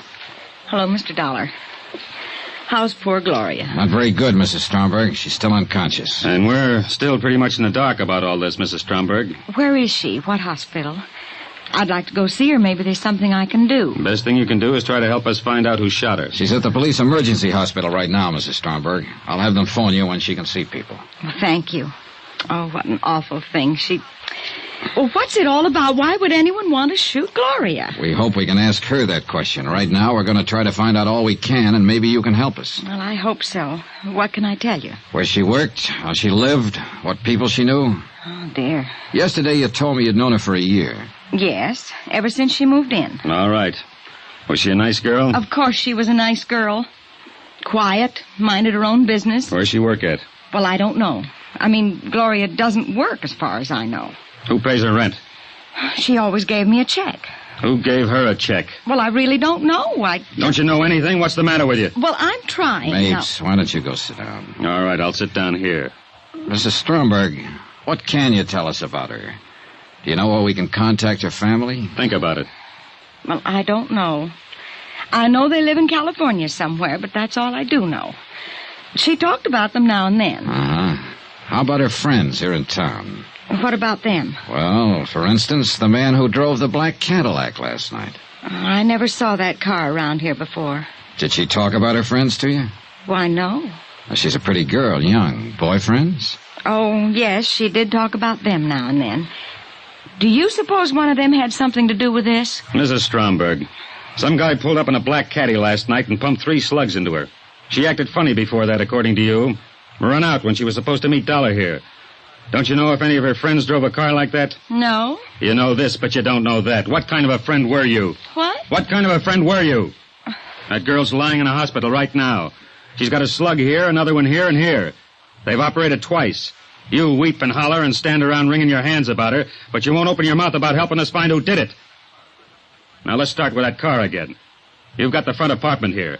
You can see the street from those 2 windows. Have you ever seen that black caddy here before? Yes. Well, why didn't you say so in the first place? Whose is it? I don't know. I don't know his full name. Well, what do you know about him? His name is Bill something. Bill something. Yes? That's a big help. What does he look like? Where does he work? What does he do? I don't know. I really don't know. She never introduced me to him, but she talked about him. She'd say, Bill's coming by tonight, or Bill did this, or Bill did that, but she never mentioned his last name. But he drove the caddy. Yes. Now, what does he look like? I told you, she never introduced me. I heard that part. But I know if someone young and fresh and pretty like Gloria Tierney lived across the hall from my wife would be at the window every time she heard the bell ring or heard a car drive up out front. She'd want to see who was buying her the candy and flowers, who was knocking on the door. Isn't that so, Mrs. Stromberg? Yes. No. Yes. Well, what do you mean? Now, look. For the 3rd time, what does this guy Bill look like? Well, he's tall and very dark. Tall? What does that mean? Tall like me? Tall like Dollar? Tall like what? Like Mr. Dollar. How old? How'd he dress? What kind of build? Easy, Mapes. Why don't you go through that offering me to sit down part now? All right. I was wrong about you, Mapes. I admit it. Well, maybe I was kind of wrong about you, Dollar. Hardly anybody ever admits anything these days. Okay. I'm sorry I'm raising my voice, Mrs. Stromberg. But tell us about the man. All you can remember about Bill. Heavy? Light? A husky fella, and he dressed very nicely, too. What color was his hair? Dark, I think. He always wore a hat. How about his eyes? I don't know. Uh-huh. About how old would you say? Oh, 30, maybe 35. I I'm not very good at ages. How often did he come here to see her? Oh, once or twice a week. Gloria's been going with him? Yes. Did she ever mention where he works or what he does? No, she never mentioned that. Do you have any idea how long she's known him? How long she's been going with him? Well, I have no idea. I just know he's been coming to see her ever since she moved in here. This, Bill. Would you say he had money, Mrs. Stromberg? Yes, I'd say so. He drove that big, expensive car and always dressed so nice. And, of course, he gave Gloria that coat. The mink coat? Yes. Oh. Do you know if he ever gave her any jewelry? I don't know. I don't think so. Gloria'd usually run across the hall and show me when he gave her something. Mostly they were small gifts, candy, and things like that, but I don't remember if he ever gave her any jewelry. Did he ever bring any friends here? I don't know. All right. Was Gloria going to marry him? Oh, she never talked about it. You sure about that? Yes, she never said, and I never asked. Why? Why not? Well, I don't know. I never asked her. I wanted to, but I never asked her. You think right away I've been a busybody watching that girl and so on. Well, yes, I watched her from time to time, and I was her friend here. But there are some things we just didn't talk about. There sure were. Well, as you ask me questions, I realize how much we didn't talk about. I can't tell you where she came from or where her family is or who Bill is or what she planned for the future. I just know she was a nice, decent, honest sort of a girl. Yes, we got that impression, Mrs. Stromberg. Anything you want to ask, Dollar? No. My apologies again for raising my voice. Thank you for the information, Mrs. Stromberg. Come on, Dollar. Okay. Goodbye. Goodbye. Goodbye. Well, you got it out of her. Yeah, but I don't trust her. Took too much work. Are you really as tough as you look? Sure. You're a good cop, Mapes. Thanks. I like to have somebody mention that every 5 years. Well, better get out this guy's description. Yeah. Now, there's a hall phone right there. Uh-huh.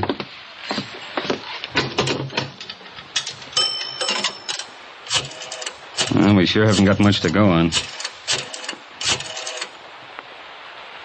Communications, please. Yes, Dan Mapes. I want an APB out on... What? Oh, I'll give it to you later. Johnny, the hospital phoned in 2 minutes ago. Gloria. Yes. They think she's dying.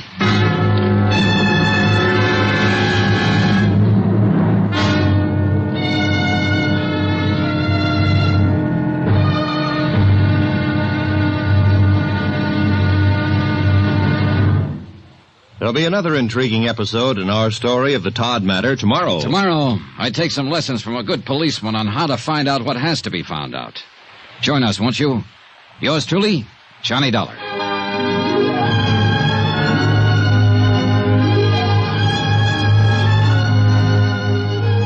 Yours truly, Johnny Dollar, starring Bob Bailey, is transcribed in Hollywood. Written by John Dawson, it is produced and directed by Jack Johnstone. Be sure and join us tomorrow night, same time and station, for the next exciting episode of Yours truly, Johnny Dollar. Roy Rowan speaking.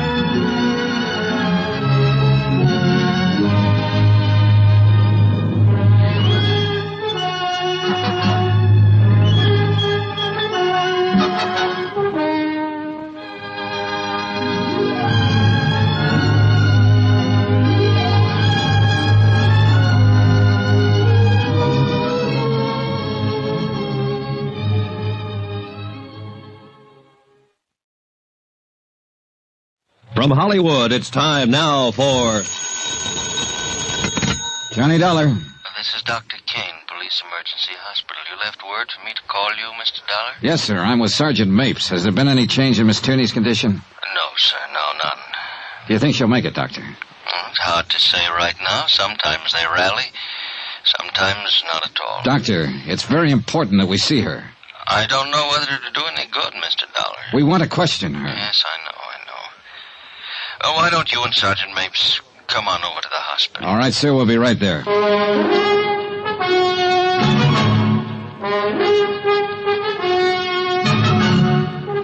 Tonight and every weekday night, Bob Bailey in the transcribed adventures of the man with the action-packed expense account, America's fabulous freelance insurance investigator. Yours truly, Johnny Dollar.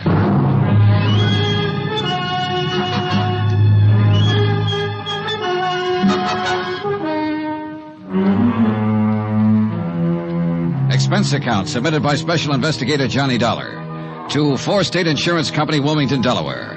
The following is an accounting of expenditures incurred during my investigation of the Todd matter, the burglary that resulted in a shooting. On a tip from an ex-convict named Orrin Vance, I came to New York to question one Gloria Tierney. My information was that she had in her possession an expensive mink coat, part of a $75,000 burglary at the Todd home on Long Island. Gloria Tierney was shot and seriously wounded by an unknown gunman before I was able to question her about the coat. A description of her assailant and how she had obtained the coat were still to be ascertained when Sergeant Dan Mapes and I arrived on the second floor of Emergency Hospital.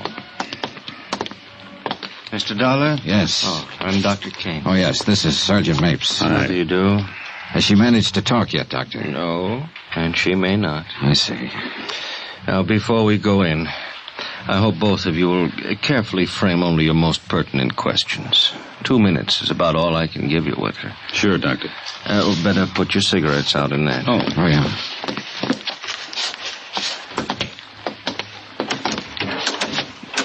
Ego facultate mihi ab apostolia sed tributa indulgentiam plenarium et remissionem omnium peccatorem tibi concedo. Father Deering wanted In his nomine word. Patris et Filii et Spiritus Sancti. Amen. All right, Father? Yes. Is she conscious? Oh, just a minute. Yes? Yes, she can hear you, I'm sure. You want to go ahead? I suppose so. Has to be official. Are you Gloria Tierney? Is Gloria Tierney your name? Do you understand that you're seriously hurt? Do you understand that? Yes. Can you tell us how you came about these injuries, Miss Tierney? Miss Tierney. Bill. Bill shot you? Yes. Well, what is Bill's full name? Where can we find him? Bill. Where can we find him? Who is he? Doctor? Watch out. Nurse, hand me the hypo. Quick. No. This might help.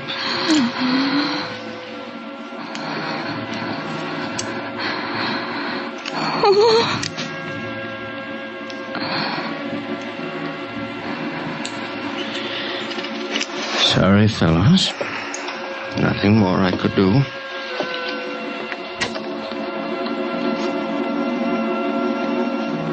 Gloria Tierney died at 3:35 in the afternoon without revealing the full name of the man who had shot her the night before. Expense account item 7, $6. Drinks. Myself and Sergeant Mapes. Well, we're sure of 2 things. Are we? Yeah. His name's Bill. And this is the worst whiskey I ever tasted. There ought to be a law. I think there is, Sergeant. I'm going to ask you something, baby. Outside of the fact that that girl up there died a few minutes ago and was wearing a stolen mink worth $11,000 that you've been wanting to get your hands on, what about her? How does it strike you? She looked like a nice girl. Yeah. She looked like the best kind of girl ever made. What else? What would someone like that be doing in a stolen mink coat? Exactly. What would she be doing with a stolen mink coat? Outside of having herself a time with a guy named Bill who gave it to her. You call that having herself a time? I'd like to get drunk. Every bum in town's named Bill.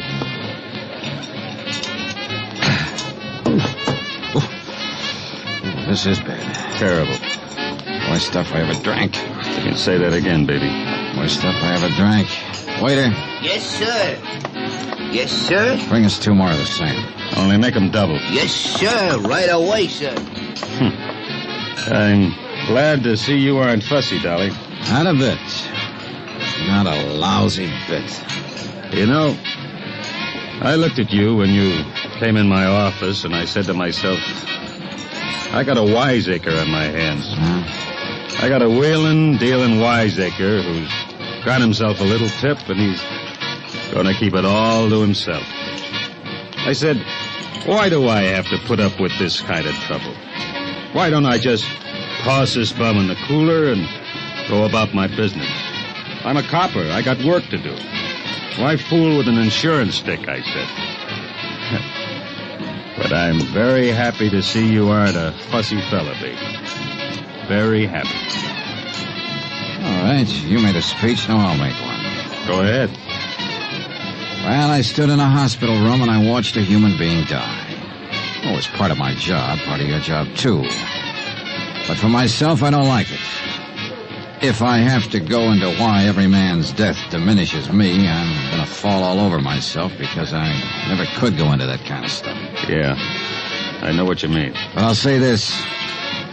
That girl that died in there well, she was the kind of girl I could have kept right on seeing. Yes, I'd like very much to have knocked on her door almost any old night. Sergeant, I would have liked that more than I can tell you. She wore a stolen mink coat, remember? I remember. But I can sit here and feel bad about it, can I? You sure can. I'll feel bad with you. Look at them early eaters, Dollar. Coming in to drink their dinners. Don't change the subject. I have to. We got work to do, pal. Yeah. Here we are, gentlemen. As long as it's here. Yeah. Cheers. Cheers yourself. Well, there ought to be a law. You said that.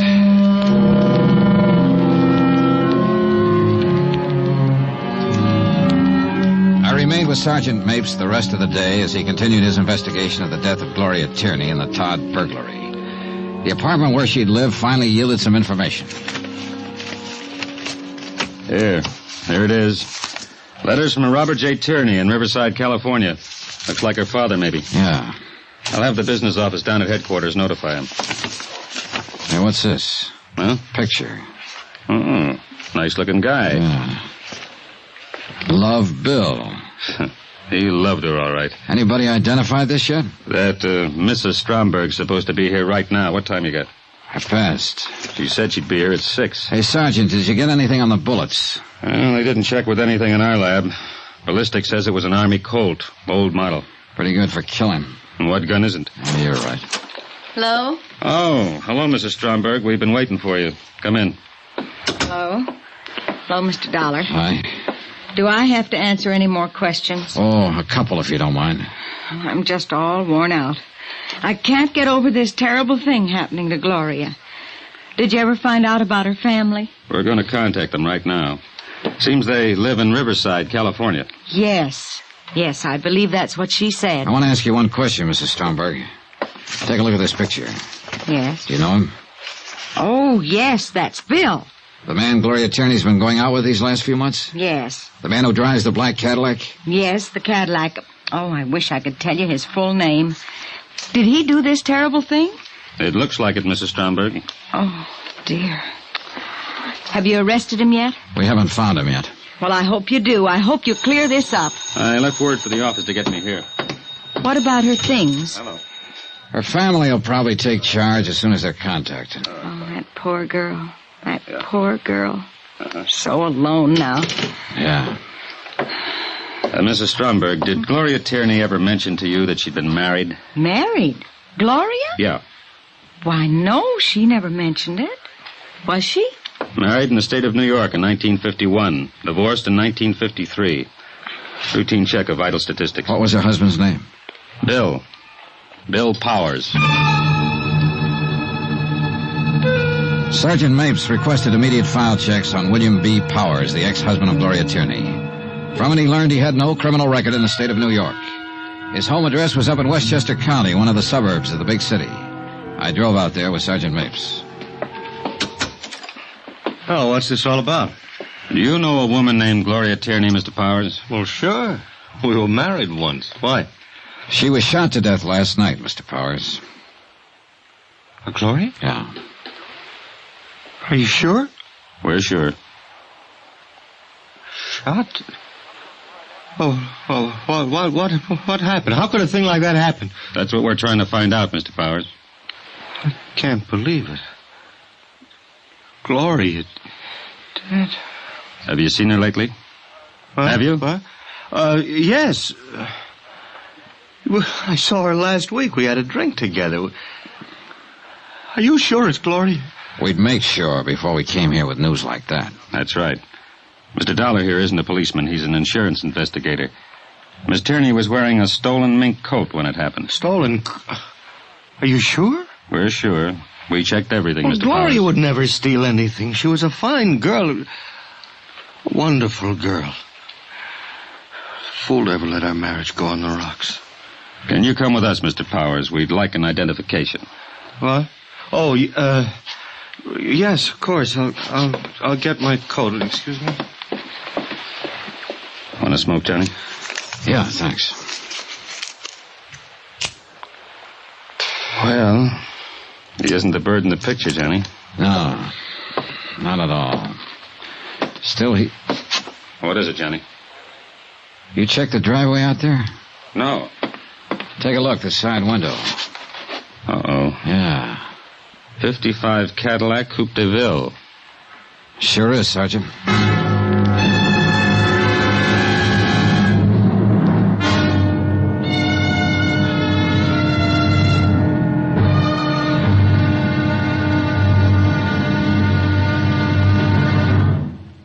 There'll be another intriguing episode in our story of the Todd matter tomorrow. Tomorrow? Well, you find one killer and you find them all. And then you have to start all over again. Join us, won't you? Yours truly, Johnny Dollar.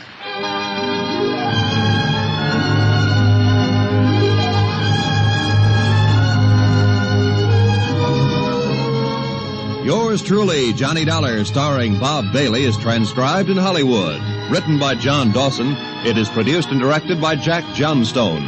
Be sure and join us tomorrow night, same time and station, for the next exciting episode of Yours truly, Johnny Dollar. Roy Rowan speaking.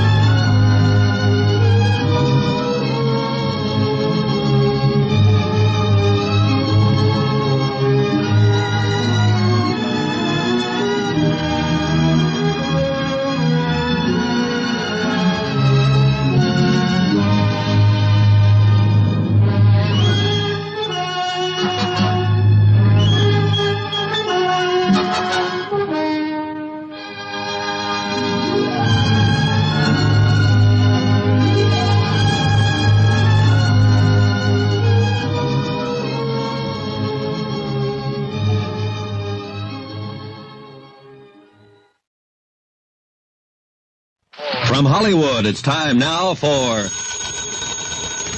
Johnny Dollar. Long-distance operator, Wilmington, Delaware is calling you. Okay. Go ahead, please.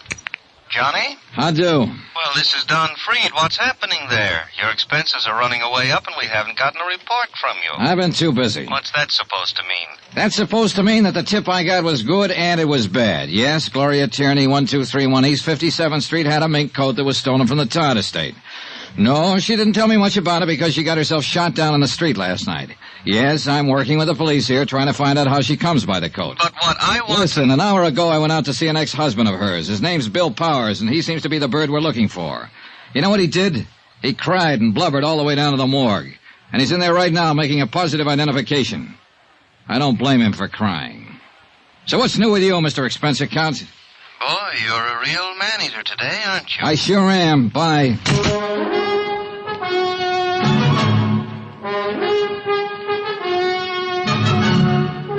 Tonight and every weekday night, Bob Bailey in the transcribed adventures of the man with the action-packed expense account, America's fabulous freelance insurance investigator. Yours truly, Johnny Dollar.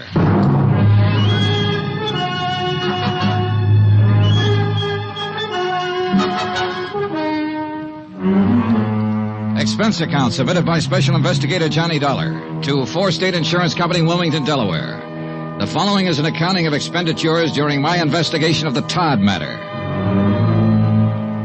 Expense account item 8, 20 cents, aspirin. I bought them in a drugstore across the street from the morgue. I figure I needed them. On the way down in the police car, the ex-husband of Gloria Tierney gave us a very little information about her activities up until the time of her death. After he made the identification, we all walked across the street. Expense account item 9, 30 cents, 3 cups of coffee. Sergeant Mapes, Bill Powers, and myself. Powers cried a while, then straightened out somewhat. I hope you get whoever did this terrible thing, Sergeant. I hope you'll get him real fast. You sure want to, Mr. Powers. Why would anybody do that to Gloria? Why? Maybe you can help us answer that. We hope you can, Mr. Powers. Oh, you. You're just interested in that coat she was wearing. Well, mister, I don't believe she was wearing a stolen coat. What do you think of that? I think that's a pretty fair way to think right now. But it's not very practical since we already have proof that it is a stolen fur and that she was wearing it. Yeah. How about some more coffee? That's cold. What? Oh, no. Look, we're just trying for the facts of the matter, Mr. Powers.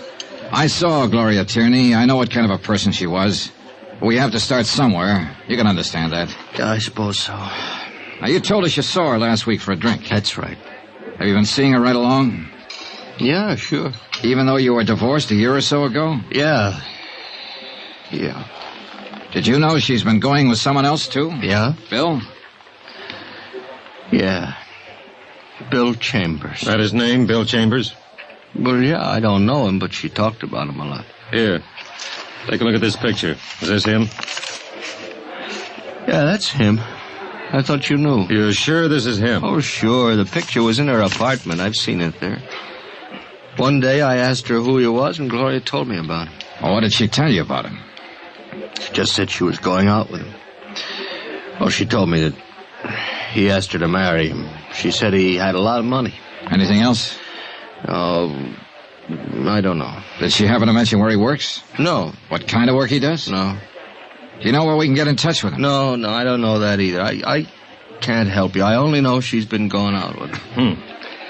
I don't get this. You and her were divorced, but you kept on seeing her. And she got this new boyfriend. And she told you things like that? Yeah. Funny, isn't it? Why'd you bust up? Oh, this and that. Kid stuff. I suppose it was spat over this and that. I don't know what exactly. Anyway, we were going to straighten it out. We were going to be married again. Oh, what about this Bill Chambers? No, she didn't want to marry him. She wanted to marry me again. She told me. When? Day before yesterday. She said she would marry me. Now she's dead. You know what kind of a car Chambers drives? A Cadillac. How do you know that? Oh, she told me about his car. Another thing, I went out and I bought one myself just like his. I thought it might do me some good with her. We were crazy, weren't we? Where were you last night? Home. Can you prove it? Oh, yeah. Home. All night. I was home while she was out getting herself killed.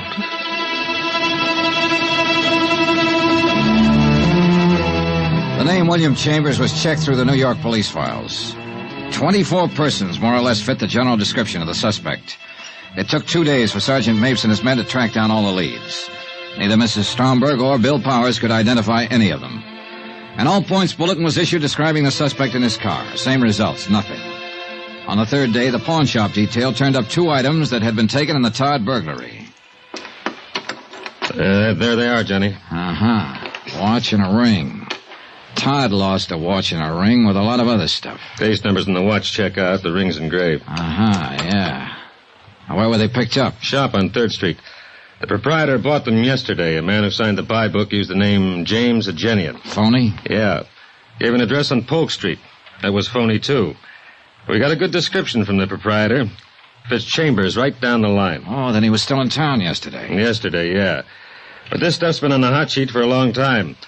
If he's had any experience at all, he knew he was taking a chance trying to unload it. Probably trying to raise money to get out of town. What I was thinking. Well, if he keeps on trying to raise money and unload all these things, I'll have all the loot back. If he keeps on trying, we'll keep on trying. Johnny, we're going to get this baby. Sergeant Mapes. Where? Okay. He does need money. Huh? They found his car. Used car lot up in the Bronx. He sold it at 10 o'clock this morning.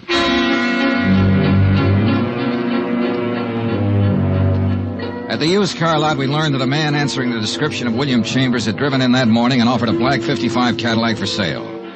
The used car lot manager had finally settled on a price and made out a check. He reported that Chambers seemed extremely nervous and anxious to make a quick deal. The car was impounded and examined. A full set of fingerprints on the steering wheel and dashboard gave us a positive identification on William Chambers. Oh, what do you know? William Charles, William Carls, William Charles, Walter Cameron. 1, 2, 3, 7 aliases. Real name, William Charles. Male, Caucasian, age 33. 178, 6'1". Now, let's see. 14 arrests, 2 convictions. Both car thefts. Quite a boy. Well, we got a real tag on him now. Shouldn't be long before we pick him up. Doesn't look like a killer, does he, Johnny? I don't know. What's a killer supposed to look like? The search for William Charles continued. Associates and relatives listed in his criminal file were contacted and questioned. All denied knowledge of his whereabouts. In the meantime, 2 more pieces of stolen property connected with the Todd burglary were recovered by the pawn shop detail. Expense account item 10, $3, 1 telegram to 4 State Insurance in Wilmington, explaining our progress in the case and listing the recovered items. Johnny Dollar. You interested in finding Bill Charles? Who's this? My name's... Never mind. Do you want him or don't you? Sure I want him. I'm at Shroud's Restaurant on 42nd off Broadway. Can you meet me? Yeah. 15 minutes. I'm in a gray suit, pinstripe. I'll be sitting alone. I'll watch for you. Expense account item 11, 75 cents cab fare from my hotel to Schraff's restaurant. A small, pretty brunette woman in nice clothes was seated at a table all alone. She looked more like a housewife on a shopping tour than someone who might be connected with a bandit and a killer. Sit down, Mr. Dollar. Okay, sure. There's a reward posted for William Charles, isn't there, for that Todd matter? That's right, $5,000. Well, I get it if I turn him over to the police. Not all of it. Half of it goes to an ex-convict who tipped me off in the first place. Half? Yes. You don't seem very anxious to get him. Oh, we're anxious. But that's the way it is. This other half of the $5,000 is spoken for. I want to get something else straight. What happens to me? What do you mean? I've known he had a part in that Todd matter for a long while. I haven't said anything. Does that make me a party to it or something? I don't know. Well, if this is going to get me in trouble, if I have to spend the money for lawyers to keep out of jail, I don't want any part of it. All right. My company will cover that part. Now, where's Charles? Not so fast. I better have something in writing. Something that says your insurance company will pay me a reward and give me help if I get in trouble. I'll talk to them. I'm thinking of the future. I'm going to have one once this is over. Are you? Yes. Yes, I am. Now, how long will it take you to arrange this? Oh, about an hour. I can do it by phone, I guess. That'll be fine. Who are you? Melva Charles. His wife? Yes, that's right. $2,500. Not much for a husband. He's not much of a husband. He was once, but then he had to give away a mink coat and spend time away from me. I see. I doubt it. You people hardly ever see anything. We try. You make the arrangements. I'll meet you again in, say, 2 hours. 2 hours. I gave her a 50-second start before I left the table. When I got out on the street, I was just in time to see her climb into a cab. I was trying to hail one to follow her when a black coupe pulled up to the curbing. Come on in, baby. Hey, Mapes. Get in, the light's changing. That is Melva Charles in that cab up there. Yeah, that's who she said she was. She wants to sell you her husband for the reward, doesn't she? Yeah. What's the delay? She wants to be sure she'll be handled right, the money and all. Say, how did you get in on this? Very dirty trick, baby. Everybody my men questioned about Charles mentioned your name, where you were staying, and what interest the insurance company had in this matter. Somebody was bound to look you up, especially Mrs. Charles. So we've kept an eye on you. Now, where are we, Sergeant? Her name was Melva Thaler before she married Charles. Her old man had a pot of money back in Minnesota. But she couldn't keep out of trouble and got herself disinherited. Money's always been her problem. Isn't it everybody's problem? Not the way it is with her. You should see her record. How much you offer her? Half. The other's spoken for. $2,500. Well, Charles is no good to her now. If he sticks his head out, he'll get caught. So she might as well cash in what she can on him. Nice people, huh? Swell. Uh-oh, she's leaving the cab. Get down to the corner and park. Can you see her? She went into the apartment building. Let's go. Which apartment, Johnny? Here we go. Right. Now where? Beats me. Just a minute. Johnny! Oh, what?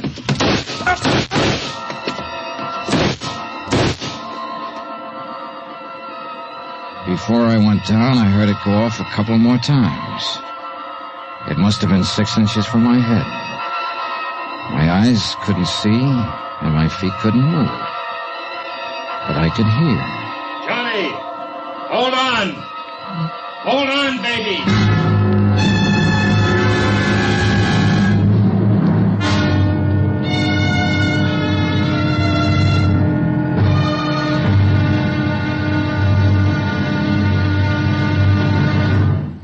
There'll be another exciting episode in our story of the Todd matter tomorrow. Tomorrow? Well, there are times when $75,000 worth of stealing isn't worth a plug nickel. Join us, won't you? Yours truly, Johnny Dollar.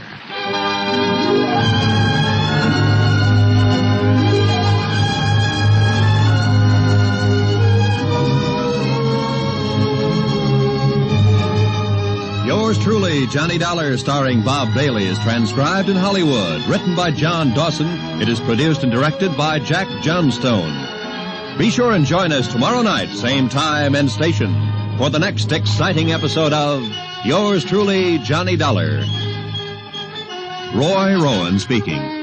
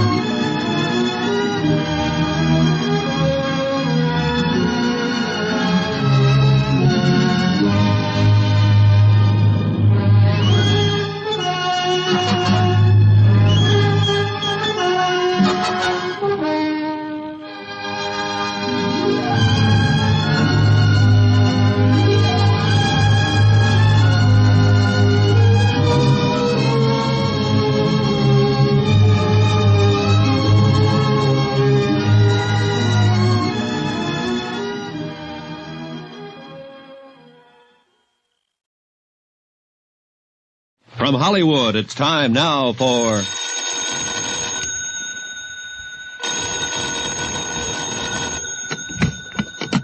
Johnny Dollar.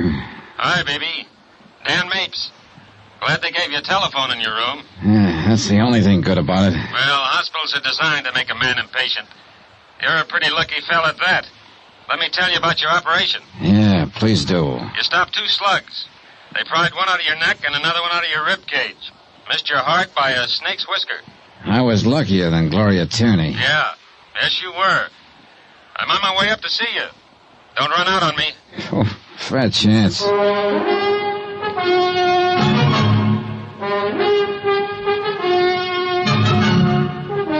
Tonight and every weekday night, Bob Bailey in the transcribed adventures of the man with the action-packed expense account, America's fabulous freelance insurance investigator. Yours truly, Johnny Dollar.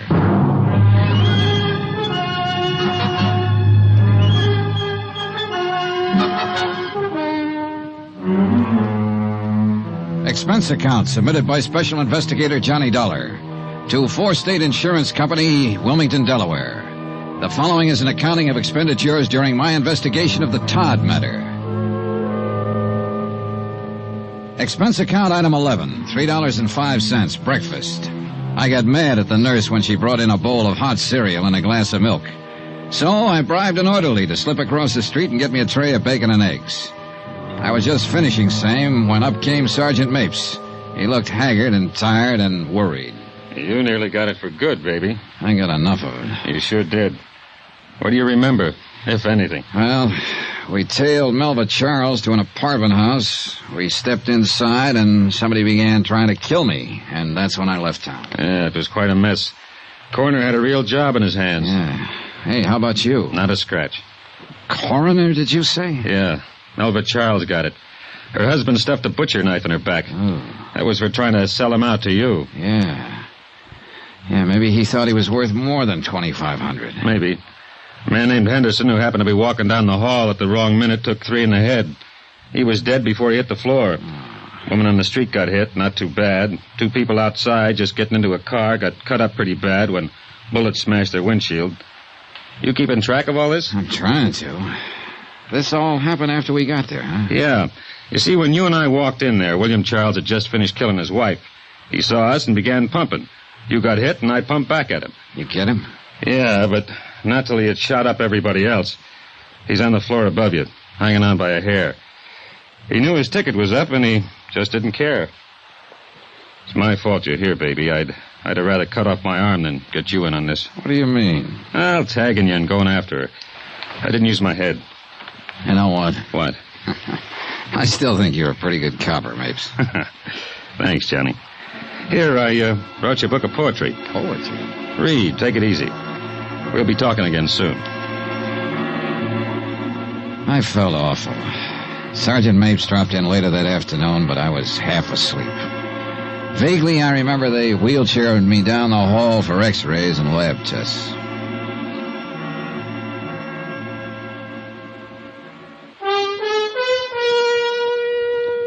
Expense account item 12, 10 cents, the morning paper. The story of the shooting was splashed all over page 1, and the solution to the Gloria Tierney killing in part. Slugs from William Charles' gun were matched with those that had killed Gloria Tierney. No mention was made of any loot from the Todd burglary being found in the Charles apartment. Between back rubs and sleeping pills, I worried about that. I didn't worry too much about the fact that William Charles, killer, gunman, burglar, was dying in the room directly above me. About midnight, Mapes showed up with a wheelchair. There we are. Now, you all ready to go up and see what he has to say? Yeah, sure, I guess so. I still have to finish my job. Let's take it easy now. All right. Hey, weak. Busy. That won't last long. There. Now, here we go, baby. It was the second time within a week I'd been in a hospital room with a dying person. The first one had been a young and beautiful woman who had been shot by the man who now lay dying of police bullets. What'd they say?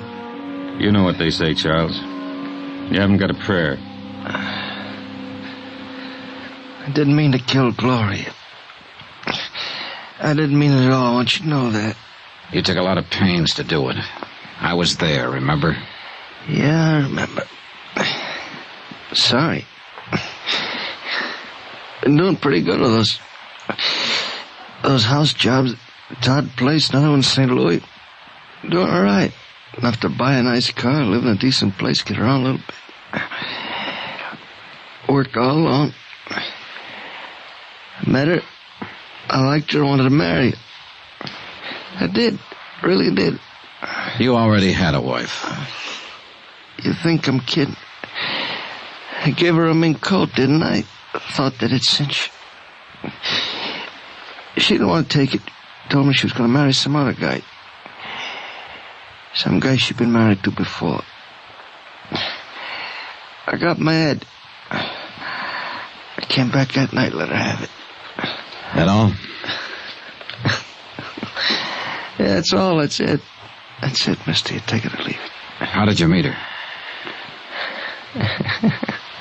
Mutual friend. What friend? None of your business. All right, this is my business. Where's the rest of the stuff? What stuff? The stuff you took from the Todd place. Where have you got it? Oh, what's funny? You think I'd tell you that? Oh, what's the difference now? Come on, what's the difference now? Oh, it's a laugh, kiddo. You know what? I'd die before I tell you. He died, and he didn't tell me. Not a word.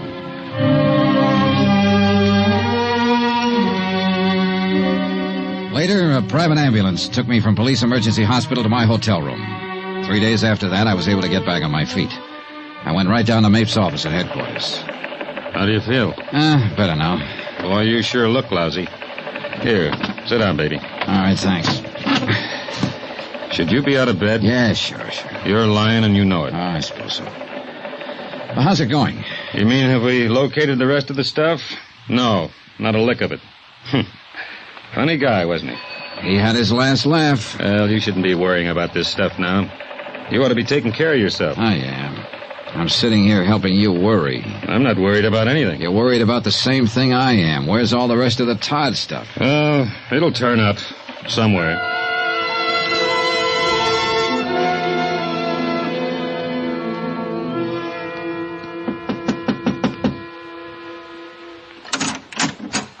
Why, Mr. Dollar. Hello, Mrs. Stromberg. I read about what happened to you in the papers. I'm sorry. I'm terribly sorry. Oh, well, I'm better now. Well, come in, please. Thanks. Say, you'd better sit down, Mr. Dollar. I'll get you a cup of coffee. Do you have any bourbon? Why, yes, I think so. All right, I'll take that. Well, all right. Is water okay? Yeah, sure, fine. Should you be out of bed, Mr. Dollar? You know, everybody asks that. No, I shouldn't, and yet I should. Well, here you are. Oh, thanks. Well, here's cheers. You remember the night Gloria was shot? Of course, very well. You know, I've been worried about that night. Huh? Uh-huh.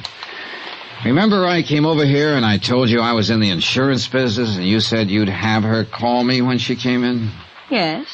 Well, I remember pretty clearly you said you'd have her call me when she came in, not if you saw her come in.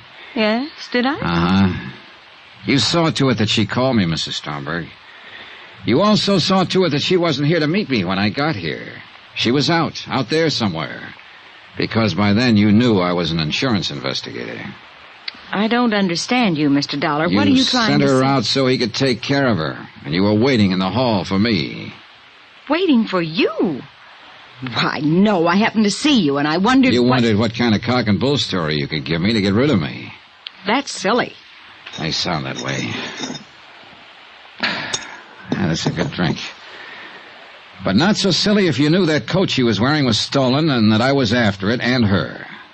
How would I possibly know that? Because you introduced her to one of your friends one night and he went overboard for her? And eventually he gave her that little present? Are you saying that I had anything to do with Gloria's trouble? Yeah. Why, that's silly. Oh, here's something sillier. A small-time burglar and thief lay on a hospital bed yesterday and wouldn't tell me how he met Gloria Tierney. Oh, he was a real gallant one, this bird. He killed an innocent girl because she was wearing a mink coat and might tell me who gave it to her. Mr. Dollar. He shot up 2 or 3 people in an apartment, including me. He got shot himself. He knew he was dying. But a simple thing like telling me how he met her wouldn't come out. He wouldn't tell me that for anything. Now, where could he meet her? Was he her kind? Did he go in the same circles? Did he? Nah. He was introduced by a mutual friend, Mrs. Stromberg. You, the manager of the apartment house. No. Something else he wouldn't tell me. What happened to the rest of the loot from the Todd burglary? 2 things he wouldn't tell me. He didn't have to when I sat down and thought it out. You've been working with him right along. You've been keeping all this stuff here. Oh, that's fantastic. Not so fantastic at all, Mrs. Stromberg, when you think that his wife, and she was a girl who'd do anything for money, they tell me, was willing to sell him to me for $2,500. $2,500, when there's still over $60,000 worth of loot from the Todd burglary lying around. She didn't know where it was. But you do, Mrs. Stromberg. Well, if you say I do, I do. Now what? Let's go down to Sergeant Mapes. Oh, no, I'd like a good excuse to use this. Yes. Suppose you would. If I can't charm you or plead with you, can I buy you? You could have prevented her death. You practically ordered it. What is it you want? You. Behind bars. You're silly, but I'll go. For a while, it did look silly. Mapes and his men searched the apartment house from top to bottom and found no trace of the Todd loot. That is, until they found a movable cement block in the basement. Well, the Todd matter ended with a 90% recovery of the stolen items. About $70,000 in dollars and cents. In lives, Gloria Tierney, one innocent bystander, and William Charles. For me, let's see. Expense account item 14, $162.30. Hotel and board while in New York. Item 15, $17.40. Airfare and incidentals back to Hartford. Item 18, $230. Miscellaneous. Expense account total, $1,095. Remarks, nil. Yours truly, Johnny Dollar.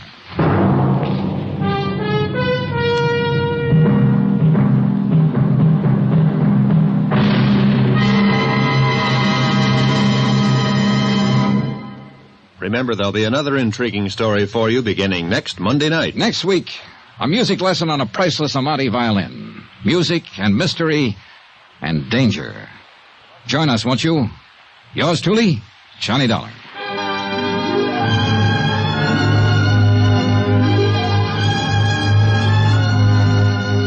Yours truly, Johnny Dollar, starring Bob Bailey, is transcribed in Hollywood. Written by John Dawson, it is produced and directed by Jack Johnstone. Heard in this week's cast were Vivi Janis, Barbara Fuller, Shirley Mitchell, Lawrence Dobkin, Frank Gerstle, and Marvin Miller. Musical supervision by Amerigo Marino. Be sure to join us on Monday night, same time and station, for another exciting story of Yours truly, Johnny Dollar. This is Roy Rowan speaking.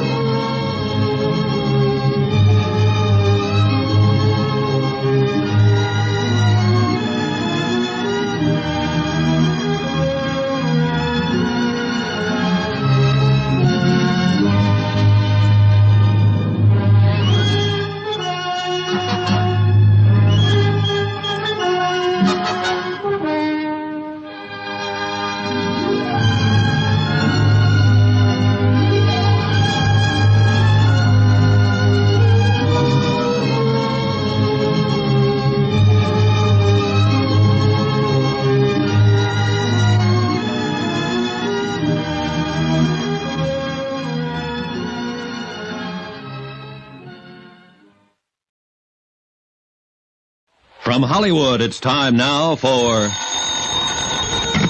Johnny Dollar. John, this is Harry Branson of Philadelphia Mutual. Harry, what are you doing in town? I'm not. At least not in your town. But you've got a case for me. Do you know anything about violins? Oh, don't tell me. So he opened up his fiddle case and out came a submachine gun, that it? John, that technique went out with Prohibition. Now, seriously, this case contains a genuine Amati. Good. What's an Amati? One of the finest, most expensive violins ever made. This one was insured for $30,000. Was? Yes. Now, someone has to find it for us. What's more... Okay, Harry, I'm on my way.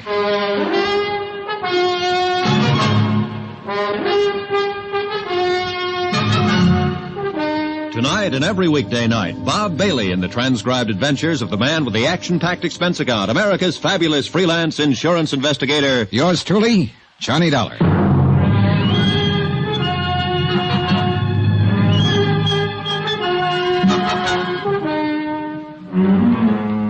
Expense account submitted by Special Investigator Johnny Dollar to the Philadelphia Mutual Liability and Casualty Company.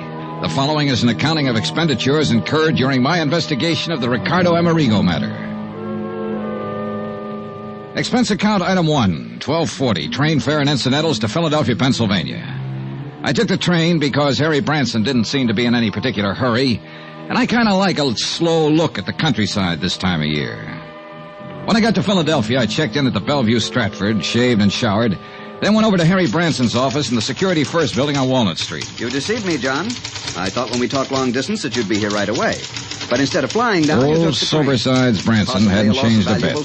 Hair a little grayer than the last time I'd seen him, perhaps. But still the same serious lad who always acted as though he was carrying the weight of the world on his shoulders. I feel a deep personal concern over the whole matter because it was a man I put in this office myself who issued the policies, both of them. 2 policies on this fiddle you were talking about? No, John. One on the Amati violin, $30,000. Yeah? And one on Ricardo Amerigo himself for $20,000. Who is Ricky? Who?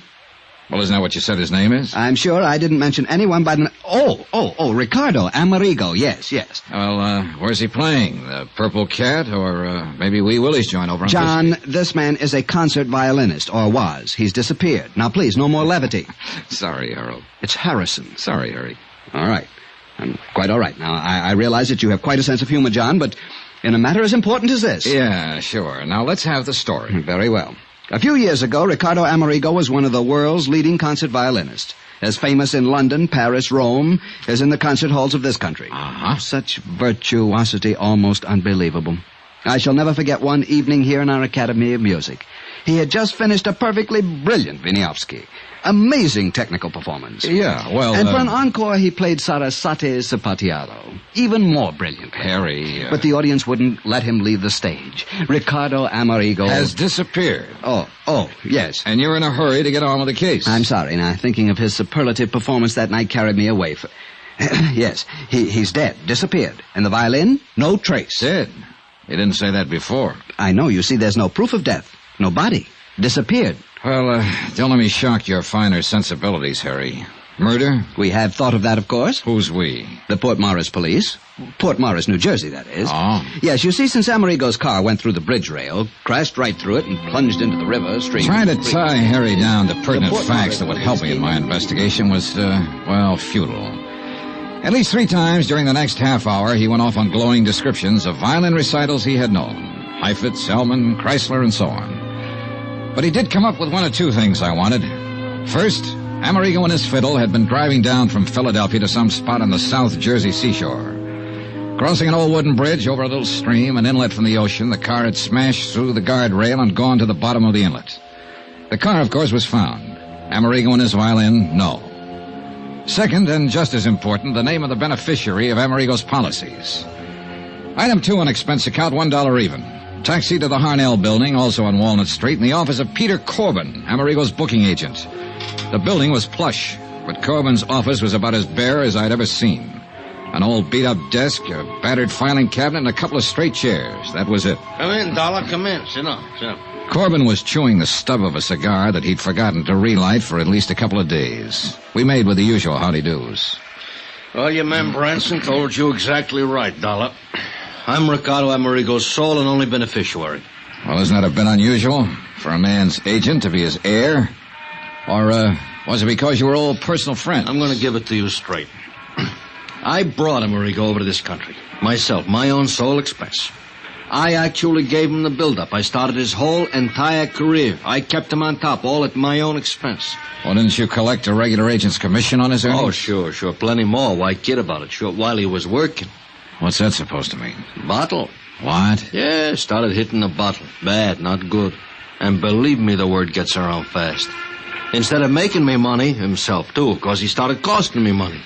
But you see, he never saved anything, even when he was earning big. You know how these artists are. Yeah, I've heard. Well, it's the same with all of them. He got in debt actually up to his ears. And nobody, no family, no relatives, nobody to pull him out. Nobody but me. Big-hearted Corbin.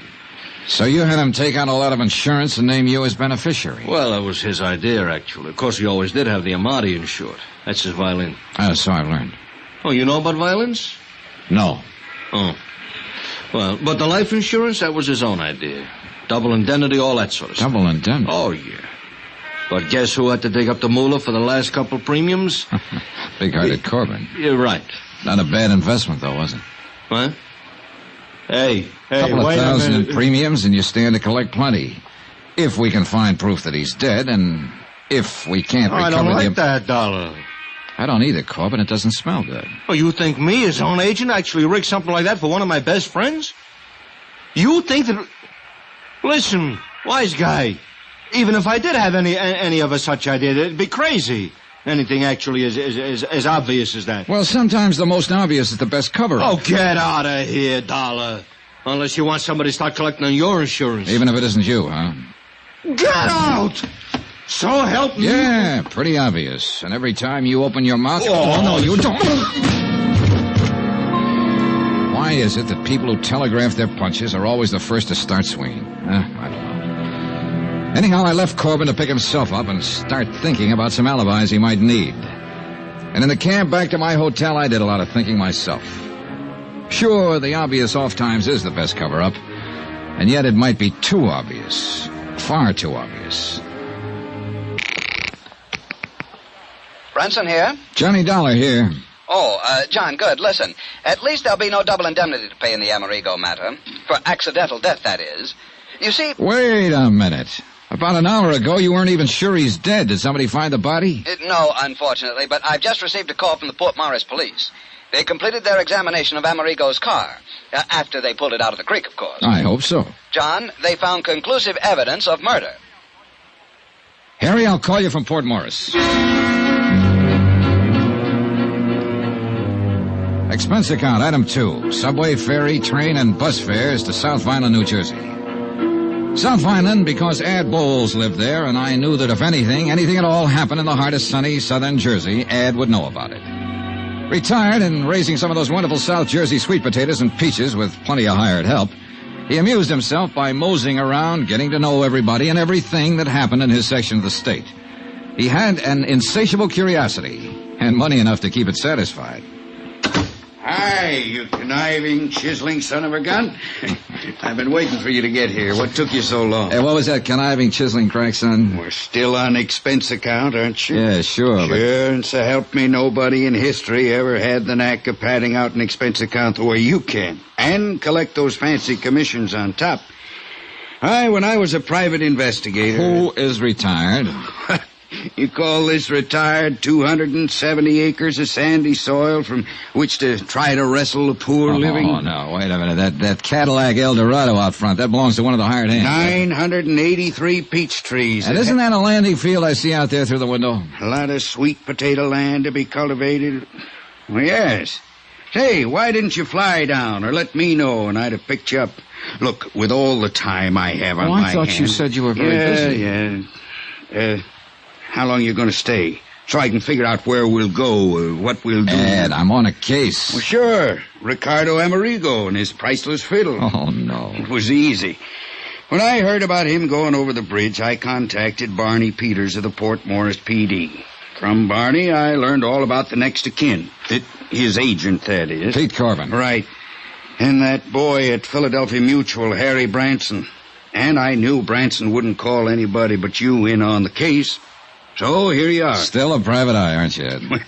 Gotta have some way of killing time. And I suppose you have the whole case solved. Yep. Well, according to Harry Branson, who heard from the Port Morris police just before I left Philly, it was murder. Oh, you point killer. I thought I'd be the one to tell you that. No, sorry. The cops knew it first. Second, I told them. Huh?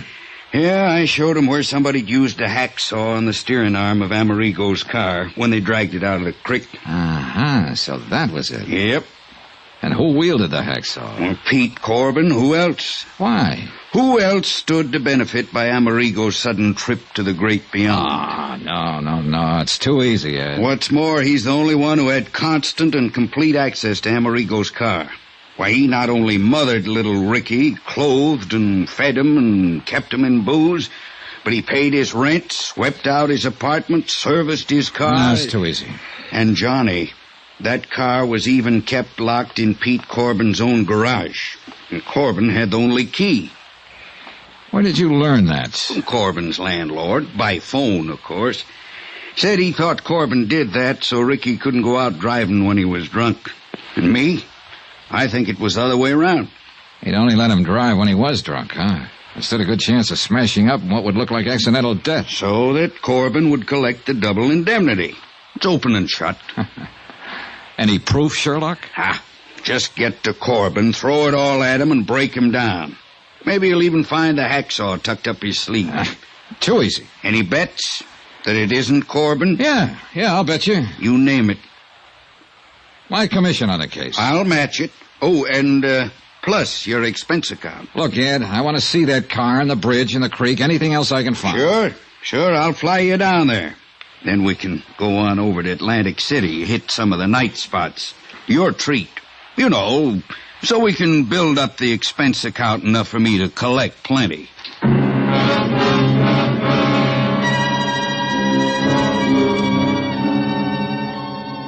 Ed Bowles had been a pretty good investigator in his day.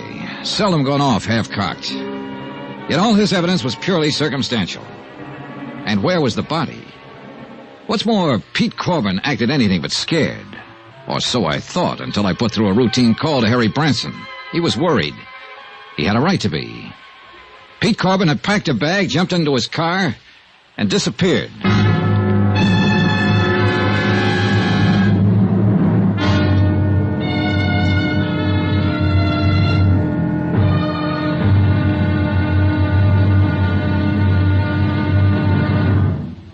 Now, here's our star to tell you about tomorrow's intriguing episode of this week's story. Tomorrow, a soggy day in a soggy South Jersey swamp. And a discovery almost too good to be true. Join us, won't you? Yours truly, Johnny Dollar.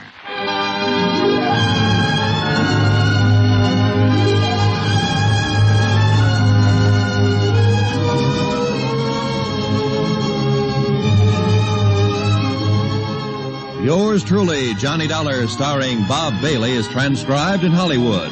Written by Sam Dawson, it is produced and directed by Jack Johnstone. Be sure to join us tomorrow night, same time and station, for the next exciting episode of Yours truly, Johnny Dollar. Roy Rowan speaking.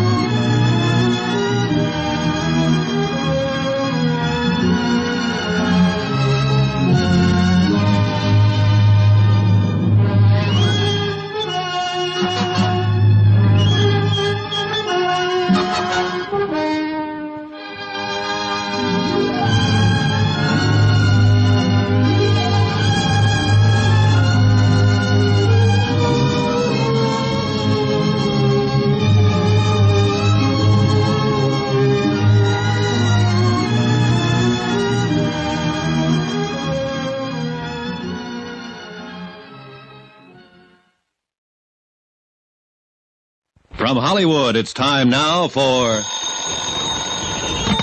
Johnny Dollar. Sergeant Barney Peters, Port Morris Police. Oh, hi, Sergeant. Thought you and Adam Bowles were coming over here to look at the evidence in the murder of Ricardo Amerigo. We are. Ed's out warming up his plane. That's why I answered his phone. We got a visitor here in Port Morris. Who? The guy Ed thinks did the job. Pete Corbin, Amerigo's booking agent? That's right. In Port Morris? That's right. Well, are you holding him? I can't. No legal reason to, in spite of Ed's suspicions. Well, what's Corbin doing there? I don't know unless Ed's right about him. Huh? And Pete knows you're on his trail. Well, what's that mean? What could mean he's down here gunning for you.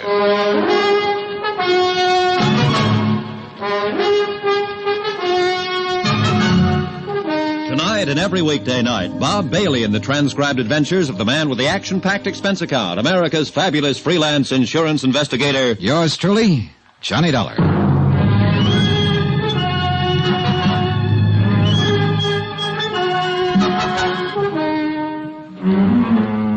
Expense account submitted by Special Investigator Johnny Dollar. Location, Port Morris, New Jersey. Following is an accounting of expenditures incurred during my investigation of the Ricardo Amerigo matter. Item 3, $1 even. For whatever it was, the local druggist recommended to pull my stomach back together after the flight in Ad Bull's private plane from Ad's farm in South Vineland to Port Morris. In a sense, I'm glad we flew. In a car with Ed at the wheel, we'd have been all over the road. As it was, we were only all over the sky.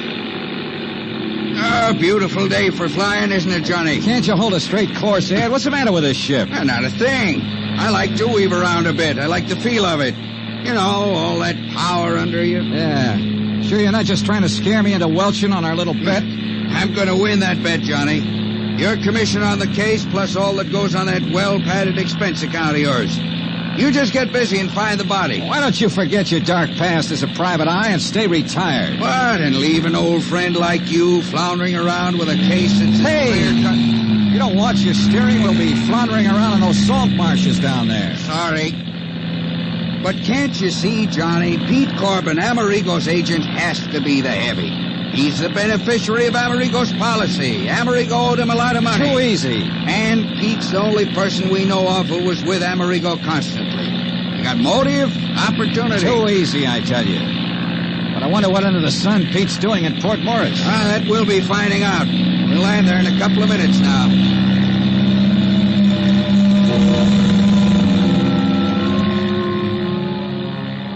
The little town of Port Morris was set on the edge of one of the wide salt marshes that border a lot of the South Jersey shore. Just a vast expanse of salt hay indented with little coves and inlets. Soggy, swampy country. Ideal breeding place for the famous Jersey mosquitoes. And I guess for me, the ideal breeding place for trouble. Sergeant Barney Peters met us at the mucky little landing strip just outside town. And we headed out on a narrow, muddy road across the marshes. Yes, sir, Mr. Dollar. If I were you, I'd try to pin down this Corbin. Where is he now? Back in town. Got Alf McCracken keeping an eye on him. Alf's the boy you saw Amerigo crash through the bridge that night, you know. Barney, I still wish you'd cooked up something to hold him. But what, Ed? Sure, Ed. Every bit of evidence you think you've got on Corbin is purely circumstantial. What else have you got to go on, John boy? Oh, we'll see. We'll see. After I have a look at the bridge Amerigo busted through in his car. It's just up ahead a bit. Crosses the Lucky Hoe Creek. I'd also like to know who could have... Well, I'd like to know what could have happened to his body. To that $30,000 Amati violin. You'll see. Just keep in mind that there's a mighty big flow of water in the creek from the tide coming in and going out. Tell me, Sergeant. Johnny, I checked it. Huh? Tide had just turned, was on its way out to the ocean at the time Amerigo's car went over the bridge. Right, Barney? That's correct, Ed. Right now, though, it's probably about as low as it'll... Whoa! What's the matter? Just pulling over to let this car that's coming pass us. Otherwise, one of us might sheer off into the swamp. Yeah, these roads weren't meant for two-way traffic. Darn fool's coming pretty fast for a road like this. If he isn't careful... Hey, look, Pennsylvania plates. Huh? He's right. That's Corbin's car. Corbin, huh? Swing across the road. Block him. Quick! Son of a gun. Oh, no, where's Corbin, all right? Well, then swing around. Go after him. On this road? He'd slide off into the swamp so fast. By the time we go on up to the bridge and turn, he'll be halfway back to Philadelphia, blast him. Well, we had the bird in hand and didn't know it.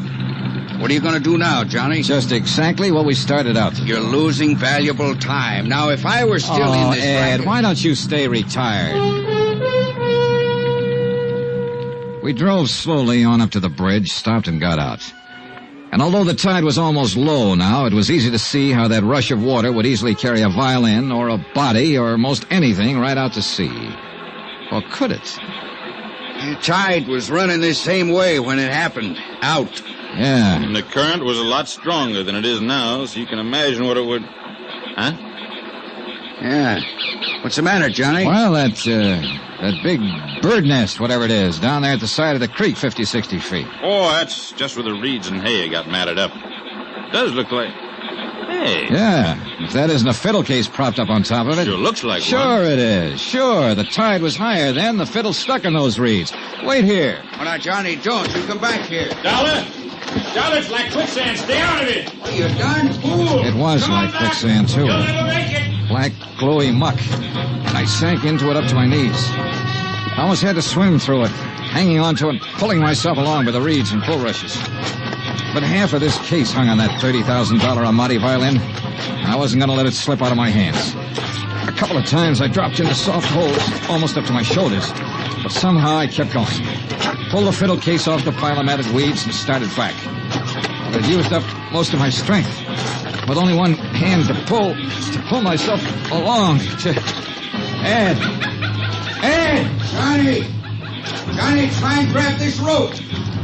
Here. Can't reach.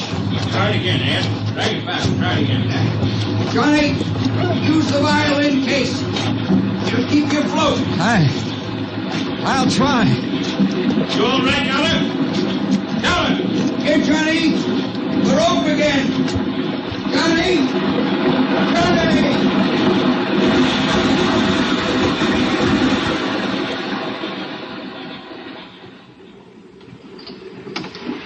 I hadn't passed out. So help me, I hadn't. Not entirely, that is. Or I'd never have been able to grab the line that Ad Bowles threw to me. Needless to say, I took a lot of kidding from Ad and Barney Peters on the drive back to Port Morris, especially since I didn't really know what had happened until I came to in the back seat of the car clutching the fiddle case. Jerk.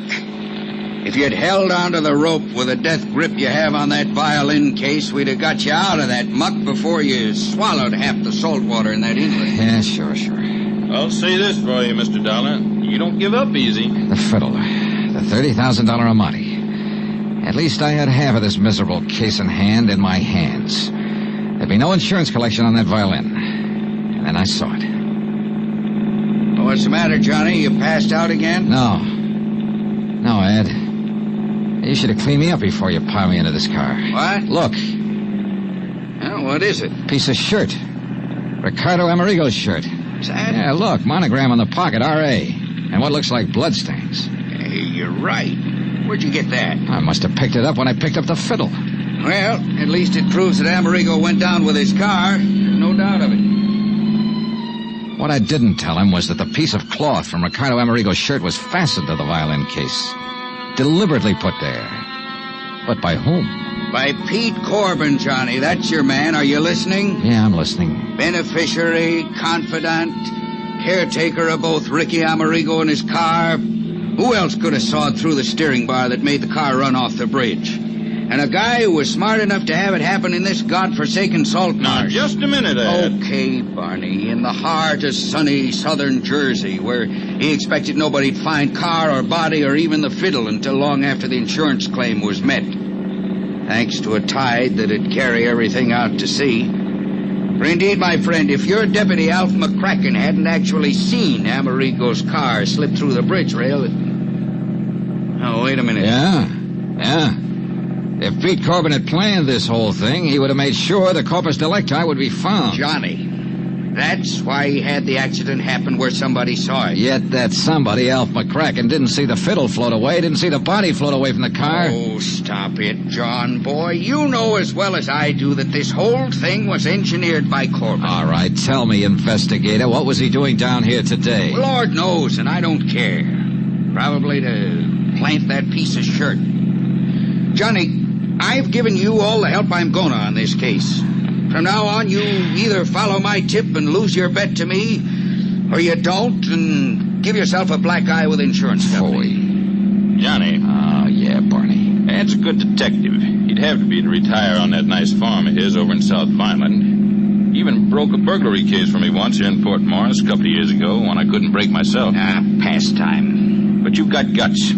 I like you for it. Thanks a lot. And to me, the Pete Corbin theory looks, well, too easy. Oh, not you, Barney. That's what I've been trying to preach to that stubborn egghead sitting beside you. I'll lend you a suit of clean clothes, and you can chase this thing down in the way you want to, without the dubious help of somebody who is just trying to win a bet from you. Traitor. And if I were you, I'd hunt up a few other people who knew Ricky Amerigo besides his press agent, Pete Corbin. You are a mind reader. Gentlemen, I have only one thing to say.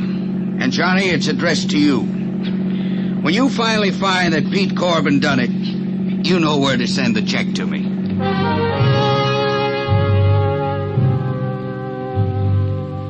At Port Morris, we learned that Alf McCracken had lost track of Corbin when the former dropped in at Osborne's Oyster House for a dozen and a half show. Hadn't even seen him take off in his car, much less leave in a hurry after spotting us on the road to Lucky Hole Creek.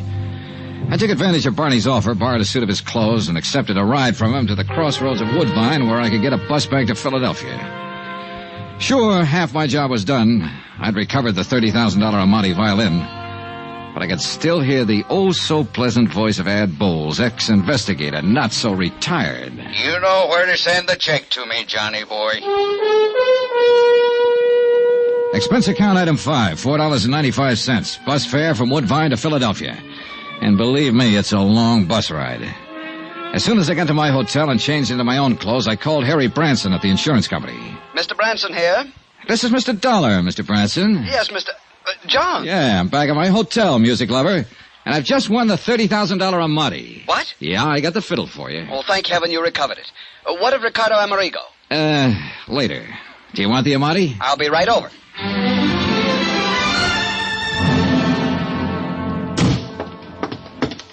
Where is it, John? Where is it? Right here, Harry, right here. Case, bow, and all. Oh, thank heaven. And by some miracle, it's dry as a bone and all in one piece. Voila. Oh, thank heaven. John. John? What's the matter?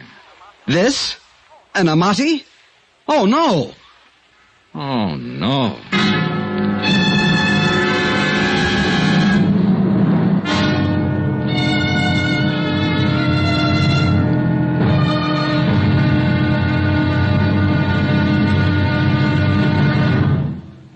Now, here's our star to tell you about tomorrow's intriguing episode of this week's story. Tomorrow, the results of a poker game. And believe me, there are times when the cards can be really stacked against you. Join us, won't you? Yours truly, Johnny Dollar.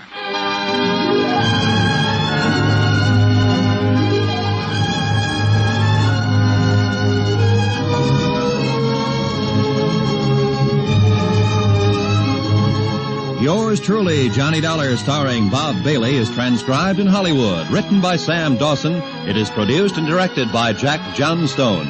Be sure to join us tomorrow night, same time and station, for the next exciting episode of Yours truly, Johnny Dollar. This is Roy Rowan speaking.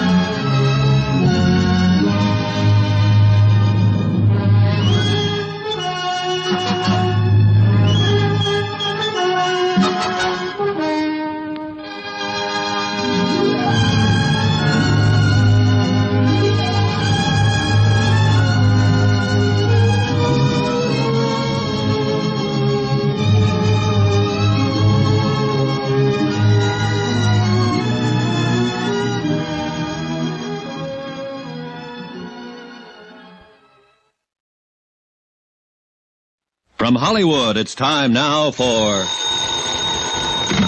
Johnny Dollar. Yeah, Pete Corbin, Dollar. I found your message when I got in, but I don't know why I'm returning your call after that lacing I took from you. Well, at least you haven't run out on us. Why should I? How would you like to explain what you were doing in Port Morris, New Jersey yesterday afternoon at the scene of the so-called accidental death of your client, Ricardo Amerigo? Oh, yeah, I thought that was you I saw in that car down there. It sure was. Are you in your office? Yeah, that's right. I thought you wanted Well, stay to know... there. I do want to know. That and a lot of other things. I'll see you in about an hour after I've made another call. Okay, I'll be here.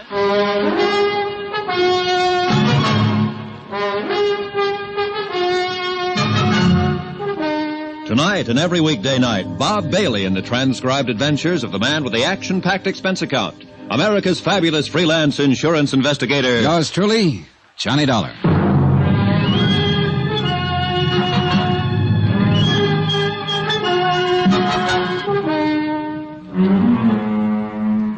Expense account submitted by Special Investigator Johnny Dollar. Location, Philadelphia, Pennsylvania. To the Philadelphia Mutual Liability and Casualty Company. Following is an accounting of further expenses during my investigation of the Ricardo Amerigo matter.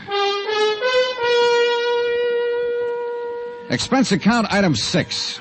$33.75. Dry cleaning and new shirts, socks, and so on, including one pair of shoes to replace the ones I lost in the South Jersey swamp while rescuing what I'd thought was a priceless Amati violin in a muddy tidewater inlet called Lucky Hoe Creek. But when I showed it to Harry Branson at Philadelphia Mutual, well, at least he promised to have an expert look it over and pass final judgment. That's the reason for item 7, 85 cents. Taxi to Harry's office in the Security First building.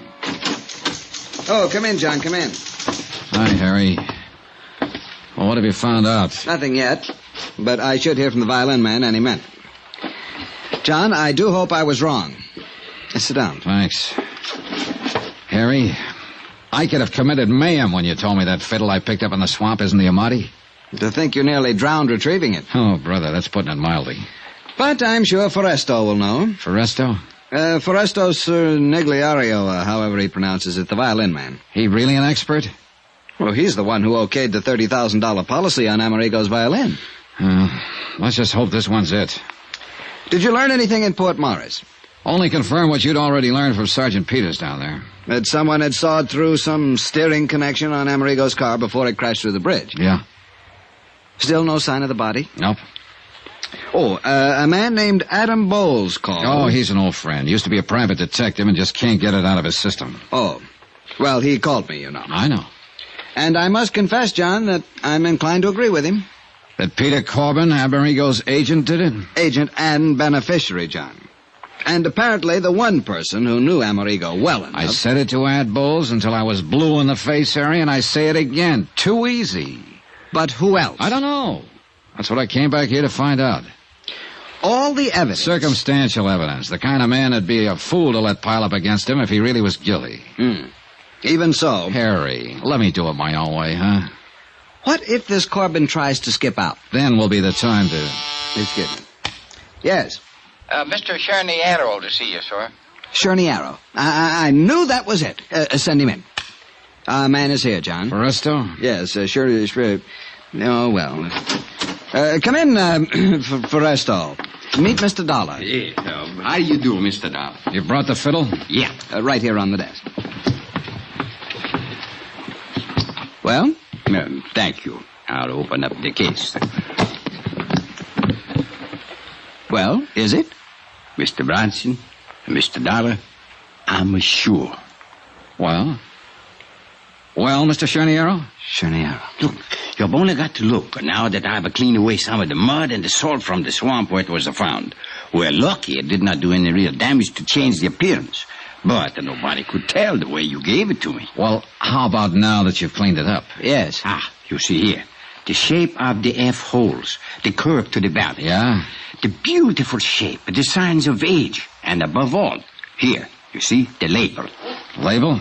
Through the F hole, you can see it. There, Niccolo Amati. Then it is Amerigo's. See. You're sure, Mr. Cherniero? The label says. And Foresto says. Well, look, I talked with a fiddle player in the orchestra at my hotel last night. He told me there are literally thousands of imitations of every important violin ever made. Shape, size, label, and all. Now listen, Foresto. Yeah. Tell me the truth. Do you really consider yourself an expert? Well, I'm selling violins in my store. Violins, harmonicas, ocarinas, victrolas. How good are the violins you sell? Oh, so good ones. Some as high as $65. Harry, do you mean to tell me... With all due apologies, Foresto, do you mean to tell me he was your authority for a $30,000 policy on Ricky Amerigo's violin? Well, of course, a representative from the Wurlitzer collection in Chicago verified Foresto's opinion at the time. See, the Wurlitzer know every good violin in the world. Yeah, Harry, let me have it. I'll give you a receipt for it. I'll bring it back when I'm through with it. Whatever you say, John. I assume you want to check further on the authenticity. And you are right. John. Yeah. To put it bluntly... You've still not accomplished very much insofar as Amerigo himself is concerned. With this fiddle under my arm, I think maybe I will. See you later.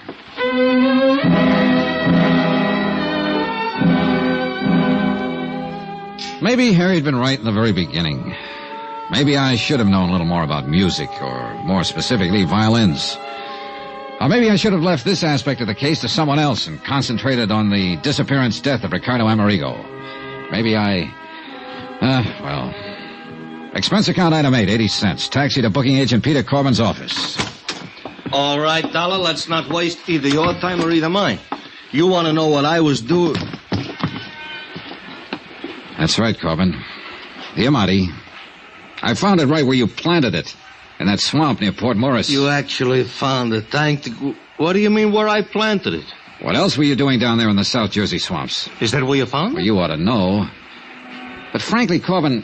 I think you overplayed it a bit when you tucked part of one of Amerigo's monogram shirts there with it. I don't know what you're talking about. Actually, I mean it. Then what were you doing down there? And, brother, you better make it good. The same thing you were. Trying to find out what happened to Ricky Amerigo. I tell you, Dollar, I was his best friend. It's a true fact. If his fiddle was down there, too, I didn't see it. I wish I could believe you. For the way it looks from here, you were willing to have the Amati violin found lying out there in that salt marsh because you couldn't get rid of it without exposing yourself. It didn't put any money in your pocket the way you figure Amerigo's death will. The way it looks from here, Dollar, that's where you're wrong. Yeah? Yeah, actually wrong. If Amerigo's dead, I collect in his insurance as his beneficiary. That's what the policy says, but believe me... All right. But you think I wouldn't collect on the Amati fiddle, whether it was found or if it wasn't found. That's where you're wrong. What are you talking about? Because I'm also a beneficiary to his will. How do you know? Because I'm not only the sole and only heir in his will, I'm also the executive of... executive of his estate, too. Oh. Yeah. So if I was the heavy... What would I take a chance leaving a $30,000 fiddle laying around in some swamp? Cover up? $30,000 worth? All right, what did you do with the hacksaw? You mean somebody sawed up the fiddle? Oh, no, let me see. No, easy, will you? Somebody sawed partway through a steering arm on Amerigo's car to make it crash. Murder? That's a pretty fair question. Oh, no, Dollar, no. Oh, no, who would murder a nice, sweet guy like Ricky? Maybe he was a drunk, maybe he hit the skids, but he had no enemies. He couldn't have. Okay. Maybe he was just a drunken bum, worthless. He threw away a concert career, but he was a gentleman. An actual gentleman. And he was a sweet guy. Nobody could have murdered him. Oh, no, Dollar, not Ricky. Pete, would you... Who was it? Tell me, huh? Who was the lousy punk? I'll kill him. Okay, Pete, I believe you. I don't care whether you believe me or not. Will you tell me who done it? Pete. Rick. Pete, will you listen to me? I'm listening. Now, look here. Look here and tell me. Is this Ricky's Amati violin? Yeah, that's it. Ah, poor Ricky. Poor drunk. You're sure?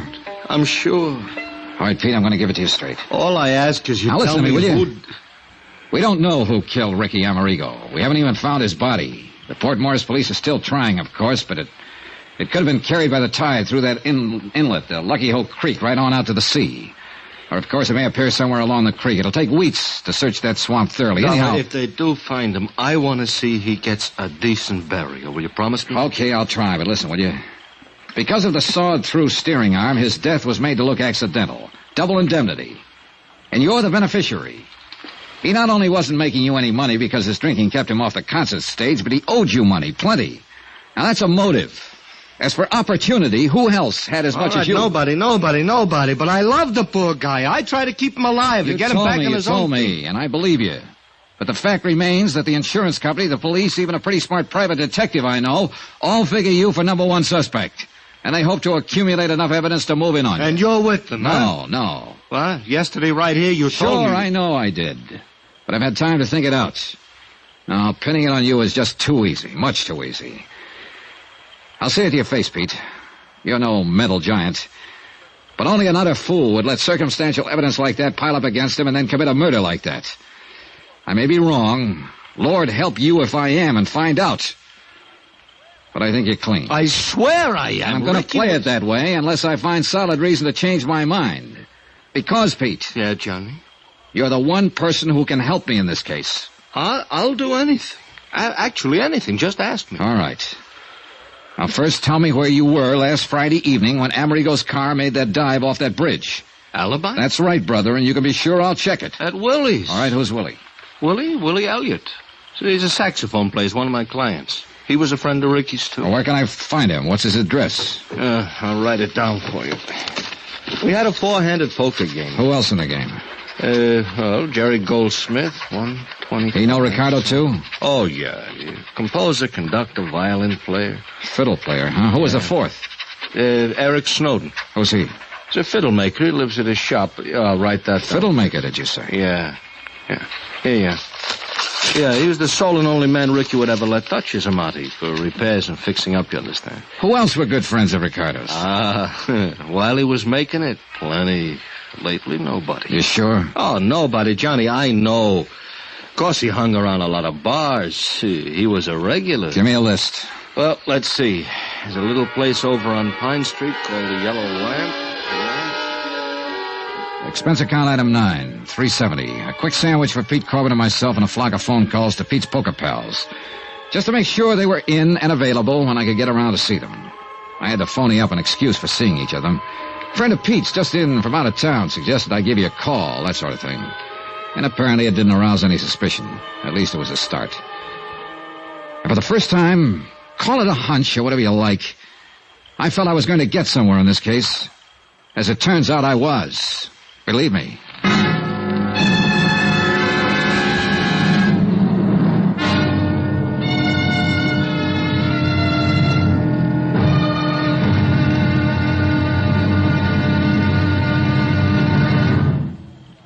Now, here's our star to tell you about tomorrow's intriguing episode of this week's story. Tomorrow, a trio of musicians. The question, which one's story was playing a little flat?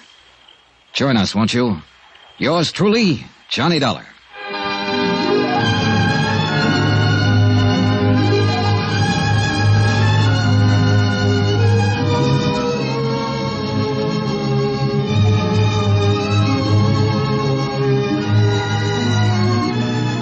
Yours truly, Johnny Dollar, starring Bob Bailey, is transcribed in Hollywood.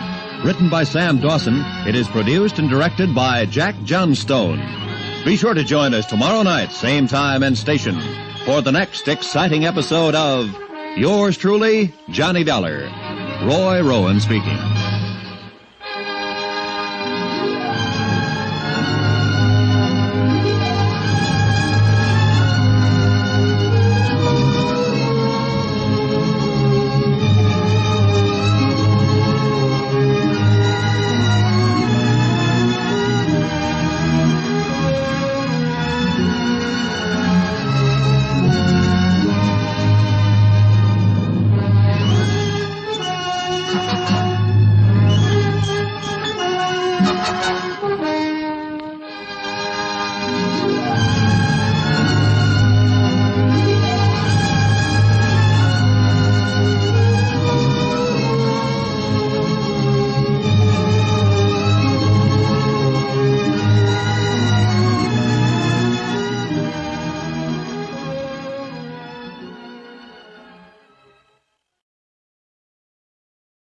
From Hollywood, it's time now for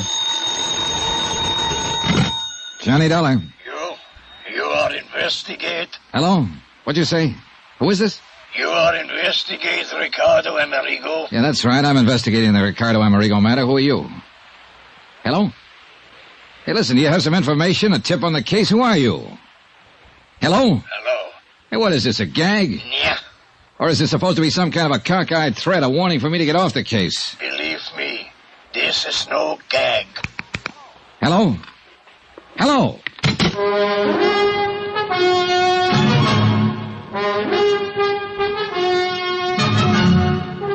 Tonight and every weekday night, Bob Bailey in the transcribed adventures of the man with the action-packed expense account, America's fabulous freelance insurance investigator. Yours truly, Johnny Dollar.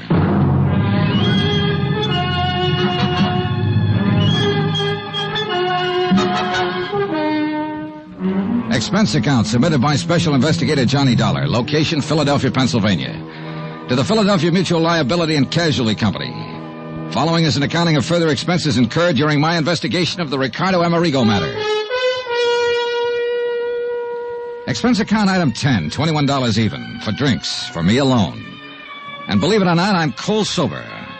But the least I could do was buy one at each of the bars on the list Pete Corbin gave me. A list of all the places Ricardo Amerigo used to hang out before his disappearance in a South Jersey swamp. In spite of all the circumstantial evidence pointing his way, I still wasn't convinced Corbin had engineered an accident to kill Amerigo. Pete had also given me a list of Amerigo's closest personal friends, 3 of them. I told him I'd see them later. Meanwhile, I hoped to learn something helpful from the places where he apparently spent most of his time during his last few months on this earth.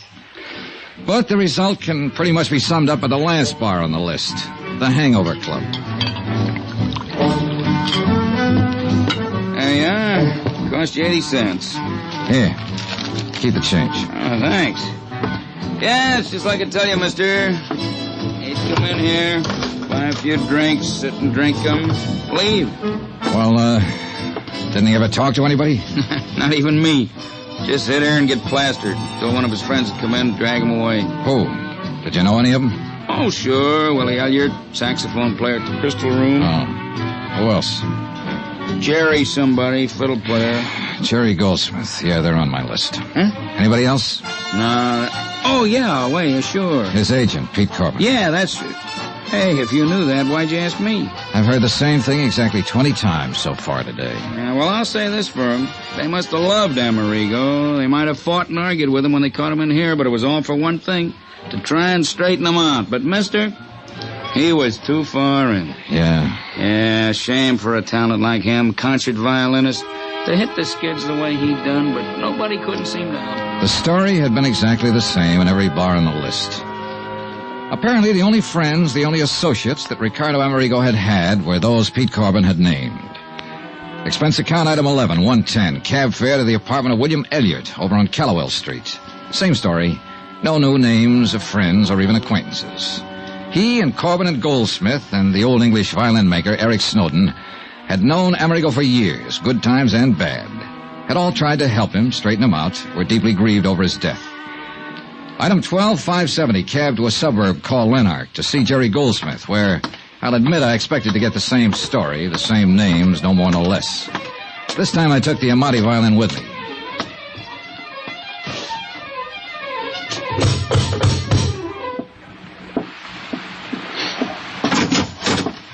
Hi. Who are you? I'm Johnny Dollar. Oh, yes, you called. Come in. Friend of Pete Corbin's, you said. Sit down. Mr. Goldsmith, I'll get right to the point. I'm an insurance investigator, and I came in... That violin case. That looks like Ricardo's. It is. And the Amati? Yes. Oh, thank God. I found it down in the South Jersey swamp where Amerigo's car plunged off the bridge. It had been lying there, hidden by the marche for several days. Is it all right? May I see it? Well, one reason I brought it along was so you could substantiate identification. I make no bones about it, Mr. Dollar. I coveted this violin like nothing else in the world. I've played many fine instruments, Strads, Guarnieri, even this, my Stainer. I see. But Ricardo's Amati, there was something between that violin and myself that could exist for no one else. Not even Ricardo Amerigo when he was at his greatest. And when he started his terrible downfall... You, wanted it even more, huh? Yes, more than anything else in the world. Enough to kill for it?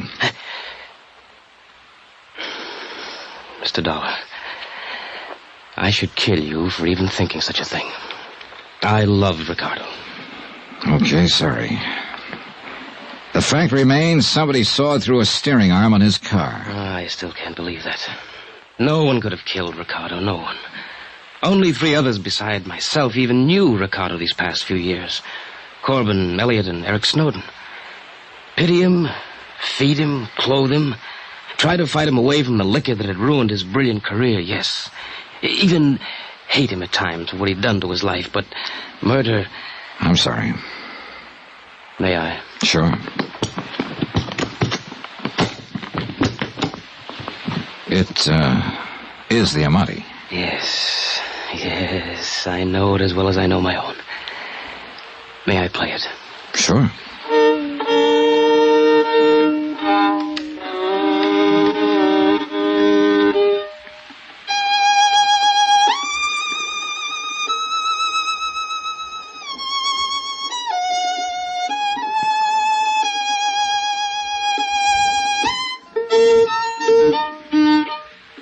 What's the matter? I don't know.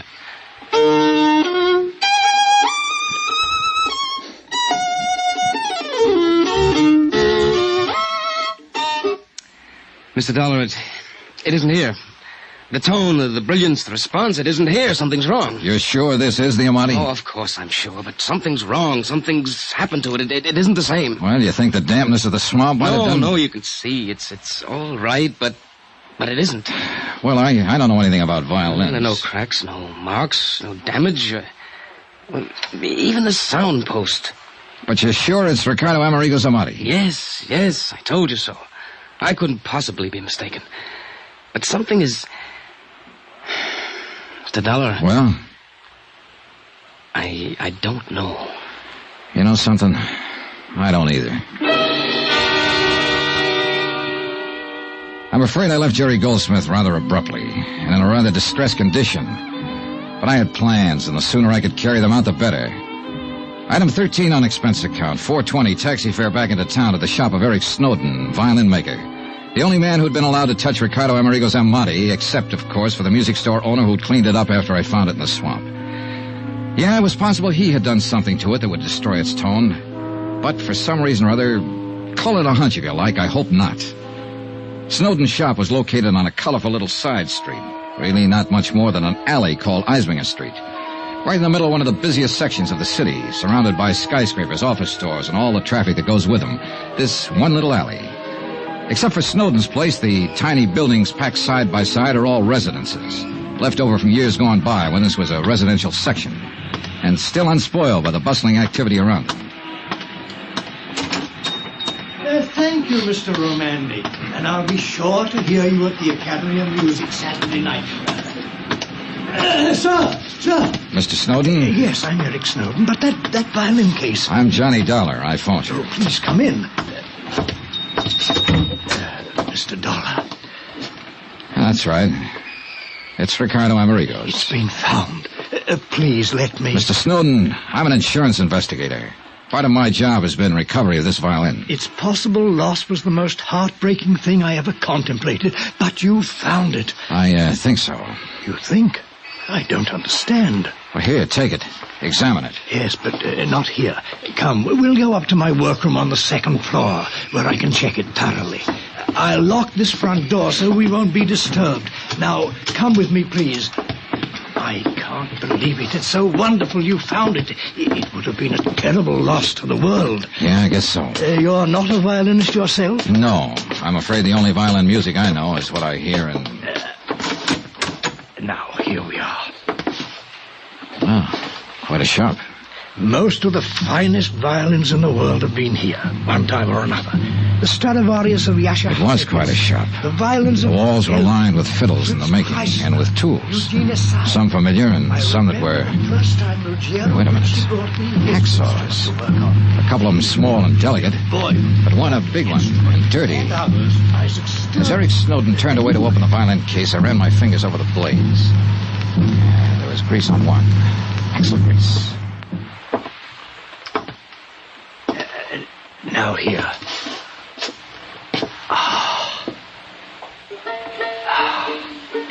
Well, Mr. Snowden? Yes, Mr. Dollar. This is Ricardo Amerigo's violin. You're certain of that? Eh? Do you think that I, of all people, wouldn't know? Mr. Dollar, aside from Ricardo himself, I am the only person who has touched this magnificent instrument for years now. I must confess I resent your least question of my judgment. All right, I'll be honest with you. I don't pretend to know much about violins, so I had somebody play it a while ago. Sacrilege. All right, be that as it may. It didn't sound to him, or even to me, like a $30,000 violin. And whom did you permit to lay hands on this priceless instrument? A friend. He should be horsewhipped. Only an artist, a great artist, should be permitted to handle a thing like this. But I suppose you understand that, Mr. Dollar. I don't suppose you... Well, go on. Mr. Dollar, someone has tampered with this. Oh? Of course it doesn't sound right. Did this friend of yours presume to be a violin maker, too? What do you mean? The sound post, the placement of the bridge. Of course it doesn't sound right. Now, why does somebody have to... Do you want to answer that? No, let them wait. This is more important. No wonder you or your friend or anyone else question the validity of this instrument. Hey, whoever that is down there, he really wants you. Look here, a simple adjustment here and here. Oh, bother. Go ahead, I'll wait. All right, I shall be right back. It was a quick suspicion when I spotted the hacksaw on the wall, and I couldn't forget the warning over the phone. While Snowden waited on his customer, I poked around the shop some more, looking for goodness knows what. And I found exactly nothing. No doubt Snowden was telling the truth. Until I started to sit down to wait for him, and as I pulled over a stool, I knocked open the door of a cabinet next to his workbench. I started to close it again, and then I saw it. Hanging there on a hook was a violin. I grabbed it out of the cabinet and held it under the light beside the one in Amerigo's case. I held them up together. It was unbelievable. The shape, the color, the markings, nicks on the little pegs you tune them up with, a spot of stain on the scroll, even a tiny, almost indiscernible scratch on the back, an old pencil mark on the inside near the label. It was impossible. But it was true. These two violins were absolutely identical.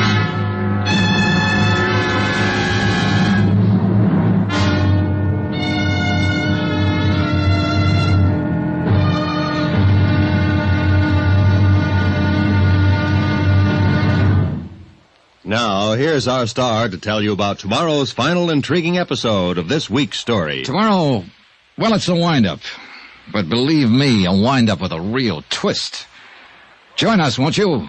Yours truly, Johnny Dollar.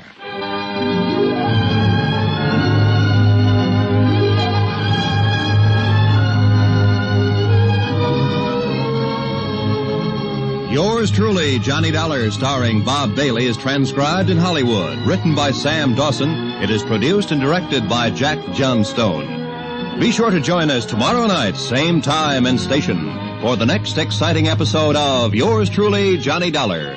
Roy Rowan speaking.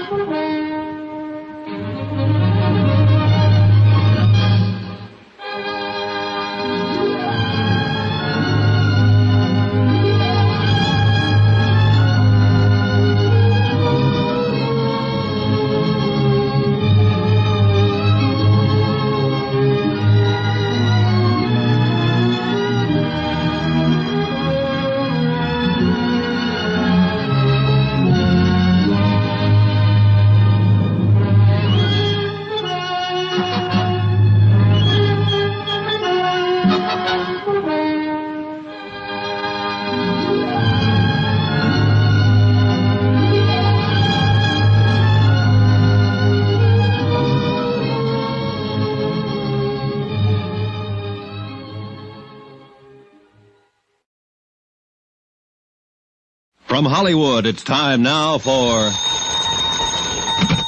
Johnny Dollar. John, this is... Don't tell me. Harry Branson at Philadelphia Mutual.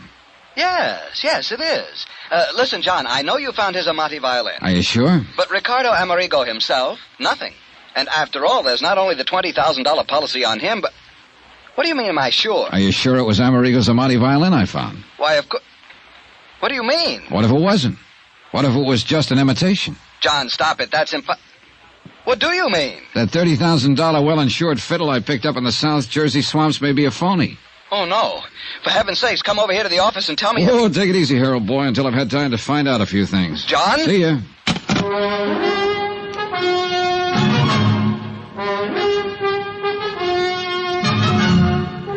Tonight and every weekday night, Bob Bailey in the transcribed adventures of the man with the action-packed expense account, America's fabulous freelance insurance investigator. Yours truly, Johnny Dollar.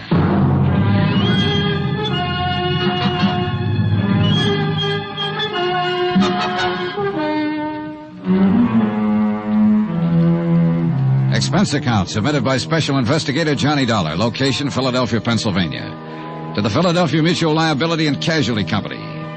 Following is a final accounting of expenditures incurred during my investigation of the Ricardo Amerigo matter. When Ricardo Amerigo's car was hauled out of a swamp somewhere near Port Morris, New Jersey, there was no sign of his body. Only a sawed-through steering arm on the car that indicated somebody had done him dirt. However, I did find the fiddle, the $30,000 Amati that had helped him become one of the world's top concert violinists. Anyhow, with a fiddle under my arm, I ended up at the shop of violin maker Eric Snowden for final confirmation that it was the genuine Amati that I'd found. This Eric confirmed. However, while we were in the second-floor workroom of his shop on Eisminger Street talking about the fiddle, somebody pounded on the street door downstairs. Oh, bother. I'll be back in a moment, Mr. Dollar. And that's when I accidentally, and so help me it was accidental, I knocked open the door of a cabinet and discovered another violin, identical in every respect with the one I'd found in the swamp at the scene of Amerigo's accidental death. Okay, so I did exactly what you would have done. I put the one in the cabinet into Amerigo's case and the one from the case into the cabinet. One of them was the genuine Amati. But which one? I'm sorry, Mr. Dollar, but he was so insistent. I thought he was one of my, shall we say, better clients. As it turned out, it was just a youngster who wanted to see one of the new G-strings. A youngster? Oh, I see you're joking. But now, let me take this magnificent instrument, readjust the sound post and bridge so that... No, wait, Mr. Snowden. It's later than I thought. There are some things I must do immediately. Suppose I come back here later. Very well. Meantime, I shall make the adjustments on the Amati to restore its tone. No, I've got to take it with me. But I don't understand. There are a few things in this case I don't understand right this minute, but I hope to before very long. Mr. Dollar, you talk in riddles. Why don't you leave the violin? No, thanks. I'll see you later. But please be careful with it. If anything should happen to that priceless... Don't worry. Nothing will happen to it. I found that I'd almost spoken too soon, for I pounded down the stairs, across the floor of the store, and out of the door, without the caution the book says one should exercise when leaving a suspect in a case. I'd no sooner got out on the street. It was a flower pot big enough to have killed a horse in its fall from the upper story window ledge. Oh, no. Good heavens, wait, Mr. Dollar. That was an accident. But I didn't wait. Expense account item 14, 10 cents. Phone call to Harry Branson at the insurance company to have the police put a man on Eric Snowden's shop immediately to make sure he wouldn't try to skip. Item 15, $7.50 for a cab to the house of fiddle-playing Jerry Goldsmith out in Lanark. Mr. Dollar. Hello, Goldsmith. I didn't expect you. You left in rather a hurry earlier. Sorry, I had to keep a date. Hey, look, Jerry, when I was here before... You still have the violin? Yes, when I was here earlier and you played it, you didn't seem to think it was really Ricardo Amerigo's Amati. No, I didn't say that. At least at least it didn't sound like it when you played it. Yes, Mr. Dollar, that's right. Oh, now, think a minute.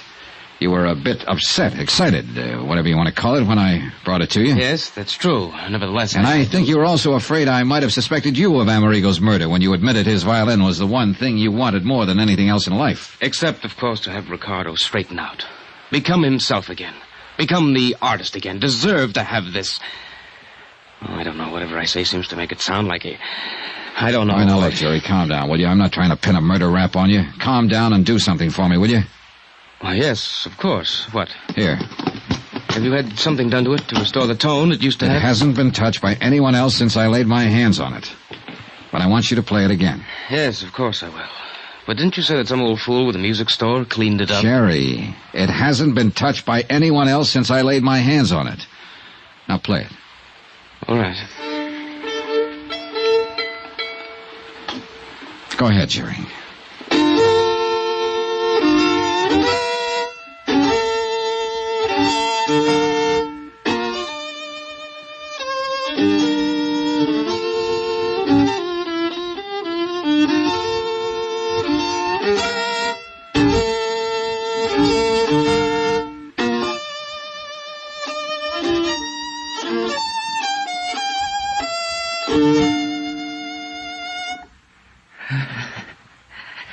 It's the Amati, isn't it? Yes. Yes, it's the Amati. A beautiful, wonderful...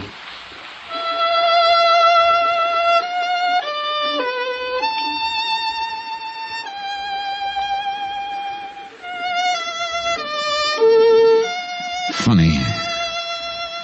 I never realized what a violin could. Can you hear me, Jerry? Yes. Yes. And to think it's taken something like this to lead me to a killer.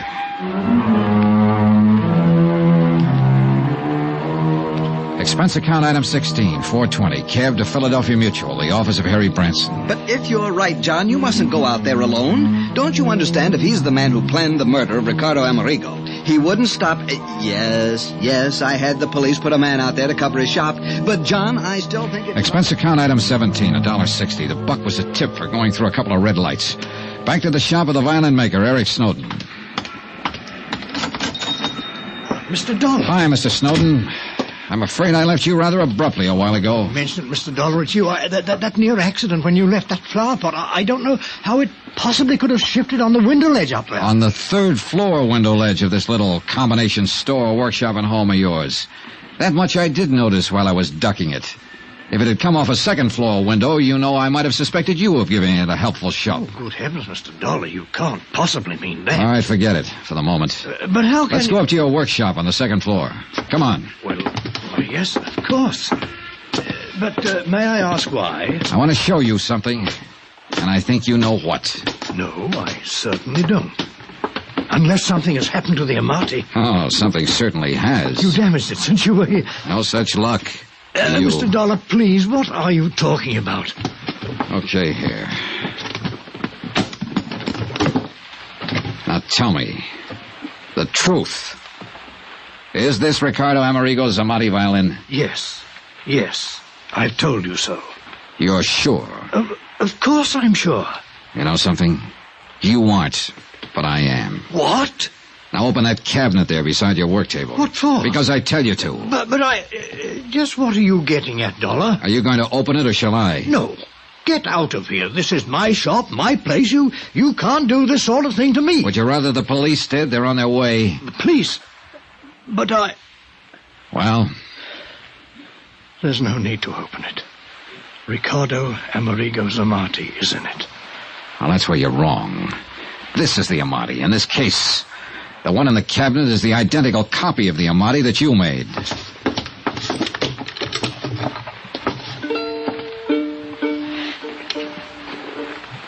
Yes, Mr. Dollar. Why, Snowden? Because the loss of this priceless instrument would have been unthinkable. $30,000 insurance on it. Oh, money doesn't buy a violin like this. It must be played by an artist, by many artists, like the artist Ricardo was. So when Ricardo disappeared... Or was murdered? When Ricardo disappeared, I had to make sure that the Amati would still... I didn't murder him. Isn't this the hacksaw that cut the steering rod on his car? Well, Snowden, isn't it? Yes. No, I mean... mean... And because of it and your crazy plan to keep the real Amati, you and you alone are going to take the rap for Amerigo's murder. No, please. Ricky. So you, Sarek. That's right, Mr. Dollar. I'm Ricardo Amerigo. You're what? The dirty, drunken has-been that started all this.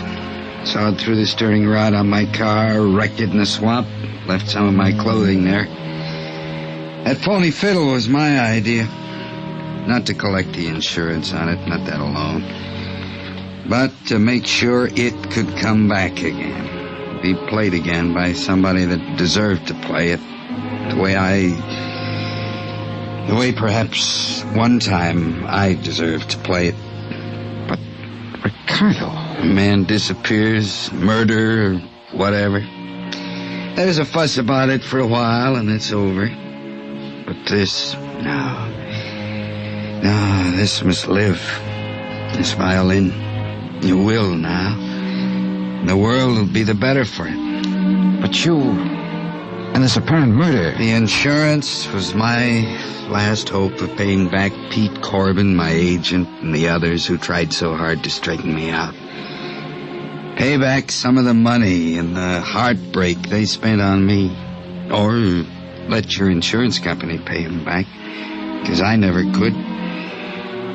I couldn't even leave my hiding place here in Eric's house. Because I knew that sooner or later he'd pity me enough to give me more of the drink that's been all I've been living for. Eric, God bless him, Eric knew, of course, but only he. Be kind to him, if you can. Ricky. That's all, Mr. Dollar. Oh, unless... Will you buy me a drink before you call in the police?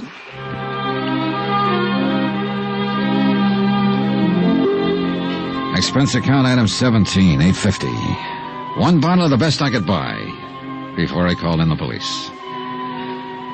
Item 18, hotel in Philadelphia, miscellaneous fare back to Hartford. Total expense account, $182.65. Remarks? No insurance payment necessary on either the Amati or the man. And I guess he really was a man. More than he knew.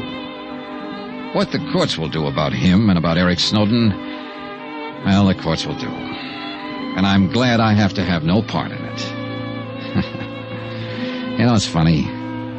Somehow I think I have a little better appreciation for music now than... Oh, well. Yours truly, Johnny Dollar.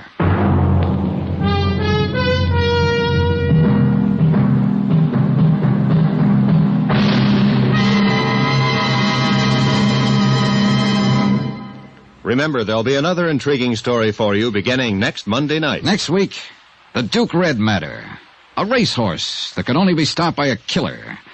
And the killer didn't stop with horses. Join us, won't you? Yours truly, Johnny Dollar.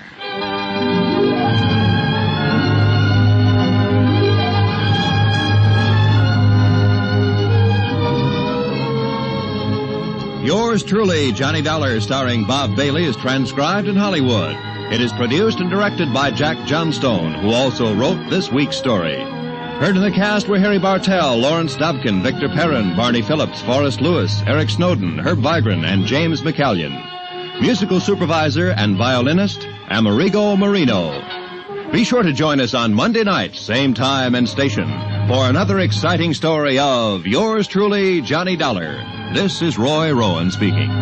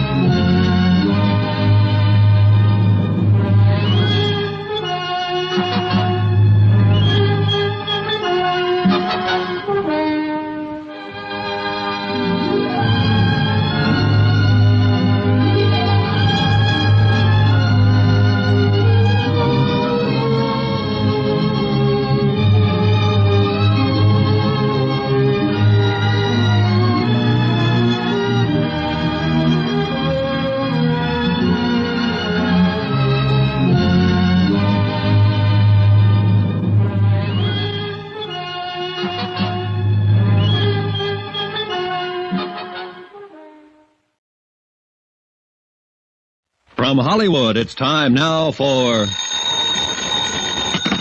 Johnny Dollar. Niles Pearson, Johnny, at Universal Adjustment Bureau. Oh, how are you, Niles? Worried at the moment. Can you help me out? I don't know. What's on your mind? $65,000 worth of horse flesh. Ever hear of Duke Red? Yeah, I think so. The Futurity last year? That's the horse. Johnny, Columbia Indemnity is going to have to settle a claim on him. Why? Duke Red was seriously injured and had to be destroyed. Did you say 65,000? Yeah. No wonder you're worried, Niles.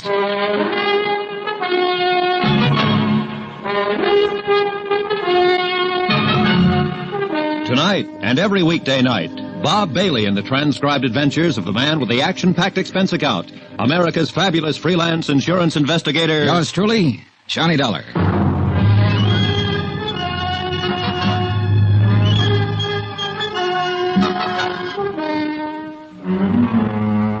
Expense account submitted by Special Investigator Johnny Dollar to the Universal Adjustment Bureau, Universal Building, Hartford, Connecticut. The following is an accounting of expenditures during my investigation of the Duke Red matter. Expense account item 1, $197.80. Airfare and incidentals getting me from Hartford to San Francisco and a town about 40 miles south of there called San Pietro. At the San Pietro Hotel, I learned that the Abbott Ranch was some 5 miles outside of town, but that the Abbott Stables maintained offices in San Pietro.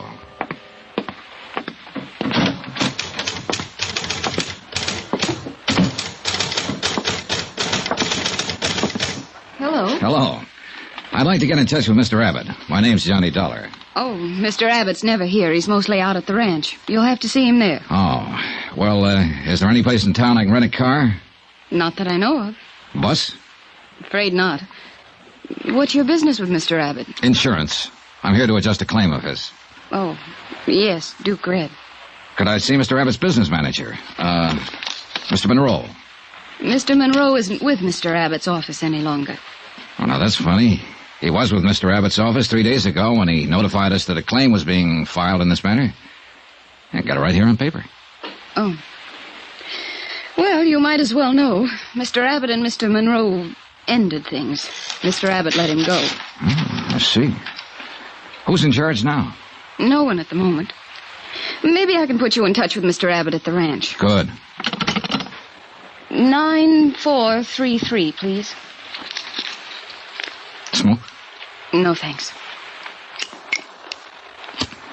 Hello, Cully. This is Judy at the office. Is Mr. Abbott there? When do you expect him? Thanks. Out for the day, Mr. Dollar. I'm not doing very well, am I? I wish I could be more helpful. Well, maybe you can. This man Monroe, if you could tell me where I can get in touch with him, I'd appreciate it.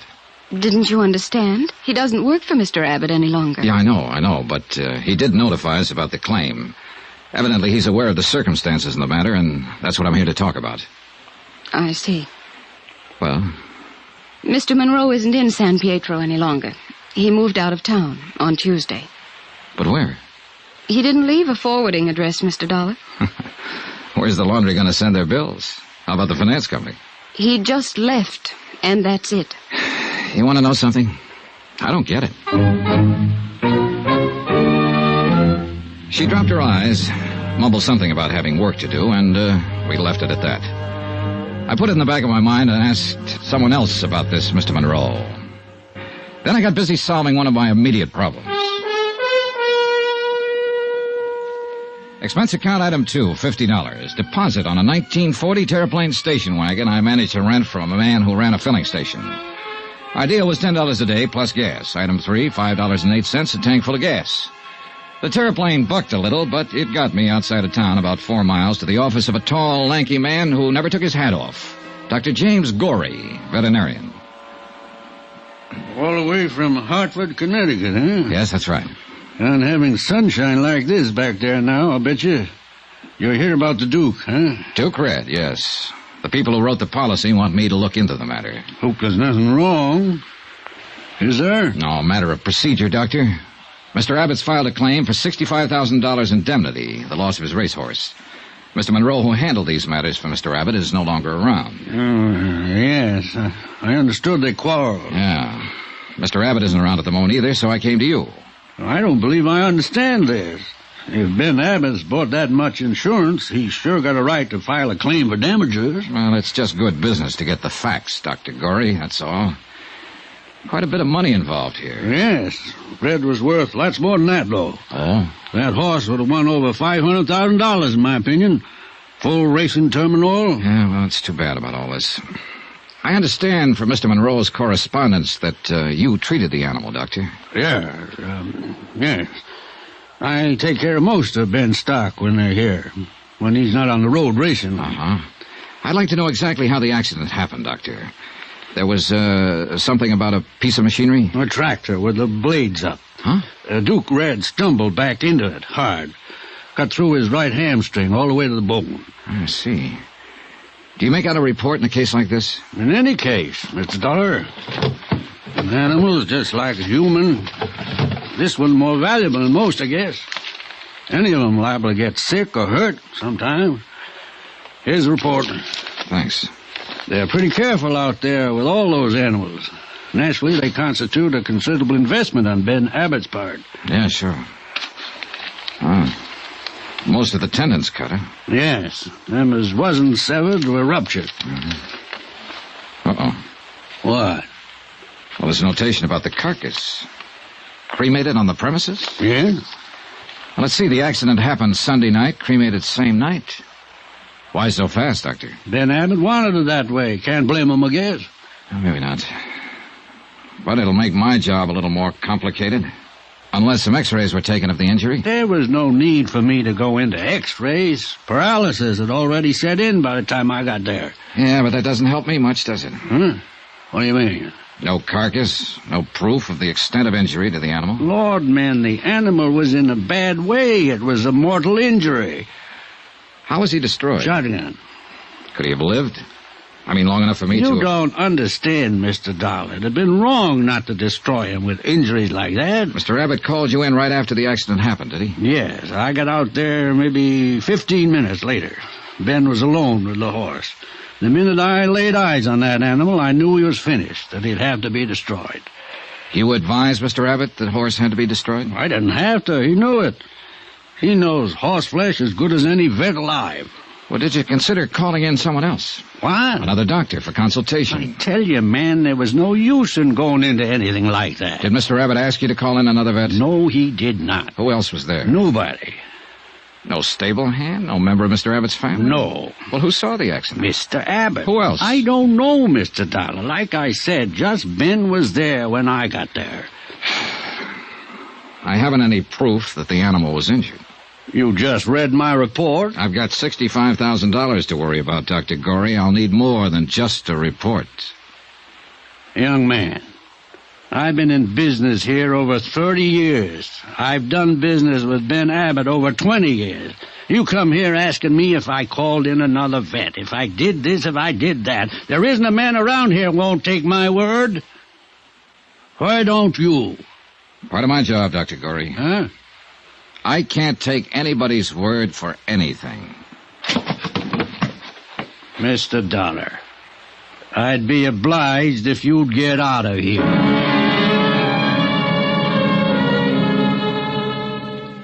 I obliged, Dr. Gorey. I got out of there. Driving back to San Pietro on my terraplane, it struck me as odd that Gorey, certainly aware of the value of the injured horse, had not taken so much as a photograph to verify the story of the accident. For that reason, I decided to verify Dr. Gorey himself. Well, hello. Hi. How you doing? Oh, I don't know. Maybe you can help me. All right, try me. Well, this Dr. Gorey, is he new around here? You're joking. No, I'm not. He's a fixture. He's been in this part of the country 30 or 40 years. They say he's the best vet this side of Lexington, Kentucky. That takes in quite a bit of real estate. Is he loaded? I think he could retire and give advice over the phone. These horse racing people make new parents look like indifferent vegetables. They do? You don't know. A horse sneezes once and they're ready to call the Mayo brothers. Dr. Gorey's practically the whole Mayo Clinic in horsey circles. Say, how did you know about him? The insurance report.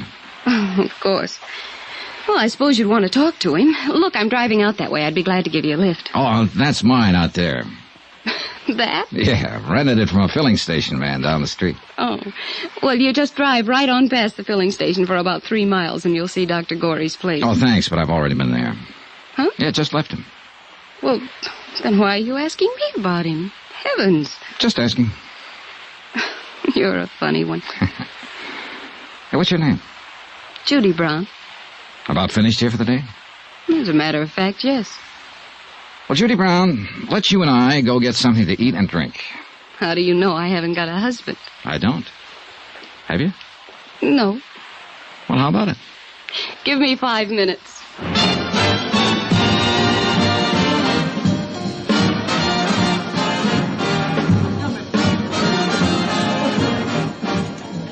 Judy, I'm going to get right to the point. How long have you worked for Mr. Abbott? A year and a half. Why? You're from San Pietro? No, San Francisco. I answered an ad. I wanted to get out in the country for a while, away from the city life. Mm-hmm. All right. What happened between Monroe and Abbott? They had a quarrel. A loud quarrel. Mr. Abbott's very good with a quarrel. Oh, is he? Yes. You know, even I've wondered about that. What? Mr. Monroe quarreling with Mr. Abbott and then just leaving all of a sudden. Probably went to San Francisco. I don't know where else he... Oh. What's the matter, Judy? That looks like Mr. Monroe now. Monroe? Yes, end of the bar. I thought he was away. It's him, all right. Well, I'd like to talk to him. You'll have to hurry. Looks like he's getting ready to leave. Yeah. Excuse me. Sure. Hey, just a minute. You calling me? Yes, Mr. Monroe. Yes? Johnny Dollar, Universal Adjustment Bureau. I'm in town about the claim on Duke Red. But I heard you'd left town. I had. You talked to Mr. Abbott about that claim. Well, you had power of attorney for him and signed the claim. I wonder if I could talk to you. I'm leaving town again. Right away. Well, look, can't I just have a minute of your time? It wasn't my horse. It belonged to Ben Abbott. Talk to him. Now get out of my way. Oh, hey, wait a minute. Let him handle his own dirty business. Look, Mr. Monroe. Get out of my way.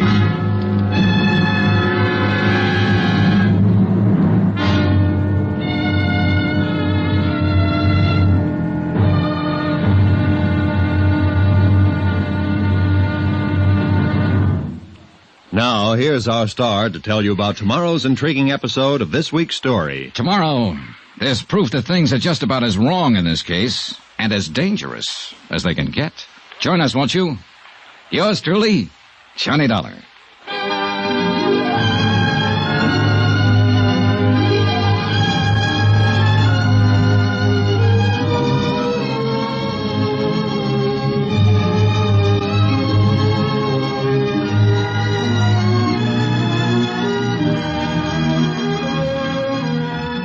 Yours truly, Johnny Dollar, starring Bob Bailey, is transcribed in Hollywood. Written by John Dawson, it is produced and directed by Jack Johnstone. Be sure to join us tomorrow night, same time and station, for the next exciting episode of Yours truly, Johnny Dollar.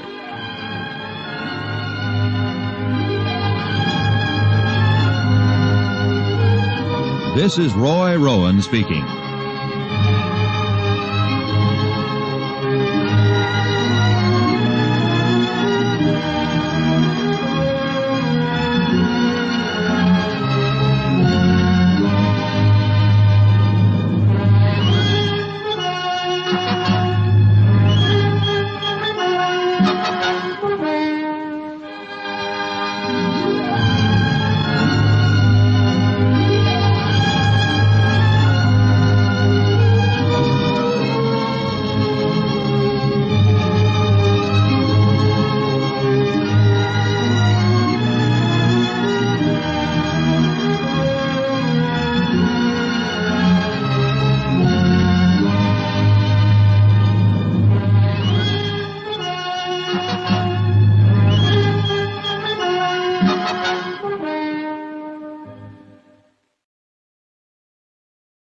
From Hollywood, it's time now for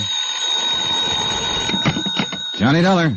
Ready with your call to Mr. Pearson in Hartford, Connecticut. Oh, thanks, operator. Hold on, please. Go ahead. Hello?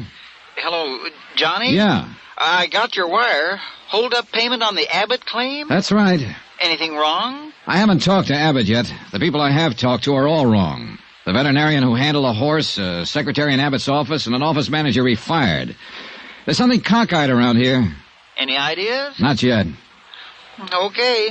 We'll hold up the claim on your say-so, and if there was anything wrong about that horse's death, you better find out about it. No.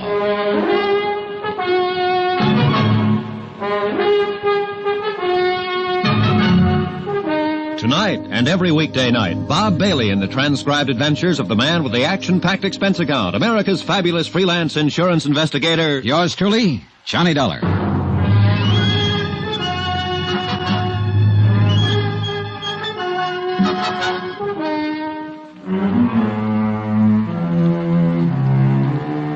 Expense account submitted by Special Investigator Johnny Dollar to the Universal Adjustment Bureau, Universal Building, Hartford, Connecticut. The following is an accounting of expenditures during my investigation of the Duke Red matter in San Pietro, California. Expense account item 3, 48 cents, postage. I sent a registered letter containing a copy of Dr. Gorey's injury report on the racehorse Duke Red to a veterinarian service in Cleveland, asking them to verify the extent of injuries to the animal. Item 4, 25 cents, toll call to the Abbott's ranch outside of San Pietro.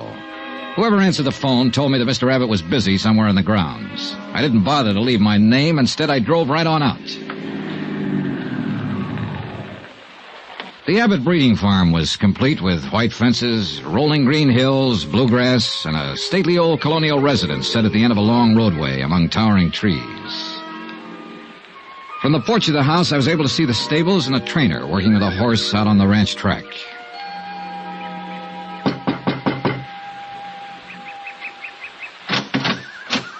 Yes, sir. Good morning. Good morning. My name's Johnny Dollar. I'd like to see Mr. Abbott, please. Yes, sir. Come in, please, sir. I'll try to find Mr. Dollar. You want to wait here, sir? Thank you. He left me standing in one of the biggest living rooms I'd ever seen in my life. I took a plant in front of the fireplace, lit up a cigarette, and began to look at the pictures and statues of racing horses lining the mantelpiece. Pretty soon things started. A blonde girl in a yellow suit walked in, having an argument with a gray-haired man in jotters. They didn't see me as they entered, or they just didn't pay any attention to me. You aren't old Pardon? enough, strong enough or have brains enough to live as you please. I forbid you to... I know what you're going to say. Oh, that stuff about how you forbid it and it can't go on. Well, let me tell you, it can go on just as long as I want it to go on, and I don't care what you do. Now, you listen to me, young lady. As long as you're in this house and under this roof, you will conduct yourself according to the way I dictate. Dictate? Yes. Who are you, Hitler or somebody? Don't whatever you do interfere with me again. Ever. Terry. I'm sick of it. Do you hear me? Sick of it. That was as much as I heard. But then it didn't last long.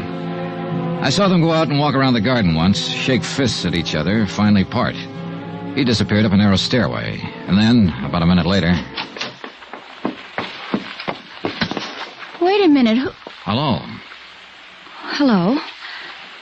How long have you been here? Too long. Oh. Why didn't you speak up? Well, I cleared my throat a couple of times, but no good. Then I tried to look like I didn't hear anything. Nothing seemed to work. If it helps any, I'll keep it all under my hat. I won't tell a soul. He doesn't like the company I keep. What do you think of that? I don't know anything about it. Give me a general viewpoint at least. Well, I've run into a lot of parents who don't approve of the kind of company their sons or daughters keep. In my court of human relations, parents don't always know what kind of company their daughters and sons need. When those daughters and sons reach the age when they need company. Good. You're on my side. I didn't finish. On the other hand, daughters and sons have the same problem. They don't seem to know either. You're a coward. Who are you? Johnny Dollar, I'm here to see Mr. Abbott about insurance. Was that Mr. Abbott? Yes. You're not an insurance salesman. You're here about Duke Red, about what happened to him, aren't you? That's right. I'm Terry Abbott. Glad to know you.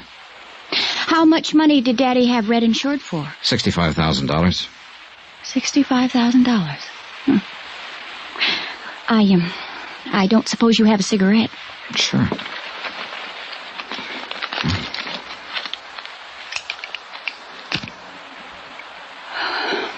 Thank you.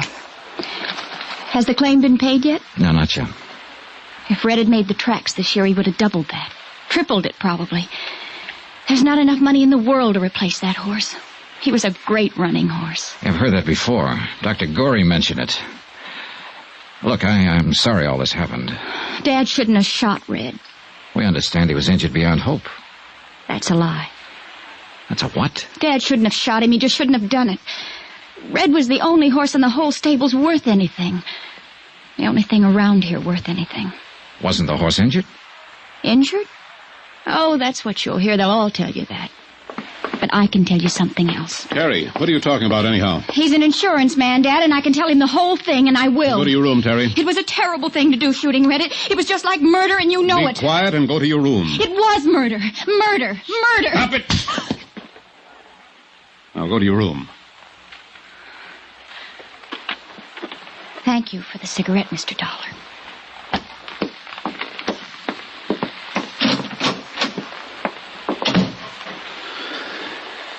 She's been terrible about all this. Very upset. Any time I've had to destroy an animal around here, she gets like that. Been that way ever since she was a little girl. I see. I knew I'd have to put up with her acting like this, but I'm reluctant to apologize to you for her actions or for mine. Jim Gorey told me you were in to see him yesterday afternoon. I wish Dr. Gorey hadn't told you that. I intended to tell you myself, Mr. Abbott. If I've offended you, I'm sorry for it. Makes me look I'm doing something shady. You could have come right to me instead of going to Dr. Gorey. I tried to. You were out. Then you could have waited till I came in. If this is the way that insurance company operates, I might have to find a different one. Look, Mr. Abbott, there's quite a bit of money at stake here. We have to go to everybody during an investigation. Dr. Gorey ordered the horse destroyed. It seemed very reasonable to go to him and ask why he took that action. We want to know all the circumstances. If you talk to Gorey, you know them.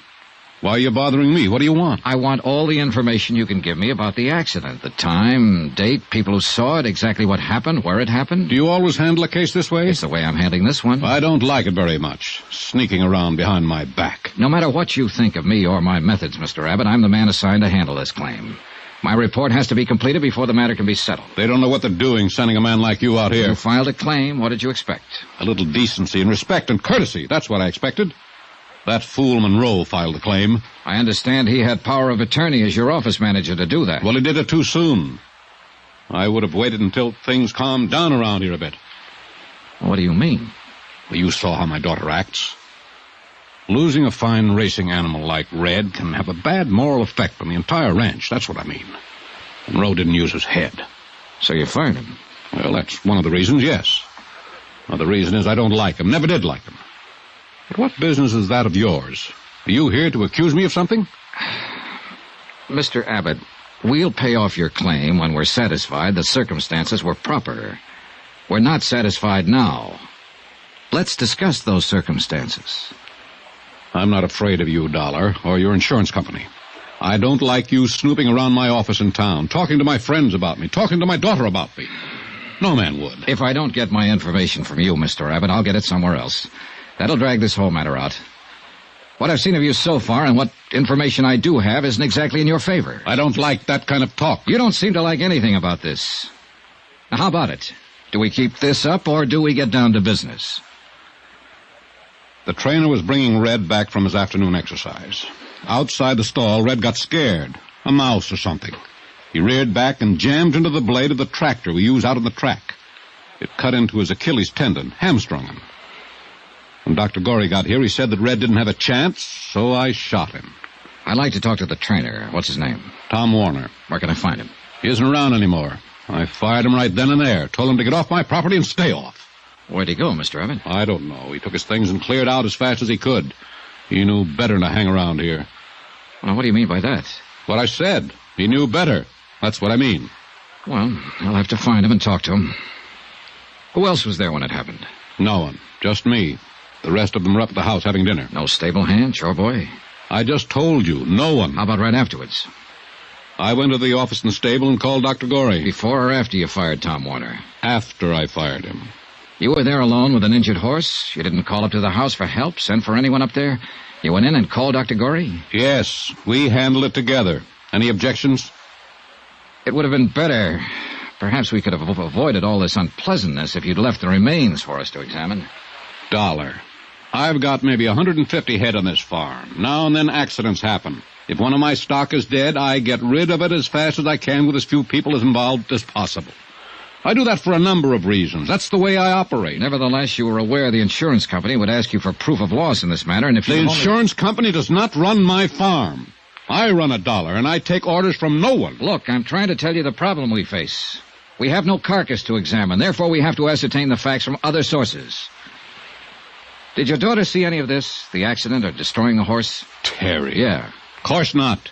You mean those crazy things she was saying when I walked into the room? Well, in view of the crazy circumstances, what she was saying might be worth listening to, Mr. Abbott. Huh. I had the impression that she saw the accident. Pipe dreams. She wasn't even around. I'd like to talk to her just the same. Cully! Cully! You talk to anybody you like, Dollar. I don't care. But I hope you made notes today, because you've already got all the information you're going to get from me. Yes, sir, Mr. Abbott. Yes, sir. Cully, I want you to look at this man. Yes, sir. His name's Johnny Dollar. Yes, sir.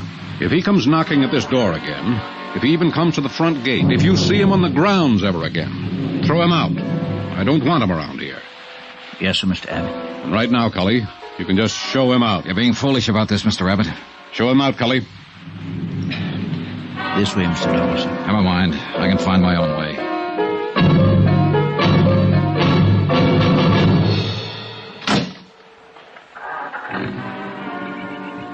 Mr. Dollar, sir. Mr. Dollar. Huh? Just a minute, sir, if you please, sir. Sorry about that in there, sir. I don't believe Mr. Abbott really meant it. Sounded that way to me, Cully. I know how it sounds. He's just, well, not himself. You understand, sir. Not quite, no. Losing the horse and all. Sounds to me more like he's losing his mind. Does it, sir? Huh? Do you think Mr. Abbott's losing his mind? Do you? Yes, sir. Yes, sir, sometimes I do.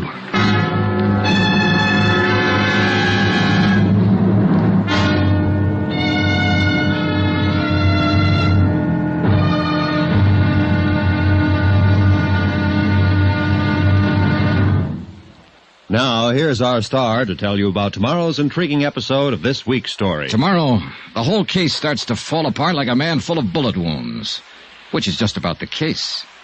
Join us, won't you? Yours truly, Johnny Dollar.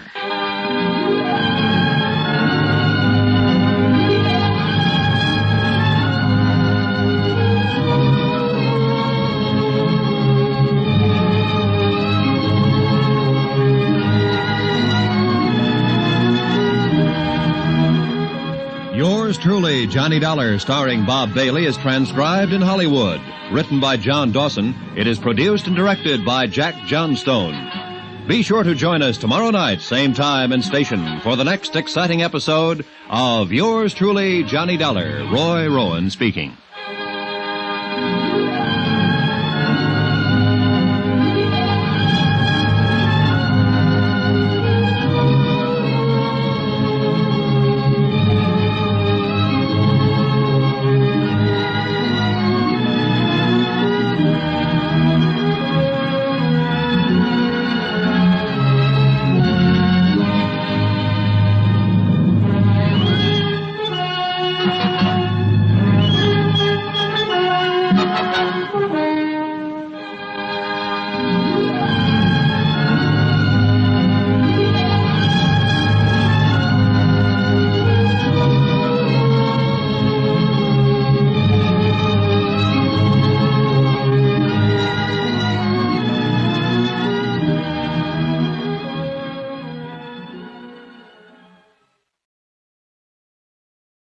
From Hollywood, it's time now for...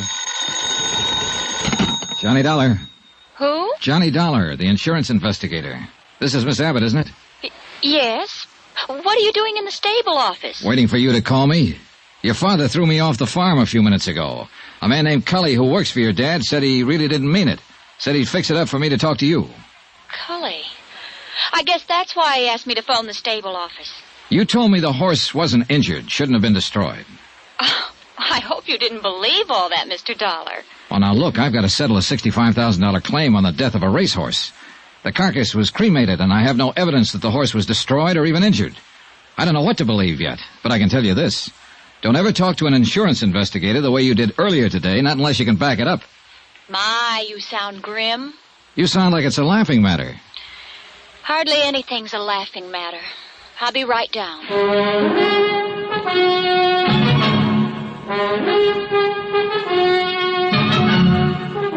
Tonight and every weekday night, Bob Bailey in the transcribed adventures of the man with the action-packed expense account, America's fabulous freelance insurance investigator. Yours truly, Johnny Dollar.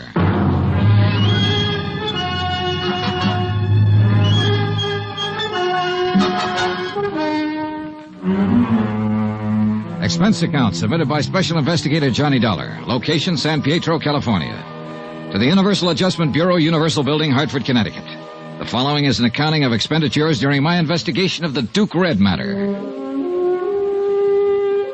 15 minutes after I spoke with Terry Abbott on the phone, I looked out the window of the stable office and saw her starting down toward the stables. She'd changed clothes. This time she was wearing blue jeans and riding boots. She carried a quirt in one hand, a cigarette in the other. There was a scarf or some such tied around her hair. All in all, it was a classic impression. Rich girl, racing horses, and fast cars. She wore a disdainful pout, also classic. Hi. How do? Father asked me where I was going, and I told him I was going for a ride. Why'd he throw you out? He didn't like questions I asked him, I guess. I don't know. Maybe I won't like the questions you ask me. Possibly. Probably. You don't really work very hard trying to please anyone, do you? Industrial hazard in my business. Hope it doesn't bother you too much, Miss Abbott.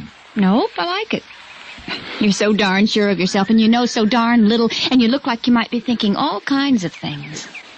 How tall are you? No, let me guess. 6'1"? Not quite. Well, you're tall enough, I suppose. Do you like this office? I suppose you've been opening the files and going through all of Father's papers. That's what you're supposed to do, isn't it? Nope. Well, unless you know something about horses, the papers around here wouldn't mean much to you. Times, weights, whole schedule and chart for every bit of stock on the place. Do you know anything about horses? Just one. Duke Red. Oh. He was insured for $65,000. And he's dead now.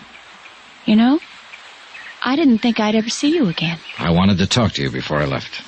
What about? I didn't insure Duke Red. My father insured him. Your business is with my dad, not me, Mr. Dollar. Pardon me if I seem a little confused, but earlier today you were very anxious to tell me something about all that.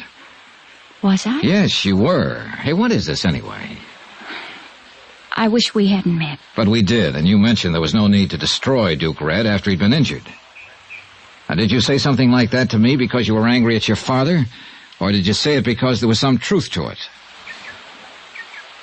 Well, now, what's that supposed to mean? Do you just stand around and pout when people ask you questions?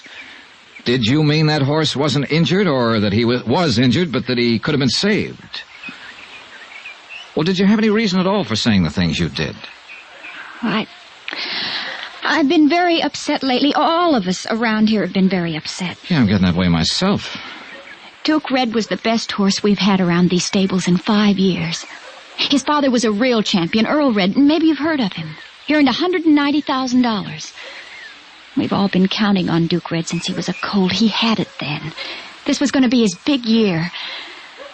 When this stupid accident happened, it just turned all of us upside down. Uh-huh. Is that your explanation for the things you said to me? Yes, for the moment. Now, please, don't ask me any more questions right now. One more. What? Your father fired a couple of people I wanted to talk with. One of them was a Howard Monroe. Dad's office manager. Yes, I met him a couple of nights ago. He wouldn't talk. He was too mad. Said something about letting your father handle his own dirty business. What? Now, I don't know what that meant, and I don't think I care just now. But the other man who was fired was a horse trainer named Warner, Tom Warner. According to your father, it was Warner's neglect that caused the horse to stumble and back into the tractor blades. What? Warner isn't around here now, but he must be somewhere, and I want to talk to him. Now, where can I find out his address? He's from Baltimore, Maryland. Baltimore. What about his address? Well, it'd be in the personnel files. You can get those at the office in town, in San Pietro. Okay. Do you think he went there? I don't know. And what's more, I don't care.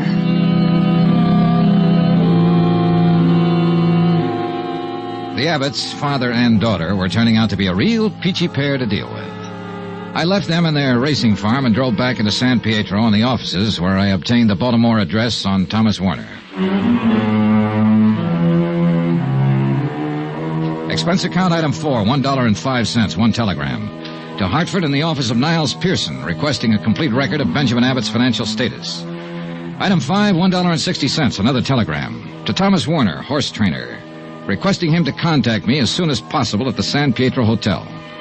Meanwhile, I did what I could to establish Abbott's local credit standing. I started with the bank. Dollar? That's right. What's it about? I'm an insurance investigator. I'm working for Universal Adjustment Bureau. We have a claim in on a property of Benjamin Abbott. Duke Red? That's right, $65,000. Wow. Yeah. That's quite a load. What can the bank do for you? Tell me about Abbott's credit situation, for one thing. Oh. He does bank here, I presume. Yeah, for years. My name's Dale Ryan. We better go in my office. Sure. Grab a chair, Dollar. Thanks. Miss White? Yes, Mr. O'Ryan. Bring in Mr. Abbott's file, please. Up to date. Yes, sir. It'll take a few minutes, Dollar. All right. Maybe you can give me a rundown on how things are generally. Maybe. This is all confidential, I suppose? Absolutely, Mr. O'Ryan. I have no axe to grind. You must have something to grind, or you wouldn't be here. People usually try to cheat insurance companies for money reasons, don't they? Well, usually, yes. Have you been cheated? I don't know. I don't know if there's any reason for us to be cheated. Look, maybe it'll put your mind at ease if I just tell you that a man with a $65 claim has his financial situation checked as a matter of course. You're a careful bunch of cut-ups, aren't you? Well, business being the way it is, yeah. Well, I don't think you'll find too much to raise an eyebrow about with old Ben. He's got one of the largest balances in town. Roughly, it'd be in the $100,000 area. Yeah, racing horses is quite a business, and he knows what he's doing. I doubt very much if he'd try to bamboozle you people out of a tiny little $65,000. Well, that's small change to Ben Abbott. That ranch, the stock, his investment there must come to well over $1 million. He meets a weekly payroll in the $10,000 class. Terry must run him a couple of thousand a month or so. You mean his daughter? Yeah. You met her? Yeah. Well, And when Terry wants a new car, she just parks the old one she's been driving and takes a plane to San Francisco and buys a new one. She might even feel like having a vacation and fly over to Honolulu. She's very expensive that way. If what you say is true, she must be. No doubt about it. Well, she'll probably be marrying somebody one of these days as soon as she can find a guy who can stand the freight charges. I figure it'll be one of that Los Angeles oil gang or somebody from Texas. Oil's her best bet, don't you think? Well, that is, if she wants to stay in her social circle. It isn't very wide, naturally. Naturally. Oh, yes? Mr. O'Ryan. Oh, come in. Mr. Abbott's folder. Oh, thanks. Well, here it is. See for yourself. Yeah. There's a lot to it. You want to take that office over there and look this over, Mr. Dollar? Mr. Dollar. Yeah, I think I'd better.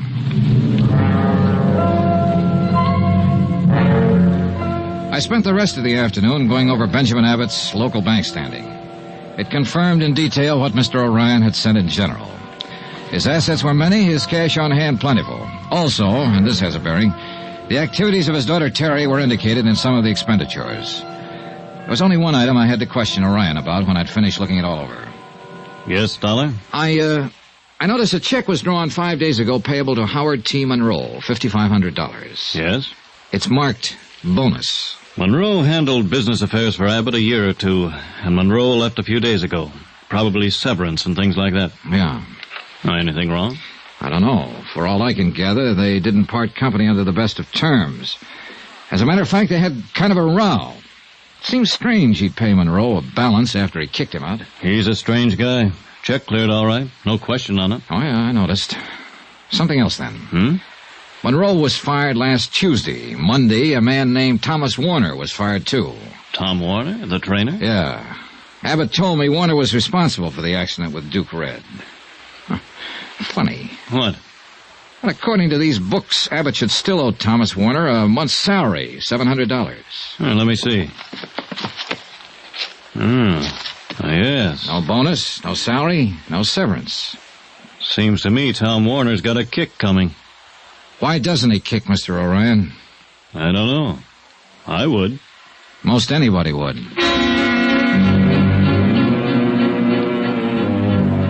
I rechecked Abbott's local office in San Pietro and learned that Warner had not left any kind of forwarding address. As a matter of fact, he told no one he was leaving. Expense account item 6, $1.98, dinner, alone, in the dining room adjacent to the lobby of the San Pietro Hotel. I wasn't enjoying my chef's special with a limp green salad when the clerk came in. Mr. Dollar, I thought you might be in here. A long-distance call for you, Baltimore, Maryland. Oh, yeah, fine. Where can I take you? Use the lobby phone, Mr. Dollar. I'll plug you in from the switchboard. Yeah, go ahead. They're on the line now. Good, thanks. Thanks very much. Hello? Hello? Hello. Is this Johnny Dollar, the man who sent the telegram? Yes, who's this? This is Thomas Warner's father. The wire I opened it said it was important for Thomas to get in touch with you. I thought I'd better call and tell you where you could reach him, Mr. Dollar. Well, that's very kind of you, sir. I come home from work. I think this is best. You call him in San Pietro. He worked near there for a man named Benjamin Abbott. Ben Abbott, training horses. You get in touch with Thomas. Oh, Mr. wait a minute. I'm in San Pietro now, Mr. Warner. Your son left here 4 days ago. Didn't he come home? No. Are you sure Thomas is not at Mr. Benjamin Abbott's farm? Positive. Do you have any other ideas where he could be? No. Not sound like Thomas, though, Mr. Dollar. He would not go off away without letting his mother and me know. Are you sure? I am sure, certain. Thomas, my son, he always let my wife and I know where he is, so we don't worry. Something is wrong, Mr. Dollar? What? Is something wrong? Yeah, maybe there is. Yeah, plenty.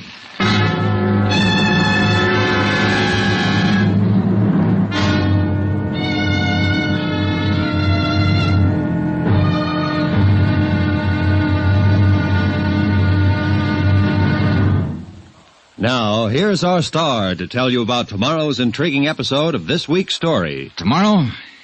Well, sometimes a dead man can answer a lot of questions. Join us, won't you? Yours truly, Johnny Dollar.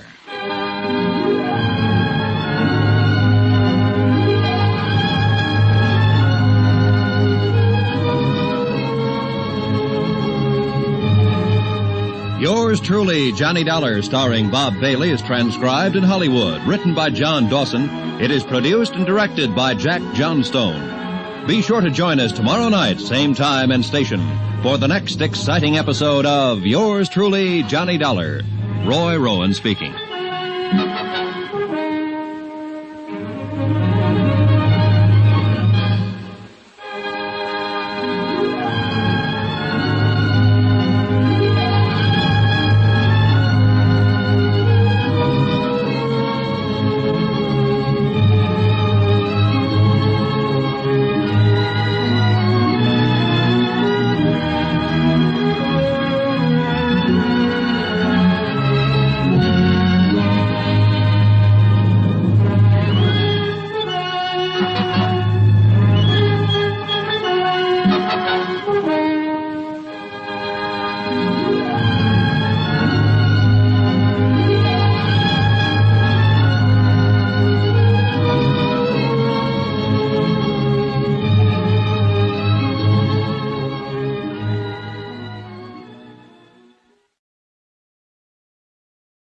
From Hollywood, it's time now for Johnny Dollar. You placed a call to the Universal Adjustment Bureau in Hartford, Connecticut? Yes, I did. We have Mr. Pearson on the line now. Go ahead, please. Thank you. Hello? Johnny? Niles. Ben Abbott's rating with Dun & Bradstreet is very good. He doesn't need any money. I still haven't determined if there was really an accident. Oh, and no one seems to know what happened to Thomas Warner. Who's that? The trainer who was supposed to be with the horse when Abbott destroyed it. One his father called me from Baltimore. He doesn't know where he is either. Is that so? Something just occurred to me, Niles. What? Abbott's claim was filed over a week ago, yet he hasn't threatened to sue us or go to the insurance commission. I know. And that's usually pretty standard procedure with a man like Abbott. It is. If he has a just claim.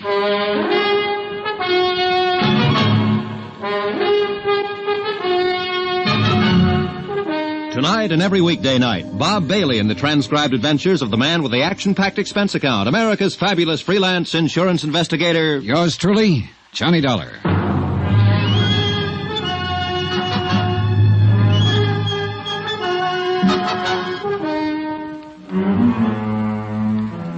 Expense account submitted by Special Investigator Johnny Dollar. Location, San Pietro, California. To the Universal Adjustment Bureau, Universal Building, Hartford, Connecticut. The following is an accounting of expenditures during my investigation of the Duke Red matter. I had a strong suspicion that the death of Duke Red, a racehorse, had not happened as reported. The one man who could possibly answer my questions was missing. He had left the Abbott Ranch in San Pietro without collecting a month's back pay and without telling anybody about his forwarding address.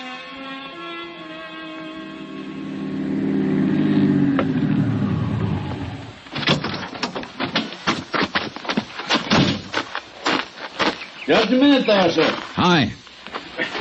Mr. Dollar. Hello, Kelly. Mr. Dollar, you can make this pretty hard for me. Mr. Abbott told me I shouldn't let you on the ground. Well, now, you didn't strike me as the kind of fellow who took that order too seriously. What do you want, sir? I want Thomas Warner, wherever he is. Well, he isn't here. I know that, Kelly. I want to find out where he is. Probably went home. I talked to his father in Baltimore. His father hasn't heard from him. Oh. Wouldn't you like to know where he is? Men come and go, Mr. Dollar. You're friends with them for a little while, and you never hear from them again. I reckon that's the way we have to look at it. Now, maybe you better go now, Mr. Dollar. Suppose he didn't want to go without saying goodbye. Suppose he didn't have a choice. What do you mean? I mean, a man doesn't pass up a month's pay just to make a fancy exit. We can't talk here, sir. Where did Thomas Warner stay? He had a room off the stables, his own place. How about there? All right, Mr. Dollar. You wait for me, sir. I walked on down to the stables again and found the little apartment Thomas Warner had used for living quarters. The door was locked and I waited outside, looking over the workout tracks and the acres of rolling green turf that made Abbott Farms. A little while, Cully appeared. I shouldn't be doing this, Mr. Dollar. Mr. Abbott would skin me alive if he knew I was having any truck with you after that big row you had with him yesterday. Well, I'm not about to tell Mr. Abbott, Kelly. I appreciate your help. This is where Mr. Warner stayed all the time he worked for Mr. Abbott. You can see for yourself it's all cleaned out, not a stitch left. Yeah. Did you happen to see Warner leave here that night? Right after the accident, he was gone. Mr. Abbott came up to the house about 9 o'clock. He told us all that Duke Red had been hurt, he had to shoot him, and that he had taken care of the rest. You mean destroying the carcass? Yes, sir. That's a pretty big job for one man. Well, I believe Dr. Gorey helped him with it, sir. He was with Mr. Abbott. Oh. Then Mr. Abbott told us that Mr. Warner was to blame for the accident and that Mr. Warner wasn't with us anymore. I wonder if any of the others saw him actually leave the premises. Well, now, we talked about that amongst ourselves. Nobody saw him go, Mr. Dollar. We thought it was kind of funny. Tom was a friendly, quiet sort of man, but he had a lot of friends here. Mm-hmm. It kind of disappointed us all, I guess. Did he have many things in this room? Clothes, mostly. He was a light traveler, Mr. Dollar. Horse training was just one thing. He worked on ships and in mining camps and lumber mills, I know that much, and he read a lot. Always seemed to be studying, finding himself. Did he have a temper? No, sir. No, sir. That's one thing Mr. Tom didn't have. Good horse trainer can't afford to have a temper. Even Mr. Abbott he could handle. All except that night, I guess. Mr. Abbott got powerful mad, I'm sure. Mr. Abbott is not an easy man to work for. How long have you been with him, Cully? 23 years, sir. We were together in Maryland before he moved the stables to California. His bad temper hasn't bothered you? Mr. Abbott was different than he is now. I mean, when Miss Abbott was alive. But then when she died and raising Miss Terry, he hasn't had it so easy. I mean, easy with himself. You know what I'm trying to say. Yeah, I think so. I worry about Mr. Abbott, Mr. Dollar. He don't seem to run himself well sometimes. You know what I mean. Yeah. Maybe Duke Red being gone now will help. Mr. Abbott counted on that animal a lot. Counting on a racehorse is not just being anxious overnight or for a week, but being anxious for years, from the time they're colts to when they first step out. Now he don't have that worry at all.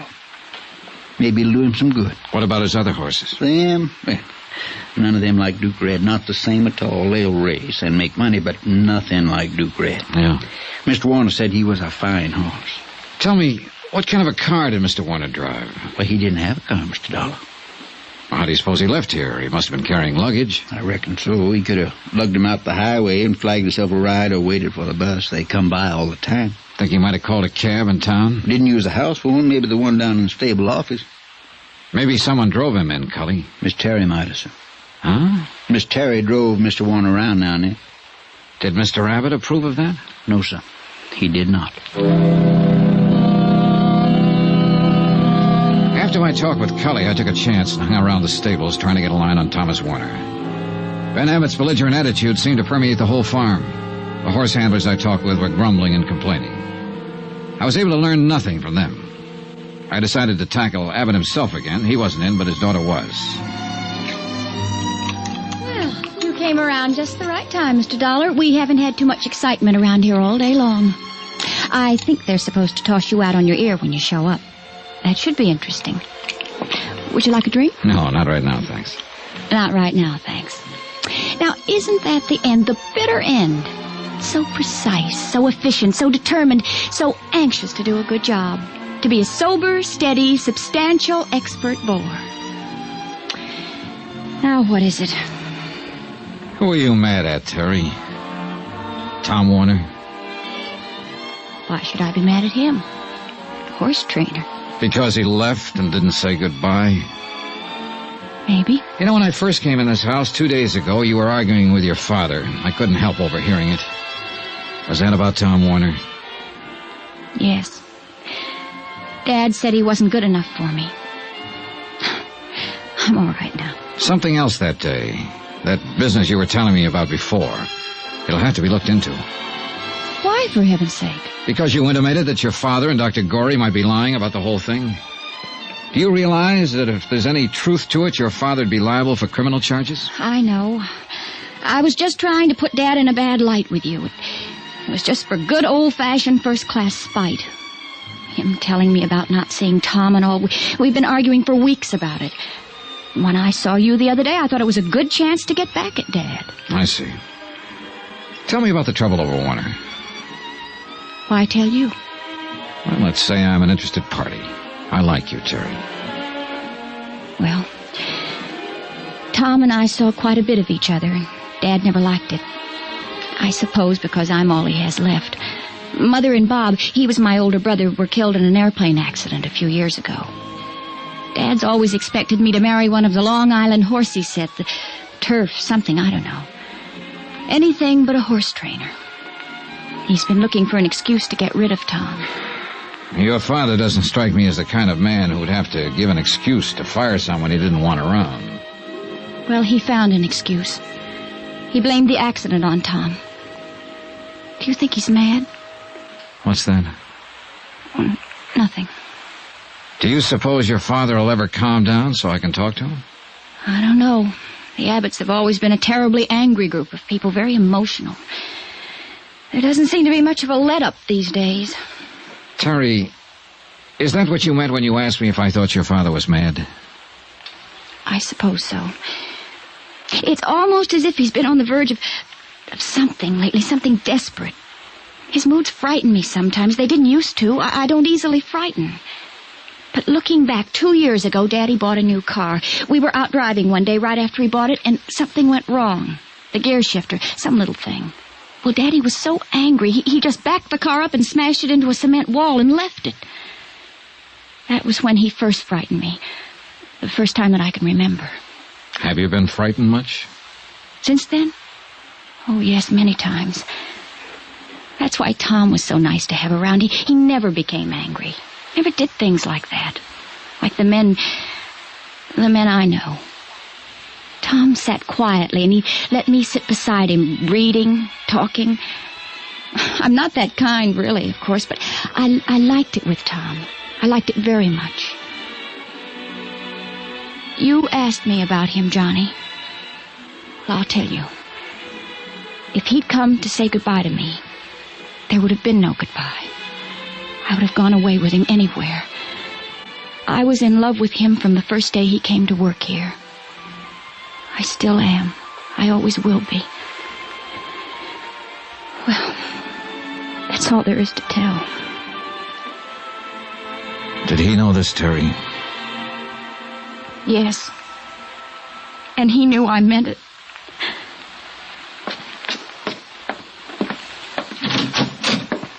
I do. Hi. What can I do for you? Constable in?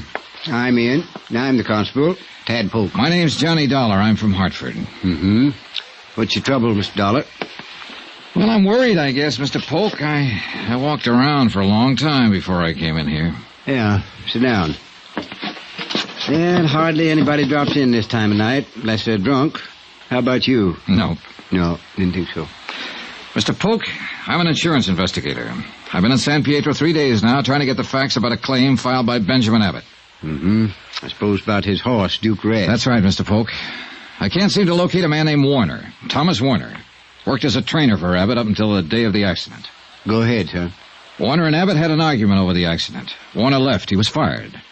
His folks in Baltimore haven't heard from him, and they're worried. I can't seem to get a line on him myself, and I need to talk to him. Yes, well, what exactly do you want me to do for you, son? Help me find him. You sure he's missing? He isn't around.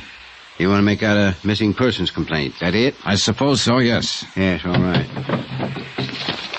Now, you just sign here. All right. There. You guarantee results? I might surprise you, mister. I'll let you know what happens.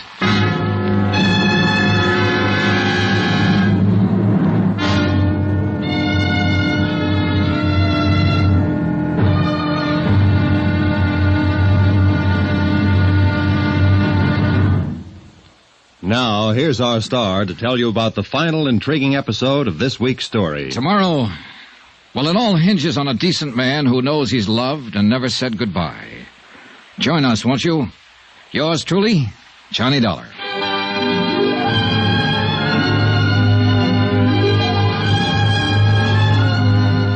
Yours truly, Johnny Dollar, starring Bob Bailey, is transcribed in Hollywood. Written by John Dawson, it is produced and directed by Jack Johnstone. Be sure to join us tomorrow night, same time and station, for the next exciting episode of Yours truly, Johnny Dollar. Roy Rowan speaking.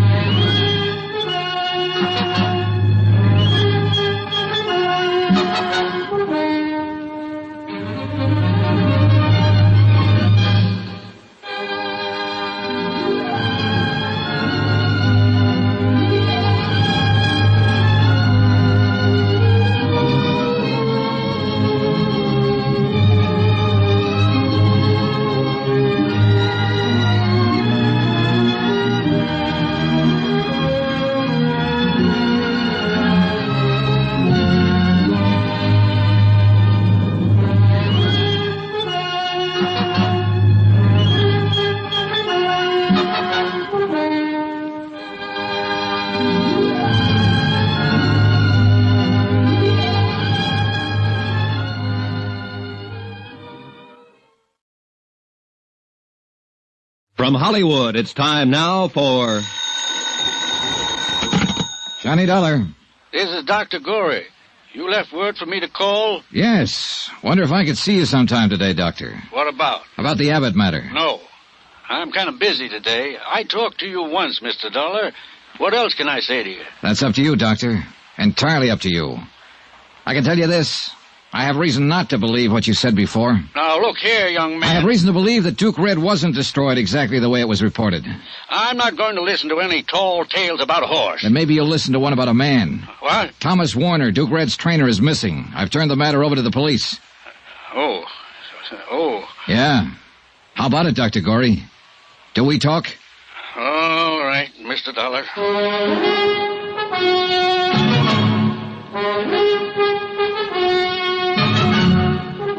Tonight and every weekday night, Bob Bailey in the transcribed adventures of the man with the action-packed expense account, America's fabulous freelance insurance investigator. Yours truly, Johnny Dollar.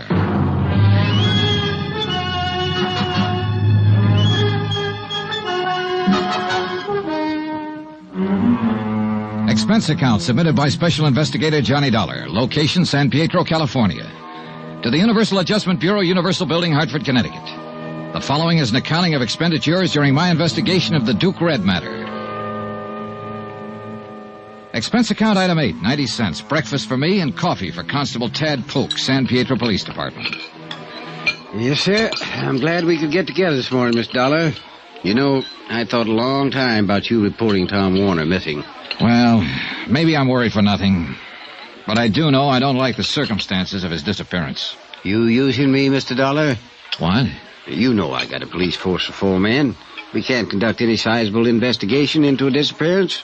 Just aren't equipped for it. I thought it might be something like that. I don't want to be spending civic money to satisfy some doubts in the mind of your organization. It's not my province, Mr. Dollar. Look, the man's missing. Nobody knows where he is. He didn't leave a trace. He did leave a month's pay behind him. He left after an argument with Abbott. Nobody saw him leave that farm, Constable. No one knows where he is now. Now, just hold on to your britches, boy. I didn't say I wouldn't do anything about it. Huh? I'm going out and have a talk with Ben Abbott, Mr. Dollar. I've known him for a long time. Think maybe I can find out something about this.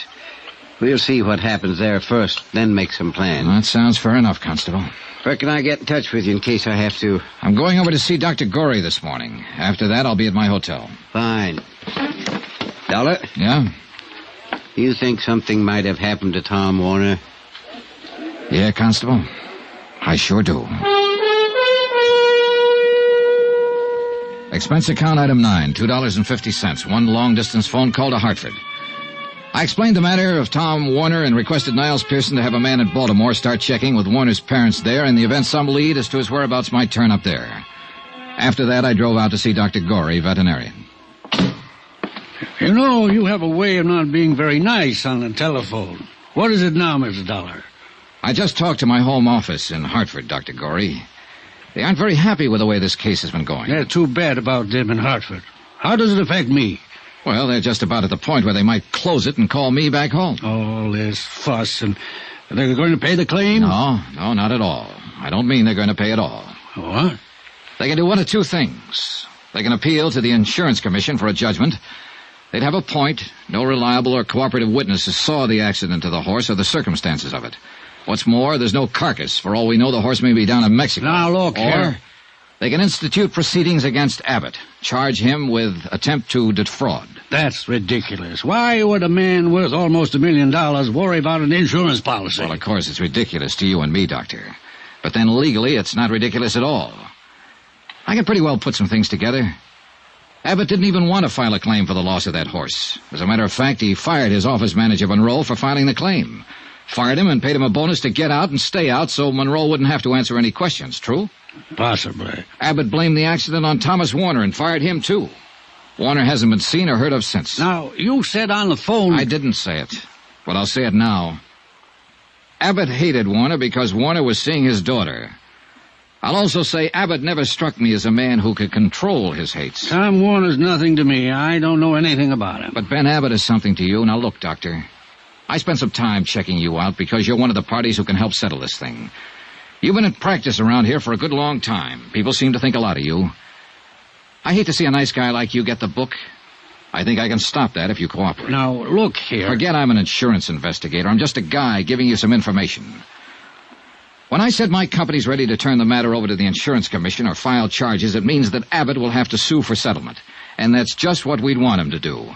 In court, he'd have to produce Thomas Warner and prove his story of the accident. I don't think he can produce Thomas Warner.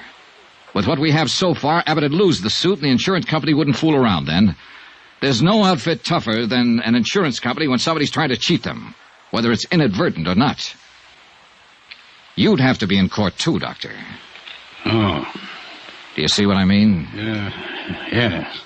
Well, how about it? Can you give me the real story now? I've been Ben Abbott's friend for 20 years. And he asked you to lie for him. That's understandable to me. In a court, though, it's perjury. What did it do to him? That's up to the company.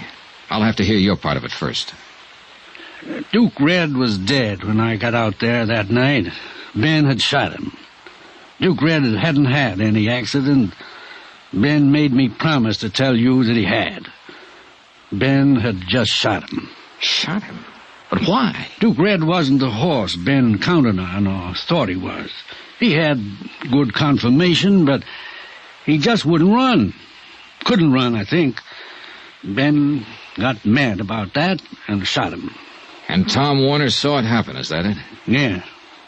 Ben told me Warner saw him shoot the horse. He gave Warner some money and told him to go away. I don't know. Ben's losing his mind, I think. I've heard that about him before. From who? His daughter. Terry, yeah. Poor Terry. Yes, she'd have reason to say that. Huh? Now what? I'll have to talk to Abbott. Sure. One thing still worries me. What's that? I went over his bank record. He paid out money to Monroe, but he didn't pay out anything to Thomas Warner. He told me that he did. Okay, then. I'll ask him about that, too.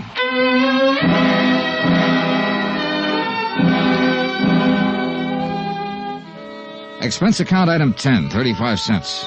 I lost it in a payphone trying to get in touch with Ben Abbott. No one answered, so I drove on out to the farm. The short winter day was over when I got there. Darkness had already come over the fields. Darkness and loneliness. Hey! Hey in there, open up! Open up! Open up, somebody! Open up!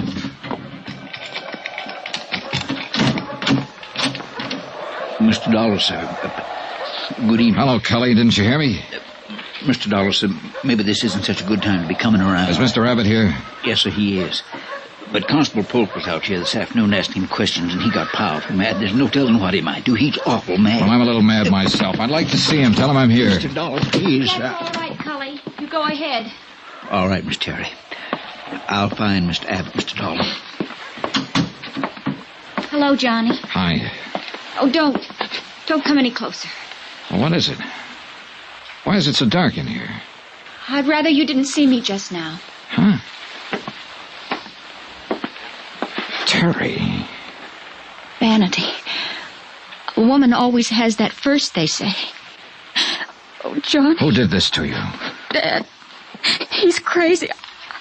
I just don't seem to do anything to please him. Here now. Oh, Johnny, I think it's the end. Here now. Take your hands off her. What?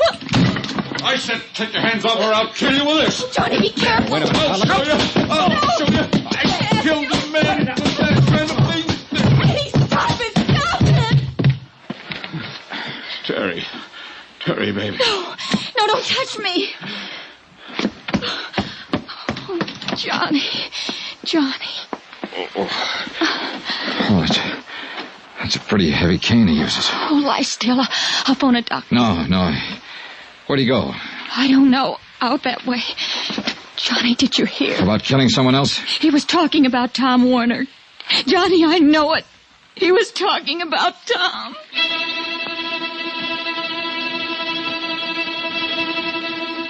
I placed a call to Constable Polk's office, told him what happened. He said he'd start right away. After that, I took a look around the grounds. All the cars were still in the garages. Then I heard some sort of disturbance down by the stables.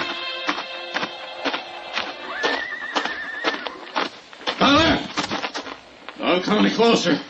I've got a shotgun this time. I have a gun too, Mr. Abbott. Go away from here.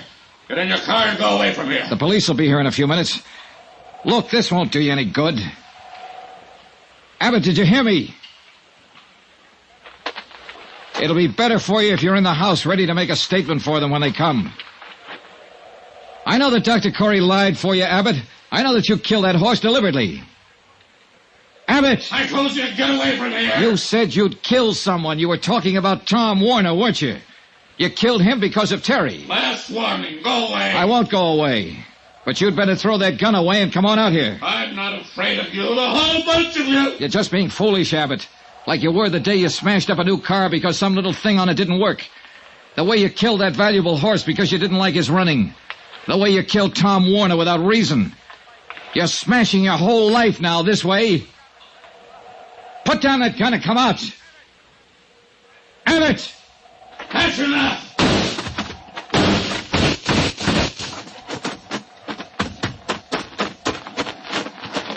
Abbott. Abbott. Oh, you didn't have to do it this way, Abbott. Lie still. Warner's body. Under this floor. All his things with it. You know about Duke Red. I know. Don't try to talk. Warner tried to stop me from killing him. He said I was crazy, Dollar. Easy. I'm not crazy. Am I, Dollar? Don't move. Am I?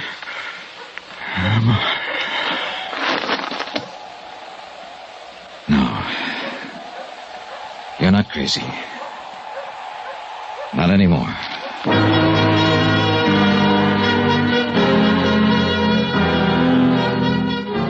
They found the body of Thomas Warner where Abbott had said it was. He'd been shot to death. Terry was still in the hospital when I packed up and left San Pietro. Expense account item 11, $65.30. Hotel and board at the San Pietro Hotel. Item 12, $175, airfare and incidentals back to Hartford. Item 13, $43 even, miscellaneous. Expense account total, $802.65. No remarks. Yours truly, Johnny Dollar.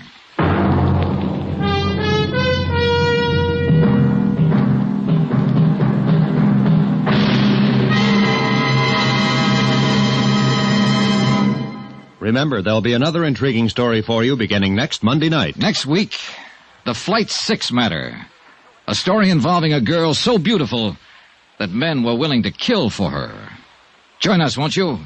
Yours truly, Johnny Dollar. Yours truly, Johnny Dollar, starring Bob Bailey, is transcribed in Hollywood. Written by John Dawson, it is produced and directed by Jack Johnstone. Heard in this week's cast were Barbara Fuller, Barbara Eiler, Herb Butterfield, John Stevenson, Parley Bear, Will Wright, Robert Bruce, and Forrest Lewis. Musical supervision by Amerigo Marino. Be sure to join us on Monday night, same time and station, for another exciting story of yours truly, Johnny Dollar. Roy Rowan speaking.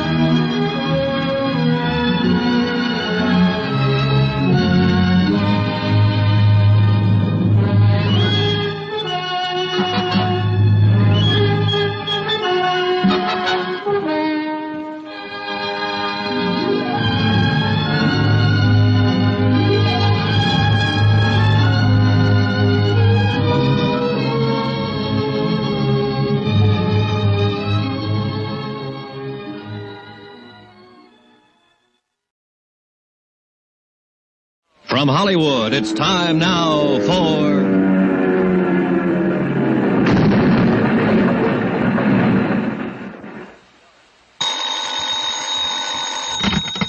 Johnny Dollar. Pete Codley, Johnny. Guaranteed transport. Oh, hiya, Pete. Seen the papers? No, I just got up. Why? What's happened? Air crash, for one thing. Air crash? Where? Mexico.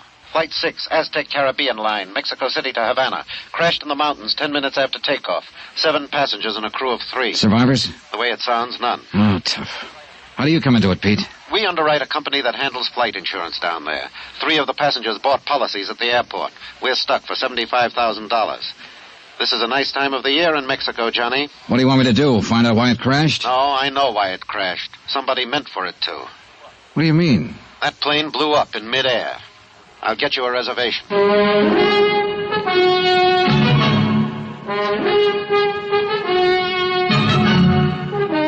Tonight and every weekday night, Bob Bailey in the transcribed adventures of the man with the action-packed expense account, America's fabulous freelance insurance investigator. Yours truly, Johnny Dollar.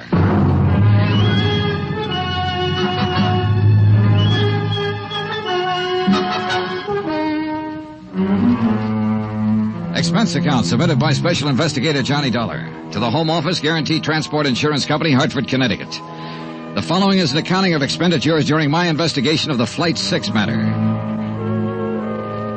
Item 1, $173.20, airline fare and incidentals, Hartford, Connecticut to Mexico City.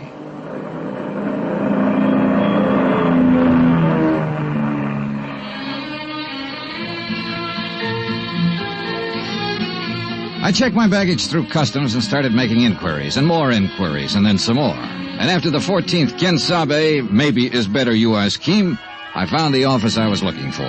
Or at least I thought I'd found it. The flowery Spanish title on the door translated roughly into Inspector General of the Department of Civil Air Transport. But when I opened the door, I wasn't so sure. Come in, Jack. Make yourself to home. Oh, I'm sorry. I was looking for You found him. That's me. Don't let the big words on the door fool you. I'm all there is. There ain't no more. So come in. Shut the door. All right, thanks. Is your name Dollar? That's right, Johnny Dollar. Macklin here. Macklin. One-time mongrel from the south side of Chicago. I got a wire from your office. Said you'd be in on Pan Am Flight 12. Pull up a chair and squat, will you? All right. Or what were you expecting? Spanish grandee with a white silk shirt, a black silk tie, and a second cousin on the cabinet? Well, maybe. At least I wasn't figuring on a Southside Mick with a 17th century desk and a cotton sweatshirt. Well, now, here's what little dope we've got on the crash. Most of it you probably know already. I left on 20-minute notice. All I've seen is one newspaper item. I can use a lot more. Well, you won't get much more out of that report. We got a crew over at the wreckage around 2 hours ago. Survivors? No, he didn't have a chance. That crate is scattered over 10 acres of mountainside. Didn't catch fire, though, so we might turn up something or other. Oh, I got a good man in charge up there, Juno Romero. You'll meet him later. I'm sending another jeep up there in a few minutes, and you can go along if you want. Thanks, I will. My company figures sabotage. Any chance they're wrong? Could it have been accidental? Equipment failure, personnel failure, something like that? Well, if I thought so, I'd be up there at the wreck myself. That'd be my kind of job. But this one's different. You know, it's detective work, your kind of job. And Juno Romero's. Now, he talks as soft as a girl out of finishing school. Looks a little like one, in fact. But underneath it, he's as sharp as a tack and tougher than an old boot full of nails. What actually happened when the plane went down? All I've heard is that it blew up in midair. That's right. Well, a few Indians were the only ones who saw it. They were burning charcoal up on a slope at about 9,000 feet. They were watching the plane circle, gaining altitude. Then one big flash, the tail blew off. Pilot didn't have a chance. He rode it straight into the side of the mountain. The tail? That sounds like the baggage compartment. That's the way I figure it. An explosive of some kind, a time bomb smuggled on board before the takeoff. I'm covering that angle from this end. I'm rounding up every one of the baggage gang, the maintenance crew, anybody who had a chance to get near that plane before it left the field out there. And what have you found out? Well, so far, nothing. We're trying to check back, too, on the individual passengers, the plane crew, trying to find out who might benefit by having any one of them dead. Well, I guess that'll be your angle, too. Yeah, at least as far as insurance is concerned. Well, there were 3 flight policies issued, and the names are in the reports here. Yeah, I know. I've got them. The Home Office gave them to me, along with the names of the beneficiaries. I haven't talked to any of them yet. I figured that you know how to go about it better than I would. Yeah, there's another possible insurance angle, and that's the cargo. Do you know if there was anything valuable on board? Worth destroying for the insurance, you mean? No, it was done by somebody who deliberately set out to kill one of the 10 people on board that plane. And who didn't mind killing 9 others to get that one. It was premeditated, cold-blooded. Now, you get him, Johnny. Get him for me, and then just leave me alone with him for about... Come in. One of you is Senor McLean, Inspector General de Departamento. Yes, that's me. What can I do for you, Jack? They will not give to me any information, Senor McLean. Not the police, nor the airline office, nor any. Who are you, and what information do you want? I am Ramon de Lagos, Senor, and I am here... De Lagos? Wait a minute. That's the name of one of the... Yes. Look, are you related to Maria de Lagos? My wife. She was on the plane. But tell me, please, what news do you have? Have you reached the scene of the crash? Yes, we have. 2 hours ago. And what did you... Is there any chance? I'm sorry, there were no survivors. No. Oh, no. I'm sorry, Senor de Lagos. It is too terrible. I didn't know you were here in the city, or I'd have let you know right away. I sent word to your office in Havana. I have been here for 6 weeks. Maria came for a visit only a few days ago. Now... I know, it's a rough deal. I am sorry. This is Johnny Dollar from the States. Senor. Later, sir. He's here to investigate the cause of this thing. What is the use, senor? It will not return life to the dead. No, but I don't like to see a murderer get away with it. A murderer? Then the rumors are true. The plane was destroyed deliberately. It is hard to believe that anyone would... Senor McLean, what arrangements are being made? The bodies will be brought down to the Federal District Hospital, and I'll see that you're notified. Gracias, senor. No, let's see. I believe your wife's brother, Don Serrano, is staying at the Hotel Regis. Yes, he is, but I am at the Monte Casino. Don Serrano and I are not friendly. I see. All right, senor, then I'll contact you at the Monte Casino as soon as I have word. You are very kind. And again, I'm sorry. Yes, that is all one can say. Adios, senores. Know anything about him, Mac? Well, only what his wife filled out on the flight form. He's Cuban, residence and business address Havana, in the export game. And you know, of course, that his wife was one of the 3 people who took out accident policies. But naming a brother, Don Serrano, as beneficiary, I wonder why. Well, that's one of the 6 dozen questions you can ask when you start prowling. Look, I hate to rush you, Johnny, but I ought to start that jeep up the mountain. I'm ready anytime. I'll let Gino know you're coming. And you check with me if you want anything. You'll have full cooperation from the federal police and the government. And to repeat just one thing, Johnny. Yeah, I know. Whoever did it, get him. Check.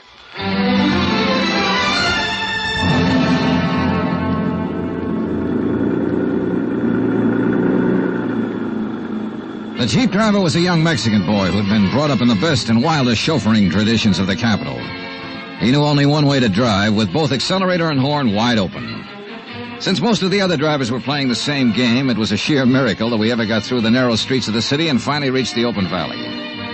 Maybe the colored postcard pasted on the dashboard, a picture of the Virgin of Guadalupe, had something to do with it. We finally left the last cart road and bumped along a narrow woodcutter's trail, cleared and widened enough now so that we could drive into the crash area and miss the 1.5-mile walk the first rescue party had been forced to take. For some reason, only a small part of the wreckage had caught fire and burned, and the rest was strewn piecemeal along a great raw gash through the trees and brush. Men in uniforms of the Mexican Army searched through the tragic debris, lifting, sorting, and collecting. And nearby, a silent group of Indians were watching, with the age-old sadness in their eyes.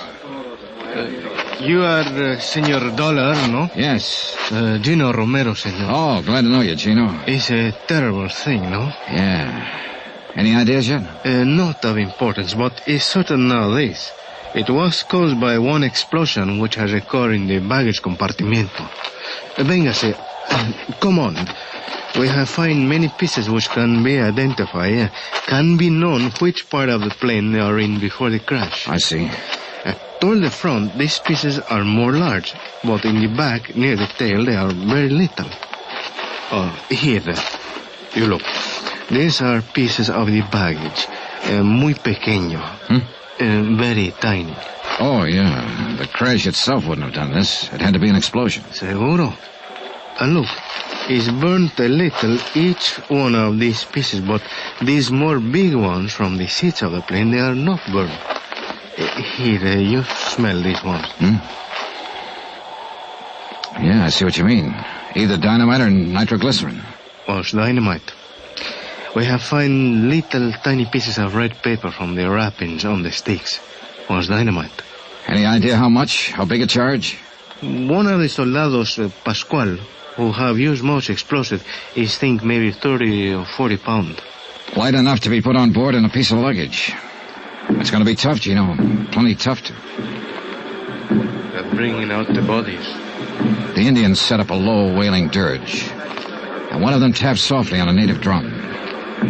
A wordless terror before the ancient mystery, death. One by one, the bodies passed us, borne by the silent soldiers. Madre de Dios, may they find peace.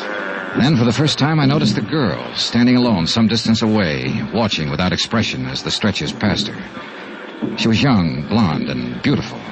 Not conventionally so, but beautiful as a young animal is beautiful. And she looked very much out of place. You are observing the señorita, no? What's she doing up here? ¿Quién sabe? She's strange, that one. Always she's look for danger. She's what you say, the daredevil. But it's like she always have the charm. Death has never find her. So perhaps she has come here to look on his face. Do you know who she is? Well, see? She's American. Her name is Marvel Terrence. Marvel Terrence? You have heard of her, senor? I'd heard of her, all right. And I'd wondered what kind of a girl would have a first name like Marvel. And now I knew. Partly, at least. And I planned to find out a whole lot more. 3 of the people who died on that plane had taken out flight policies. Maria de Lagos was one of them. The other 2 were men. Both of whom had named as beneficiary Marvel Terrence.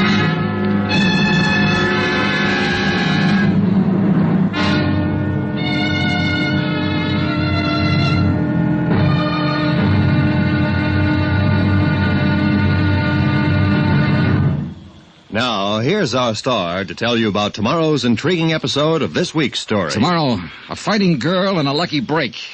And then murder cancels the score. Join us, won't you? Yours truly, Johnny Dollar.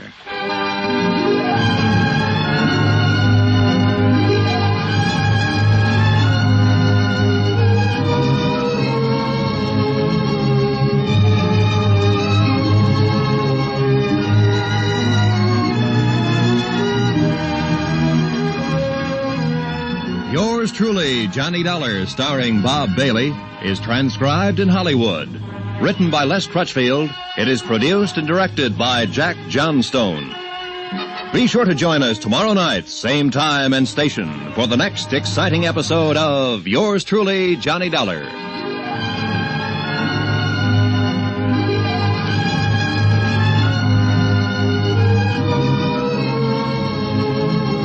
This is Roy Rowan speaking.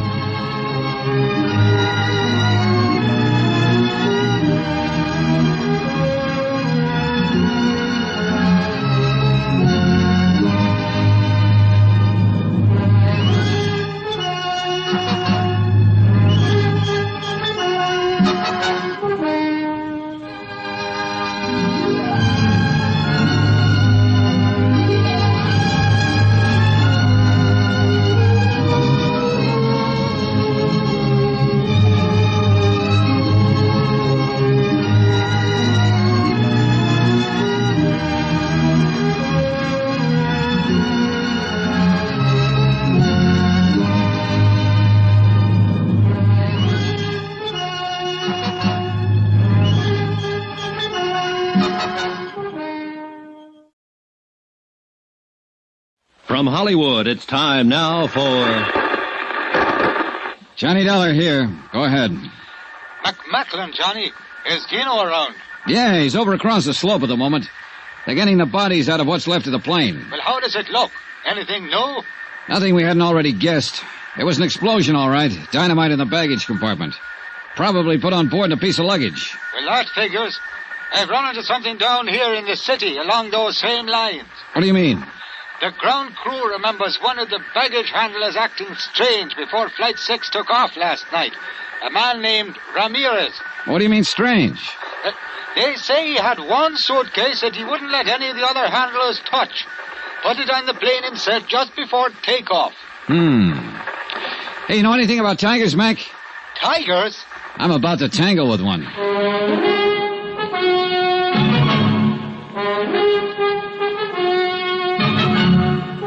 Tonight and every weekday night, Bob Bailey in the transcribed adventures of the man with the action-packed expense account, America's fabulous freelance insurance investigator. Yours truly, Johnny Dollar.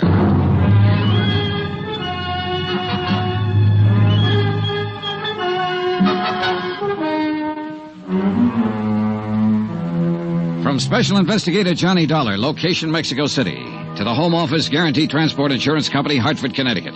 Assignment, the Flight 6 matter. Expense account continued. I was taking Gino Romero's word for it that the girl was a tiger. His word and my own instincts. At first glance, she seemed soft, shy, and lovely. Then you sensed a wildness about her, a kind of suppressed violence that brought you up short and made you stop and reappraise her. She leaned against a tree, watching the bodies of the plane crash victims being carried down the slope and placed in the Army Jeep, with no sign of emotion on her face. Cool, detached. She had no reason to be here, and I wondered why she was.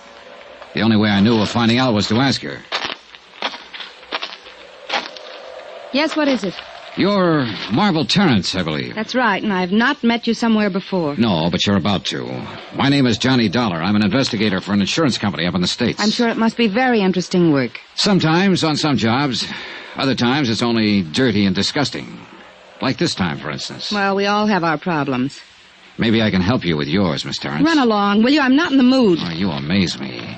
I think that seeing 10 bodies picked up and hauled away ought to put anyone in a gay, carefree mood. Look, beat it. You came out here sightseeing, didn't you, 20 miles from town? So you must like this kind of thing. I had friends on that plane, Mr. Dollar. So did a lot of other people. But maybe not as good friends as you had. I don't know what you're talking about, and I don't care. E.H. Palmer and Jim Rourke? Were those your friends, Miss Terrence? Now, let's get this straight. I'm not interested in playing footsies or any other game you have in mind. You're wasting your time, Buster. Now get going. Oh, well, wait a minute. Maybe you've got the wrong idea. This isn't just a social chat. No, you want to help me with my problem. Just one problem. I'm wondering how you're going to spend that $50,000. What? Yeah, that's a fair-sized chunk of money to drop right out of the sky. What are you talking about? What $50,000? The money you'll get from the deaths of your two friends, Palmer and Rourke. What do you mean? Say, tell me, were you with them at the airport last night when Flight 6 took off? Yes, I was. Then you must have known that they both took out flight policies, and that both of them named you as beneficiary. No. No, I didn't know. I wasn't with them exactly. At least not up until takeoff. Then you claim this is all just a big surprise. Of course, I didn't know a thing about it. But it's just like them. It's what they do. Why did you come out here to the wreck, Miss Terrence? I don't know. Ed and Jim were my friends, and I don't know why I came, Mr. Dollar. She came because I brought her, mister. No, Bill. But I didn't bring her here to be pushed around by some morbid curiosity, huh? No, please. This is Johnny Dollar, Bill. He's an insurance investigator. Bill Blakely, Mr. Dollar. Oh, hello. He was asking me some questions. Why you? Because Ed and Jim both took out insurance policies in my name. What? Flight accident policies, $50,000 worth. Well, Mr. Blakely, you said Miss Terrence is here because you brought her. I wonder if you'd tell me why you're here. I don't know that it's any of your business. Sometimes I make things my business. And sometime you may get your teeth knocked out. They're in pretty solid, Blakely. Yeah? Well, maybe... Bill, stop it. Sorry, Marvel. Ed Palmer and Jim Rourke were Bill's business partners. What business, Mr. Blakely? Engineering. We're building some roads around Mexico City. How many partners? Just the three of you? Yes, just... That's right, Dollar. The business belongs to me now. What about it? Nothing about it. Congratulations. One more crack Bill, like that. I said stop it. Let's go, Marvel. I've got to get back to town. Wait for me at the truck. I'll be there in a few minutes. All right. Suit yourself. Dollar, just one thing. Don't push me. Blakely, 10 people died over there on that hillside last night. They were murdered. I intend to find out who did it. And if it takes pushing to find out, then I'll push. See you around. Yeah. You probably will. This thing hit Bill pretty hard, Mr. Dollar. You have to make allowances. How long have you known him? A couple of months. And Palmer and Rourke? The same. It's nothing serious, nothing romantic, if that's what you're thinking. It was all just for fun. Was that all it was on their side? Oh, men always claim to be serious. But that's only part of the game. What else do you do, Miss Terrence, beside play the game? That's all. I'm a wealthy orphan, Mr. Dollar, and my only career is drifting around the world playing the game. I'm ornamental, irresponsible, and rather useless. Maybe not entirely useless. Just being ornamental has some importance in this world. So you play too, huh? No, I meant it. I guess I was pretty obnoxious when you spoke to me a while ago. Well, I suppose I asked for it. I'm staying at the Hotel Monte Cassino. Are you? I'd like to see you again. I could teach you the game, Johnny. Well, that's a very attractive offer. Outside of business hours. But you think I'm mixed up in this? No, I'm not sure. Well, think about it, Johnny. And call me at my hotel. The Monte Cassino. That's where Delagos is staying. Happen to know him? Ramon? Well, yes, of course. Why? Well, one of the passengers killed in that plane was his wife. Didn't you know? I saw the name Delagos, but I didn't even know he had a wife. Another, just for fun? I think you've got some wrong ideas about me, Johnny. Come see me and I'll straighten them out for you. All right. I will. And something else. You'll find it out anyway, so I may as well tell you. Tell me what? I had reservations on Flight 6, too. I was going over to Havana for the weekend. I canceled out at the last minute. I see. Maybe that's why I came out here. To see for myself. I'm not afraid of death. I've tempted it too many times to be. But it does fascinate me. I stood there watching and thinking. Could have been me being carried down that slope. Except for luck. Why did you cancel out at the last minute? I was talked out of making the trip. By whom? Bill Blakely. I watched her swing down the slope, lithe, erect, and lovely. A strange girl, with an air of aloneness about her. An air that I felt would be with her even in the crowd. Strange, but also compelling. Exciting. She might be involved, or she might not. I didn't know. But I was sure of one thing. In either case, I was going to see her again.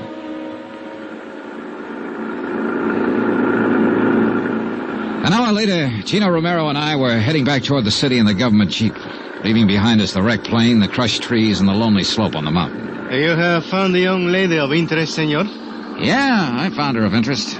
Always she's doing the crazy things. Daredevil, flirting with the eyes, looking for danger. Playing the game, she calls it. Si, senor. Playing the game. Que lástima. It is too sad that 10 persons are not be playing the game now anymore. Oh, it's all right, Gino. I'm not that much under her spell. Que dice? If she's guilty in any way, I'll pin it on her just as quick as the next one. Oh, but I did not. It's all right, mean forget it. No, I do not think she's guilty. It is not a thing she would do, and she does not need the money. She's very rich.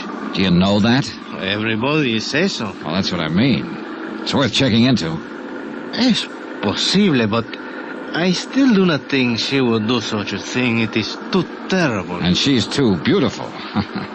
Maybe I ought to give you the advice, Gino. Before the beauty of a woman, senor, we are all as brothers, like Senor Blakely. I see he was look very disturbed. Yeah, he did get a little hot under the collar. What do you know about him, Gino? Almost nothing. He's come here for 3 months now, making the road. And his partners, Palmer and Rourke, were killed in the plane crash. What do you know about them? The same. Nothing. They all arrive together. Always they work together, play together. Then along came Marvel Terrence. True. They were all rivals for the senorita. And there is one thing. What's that? They have the building for the machinery outside the city, the warehouse, you call it. What about it? In this warehouse, they keep much dynamite.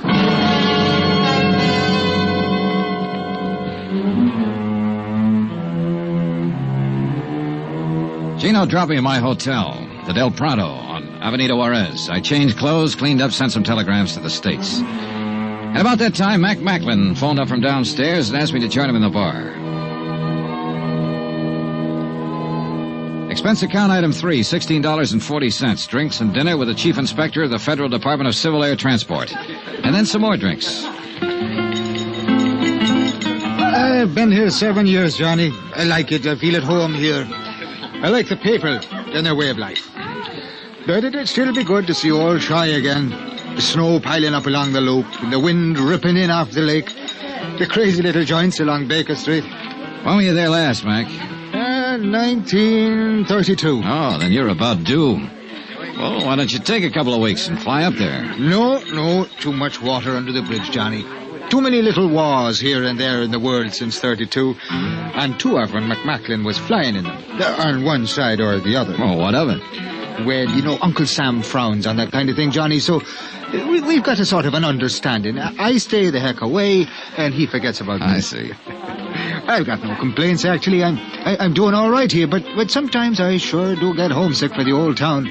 Of course, it's probably changed so much that Oh, yeah, yes. Con permiso de teléfono, señor Macklin. Oh, thanks. I plug it in. Hello, yeah? What? All right. Well, have you told the federal police? Yeah, I'll be here for a while. Adios. Well, we just lost our best angle, Johnny. What do you mean? That baggage handler, the one I figured slipped the dynamite on board the plane. The boys just now located him. His throat has been cut.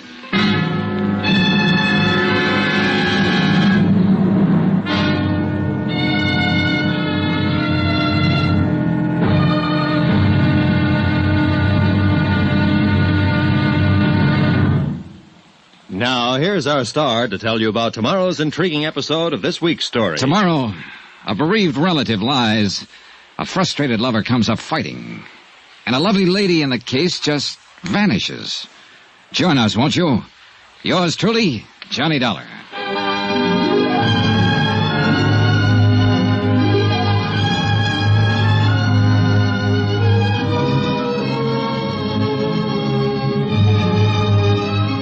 Yours truly, Johnny Dollar, starring Bob Bailey, is transcribed in Hollywood. Written by Les Crutchfield. It is produced and directed by Jack Johnstone. Be sure to join us tomorrow night, same time and station, for the next exciting episode of Yours truly, Johnny Dollar. Roy Rowan speaking.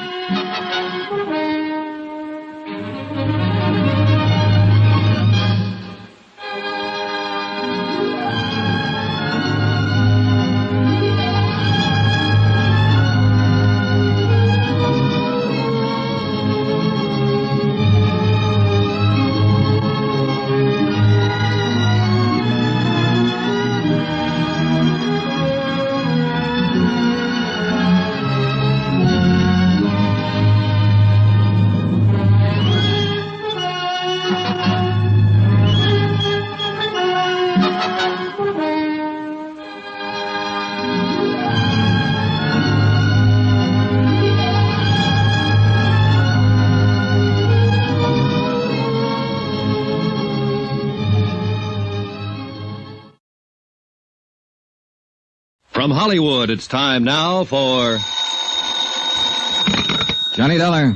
This is Don Serrano de Almeida y Pico. Oh? We have not met, Senor Dollar. No, all right. I've been sure to remember the name. Don Serrano. Oh, wait a minute. You're Maria Delago's brother. That is correct. I was planning to call on you this morning, Don Serrano. That will not be necessary, Senor, since I am taking the liberty of calling on you. I am downstairs in your hotel at this moment. Oh, I see. I believe I may be able to cast some light on the unfortunate tragedy which overtook my poor sister and the other passengers of that ill-fated airplane. Do you know something that hasn't come out? Rather a great deal, Senor. I know the crash which resulted in the deaths of 10 innocent people was the evil work of a diabolical maniac. Yes, well... A product of the warped mind of a scheming, worthless, unspeakable dog, a sneaking, money-hungry snake, a scurrilous, unprincipled... Don Serrano. Si, Senor. Come on up.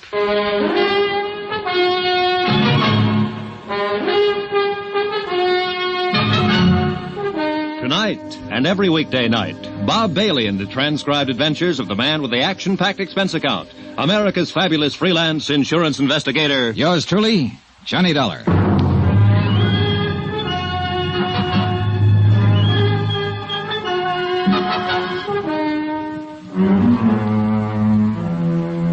From Special Investigator Johnny Dollar, location Mexico City, to the Home Office Guaranty Transport Insurance Company, Hartford, Connecticut. Assignment, the Flight 6 matter.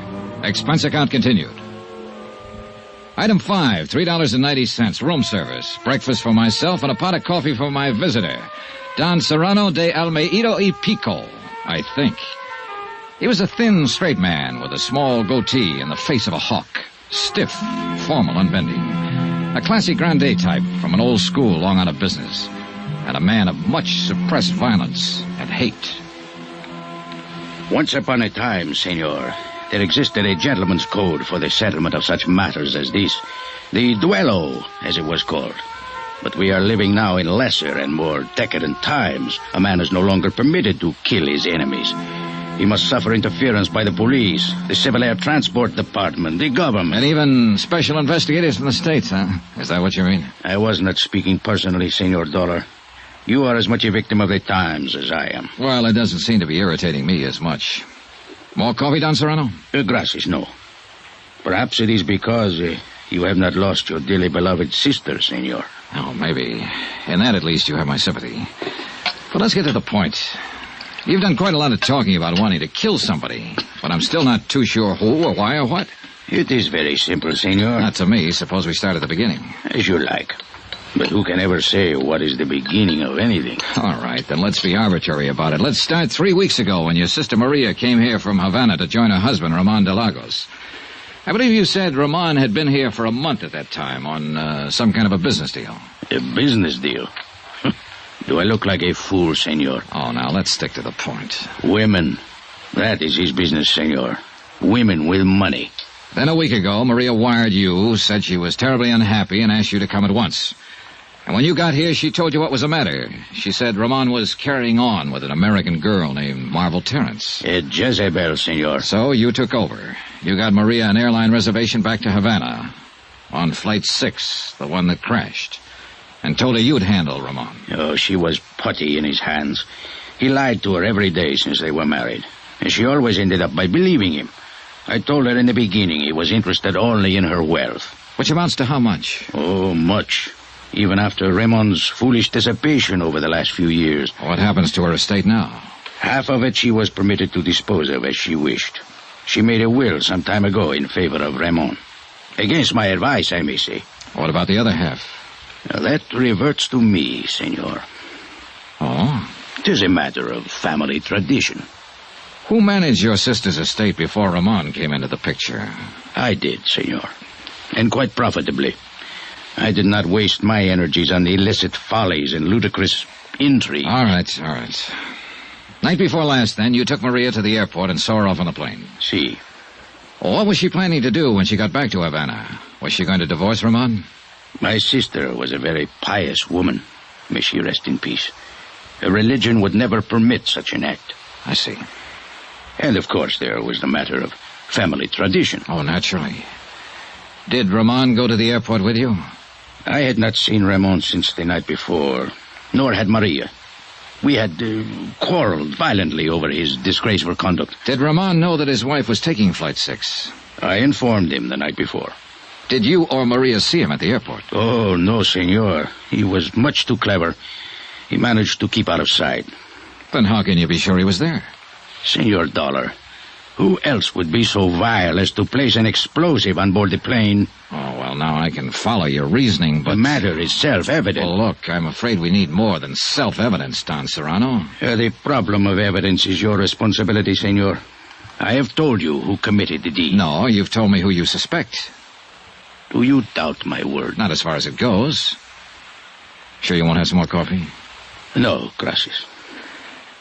Do you happen to know this girl, Marvel Terrence? By sight, I mean. She has been pointed out to me. Mm-hmm. Did you see her at the airport? Si, I did. I was under the impression she was going to leave on the plane, but after it departed, she was still in the terminal. Did you notice her talking to anyone before the takeoff?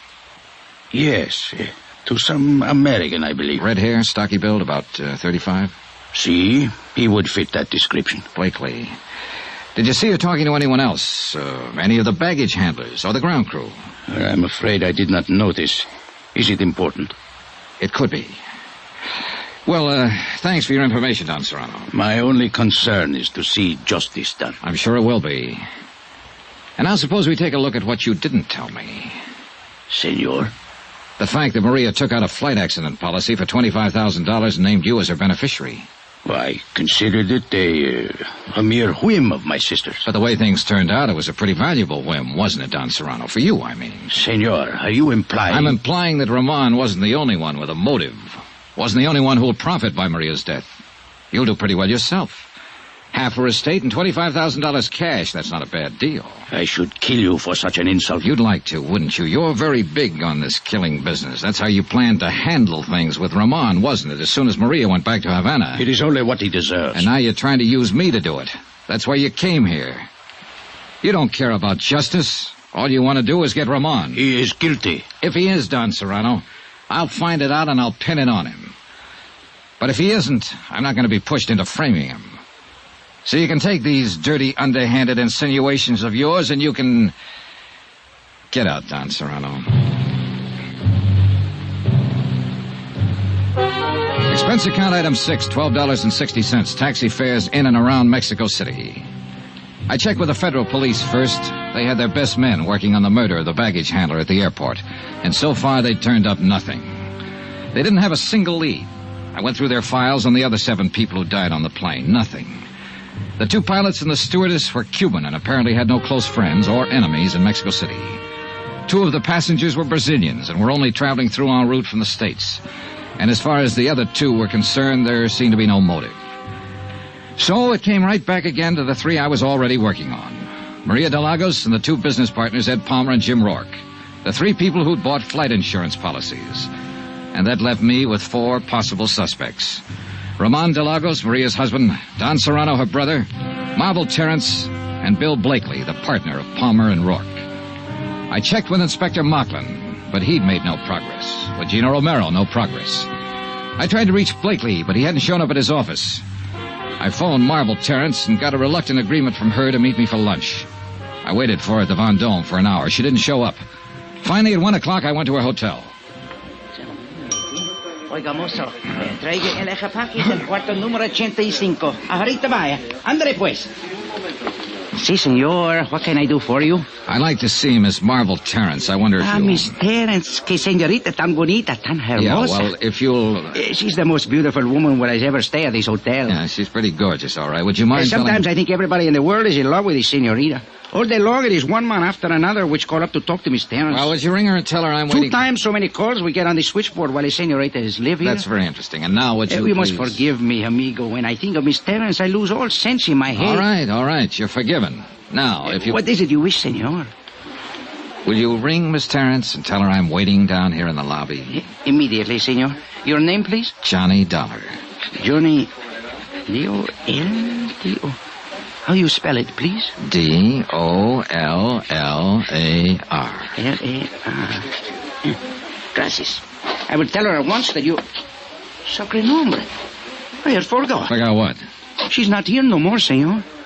What? She has checked out of hotel at 11 o'clock this morning. Expense account item 7, $2.10. Lunch at the Monte Casino Hotel, alone. I was sorry she'd skipped. I guess I was secretly hoping Marvel would turn out to be in the clear. But if she were, then why run out? It didn't add up. I paid my check and started to leave the dining room, and at the entrance I ran square into a man I was planning to see later in the day. He didn't seem very happy about it. Senor Dollar. How are you, Ramon? It is a pleasure to see you again, senor. And I'd like to talk to you a couple of minutes. Come on, let's step into the bar. But I have a most important engagement, senor. Oh, this is important, too. I understand you're a friend of Marvel Terrence's. See, it is my honor and pleasure. Well, she's checked out of the hotel here. Do you know where she went? Oh, senor, I do not discuss the private affairs of my friends. Oh, knock it off, Ramon. This isn't a tea party. 10 people have been murdered by an explosion aboard a plane. One of them was your wife, remember? I cannot help you. I know nothing of Miss Terrence's plans, and now... I talked to your brother-in-law this morning, Ramon, Don Serrano. He tells me you're the one who put the explosive on board the plane. It is a lie. He seemed pretty certain of it. He tells me you stand to inherit half of your wife's estate. Then he is better informed as to the details of the matter than I am. I do not know what happens to the estate, senor. He seems to think you wanted to get your wife out of the way in order to have a free hand with Miss Terrence. Don Serrano, as you may have noticed, is a bigoted and jealous old fool who thinks only of money. He knows better than that. What do you mean? Maria was different from the women of your country, senor. She understood such matters as my friendship with Miss Terrence. And accepted them? Except such times as Don Serrano goaded her into being foolish, yes. It is a difference of the Latin temperament, senor. I see. Then there was no trouble between you and Maria? None of importance. The trouble was Don Serrano. He has hated me from the day of our marriage, because from that moment on he no longer had any control over Maria's fortune. If you wish to discuss this further, senor, I will be happy to do so later, but I must leave now. Con su permiso. I watched him hurry out of the hotel. I had no real reason to stop him and no authority to. On sudden impulse, I crossed the lobby to the public phones, called the Hotel Regis, and asked for Don Serrano de Almeida y Pico. Don Serrano had checked out. No forwarding address. I called the Del Prado and asked for Bill Blakely. Mr. Blakely had checked out. No forwarding address. I left the phone booth and hurried back to the desk. The clerk was very sorry. Ramon de Lagos had checked out earlier in the day. No forwarding address.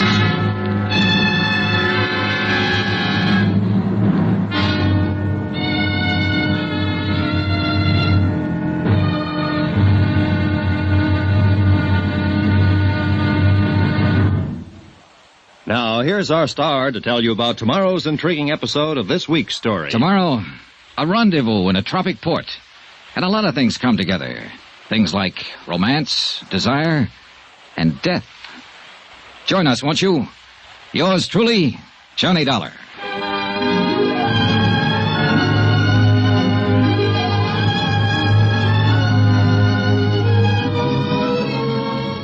Yours truly, Johnny Dollar, starring Bob Bailey, is transcribed in Hollywood. Written by Les Crutchfield, it is produced and directed by Jack Johnstone. Be sure to join us tomorrow night, same time and station, for the next exciting episode of Yours truly, Johnny Dollar. Roy Rowan speaking.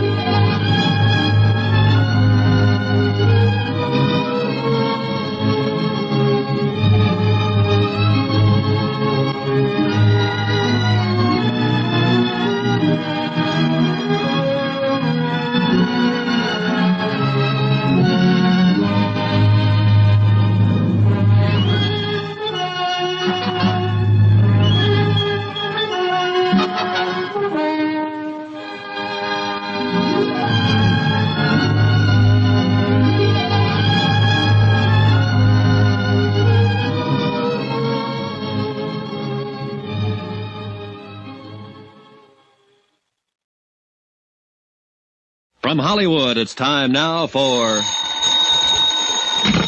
Johnny Dollar. Inspector Mucklin's office. Gino Romero. Oh, Gino. What did you find out? Did you locate any of them? Beneficiaries of the crash of Flight 6? Si, senor. It was an affair most simple. A matter of making a telephone call to the airport. Then they've left Mexico City. Si, senor. The señorita Marvel Terrence has taken the 10 o'clock plane this morning to Acapulco. Oh?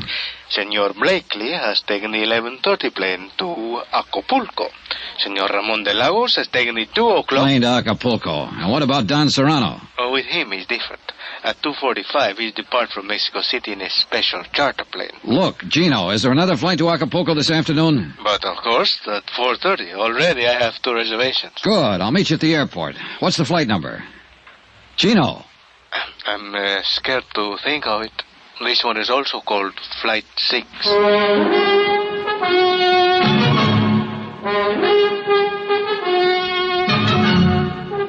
Tonight and every weekday night, Bob Bailey in the transcribed adventures of the man with the action-packed expense account, America's fabulous freelance insurance investigator. Yours truly, Johnny Dollar.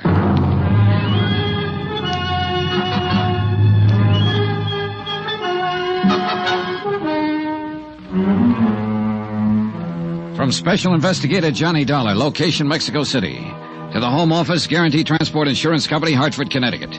Assignment, the Flight 6 matter. Expense account continued.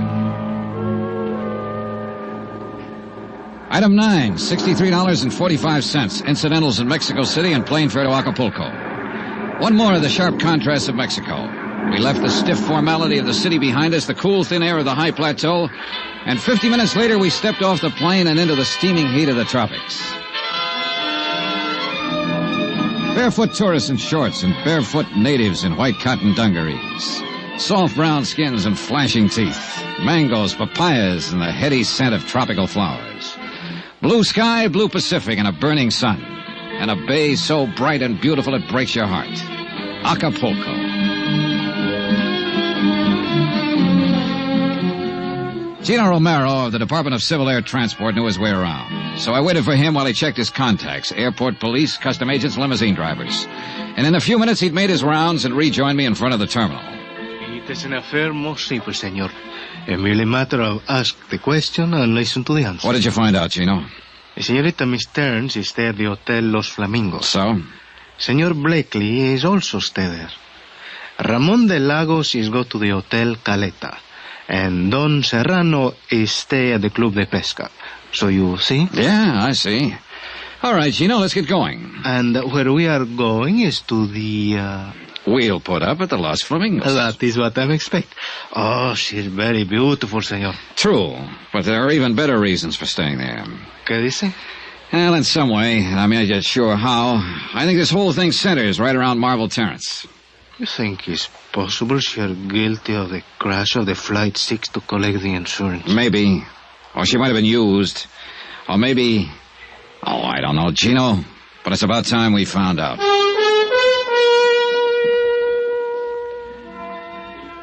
Expense account, item 10, $1.50. Limousine fare from the airport to the hotel.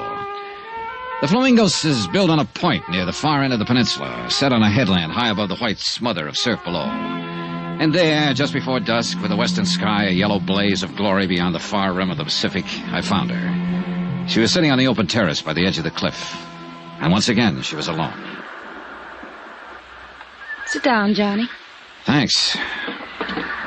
I suppose I should be surprised, but I'm not, really. I guess I rather expected you. Well, then wasn't it a waste of time to run away from Mexico City? I've always run away, I guess. And most of the time, I imagine you've been followed. Or maybe I wanted to face you here, where it's so beautiful. Where perhaps you'd be able to understand me a little better.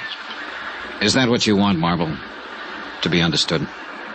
Doesn't every woman? I thought it was more often the man. And usually it's his wife who doesn't understand him, isn't it? I see this isn't going to be just a social chat. Oh, I doubt if it could ever be just a social chat. Not with you. Now, you got too much impact for that. A compliment? That's a fact. There's no place else in the world with sunsets like the ones here. Every evening.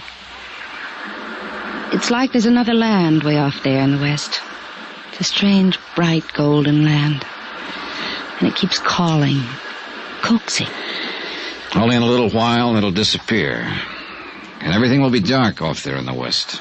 Maybe you do understand me, Johnny. Maybe that's why I'm half afraid of you.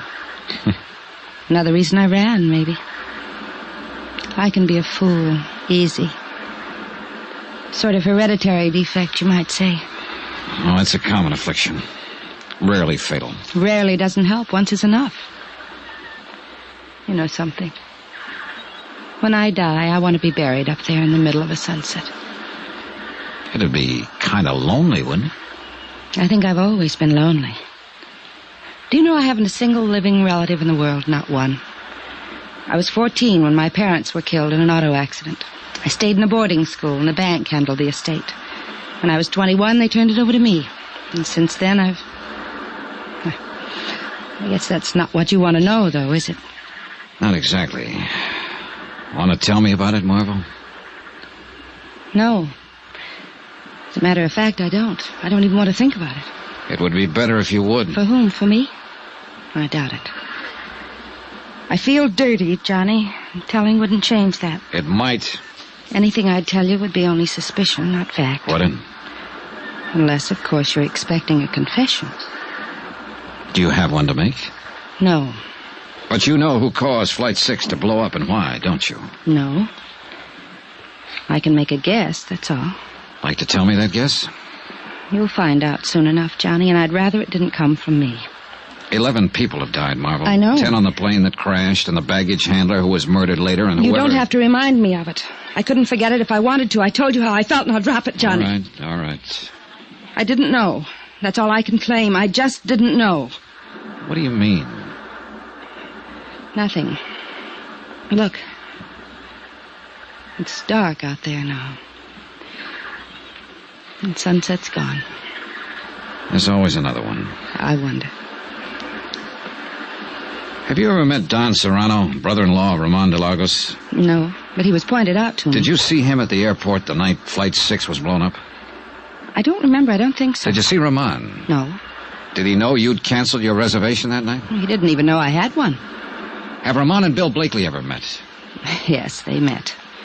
And detested each other on sight. Well, that's understandable in view of the circumstances. Oh, I guess, but why are people like they are? Did you arrange for Blakely to follow you here? I didn't tell anybody I was coming.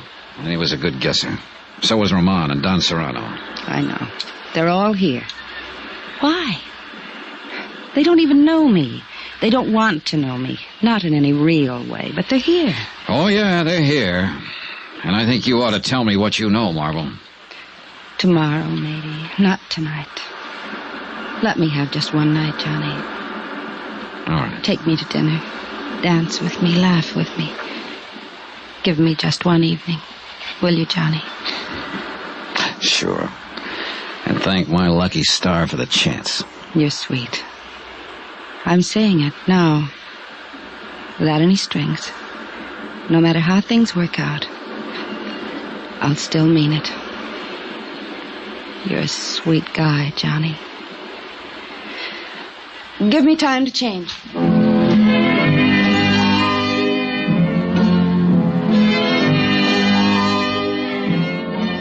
I went to my room and made 2 phone calls while I waited for her. The operator at the Club de Pesca informed me that Don Serrano was not in.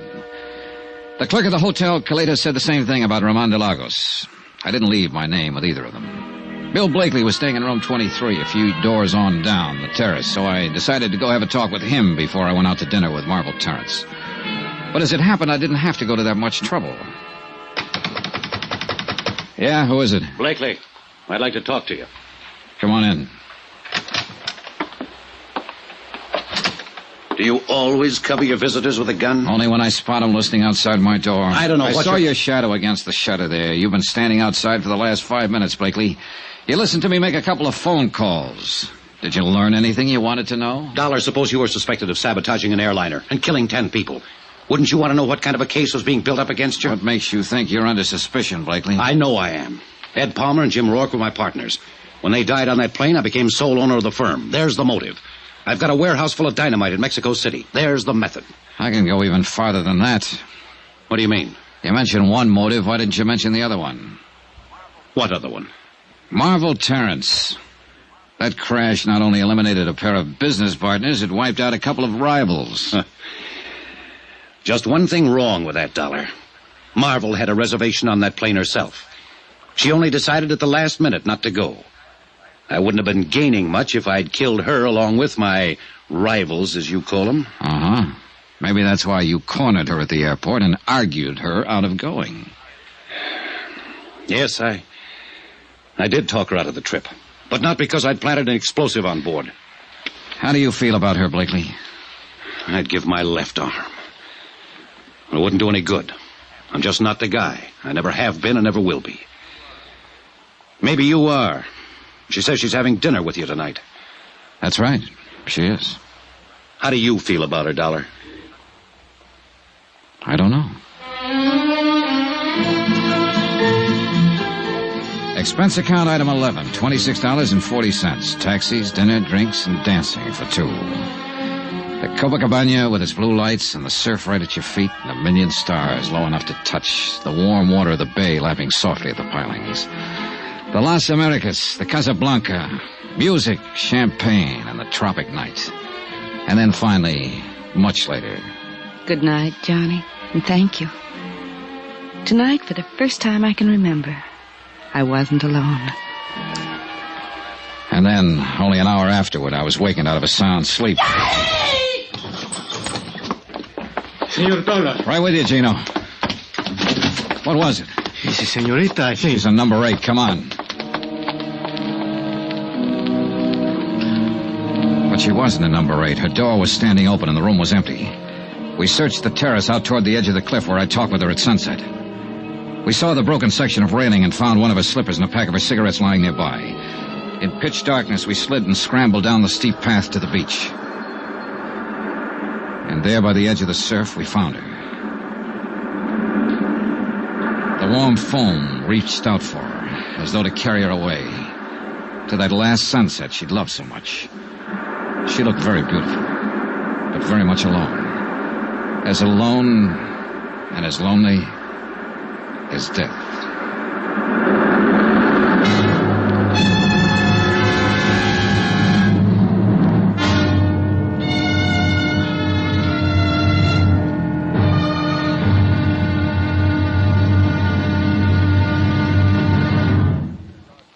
Now, here's our star to tell you about the final intriguing episode of this week's story. Tomorrow, a desperate killer is cornered and strikes back in a deadly counterattack. Final showdown. Join us, won't you? Yours truly, Johnny Dollar.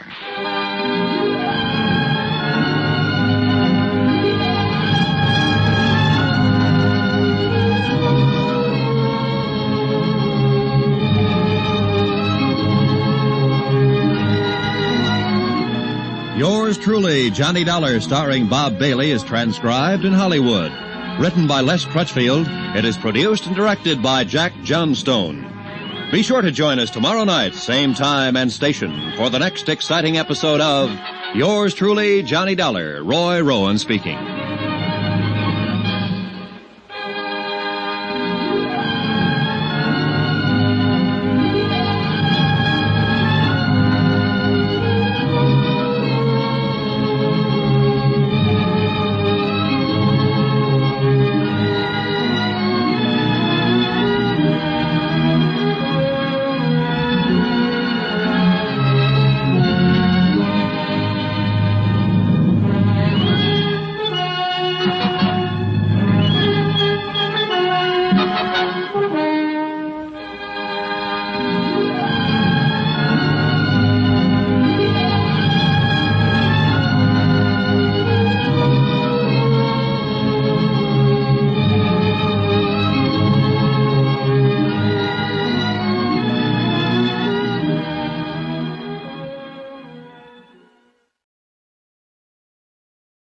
From Hollywood, it's time now for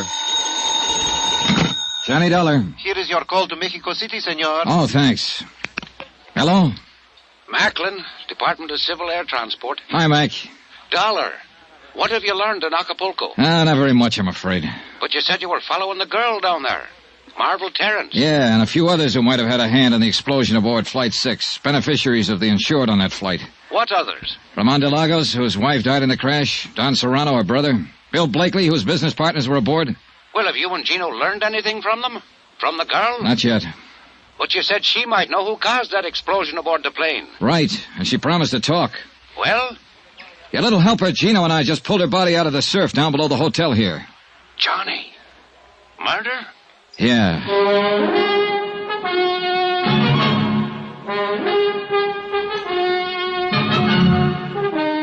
Tonight and every weekday night, Bob Bailey in the transcribed adventures of the man with the action-packed expense account, America's fabulous freelance insurance investigator. Yours truly, Johnny Dollar.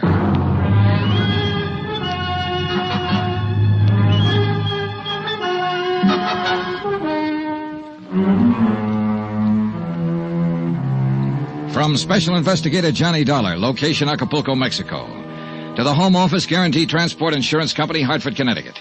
Assignment, the Flight 6 matter. Expense account, final page. Item 12, $1.80 for the phone call to Mac Macklin in Mexico City. I had to get Mac out of bed to tell him what had happened. That Marvel Terrence had been murdered. That somebody had silenced the girl around whom the whole case had seemed to center, since Flight 6 had exploded in midair 3 nights before and carried the passengers and crew to their deaths. Mac was shocked and offered any additional help I might need. But he had no new information at his end, and it was obvious now that any answers would have to be found right here in Acapulco. As I hung up the phone, Gino Romero came rushing in from the hotel terrace. Senor Dollar. What is it, Gino? A prowler is out on the hotel grounds. The police cars go to block off the road at the bottom of the slope. Good, come on. The stairs are over this way, senor. Right with you. A little light wouldn't hurt anything down here. It's no time. This way, into the brush, is a footpath. All right, lead the way. Over there is only 100 feet to the cliff. The other side is the road for the hotel. Here is the only place anybody can go. It's down this slope. Yeah, but there are plenty of places to hide. Si, senor, but it's a matter... Oh, wait. Huh? Listen. We could hear someone moving through the jungle growth a few yards away, moving swiftly but cautiously. Then a sudden silence. Whoever it was had also stopped and was listening for Gino and me. We waited for the fugitive to move again, straining our ears, trying to tag the location. Seconds passed. Then a slight rustle ahead of us. Gino nudged me and we slipped quietly toward the sound.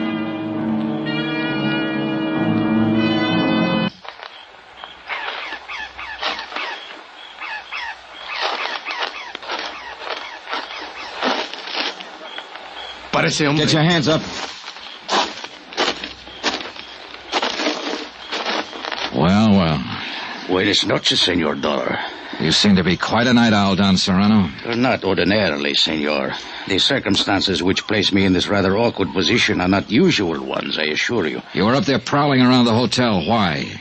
I was looking for my unmentionable brother-in-law. Ramon de Lagos? Why? What made you think he'd be here? I went to his hotel. He was not in his room. I knew he had not been able to see Miss Terrence since she had spent the evening with you. So I assumed he might be waiting for her here, at her hotel. And my assumption has, of course, been proven correct. Did you see him? No, but I heard the police discussing the murder of Miss Terrence. It was obviously Ramon's handiwork. Still after him, huh? My feeling about Ramon is not a secret, senor. Nor his about you. So why did you go to his hotel? To kill him. Why else? Time was running out, so we took Don Serrano back to the hotel to the police. One very important person hadn't put in an appearance. Gino went down to Bill Blakely's room, knocked on the door, then opened it with a passkey and went in. Blakely wasn't there. We searched the room. The bed has been sleeping, senor. Yeah, I notice. But for how long, that's the question. It's possible he was wake up when the senorita screams before she is killed. He might have been. He must have dressed. His pajamas are there on the floor. I wonder. Quien sabe if it was a quarrel of lovers, the jealousy. He did not like it when the senorita would go with you tonight. I don't think it's that simple, Gino. Let's get this bag open, have a look inside. Maybe we can... It's not even locked. He seems to have been traveling light. There on the top, senor. Yeah, I see. What is it? Box of .38 caliber cartridges spilled open. And that piece of oilcloth. He had a gun packed in here. No, it's gone. He got up, loaded a gun, and left. Took the gun with him. If it was before the scream, that's one thing. But if it was afterward, then... What are you thinking, senor? I think we'd better take the police with us, get over to the Hotel Caleta, and check up on our third suspect. Ramon? But Don Serrano said he is not there. Don Serrano could say anything. I think we'd better get over there, Gino, and do it fast.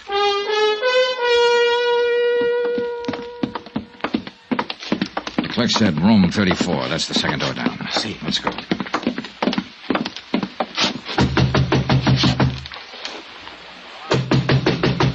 Rahman! Who is it? Johnny Dollar, open up. Watch yourself, Gino. See.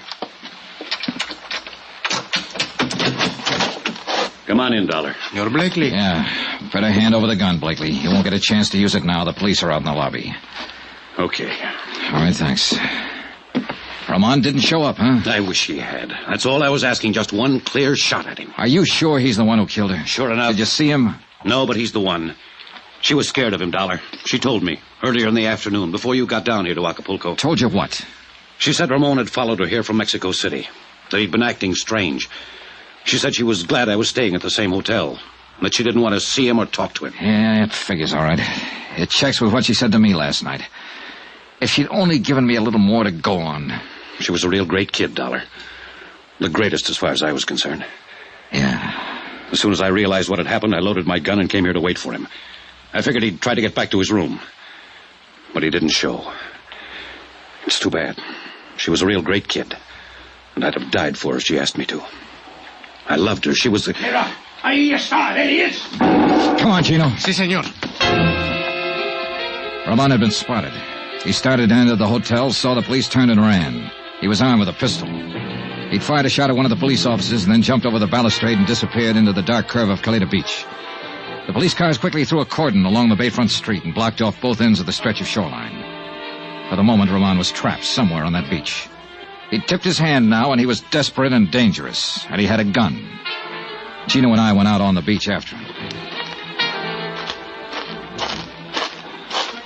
There is many place to hide here. Not for long. They'll have some more police here within a few minutes. Come on. It may be better we wait, senor. I do not think Ramon is planned to be taken alive. I can still see that girl, Chino, lying at the foot of the cliff. Si, senor. I remember. Spirit. What is it? There by the water is... No, I am wrong, senor. It's only a boat pulled up on the sand. Yeah, it's a paddle boat. Well, I think it's better maybe we separate, senor. I look in the pavilion, the cabañas. You stay close by the water. In this way, we'll have him between us. Good idea, Chino. But you've got the rough end of it. Take care of yourself. Si, senor. Well...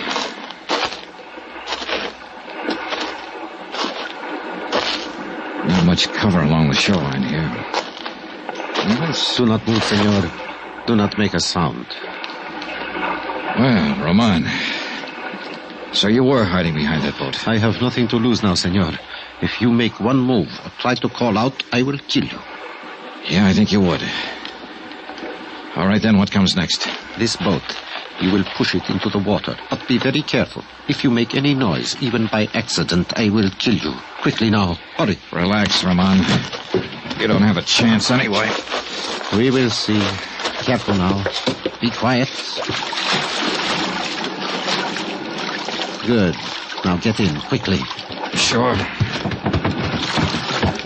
Take the paddle, head out across the bay, and be very quiet, or I will kill you. All right, Ramon. You're just wasting your time. They'll have a police launch out here within 10 minutes. I do not think so. They will not know. Quiet! Quiet! One more sound from that paddle and I will shoot. Marvel Terrence. Why did you kill her, Ramon? She made me crazy. So beautiful. And with so very much money. I thought she would be most easy once Maria, my wife, was dead. Then it was you who blew up the airliner in order to kill your wife and have a clear field to go after Marvel. Marvel did not know I was married, and Maria was going to tell her... So you sabotaged a plane and killed her, along with 10 other innocent people. And what happened tonight? Did Marvel turn you down? She said she was suspicious of me, and she was going to tell you about it in the morning. And she said she was falling in love with you. She made me crazy. I wish you had got back into that hotel, Ramon. I wish you'd got there before I did, while Bill Blakely was still waiting for you with a loaded gun in his hand. Be quiet and paddle faster. We must get farther up the coast in order...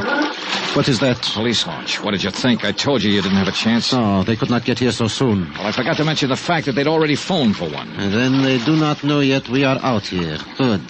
Keep paddling. Quickly. He half turned his head to look back toward the launch. I took a chance and swung the paddle. His shot went wild, and he didn't get a second try. I caught him back of the air, and he dropped like a log.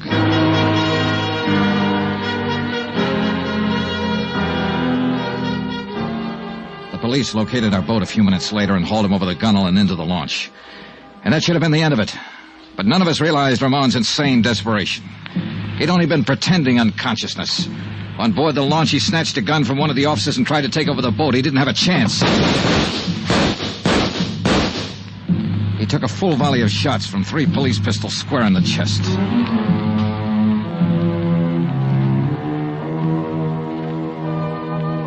Expense account item 13, $312.20. Hotel and incidentals in Acapulco and Mexico City and plane fare back to the States. Expense account total, $608.10. End of expense account, end of report. Remarks? I'll never see another sunset now without thinking of her somewhere out beyond it. I hope she doesn't feel alone anymore. Yours truly, Johnny Dollar.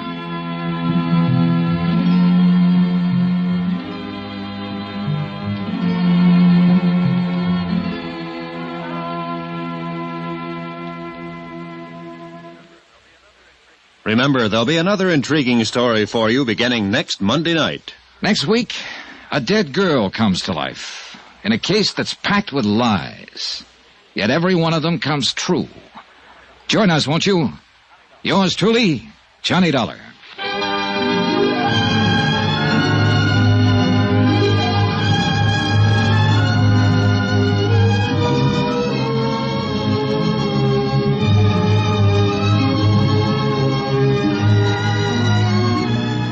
Yours truly, Johnny Dollar, starring Bob Bailey, is transcribed in Hollywood. Written by Les Crutchfield, it is produced and directed by Jack Johnstone. Heard in this week's cast were Virginia Gregg, Ben Wright, Edgar Barrier, Don Diamond, Russ Thorson, and Jack Moyles. Musical supervision by Amerigo Marino. Be sure to join us on Monday night, same time and station, for another exciting story of yours truly, Johnny Dollar. This is Roy Rowan speaking.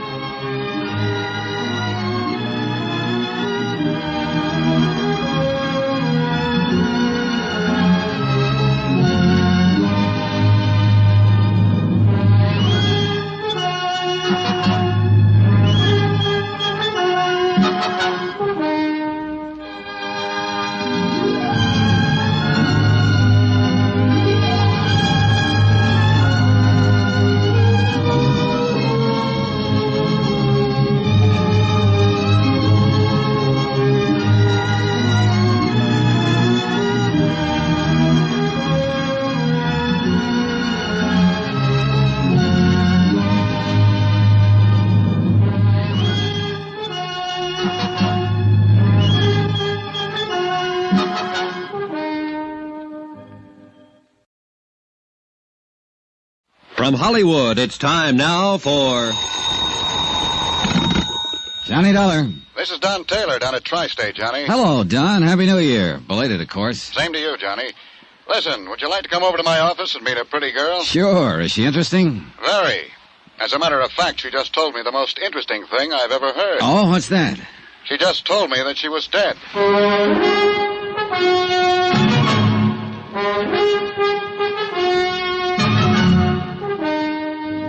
Tonight and every weekday night, Bob Bailey in the transcribed adventures of the man with the action-packed expense account, America's fabulous freelance insurance investigator. Yours truly, Johnny Dollar.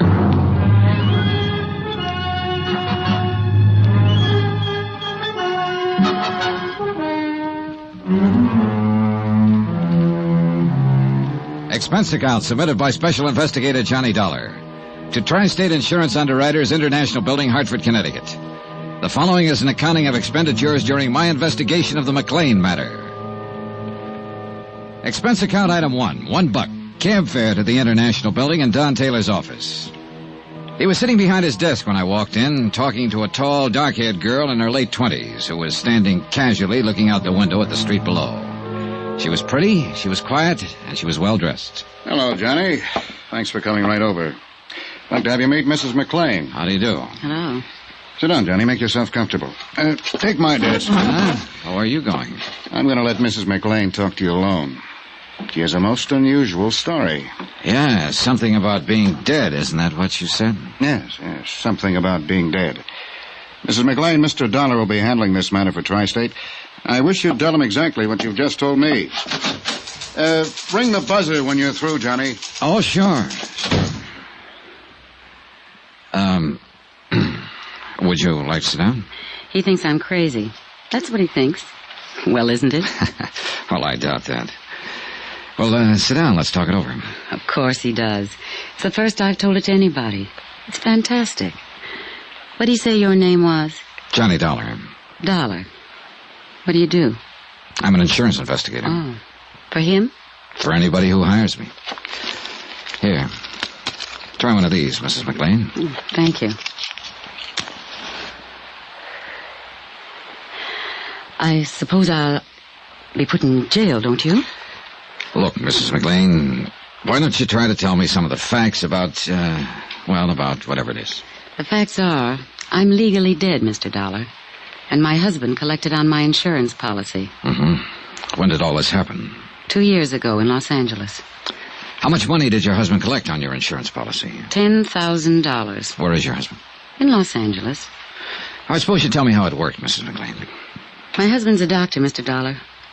His name's Dave McLean. One night he had a patient come in, a girl. Well, she was in pretty bad shape. She'd been drinking somewhere, and she just came in off the street.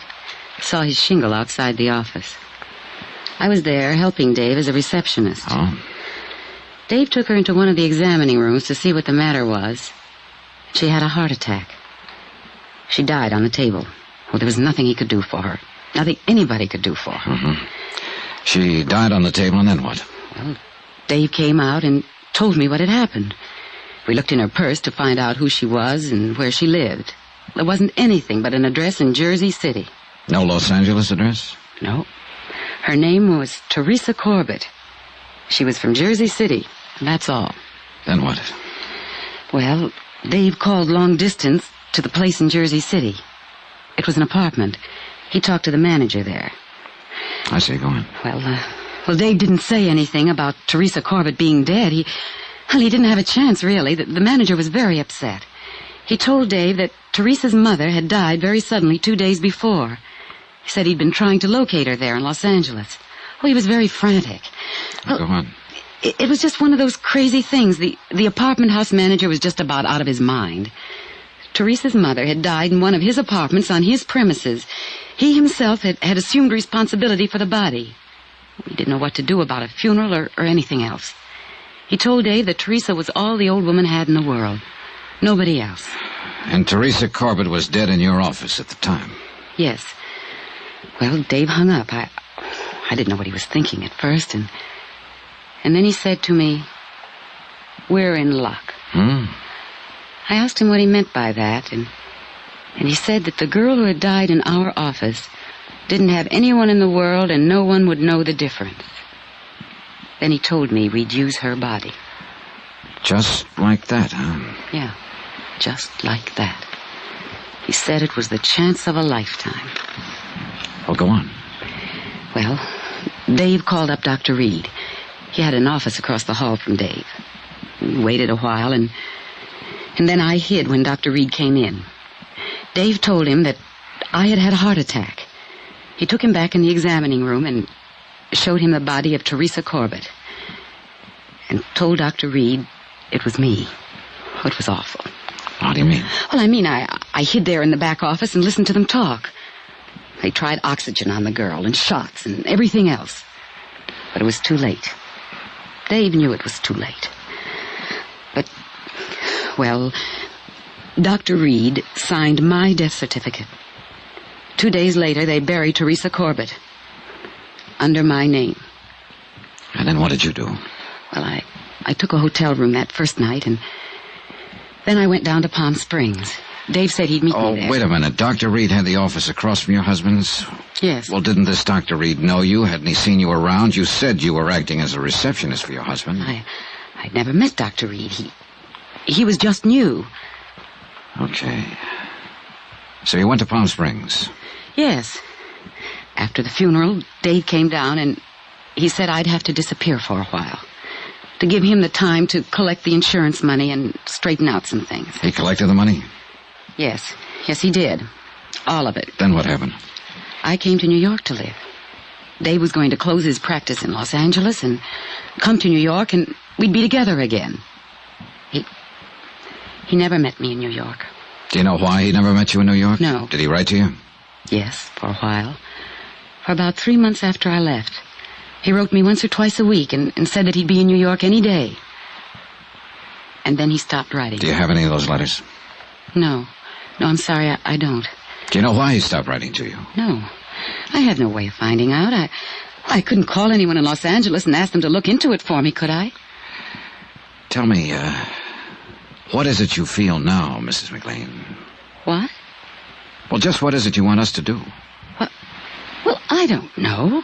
What do you do in a case like this? I've never had a case like this.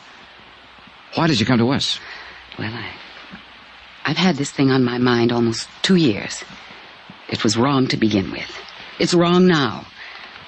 I suppose it's because this insurance company was wronged mostly. My husband and I cheated them out of $10,000. At least my husband did. What about this Dr. Reed? Well, he didn't have anything to do with it. I mean, he just signed the death certificate, but he didn't know the difference. You sure about that? Quite sure about that. I don't want to get anyone into trouble. I mean anyone. Including Dr. Reed. Yes. Well, I know how fantastic all of this must sound, but it's the truth. Do you think I'm crazy? You don't look crazy to me. What's the saying? What saying? Oh, something about how you can leave home, but eventually you have to come back to count the spoons. I guess that's what I'm doing now. Telling you all this. Mm-hmm. It's good to tell it to someone after all this time. Did you get any of the insurance money, Mrs. McLean? Not a dime. Were you supposed to? Oh, I suppose so, yes. If Dave had met me... Would you say the whole thing was his idea? Yes. Yes, I would. I didn't know what he had in mind that night after he hung up the phone. You've been living in New York for the last couple of years since it happened, is that right? Yes. 2257th Street. Apartment 23. What have you been doing? How do you live? I've been working. I took a job in a medical lab. Under your own name? No. I used the name of Patricia Kennedy. Is there any way you can prove you're actually Doris McLean? I could in Los Angeles. How? Well, people there know me. Friends I've had all my life. Were you ever fingerprinted there? No, I don't think so. During the war, did you work in a defense plant, maybe? No. How about a California driver's license? I don't drive, no. Would you be willing to furnish me with a list of names of people who might be able to identify you? People in Los Angeles? Yeah, sure, anywhere. Well, yes, I would, if it's necessary. It's necessary. Don't you believe me? All of this has to be checked, Mrs. McLean. Now, what was the reason for trying to cheat the insurance company? Well, Dave was badly in debt. He needed so many things. It seemed a good way to get them without too much trouble. You mean burying a girl named Teresa Corbin under your name? Yes. A girl without any family anywhere, with a mother who died 2 days before. Yes. Very few people in this world are without somebody, somewhere, Mrs. McLean. Teresa Corbett didn't have anybody, Mr. Dollar. I know that. Do you know any more about her than what the apartment house manager said on the telephone to your husband? No. Do you remember the name of the apartment house manager in Jersey City? No. The address? No. Is there anything else you'd like to tell me about all this? Well, I can't think of anything. No. Before I ask Mr. Taylor to come back in here, I want to ask you again, why did you come to the insurance company? What? Why did you come here to Hartford to the insurance company? You asked me that once, and I told you. The insurance company were the people that were wrong. Now, look, obviously you've been living and working in New York and getting along. No one knows anything about this. There was no need for anyone to know anything about it. No need for us to know about it. Now, you'll pardon me, but you don't seem like the type of person who wakes up one morning with a big pain in the conscience. Not at all. Now, you sat here and told me about your husband, how your husband thought of the idea, how your husband hung up the phone, how your husband called in a Dr. Reed to sign a death certificate, how your husband handled every detail, all of it. Not you, Mrs. McLean, your husband. He's the one you want us to get, isn't he? Yes. He didn't have to meet me in New York once he got his hands on that money. He didn't have to do anything about me. I was dead on paper, and I couldn't go back. I buy a Los Angeles newspaper now and then, and I saw a notice yesterday that he's going to get married again. I see. But I'm still his wife. He tricked me. You helped him to do it. Who's he going to marry there? I didn't recognize her name. How old are you? I'll be 30 next June. I'm going to ask you something else, Mrs. McLean. Have you ever been in trouble before? No. Well, you're in trouble now, if all this is true. Well, it is true. Now, Would you be willing to sign a statement in front of witnesses containing all the information you've given me here today? Yes. Yes, I would. Okay. Yeah, Johnny? You can phone your legal department, Don. Mrs. McLean is willing to make a statement regarding this whole matter. All right. Mrs. McLean, you can make your statement in front of Mr. Taylor and whatever witnesses he wants to use. I'll see you in about an hour or so, Don. Good. You're all through with me? No, there's one more thing, Mrs. McLean. You realize that if what you've told me is true, both you and your husband will be criminally charged? Well, yes. Yes, I realize that. Oh, Johnny, for heaven's sake, you're trying to scare him. I just wanted that part understood. I'll see you. Johnny, wait a minute. Don't worry. I'll be around. Plenty.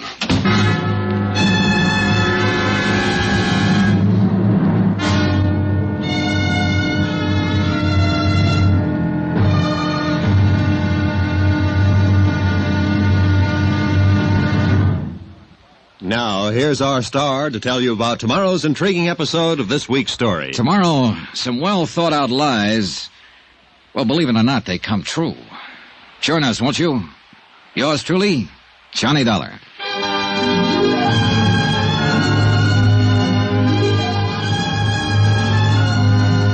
Yours truly, Johnny Dollar, starring Bob Bailey, is transcribed in Hollywood. Written by John Dawson. It is produced and directed by Jack Johnstone. Be sure to join us tomorrow night, same time and station, for the next exciting episode of Yours truly, Johnny Dollar. Roy Rowan speaking.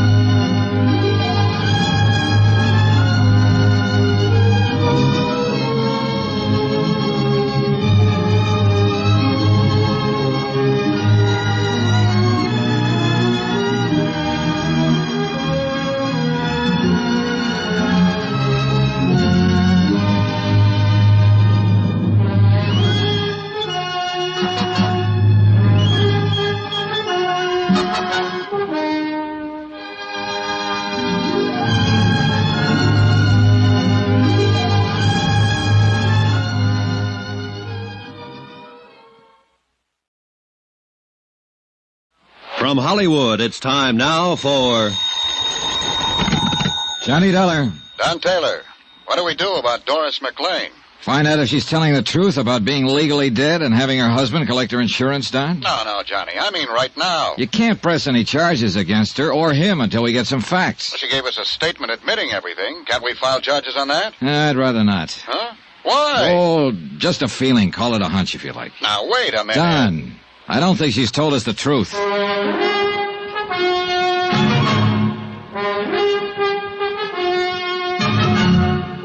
Tonight and every weekday night, Bob Bailey in the transcribed adventures of the man with the action-packed expense account, America's fabulous freelance insurance investigator. Yours truly, Johnny Dollar.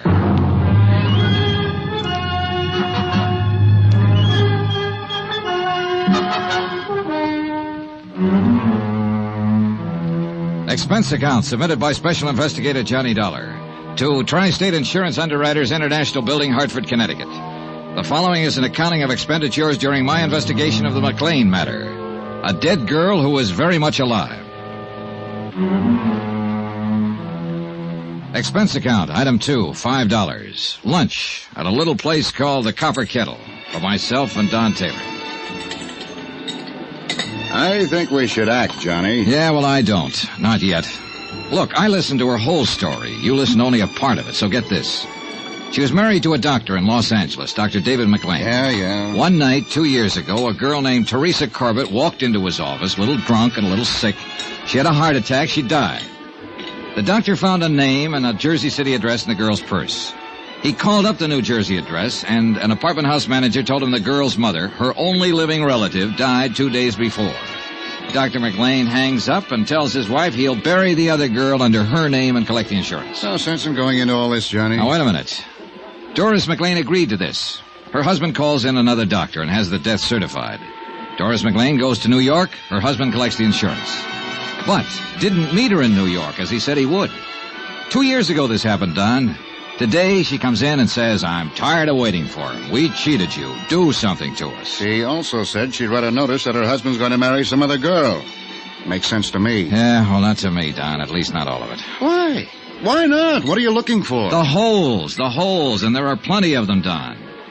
Look, for one reason, she told it the same way both times. For the second reason, if all this happened on the spur of the moment in Los Angeles, that is, the girl came into the doctor's office off the street and died suddenly, why would the doctor bother to call New Jersey?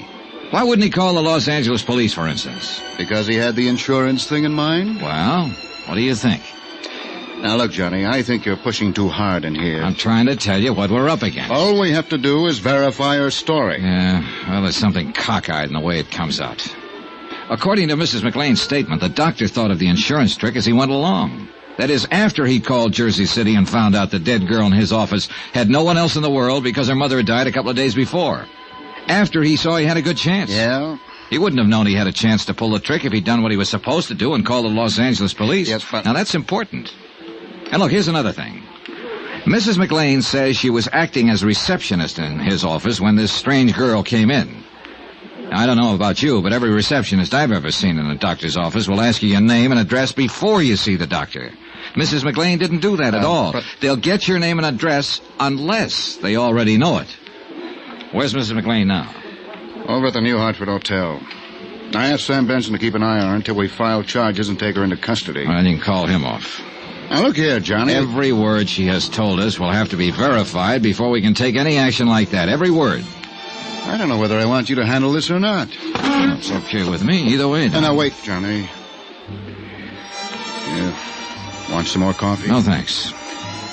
Let's not argue anymore. Okay, let's not. Mrs. McLean admitted she helped her husband cheat us out of $10,000. We've got that on paper. Look here. I made a check on the policy. We issued a straight life policy endorsed Mary McLean in Los Angeles, April 23rd, 1945. According to our records, Mrs. McLean passed away February 1st, 1954. Yeah. Claim was filed by the beneficiary, husband, David Earl McLean, M.D., February 4th, and paid off on the 10th. $10,000 full claim. Here you are. Uh-huh. That's a photostat of the death certificate attached. Yeah. Cause... coronary thrombosis. Now look at that signature. Dr. Willis Reed. That's the same doctor she said her husband called in. I know. What else? Business about her living and working in New York in a medical lab. This is the name of the place. Mm-hmm. She said she'd used the name of Patricia Kennedy. Well, I put in a call to their personnel manager. I described Mrs. McLean to him, and he said that sounded like her. Checked out. He'd been with him almost 2 years. Yeah, that's about it. Well, I call the airport, and they'll get me out to Los Angeles by tomorrow morning. Thought it'd take a few hours in New York to check some other things out. Sure. That looks pretty definite to me, especially with her statement and all the things she said. So what have you got to worry about, Johnny? All the things she didn't say. Expense account item 3, $38.14. Transportation, Hartford, Connecticut to New York, New York. I checked my bag at Idlewild and took the limousine in as far as the Waldorf. Expense account item 4, $3, cab fare and tip. Number 22, 57th Street. Doris McLean's residence, where she'd lived as Patricia Kennedy, apartment 23. I talked to the manager. This is her apartment, Mr. Dollar. I see. How long has she lived here? Moved in, 2 years ago next month, March 1954. Good tenant? Very quiet. Ever talked to her? Not much. Christmas time, we had a drink together down in my apartment with my wife. First time I knew she worked in a medical laboratory. Mm-hmm. Does she have any friends in the building that I could talk to? Not that I know about. She keeps to herself, minds her own business. May I ask where she is now? In Hartford, Connecticut, at the New Hartford Hotel, if you want to talk to her about anything. I might want to talk to her about you. So? You knock on my door and say you're an insurance investigator and you want to look at her apartment. I saw your credentials and all that, but I don't know about you now. She asked me to investigate a matter. This is part of the investigation. Well, if you feel any better, why don't you telephone her long distance, tell her I'm here. I'll pay the charges. Oh, that's okay. Do you mind if I look around? I'll have to stay with you, Mr. Dollar.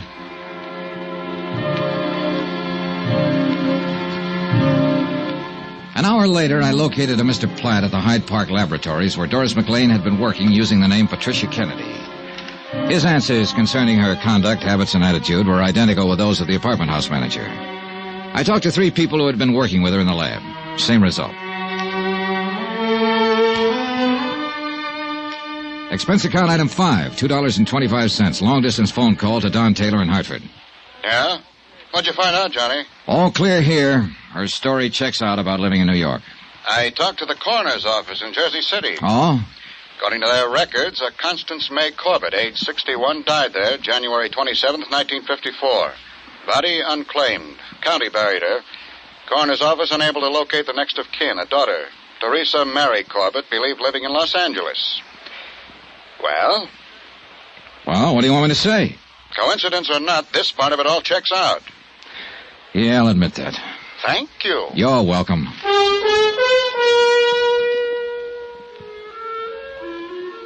Expense account item 6, $113.65. Transportation, New York to Los Angeles. We landed at International Airport in a heavy fog at 8:35 in the morning. By 9:35, I was in my room at the Statler Hotel sleeping. At 4 o'clock in the afternoon, I got up and showered and shaved and had something to eat. There was a special delivery airmail folder for me at the desk from Don Taylor. It contained a flash picture of Doris McLean, a sample of her fingerprints and handwriting, along with the names and addresses of several people in Los Angeles Mrs. McLean thought might be able to identify her. Expense account item 7, $50. Deposit on a rented car to get around Los Angeles. The first 3 addresses furnished by Mrs. McLean were blanks. No one home or whoever had been there had moved a long time ago. It was beginning to get dark by the time I got to the 4th one, an address on Berendo Street in Hollywood.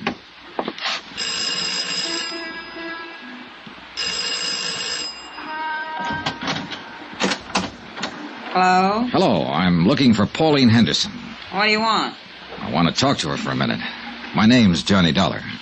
Well, I'm Pauline Henderson. Oh, may I come in? What's your business? I'm an insurance investigator. Well, I don't have any insurance and I don't want any. Well, it's about a case. Wait a minute, I'll put on a roll. Yeah, sure. Hope you aren't going to try to talk me into buying an annuity or something like that. No, nothing like that, Miss Henderson. Oh, all right. Johnny Dollar, huh? Yeah, that's right. Insurance investigator, did you say? Yes. Come in. I thought maybe you could help me. Well, I'll try. I'm in something of a hurry. Only take a minute, Miss Henderson. I'd like to have you look at this.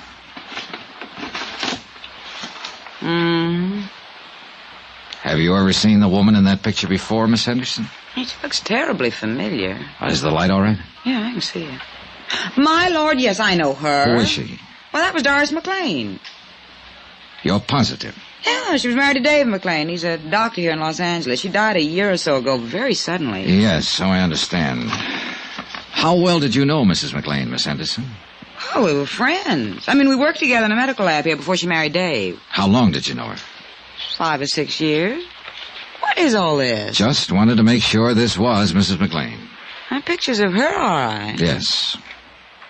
You know, I don't think you've been exactly telling me the truth. Well, I just had your name on a list, Miss Henderson. I was told that you might be able to recognize a picture of Doris McLean if you saw one. Who told you that? I'd rather not say. My, so mysterious. Well, I don't mean to be. You look nice enough. Is that all you want to know? Yes. Well, one more thing. When did you hear about Mrs. McLean's death? The day after it happened. I read about it in the paper. It was quite a shock. Doris was always so healthy. How did Dr. McLean take it? What? How did her husband take her death? Looking at a picture and saying yes or no is one thing. I wish you'd tell me what this is all about. Let's say I wanted to make sure this was Doris McLean, and I wanted to make sure she died 2 years ago. If I'm any authority, you can be sure of it. How about the other part? Dave McLean? Yeah. He got over it, I suppose. Don't you know? Well, I haven't seen him since the funeral. What's your name again? Johnny Dollar. Where do you live? Hartford, Connecticut. I'm at the Statler Hotel here right now. Why? It just occurred to me, if you wanted someone to look at the picture and identify it, you'd go to Dave McLean and ask him. After all, he was married to her. You'd go to him. I would. Yeah. You go to him before anybody else. I think I'll call him and tell him about you. What do you think of that? That's all right with me, Miss Henderson. Expense account item 8, $3.15. Long-distance phone call, Los Angeles to Hartford. Don Taylor. Hi, Johnny Dollar. Doris McLean still at the New Hartford Hotel? Yeah, why? Better call your private eye pal, Sam Benson, and tell him to keep an eye on her 24 hours a day. Huh? What are you talking about? The cat's getting out of the bag here. What? I could be wrong, Don. But if I'm right, somebody might want to kill her.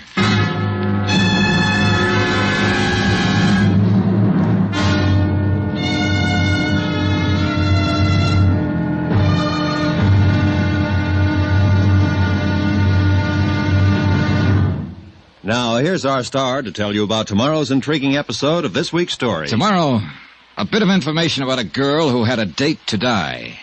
That's right. Join us, won't you? Yours truly, Johnny Dollar.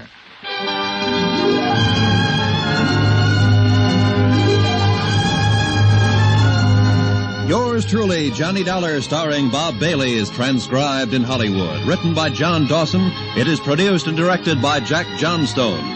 Be sure to join us tomorrow night, same time and station, for the next exciting episode of Yours truly, Johnny Dollar. Roy Rowan speaking.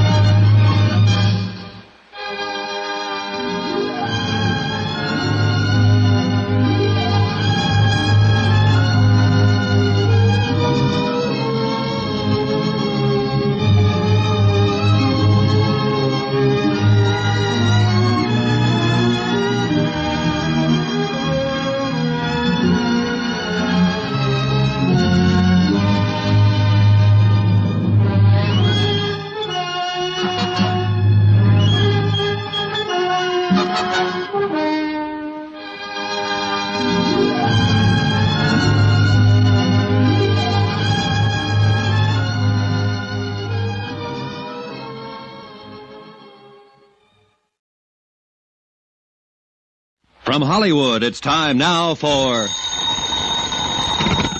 Johnny Dollar. This is the desk, Mr. Dollar. Your number's ringing now. Good.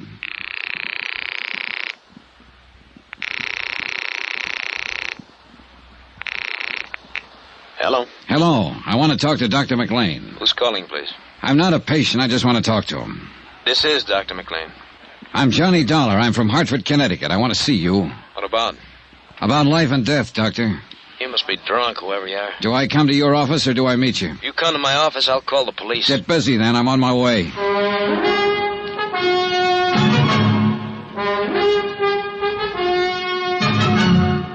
Tonight and every weekday night, Bob Bailey in the transcribed adventures of the man with the action-packed expense account, America's fabulous freelance insurance investigator. Yours truly, Johnny Dollar.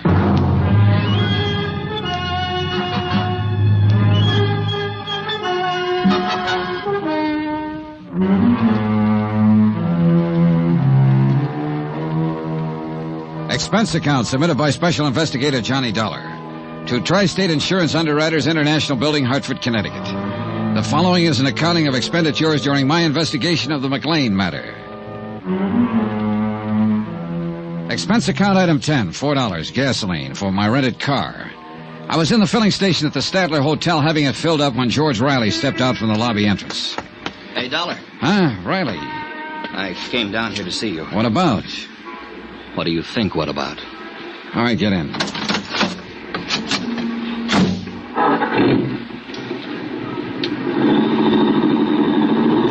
I got to thinking after you left me today about my girl, Terry. And you know what happened? No. The police came to see me. They told me practically the same thing you did. They said they were getting up a court order to exhume the body.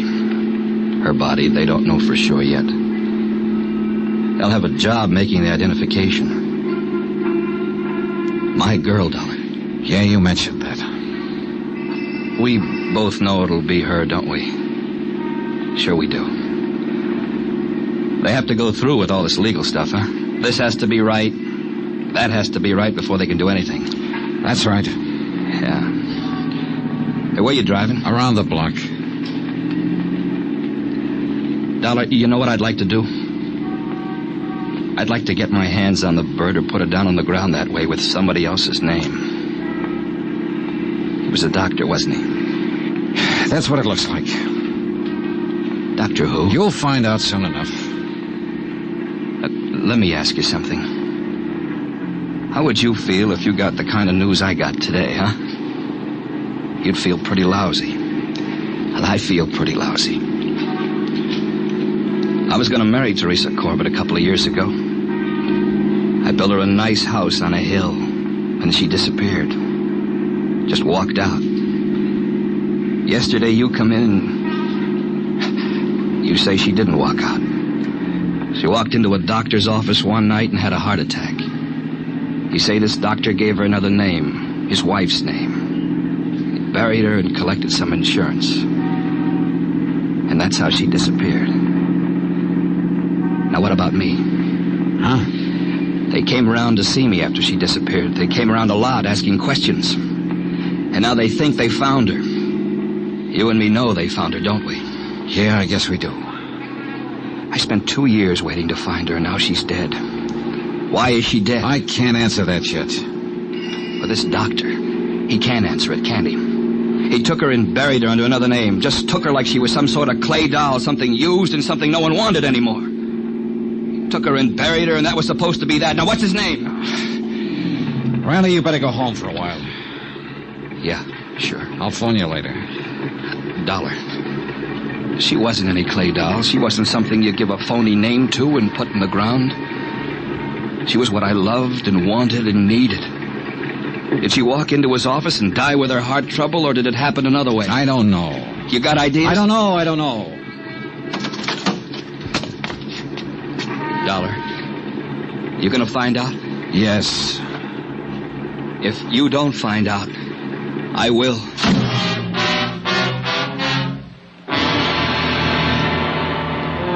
I stayed right there and watched George Riley lurch across the street and hail a cab. Then I turned back and found the freeway, rode it out to Sunset and all the way to the Pacific Palisades in the office of David E. McLean, M.D. Come in, Mr. Dollar. Sit down. He was a tall, broad-shouldered man in his early 30s.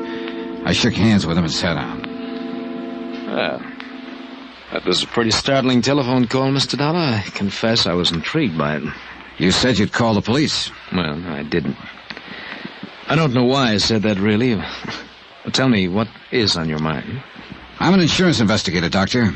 Or didn't a woman named Pauline Henderson call you and tell you I was in town? Pauline Henderson? Pauline Henderson. I don't believe that. A friend of your wife's, Doctor, an old friend who worked with her once. The kind of a woman who'd recognize a picture if she saw it. I don't believe I remember her. Then she didn't call you and tell you I was in town. Well, that's all right, too. She said she might do that, though. Don't you want to know why, Doctor? Well, I suppose so. Yes. Why? Because I went over to see this Pauline Henderson the night I got in. She was one on a list of names of people who might know your wife on sight. Oh? She got kind of upset about my going there and asking her questions. I don't blame her. I'm a stranger to her. She finally said she'd tell you about it. I said, go ahead and tell you. And so? You just don't have any questions about anything, do you? I'm completely baffled by this whole thing. What's your point? Don't you really know why I'm here, Dr. McLean? I haven't the least idea, but I can't tell you we're wasting a lot of time. This is a nice office, Doctor. How long have you been here? A year or so. Why? Starting out, it costs quite a bit of money for equipment like this. Rental in a building like this, doesn't it? I don't think that's any concern of yours, Mr. Dollar. I do wish that you'd say what you have to say or do what you have to do and get it over with. I don't know whether you're so anxious at that. Try me. I've been pretty patient with you. You come here and talk about a lot of vague things that I have no connection with at all. You make a strange phone call. You appear as though you're trying to intimidate me. You mention an old friend of my wife's. Pauline Henderson. Yes. What has she got to do with it? Nothing, really, except possibly as a witness. Oh? Witness to what? To an identification. She said she might call you. She was worried about an investigation I'm handling. What investigation is that? I understand you once treated a patient named Teresa Corbett. Teresa Corbett? Last treatment 2 years ago, February 1954. I had offices over in Hollywood in 1954. Are you quite sure that you have the right doctor? I am. Well, I don't remember a patient by that name. What did I treat her for? A heart condition. Oh? Well, we'll soon find out. Corbett, eh? Teresa Corbett. When was this now? February 1954. Mm-hmm. Well, I don't have anyone by that name in my files, Mr. Dollar, but it must be important if you came all the way to Hartford to ask about it. It's pretty important. Well, she might have come in for some little thing, and in that case, I wouldn't necessarily have a history on her. I understand she came to see you quite a few times. Could it have been another Dr. McLean? It was you. That's funny. Oh, now wait a minute. 2 years ago. My wife was my receptionist then. She wasn't too good at keeping records. Do you suppose I could talk to her and ask her? My wife is dead, Mr. Dollar. Oh. Sorry I can't be of more help. I thought every doctor kept a record of all his patients if they just came in with a nosebleed. Well, now you see that you're wrong. Now that we've gone through all this, let's get down to business. What do you mean by that? I'll come right out and say it, Doctor. You should have kept a file on Teresa Corbett. You should have kept that one above all things. The fact that you don't have one is going to make me believe a lot of things I haven't really believed up until now. What things? What are you talking about? I'm talking to you about your wife, who isn't dead at all. What? 4 days ago, she came to me in Hartford, Connecticut. She said that Teresa Corbett died in your office one night and that you identified the body as your wife's. What? And what's more, you collected $10,000 worth of life insurance on her. Here's a picture of the woman who gave me that statement. Is this your wife? Well? All right, I'll tell you. It is your wife, Doris McLean. And she's still very much alive. And the story she told me in Hartford is pretty much the truth. I've never seen the woman in that picture in my life. I ran into one person here in Los Angeles who recognized her right away. I've got a list of 8 more people who'd probably recognize her. I can go to every one of them and get their statements to that effect, but I don't think I need to. I've got a pretty long statement from Doris McLean herself. It tells the whole story. Would you like to read it? No. Then maybe you'd like to make a statement yourself. I have nothing to say, Mr. Dollar. I didn't think you would, Doctor.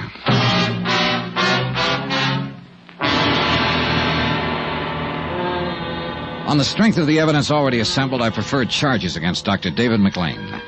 He was taken into custody and arraigned for defrauding an insurance company. He refused to talk at the arraignment and afterwards when he was held in the city jail. Expense account item 11, $2.20, telegram. I wired Hartford advising Don Taylor of the events in Los Angeles. The following morning, I received an answer from him to the effect that he was bringing Doris McLean to Los Angeles. That should have made the case complete. That, and the fact that the coroner's office had exhumed the body, and it had been identified as Teresa Corbett.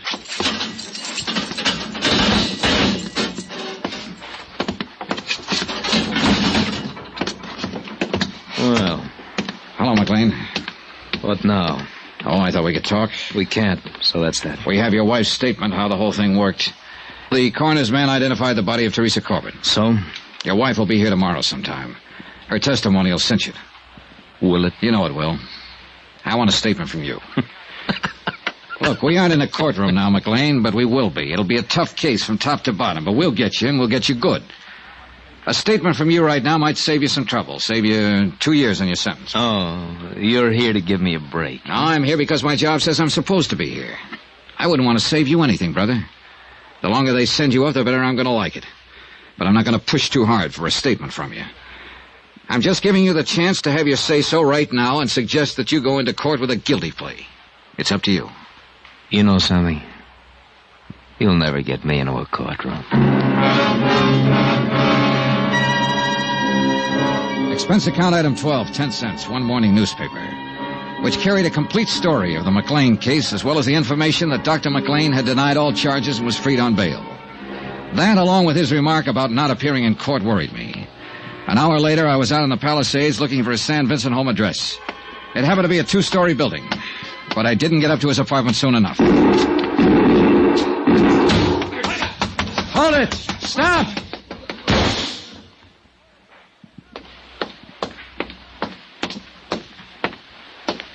Riley. You don't have to worry about your doctor friend anymore. You fool, you crazy fool. The court would have taken care of him. No. I wanted to do it personally. Oh, Riley. For my girl, Johnny.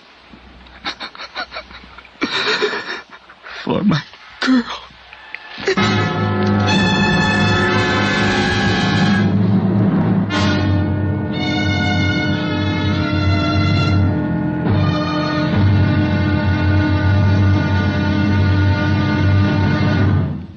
Now, now, here's our star to tell you about the final intriguing episode of this week's story. Tomorrow, a brand new, a rather startling statement from Mrs. McLean, without lies. Join us, won't you?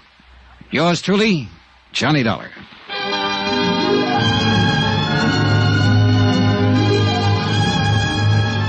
Yours truly, Johnny Dollar, starring Bob Bailey, is transcribed in Hollywood. Written by John Dawson, it is produced and directed by Jack Johnstone. Be sure to join us tomorrow night, same time and station, for the next exciting episode of Yours truly, Johnny Dollar. Roy Rowan speaking.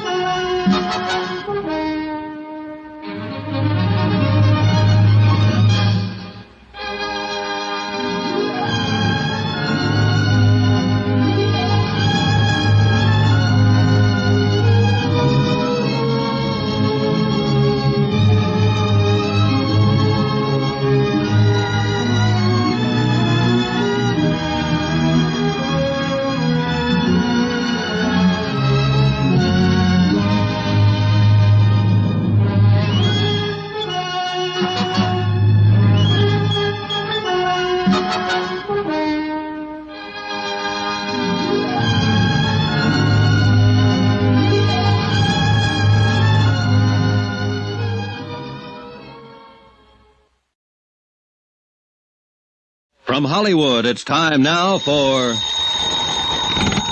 Johnny Dollar. Johnny Don Taylor. Are you here in L.A.? With Mrs. McLean. Why didn't you meet my plane? Dr. McLean's been shot. What? Teresa Corbett's boyfriend, a guy named Riley, pumped 3 slugs in him this afternoon. He was afraid McLean might get off. McLean's still alive? He's hanging on, but they don't give him much of a chance. I'm on my way to the hospital right now, L.A. General. Meet you there.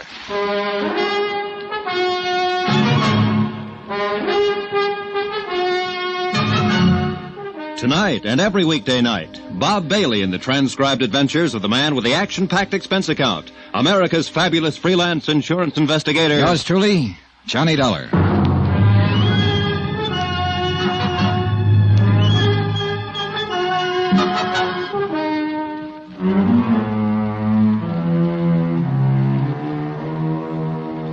Expense account submitted by Special Investigator Johnny Dollar to Tri-State Insurance Underwriters International Building, Hartford, Connecticut.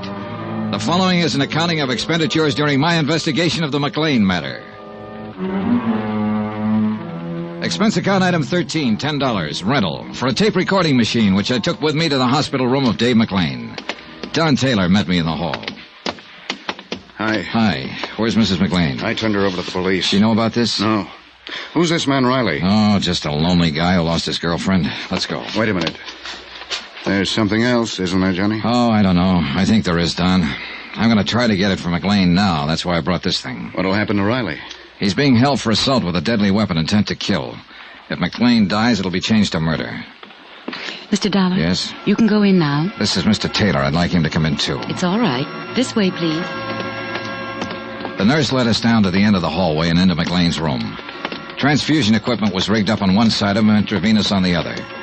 He watched us walk in without a word, until he saw me set up the recording equipment. What do you think that's for? You, McLean. That statement we were talking about. What statement? You know how bad off you are. It doesn't make any difference now. Who's this man? My name's Taylor. Police? I'm with Tri-State Underwriters. Oh. You must be a close friend of Doris's. She came out here with him, McLean. How is Doris these days? She's made her statement. Squeeze play. How about you? No. I'm not gonna say a thing. Oh, now, McLean. Tell you what I'll do. We'll talk about it later. There may not be a later. I think there will be. I'm gonna bet on it that way. Stuffed out. You struck out again. There's always your wife. She won't tell you anymore. She's got her own troubles. I think you'd better leave now, Mr. Dollar. Yeah.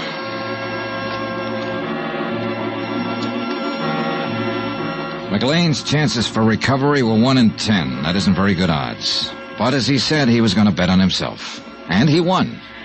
3 days later, he took a turn for the better. Within a week, he was walking around the hospital. The trial date was set for him to answer charges of defrauding an insurance company. Mrs. McLean was named co-defendant.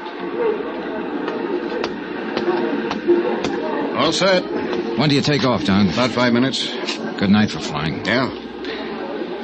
Now, what's the matter, Johnny? Oh, I don't know. This whole case, the people in it, I just don't know. You ought to be satisfied. You've certainly done your job. McLean's are going to stand trial, and there's no doubt they'll be convicted. You testify in court, and that's about it. I know. Don. Yeah? There's more to it. Why? I know there is. There has to be. McLean's slick enough not to open his mouth. He hasn't admitted anything. His wife's done all the talking. Sure, that's true, but what she said was enough for us. Was it? Well, wasn't it? Not for me, Don. Johnny, what is it? Riley, I suppose, and that poor girl, Teresa Corbett. A couple of little people walked into it. Riley's suffering worse than the McLeans, than they'll suffer. He lost somebody he loved. She died naturally. He would have lost her sooner or later. The McLeans had nothing to do with that. Didn't they? No. Well, I've been thinking about it. Just go in and testify in court and come home and try to forget about it, will you? Maybe you're right. Flight 913, Chicago, New York, and Boston, now boarding. See you in a few days, Johnny. Okay. Bye. One thing, Don. Yeah? Suppose Teresa Corbett had been my girl. So long, kid.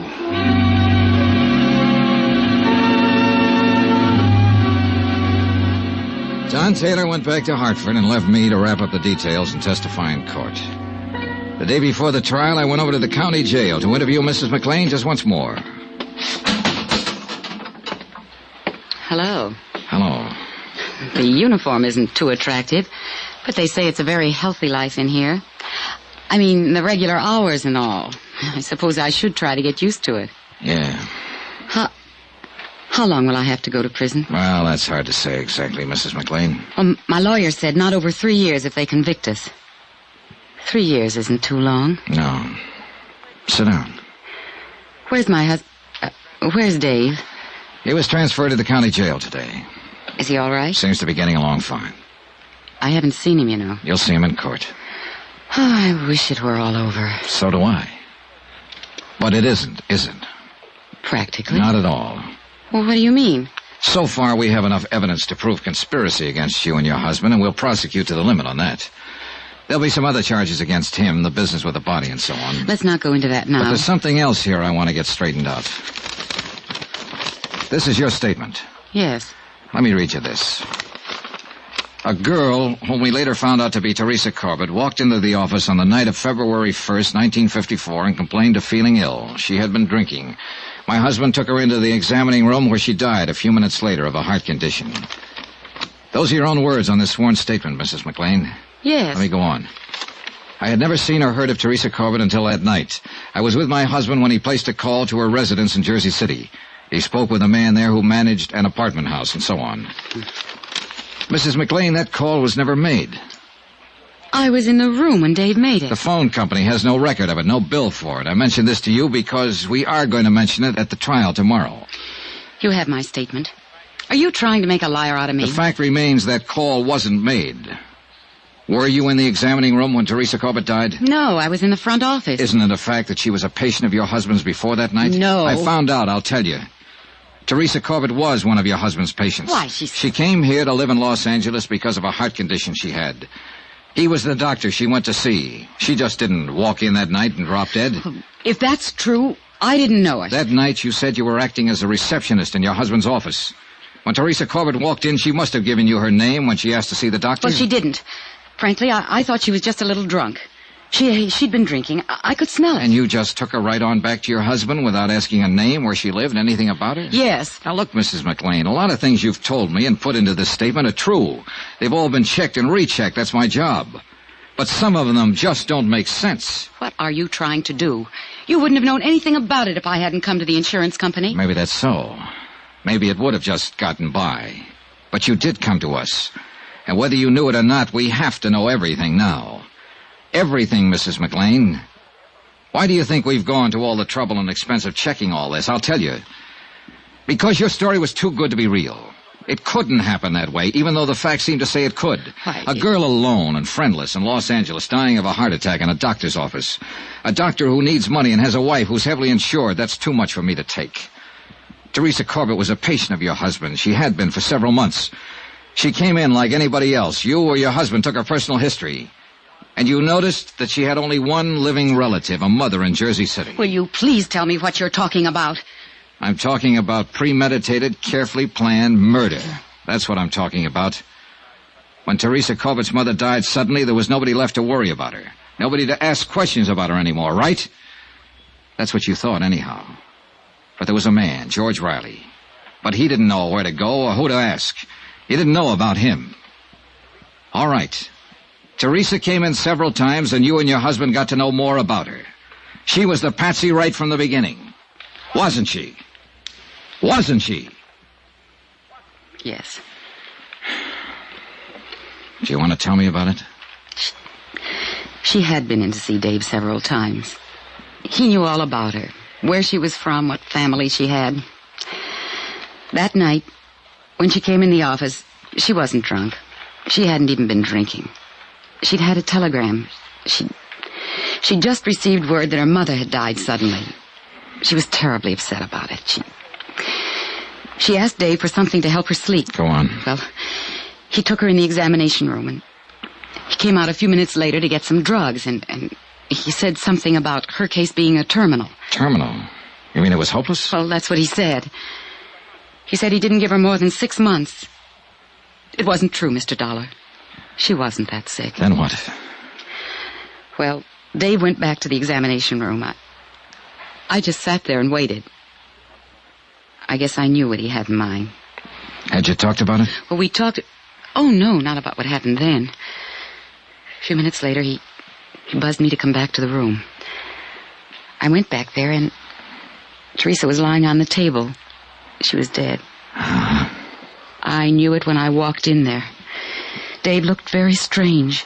He said that she had had a sudden heart attack and died before he could do anything to help her. You know it wasn't so. Well, there was a hypodermic on the stand. He'd given her something.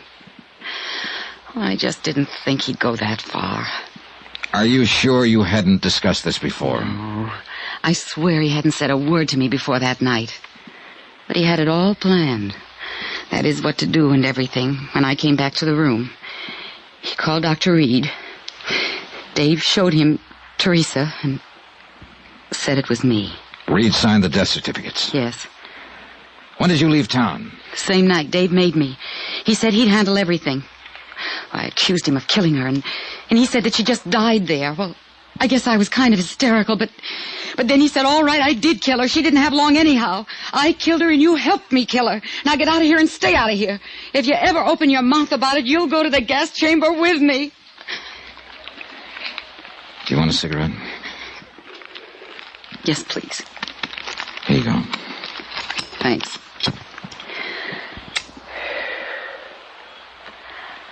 I told you that story. I mean about the phone call and all. To get back at him. I never thought that I'd tell you this part, too. Oh, I'm glad I did. I'm glad it's all over.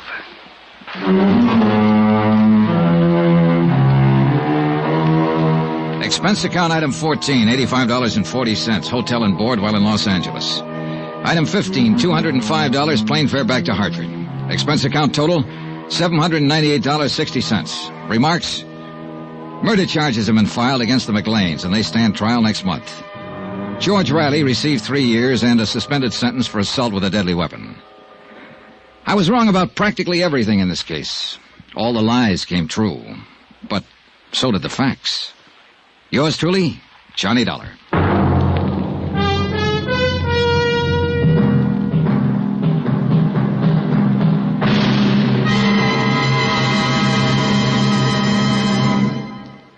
Remember, there'll be another intriguing story for you beginning next Monday night. Next week, cui bono. That's Latin for who benefits. And believe me, it isn't the killer in the case. Join us, won't you? Yours truly, Johnny Dollar.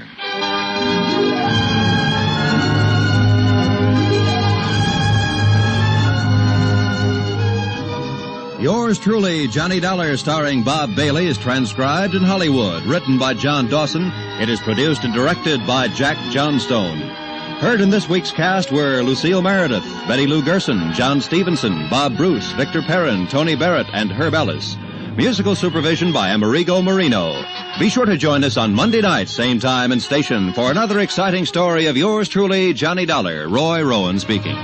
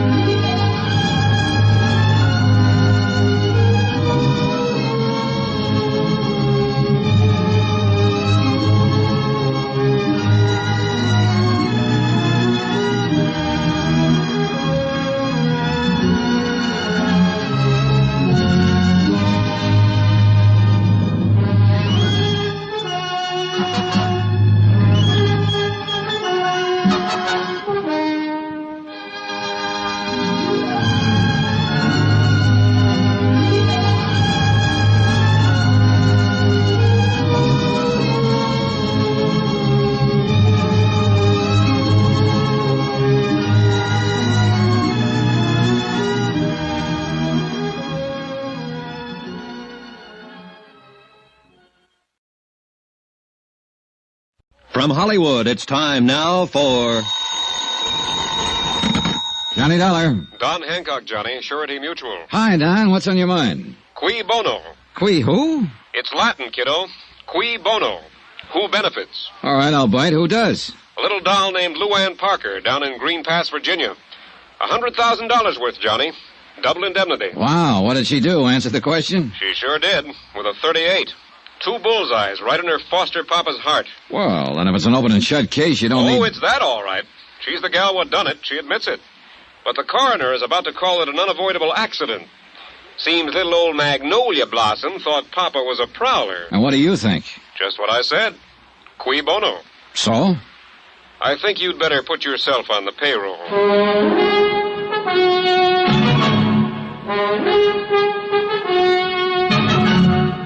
Tonight and every weekday night, Bob Bailey in the transcribed adventures of the man with the action-packed expense account, America's fabulous freelance insurance investigator. Yours truly, Johnny Dollar.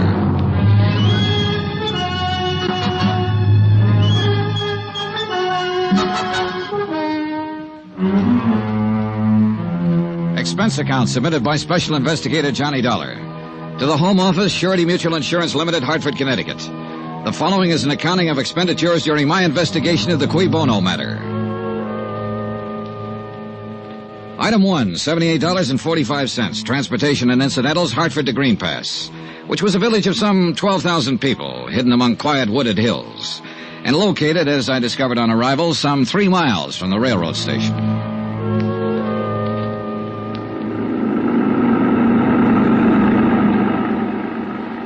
Nice weather we're having.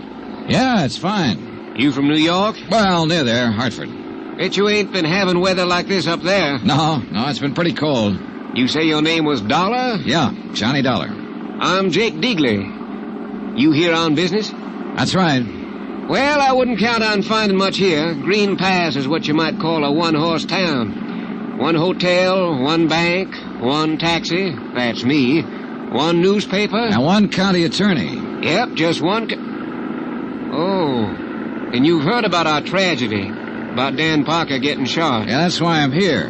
I'm an investigator for an insurance company. I see. Well, it was a terrible thing. It was... Oh, doggone it. If old man Hawley don't fix up them fences, he's going to be short a cow one of these days. That's the 3rd time this week they've been out the road. How did people around here feel about Dan Parker? Was he well-liked? Well, he'd been re-elected for 5 straight terms. No personal enemies? Not a one. There ain't a man in Green Pass that... Hey, what difference does it make whether he was well-liked? You know how he was killed, don't you? Yeah, I understand he was shot accidentally by his stepdaughter. That's right. And what difference does it make whether he had any enemies?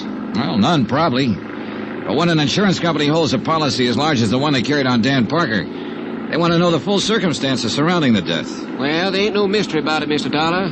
That poor girl took him for a burglar and shot him, that's all. And it mighty near broke her up. Say, what about her, Jake? Is she well-liked? Well, let me put it this way. I'm 52 years old. I got a grandson, 17. And we're both in love with Luann Parker. I see. And there's 5,000 other males in Green Pass that feel the same way. She get along all right with her stepfather? They worshipped each other. She was all Dan had since Mrs. Parker died 9 years ago. They was thicker than thieves, them two. Rode horseback together, went fishing, took trips together. Well, then it's understandable that she'd be pretty broken up. It was terrible for her. She went clean out of her mind when she realized what she'd done. So tell me, was Dan Parker a wealthy man? No, fairly well-to-do for these parts, but no ways wealthy, the way you'd think of it in New York, for instance. Then I imagine the Parker girl would think of $100,000 as being a pretty sizable fortune. Mr. Dollar, let me give you a little advice. Oh? You got a job to do, fine. But if I was you, I'd be mighty careful how I went about doing it. Why so? Well, people up here in the hills are kind of standoffish at best. And if you go around hitting what you seem to be hitting at, you're going to get yourself a mess of trouble. I don't deal in hints, Jake. All I'm trying to do is dig up all the information possible. Let the company know exactly what happened. That sounds fair enough, Mr. Dollar. But you take my advice. Dig easy.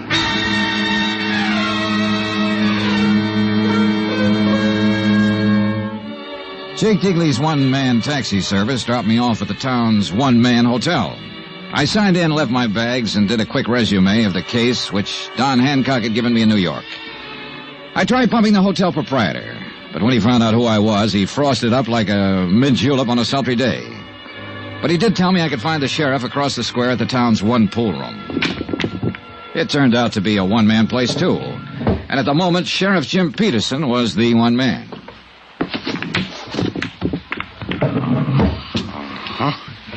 Oh, glad to know you, Mr. Dollar. Just a second now. Watch me get that there 3-ball down there. Good shot. No, that was a setup. You couldn't miss one like that if you wanted to. Got something on your mind, sir?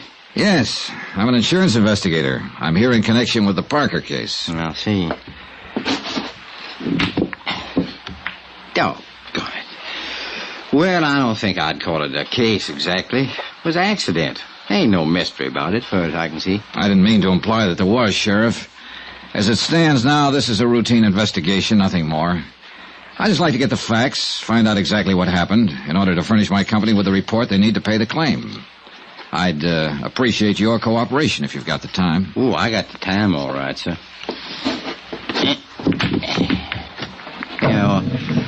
How much you know about it? Well, not much. Dan Parker, as I understand it, was your county attorney here. His stepdaughter, Luann Parker, who is the beneficiary under our policy, mistook him for a prowler, shot him, and killed him. Now, that's about it. Well, the thing happened 3 nights ago. Dan'd been up to Richmond on business, and he come back in on a midnight train.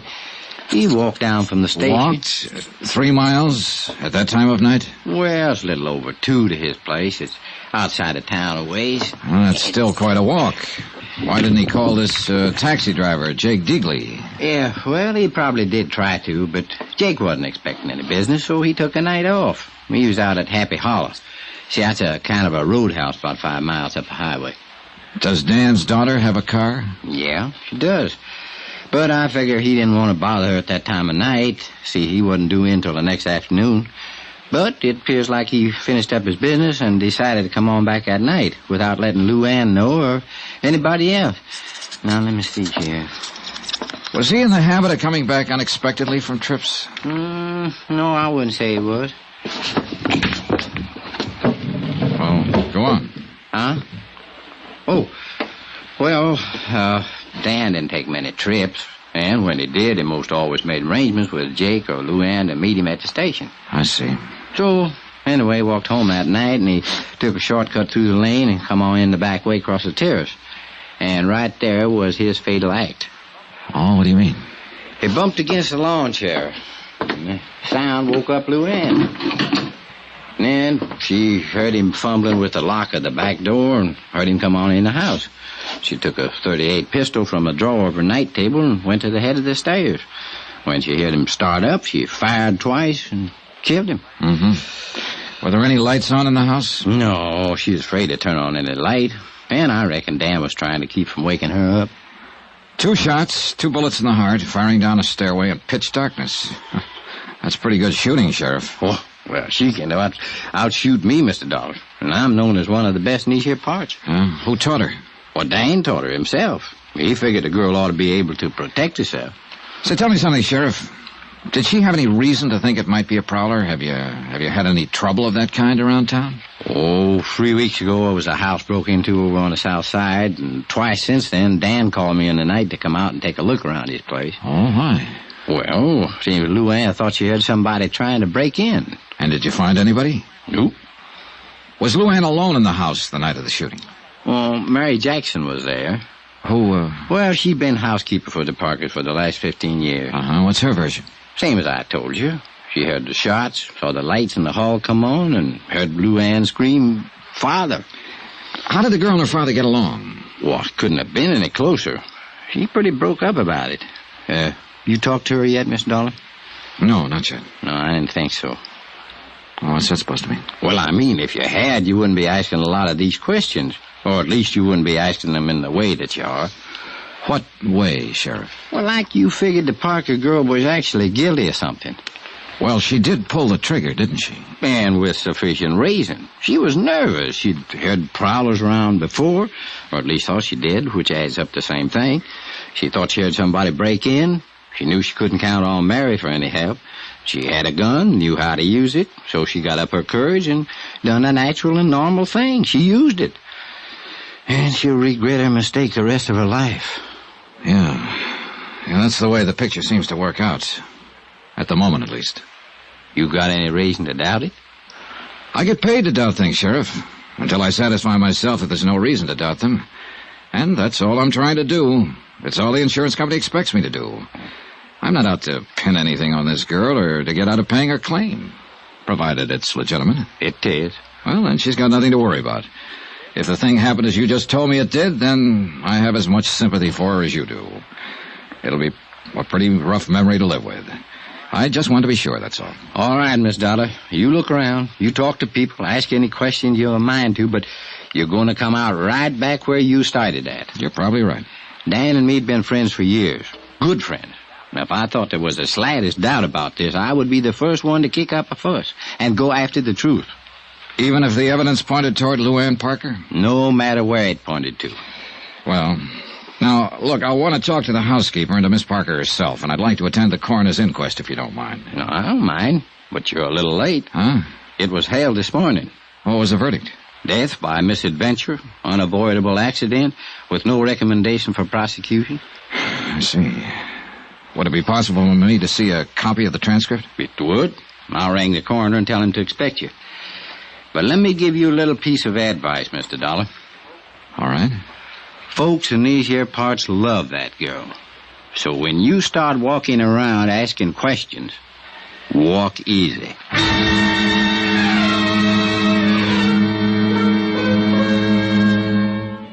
I went over the coroner's report and found nothing. Luann had been called as a witness and appeared to have answered all questions in a frank and a straightforward manner. I checked her school record. She was regarded as an unusually bright girl and had stood at the head of her class all through high school.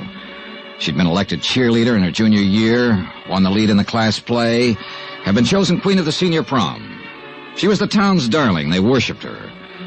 And I could see that casting any aspersions on her would be like an attack on the crown jewels. I began to feel like a peeping Tom, like a louse, like I was wrong. And yet, cui bono? Who benefits? 2 bullets in a man's heart and a $100,000 payoff. I had to be sure.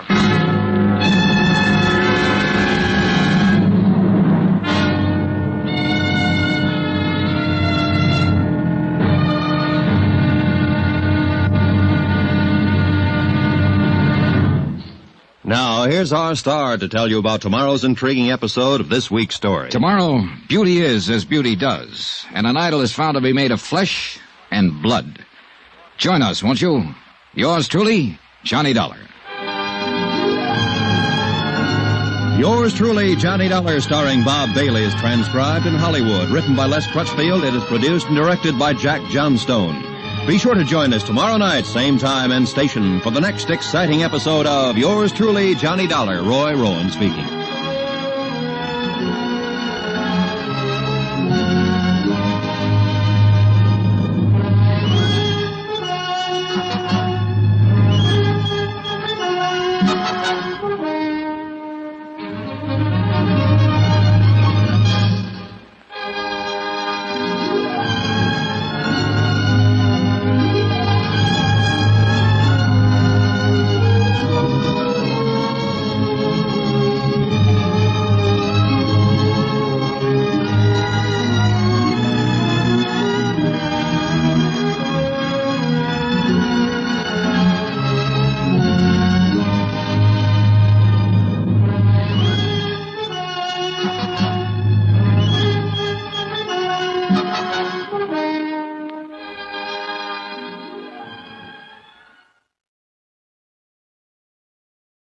From Hollywood, it's time now for...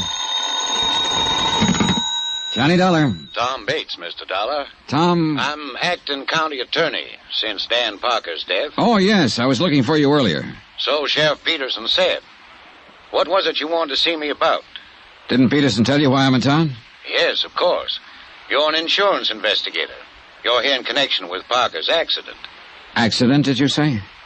I thought the sheriff straightened you out on that. He tried his best. Well, I'm afraid I can't tell you any more. Mr. Bates, are you in your office at the moment? Yes, I am. Stay there, then. I'll be right over.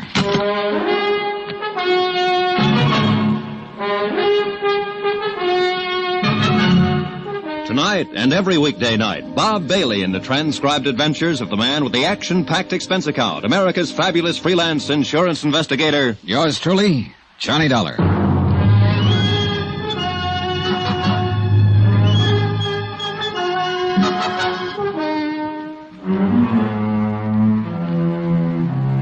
From Special Investigator Johnny Dollar, location Green Pass, Virginia, to the Home Office, Surety Mutual Insurance Limited, Hartford, Connecticut. Assignment, the Qui Bono matter. Expense account continued. Item 4, 5 cents for a copy of the Green Pass Weekly Sentinel. I glanced through it as I walked across the square from the hotel to the courthouse. The big news, of course, was the tragic death of longtime county attorney Dan Parker. And 2 columns of the editorial page were devoted to eulogy and sympathy for the dead man's adopted daughter, Luann, who had mistaken her father for a prowler and shot him to death with his own gun. But neither the editorial nor the front page mentioned the fact that Luann, because of her mistake, stood to collect $100,000 worth of insurance.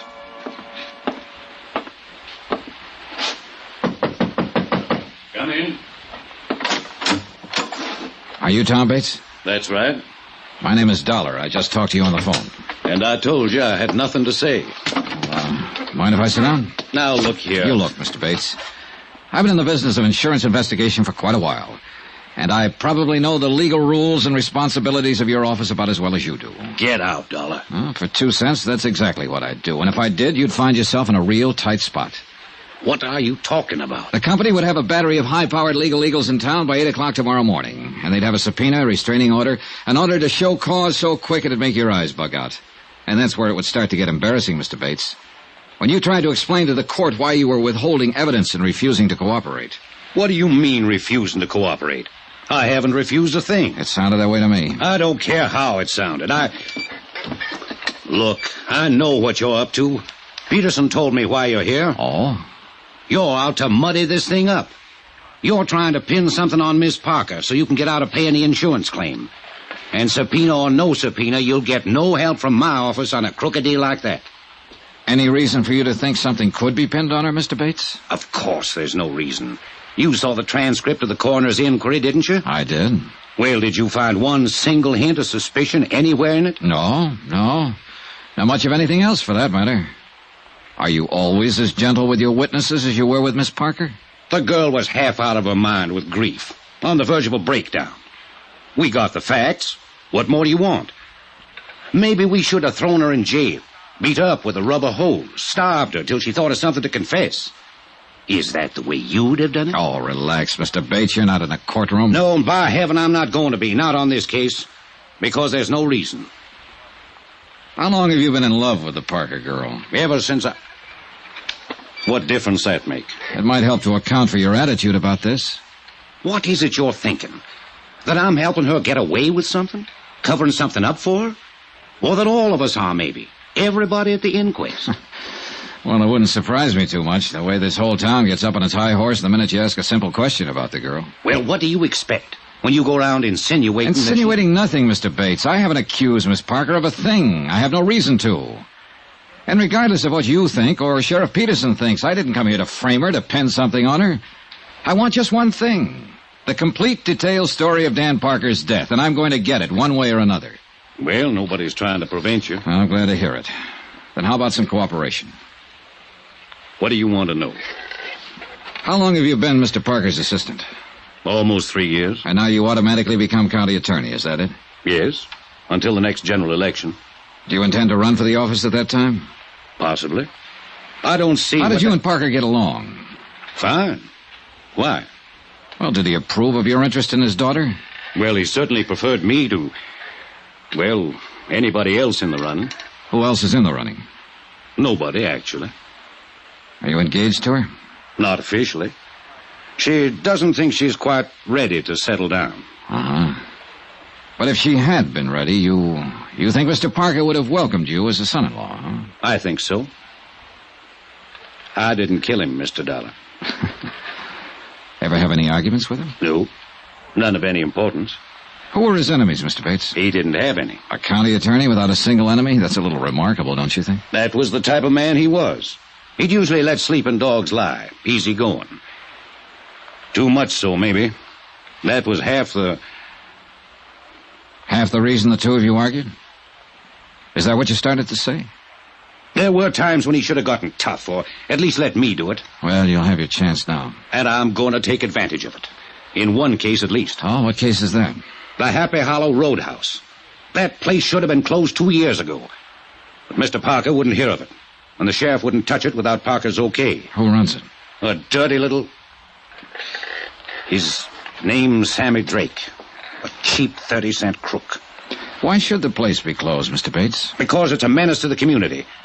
Drake's got everything going out there, wide open. He ought to be run out of town. And before the month's up, he will be. Was Drake a friend of Mr. Parker's? Hardly. Is Miss Parker acquainted with him? She knows him, of course. In a town this small, everybody knows everybody else. Doesn't mean anything. I see. You see what? What are you driving at, anyway? The complete, detailed story, that's all. Fine. But what bearing does this stuff have on the story? Oh, none, probably. The sheriff tells me Miss Parker is a dead shot with a pistol. Do you know if that's true? Absolutely. She can outshoot me any day of the week, along with most of the other men in the county. That's one of the ironies of the thing. It was her own father who taught her to shoot. Was she given a paraffin test the night of the accident to determine whether she'd fired a gun? Of course not. In the first place, we're not set up for it. And in the second place, there was no doubt but what she had. The housekeeper heard the shots and ran out in the hall and saw her standing there with a gun in her hand. And she admits she fired him. What more do you want? I guess that ought to satisfy any reasonable person. Well, thanks a lot for your cooperation, Mr. Bates. You're welcome. And I'll frankly admit I don't have the slightest idea what line of thought it is you're trying to follow. It's the same one I've been following ever since I left Hartford. Do you know the Latin phrase, cui bono? Sure. Means who benefits. It was an old principle of Roman law. And it's still a good one.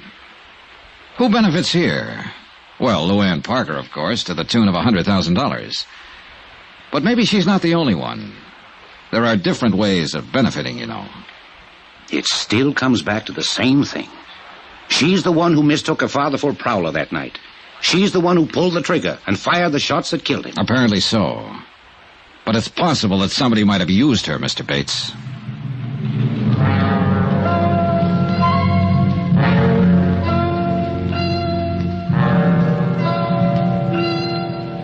Expense account item 5, $6 even. Flat rate payment to Jake Deagley for a couple of hours' use of his battered old taxi.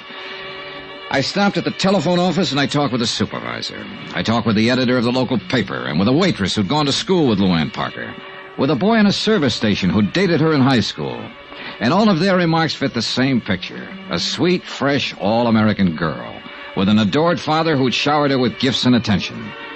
And now her own personal tragedy was the town's public one, and they all wept for her. Not a fact out of line. So finally I decided I'd filled in the background enough for the moment, and it was high time I met the little princess face to face.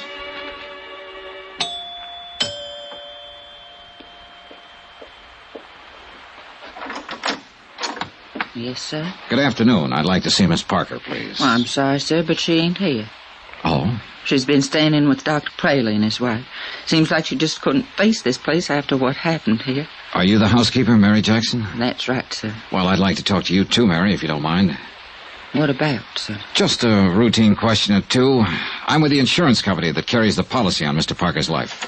Well, I don't think I ought to go around talking. Well, it's quite all right. Sheriff Peterson and Tom Bates are both cooperating with me, so you can be sure there's nothing wrong about it. Well, if them two say it's all right. They do. Then I reckon it is. Won't you come in, sir? In a few minutes' conversation, I learned that Mary Jackson had practically raised the Parker girl and worshipped both her and her father. She showed me the terrace where Dan Parker had bumped into the chair and wakened both his daughter and Mary, the back door where he'd entered the house that night, and then finally the main stairway where the shooting had taken place. When I heard the shots, all I could think was, oh, my poor baby, and I come running out in the hall. Your room is the third door there, is that right? Yes, sir. Well, just then Miss Luann turned on the lights, that switch right there beside you, and I saw her standing here at the top of the stairs with a gun in her hand. Then we both looked, saw it was Mr. Parker. We run down there. Miss Luann tore off his tie and pulled his shirt open, but he'd already passed on. Yeah, it must have been a terrible thing for both of you. Yes, sir, it was. Mr. Parker seems to have been a very generous man, especially with his daughter. Oh, he always gave her anything she wanted. Bought her another new car just last month. Yeah, I saw it in the driveway. Well, this is a very attractive house. Must be worth $25,000, $30,000. Mr. Parker bought it just 2 years ago.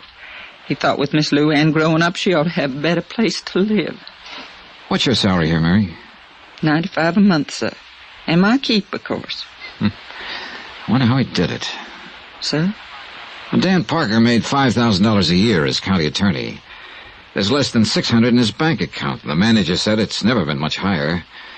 And yet, this house, new cars, those clothes of Miss Parker's that you showed me, a $50,000 life insurance policy. How about that, Mary?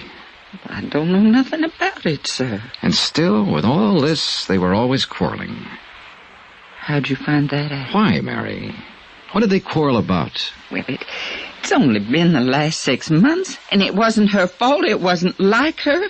It was that Sammy that put those ideas in her head. Sammy Drake, the fellow who owns the Happy Hollow? And she was a restless one with nothing to do, and he took advantage of it. Filled her head full of crazy notions. I know it was him. What crazy notions, Mary? Oh, going off to New York, getting on the stage, or dancing in some nightclub.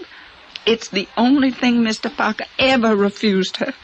But he sure put his foot down on that. He said the only way she'd do it'd be over his dead body. Oh, sir. Thanks, Mary. You've been a lot of help.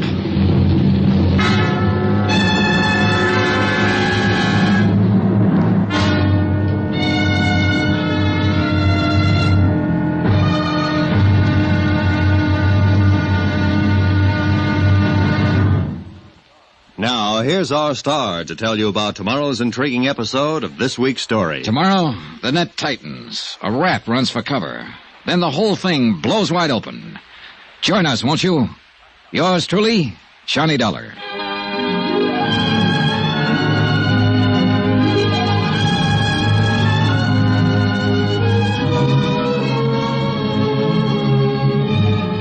Yours truly, Johnny Dollar, starring Bob Bailey, is transcribed in Hollywood. Written by Les Crutchfield, it is produced and directed by Jack Johnstone. Be sure to join us tomorrow night, same time and station, for the next exciting episode of Yours truly, Johnny Dollar. Roy Rowan speaking.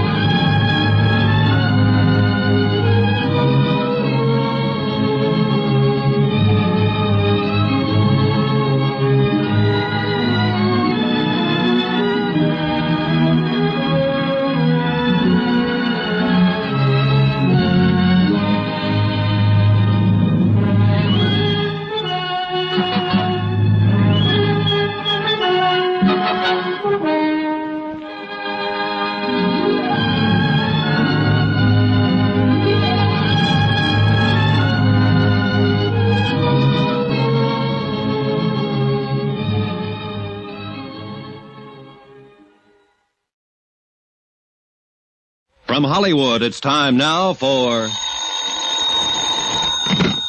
Johnny Dollar. This is Tom Bates. Oh, how are you? Dr. Praley just called me, Mr. Dollar. He says you've been threatening him. Oh, I wouldn't call it a threat, Mr. Bates. I simply told him that if he won't let me question Miss Parker, then I'll have to get a court order to do it anyway. Well, as acting county attorney here, I think I could block that order, Mr. Dollar. Maybe. but I doubt if it would be a very smart move. Now, you look here. She's in no shape to answer questions. She's under doctor's care. It's been 5 days now since the shooting. She's still very upset, nervous. She might say things that could be misconstrued, that she didn't mean. Oh, what things? How would I know? I just thought you might.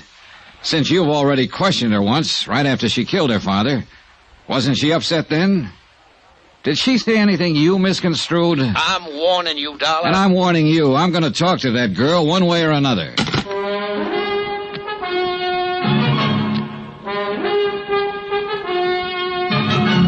Tonight and every weekday night, Bob Bailey in the transcribed adventures of the man with the action-packed expense account, America's fabulous freelance insurance investigator. Yours truly, Johnny Dollar.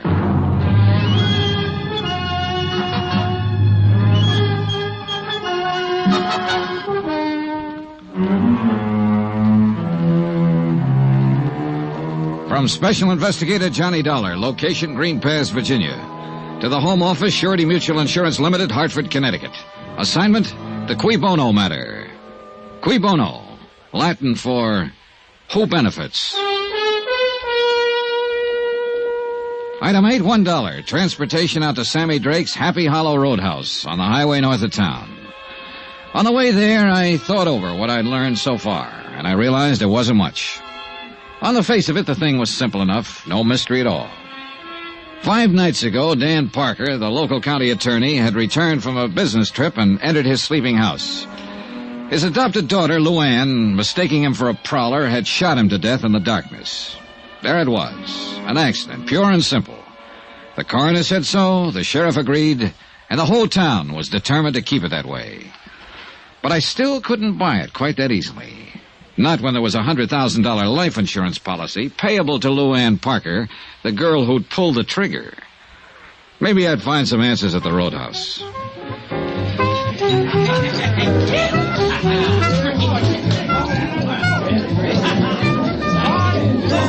The Happy Hollow was like 1,000 other places of its kind. A neon-lighted barn set 50 yards off the road. Inside, a jukebox, a raucous bar, and a scattering of tables around a splintery dance floor. Saturday nights, a 4-piece band. Probably a game or two going on in the back room, and whatever else the local sports might demand. It was early yet, and the joint hadn't started to jump. What's the word, Mac? Save your money and buy booze. Yeah, man. Out of town, huh? Depends on which town. Any town but this one, man. Here it's for the birds. Oh, I don't know. Looks to me like you got a good setup here. I'm eating. But it ain't easy, man. It's rough. Oh, it'll be rougher, Sammy, with a new county attorney. What's the pitch, Mitch? That's your name, isn't it? Sammy Drake? That's a crime, maybe? Oh, it might be. I don't know yet. You with the feds? No. Syndicate man? No, I'm an insurance investigator. Insurance? You mean protection? Not the kind you're talking about, Sammy. I'm here in connection with Dan Parker's death. You mean you're legit? That's right. Well, tie me up and nail me off. I thought you were somebody putting a bite on me. I am. Yeah? Yeah. I got some questions, Sammy, and I want some answers. About that Parker rubber? Right. Well, you're out of luck, Chuck. I don't know nothing from nothing about nothing. See what I mean? I got reason to think different. How so? Somebody been passing the word? Maybe. 2 get you 5. It was that Bates character. Am I in? I couldn't say. Sure it was. The new county attorney. He's got a big deal now.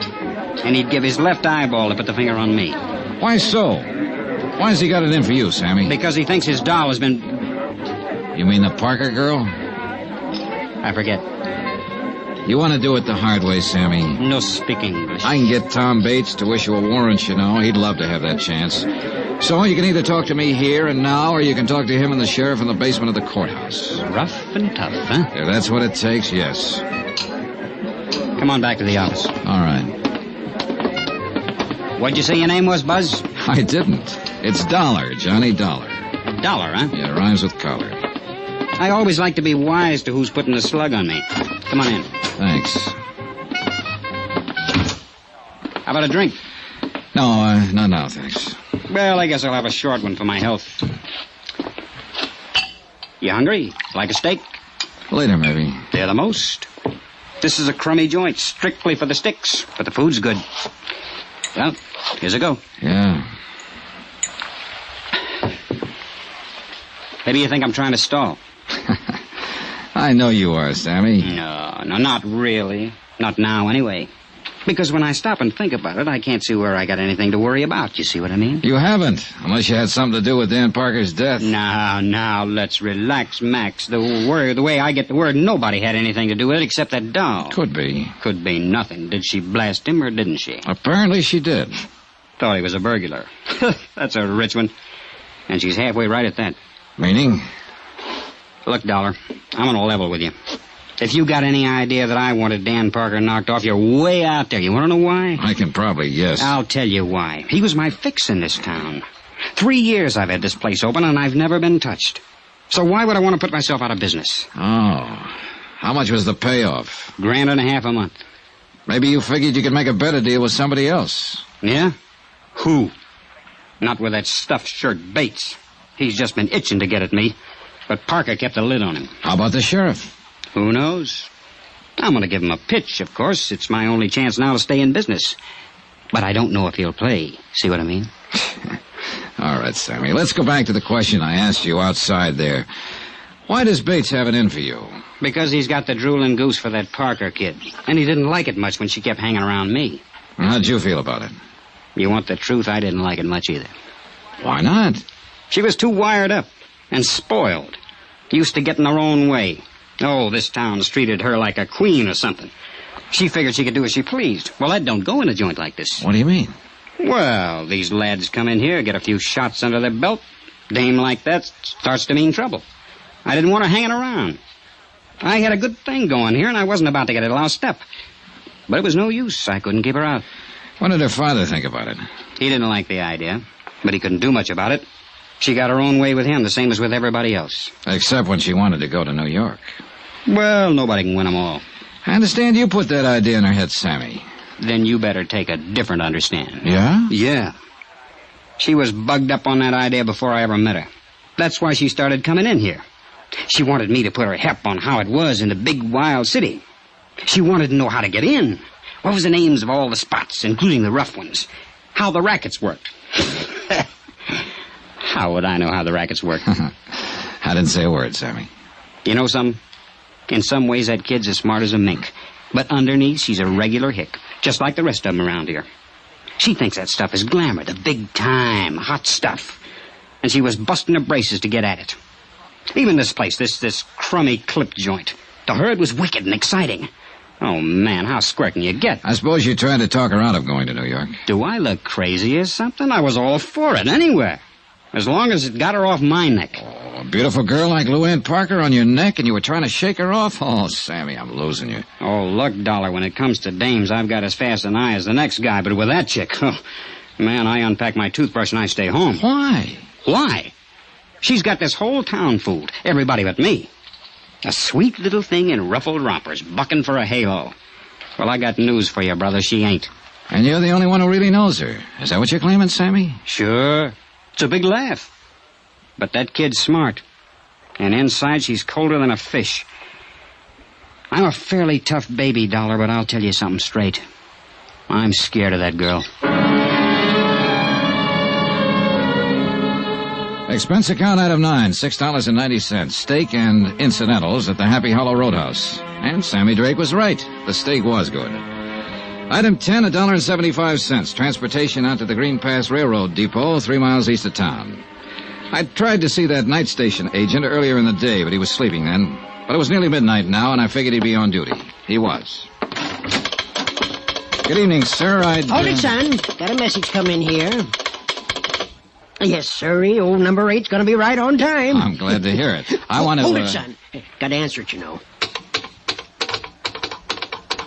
Mighty important business getting these here trains through. Yes, I imagine it is. Hold it! Yes, sir. Right on time. Be here in about 2 minutes now. Well, son, what's on your mind? I wondered if you were on duty the night Dan Parker got back in from Richmond. The night he was killed. Oh, yes, indeedy. You must be that fella Sheriff Jim Peterson was telling me about. That fella from the insurance company. Yes, that's right. Well, then I guess it's all right to talk to you. Leastwise, that's what Jim said. Nice of him. It's a mighty terrible thing. A downright tragedy for that poor motherless girl. Making a mistake like that, shooting her own father. Yeah, rough deal. Did you notice Mr. Parker when he got off the train that night? Why, of course I did. I always notice anybody getting off. It's part of my job, son. Yeah, well, It was right about this same time of night. He come in on number 8, at the same one that's due in now. Did you talk with him? Of course I talked with him. I know Dan Parker since we was both pups. He said, "Hi, Willie." I said, "Fine." And he said, "How's the family?" And I said, "Fine." And he said, "Well, you know, we talked. We had to talk more, too, but there's some fellow with him." Oh, well, I didn't know that. I reckon it was just some passenger he struck up the time of day with. Dan was on... There, you hear that, son? She's a-coming across the Briar Creek Bridge right now, right on time. Well, look, what happened to this stranger? Did he and Dan Parker leave the station together? Oh, no. No, they just talked while the engine was taking on water. The fella got back on the train before it pulled out.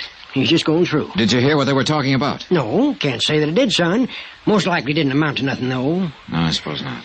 By golly, I did hear one thing. Oh, what? Just when the train was starting up, the fella leaned out and yelled, "Thanks a lot, I'll be seeing you." Dan just grinned, waved back, and went on down the platform to the telephone booth. You, don't know what he meant by that remark? Oh, nothing, more than likely. Just one of them things you say, you know. But that's life for you, because he won't be seeing him after all. See, she's coming around the bend there, son. I gotta get the mail sack out. You got any more questions? You're gonna have to ask him on a run. The mail's got to get through. Oh, I wouldn't think of stopping it. Hey, look, you said Dan Parker made a call from that telephone booth over there. You know who he talked to? Nobody, son. What do you mean? Why, he come back and said get a busy signal. I guess he'd have to walk home. And that's what he done. That was his mistake. That was one of them anyway. And you got any more questions, I reckon they'll have to wait. I haven't got any more. How's that, son? I said thanks a lot. What for? Well, there you got me. I don't know.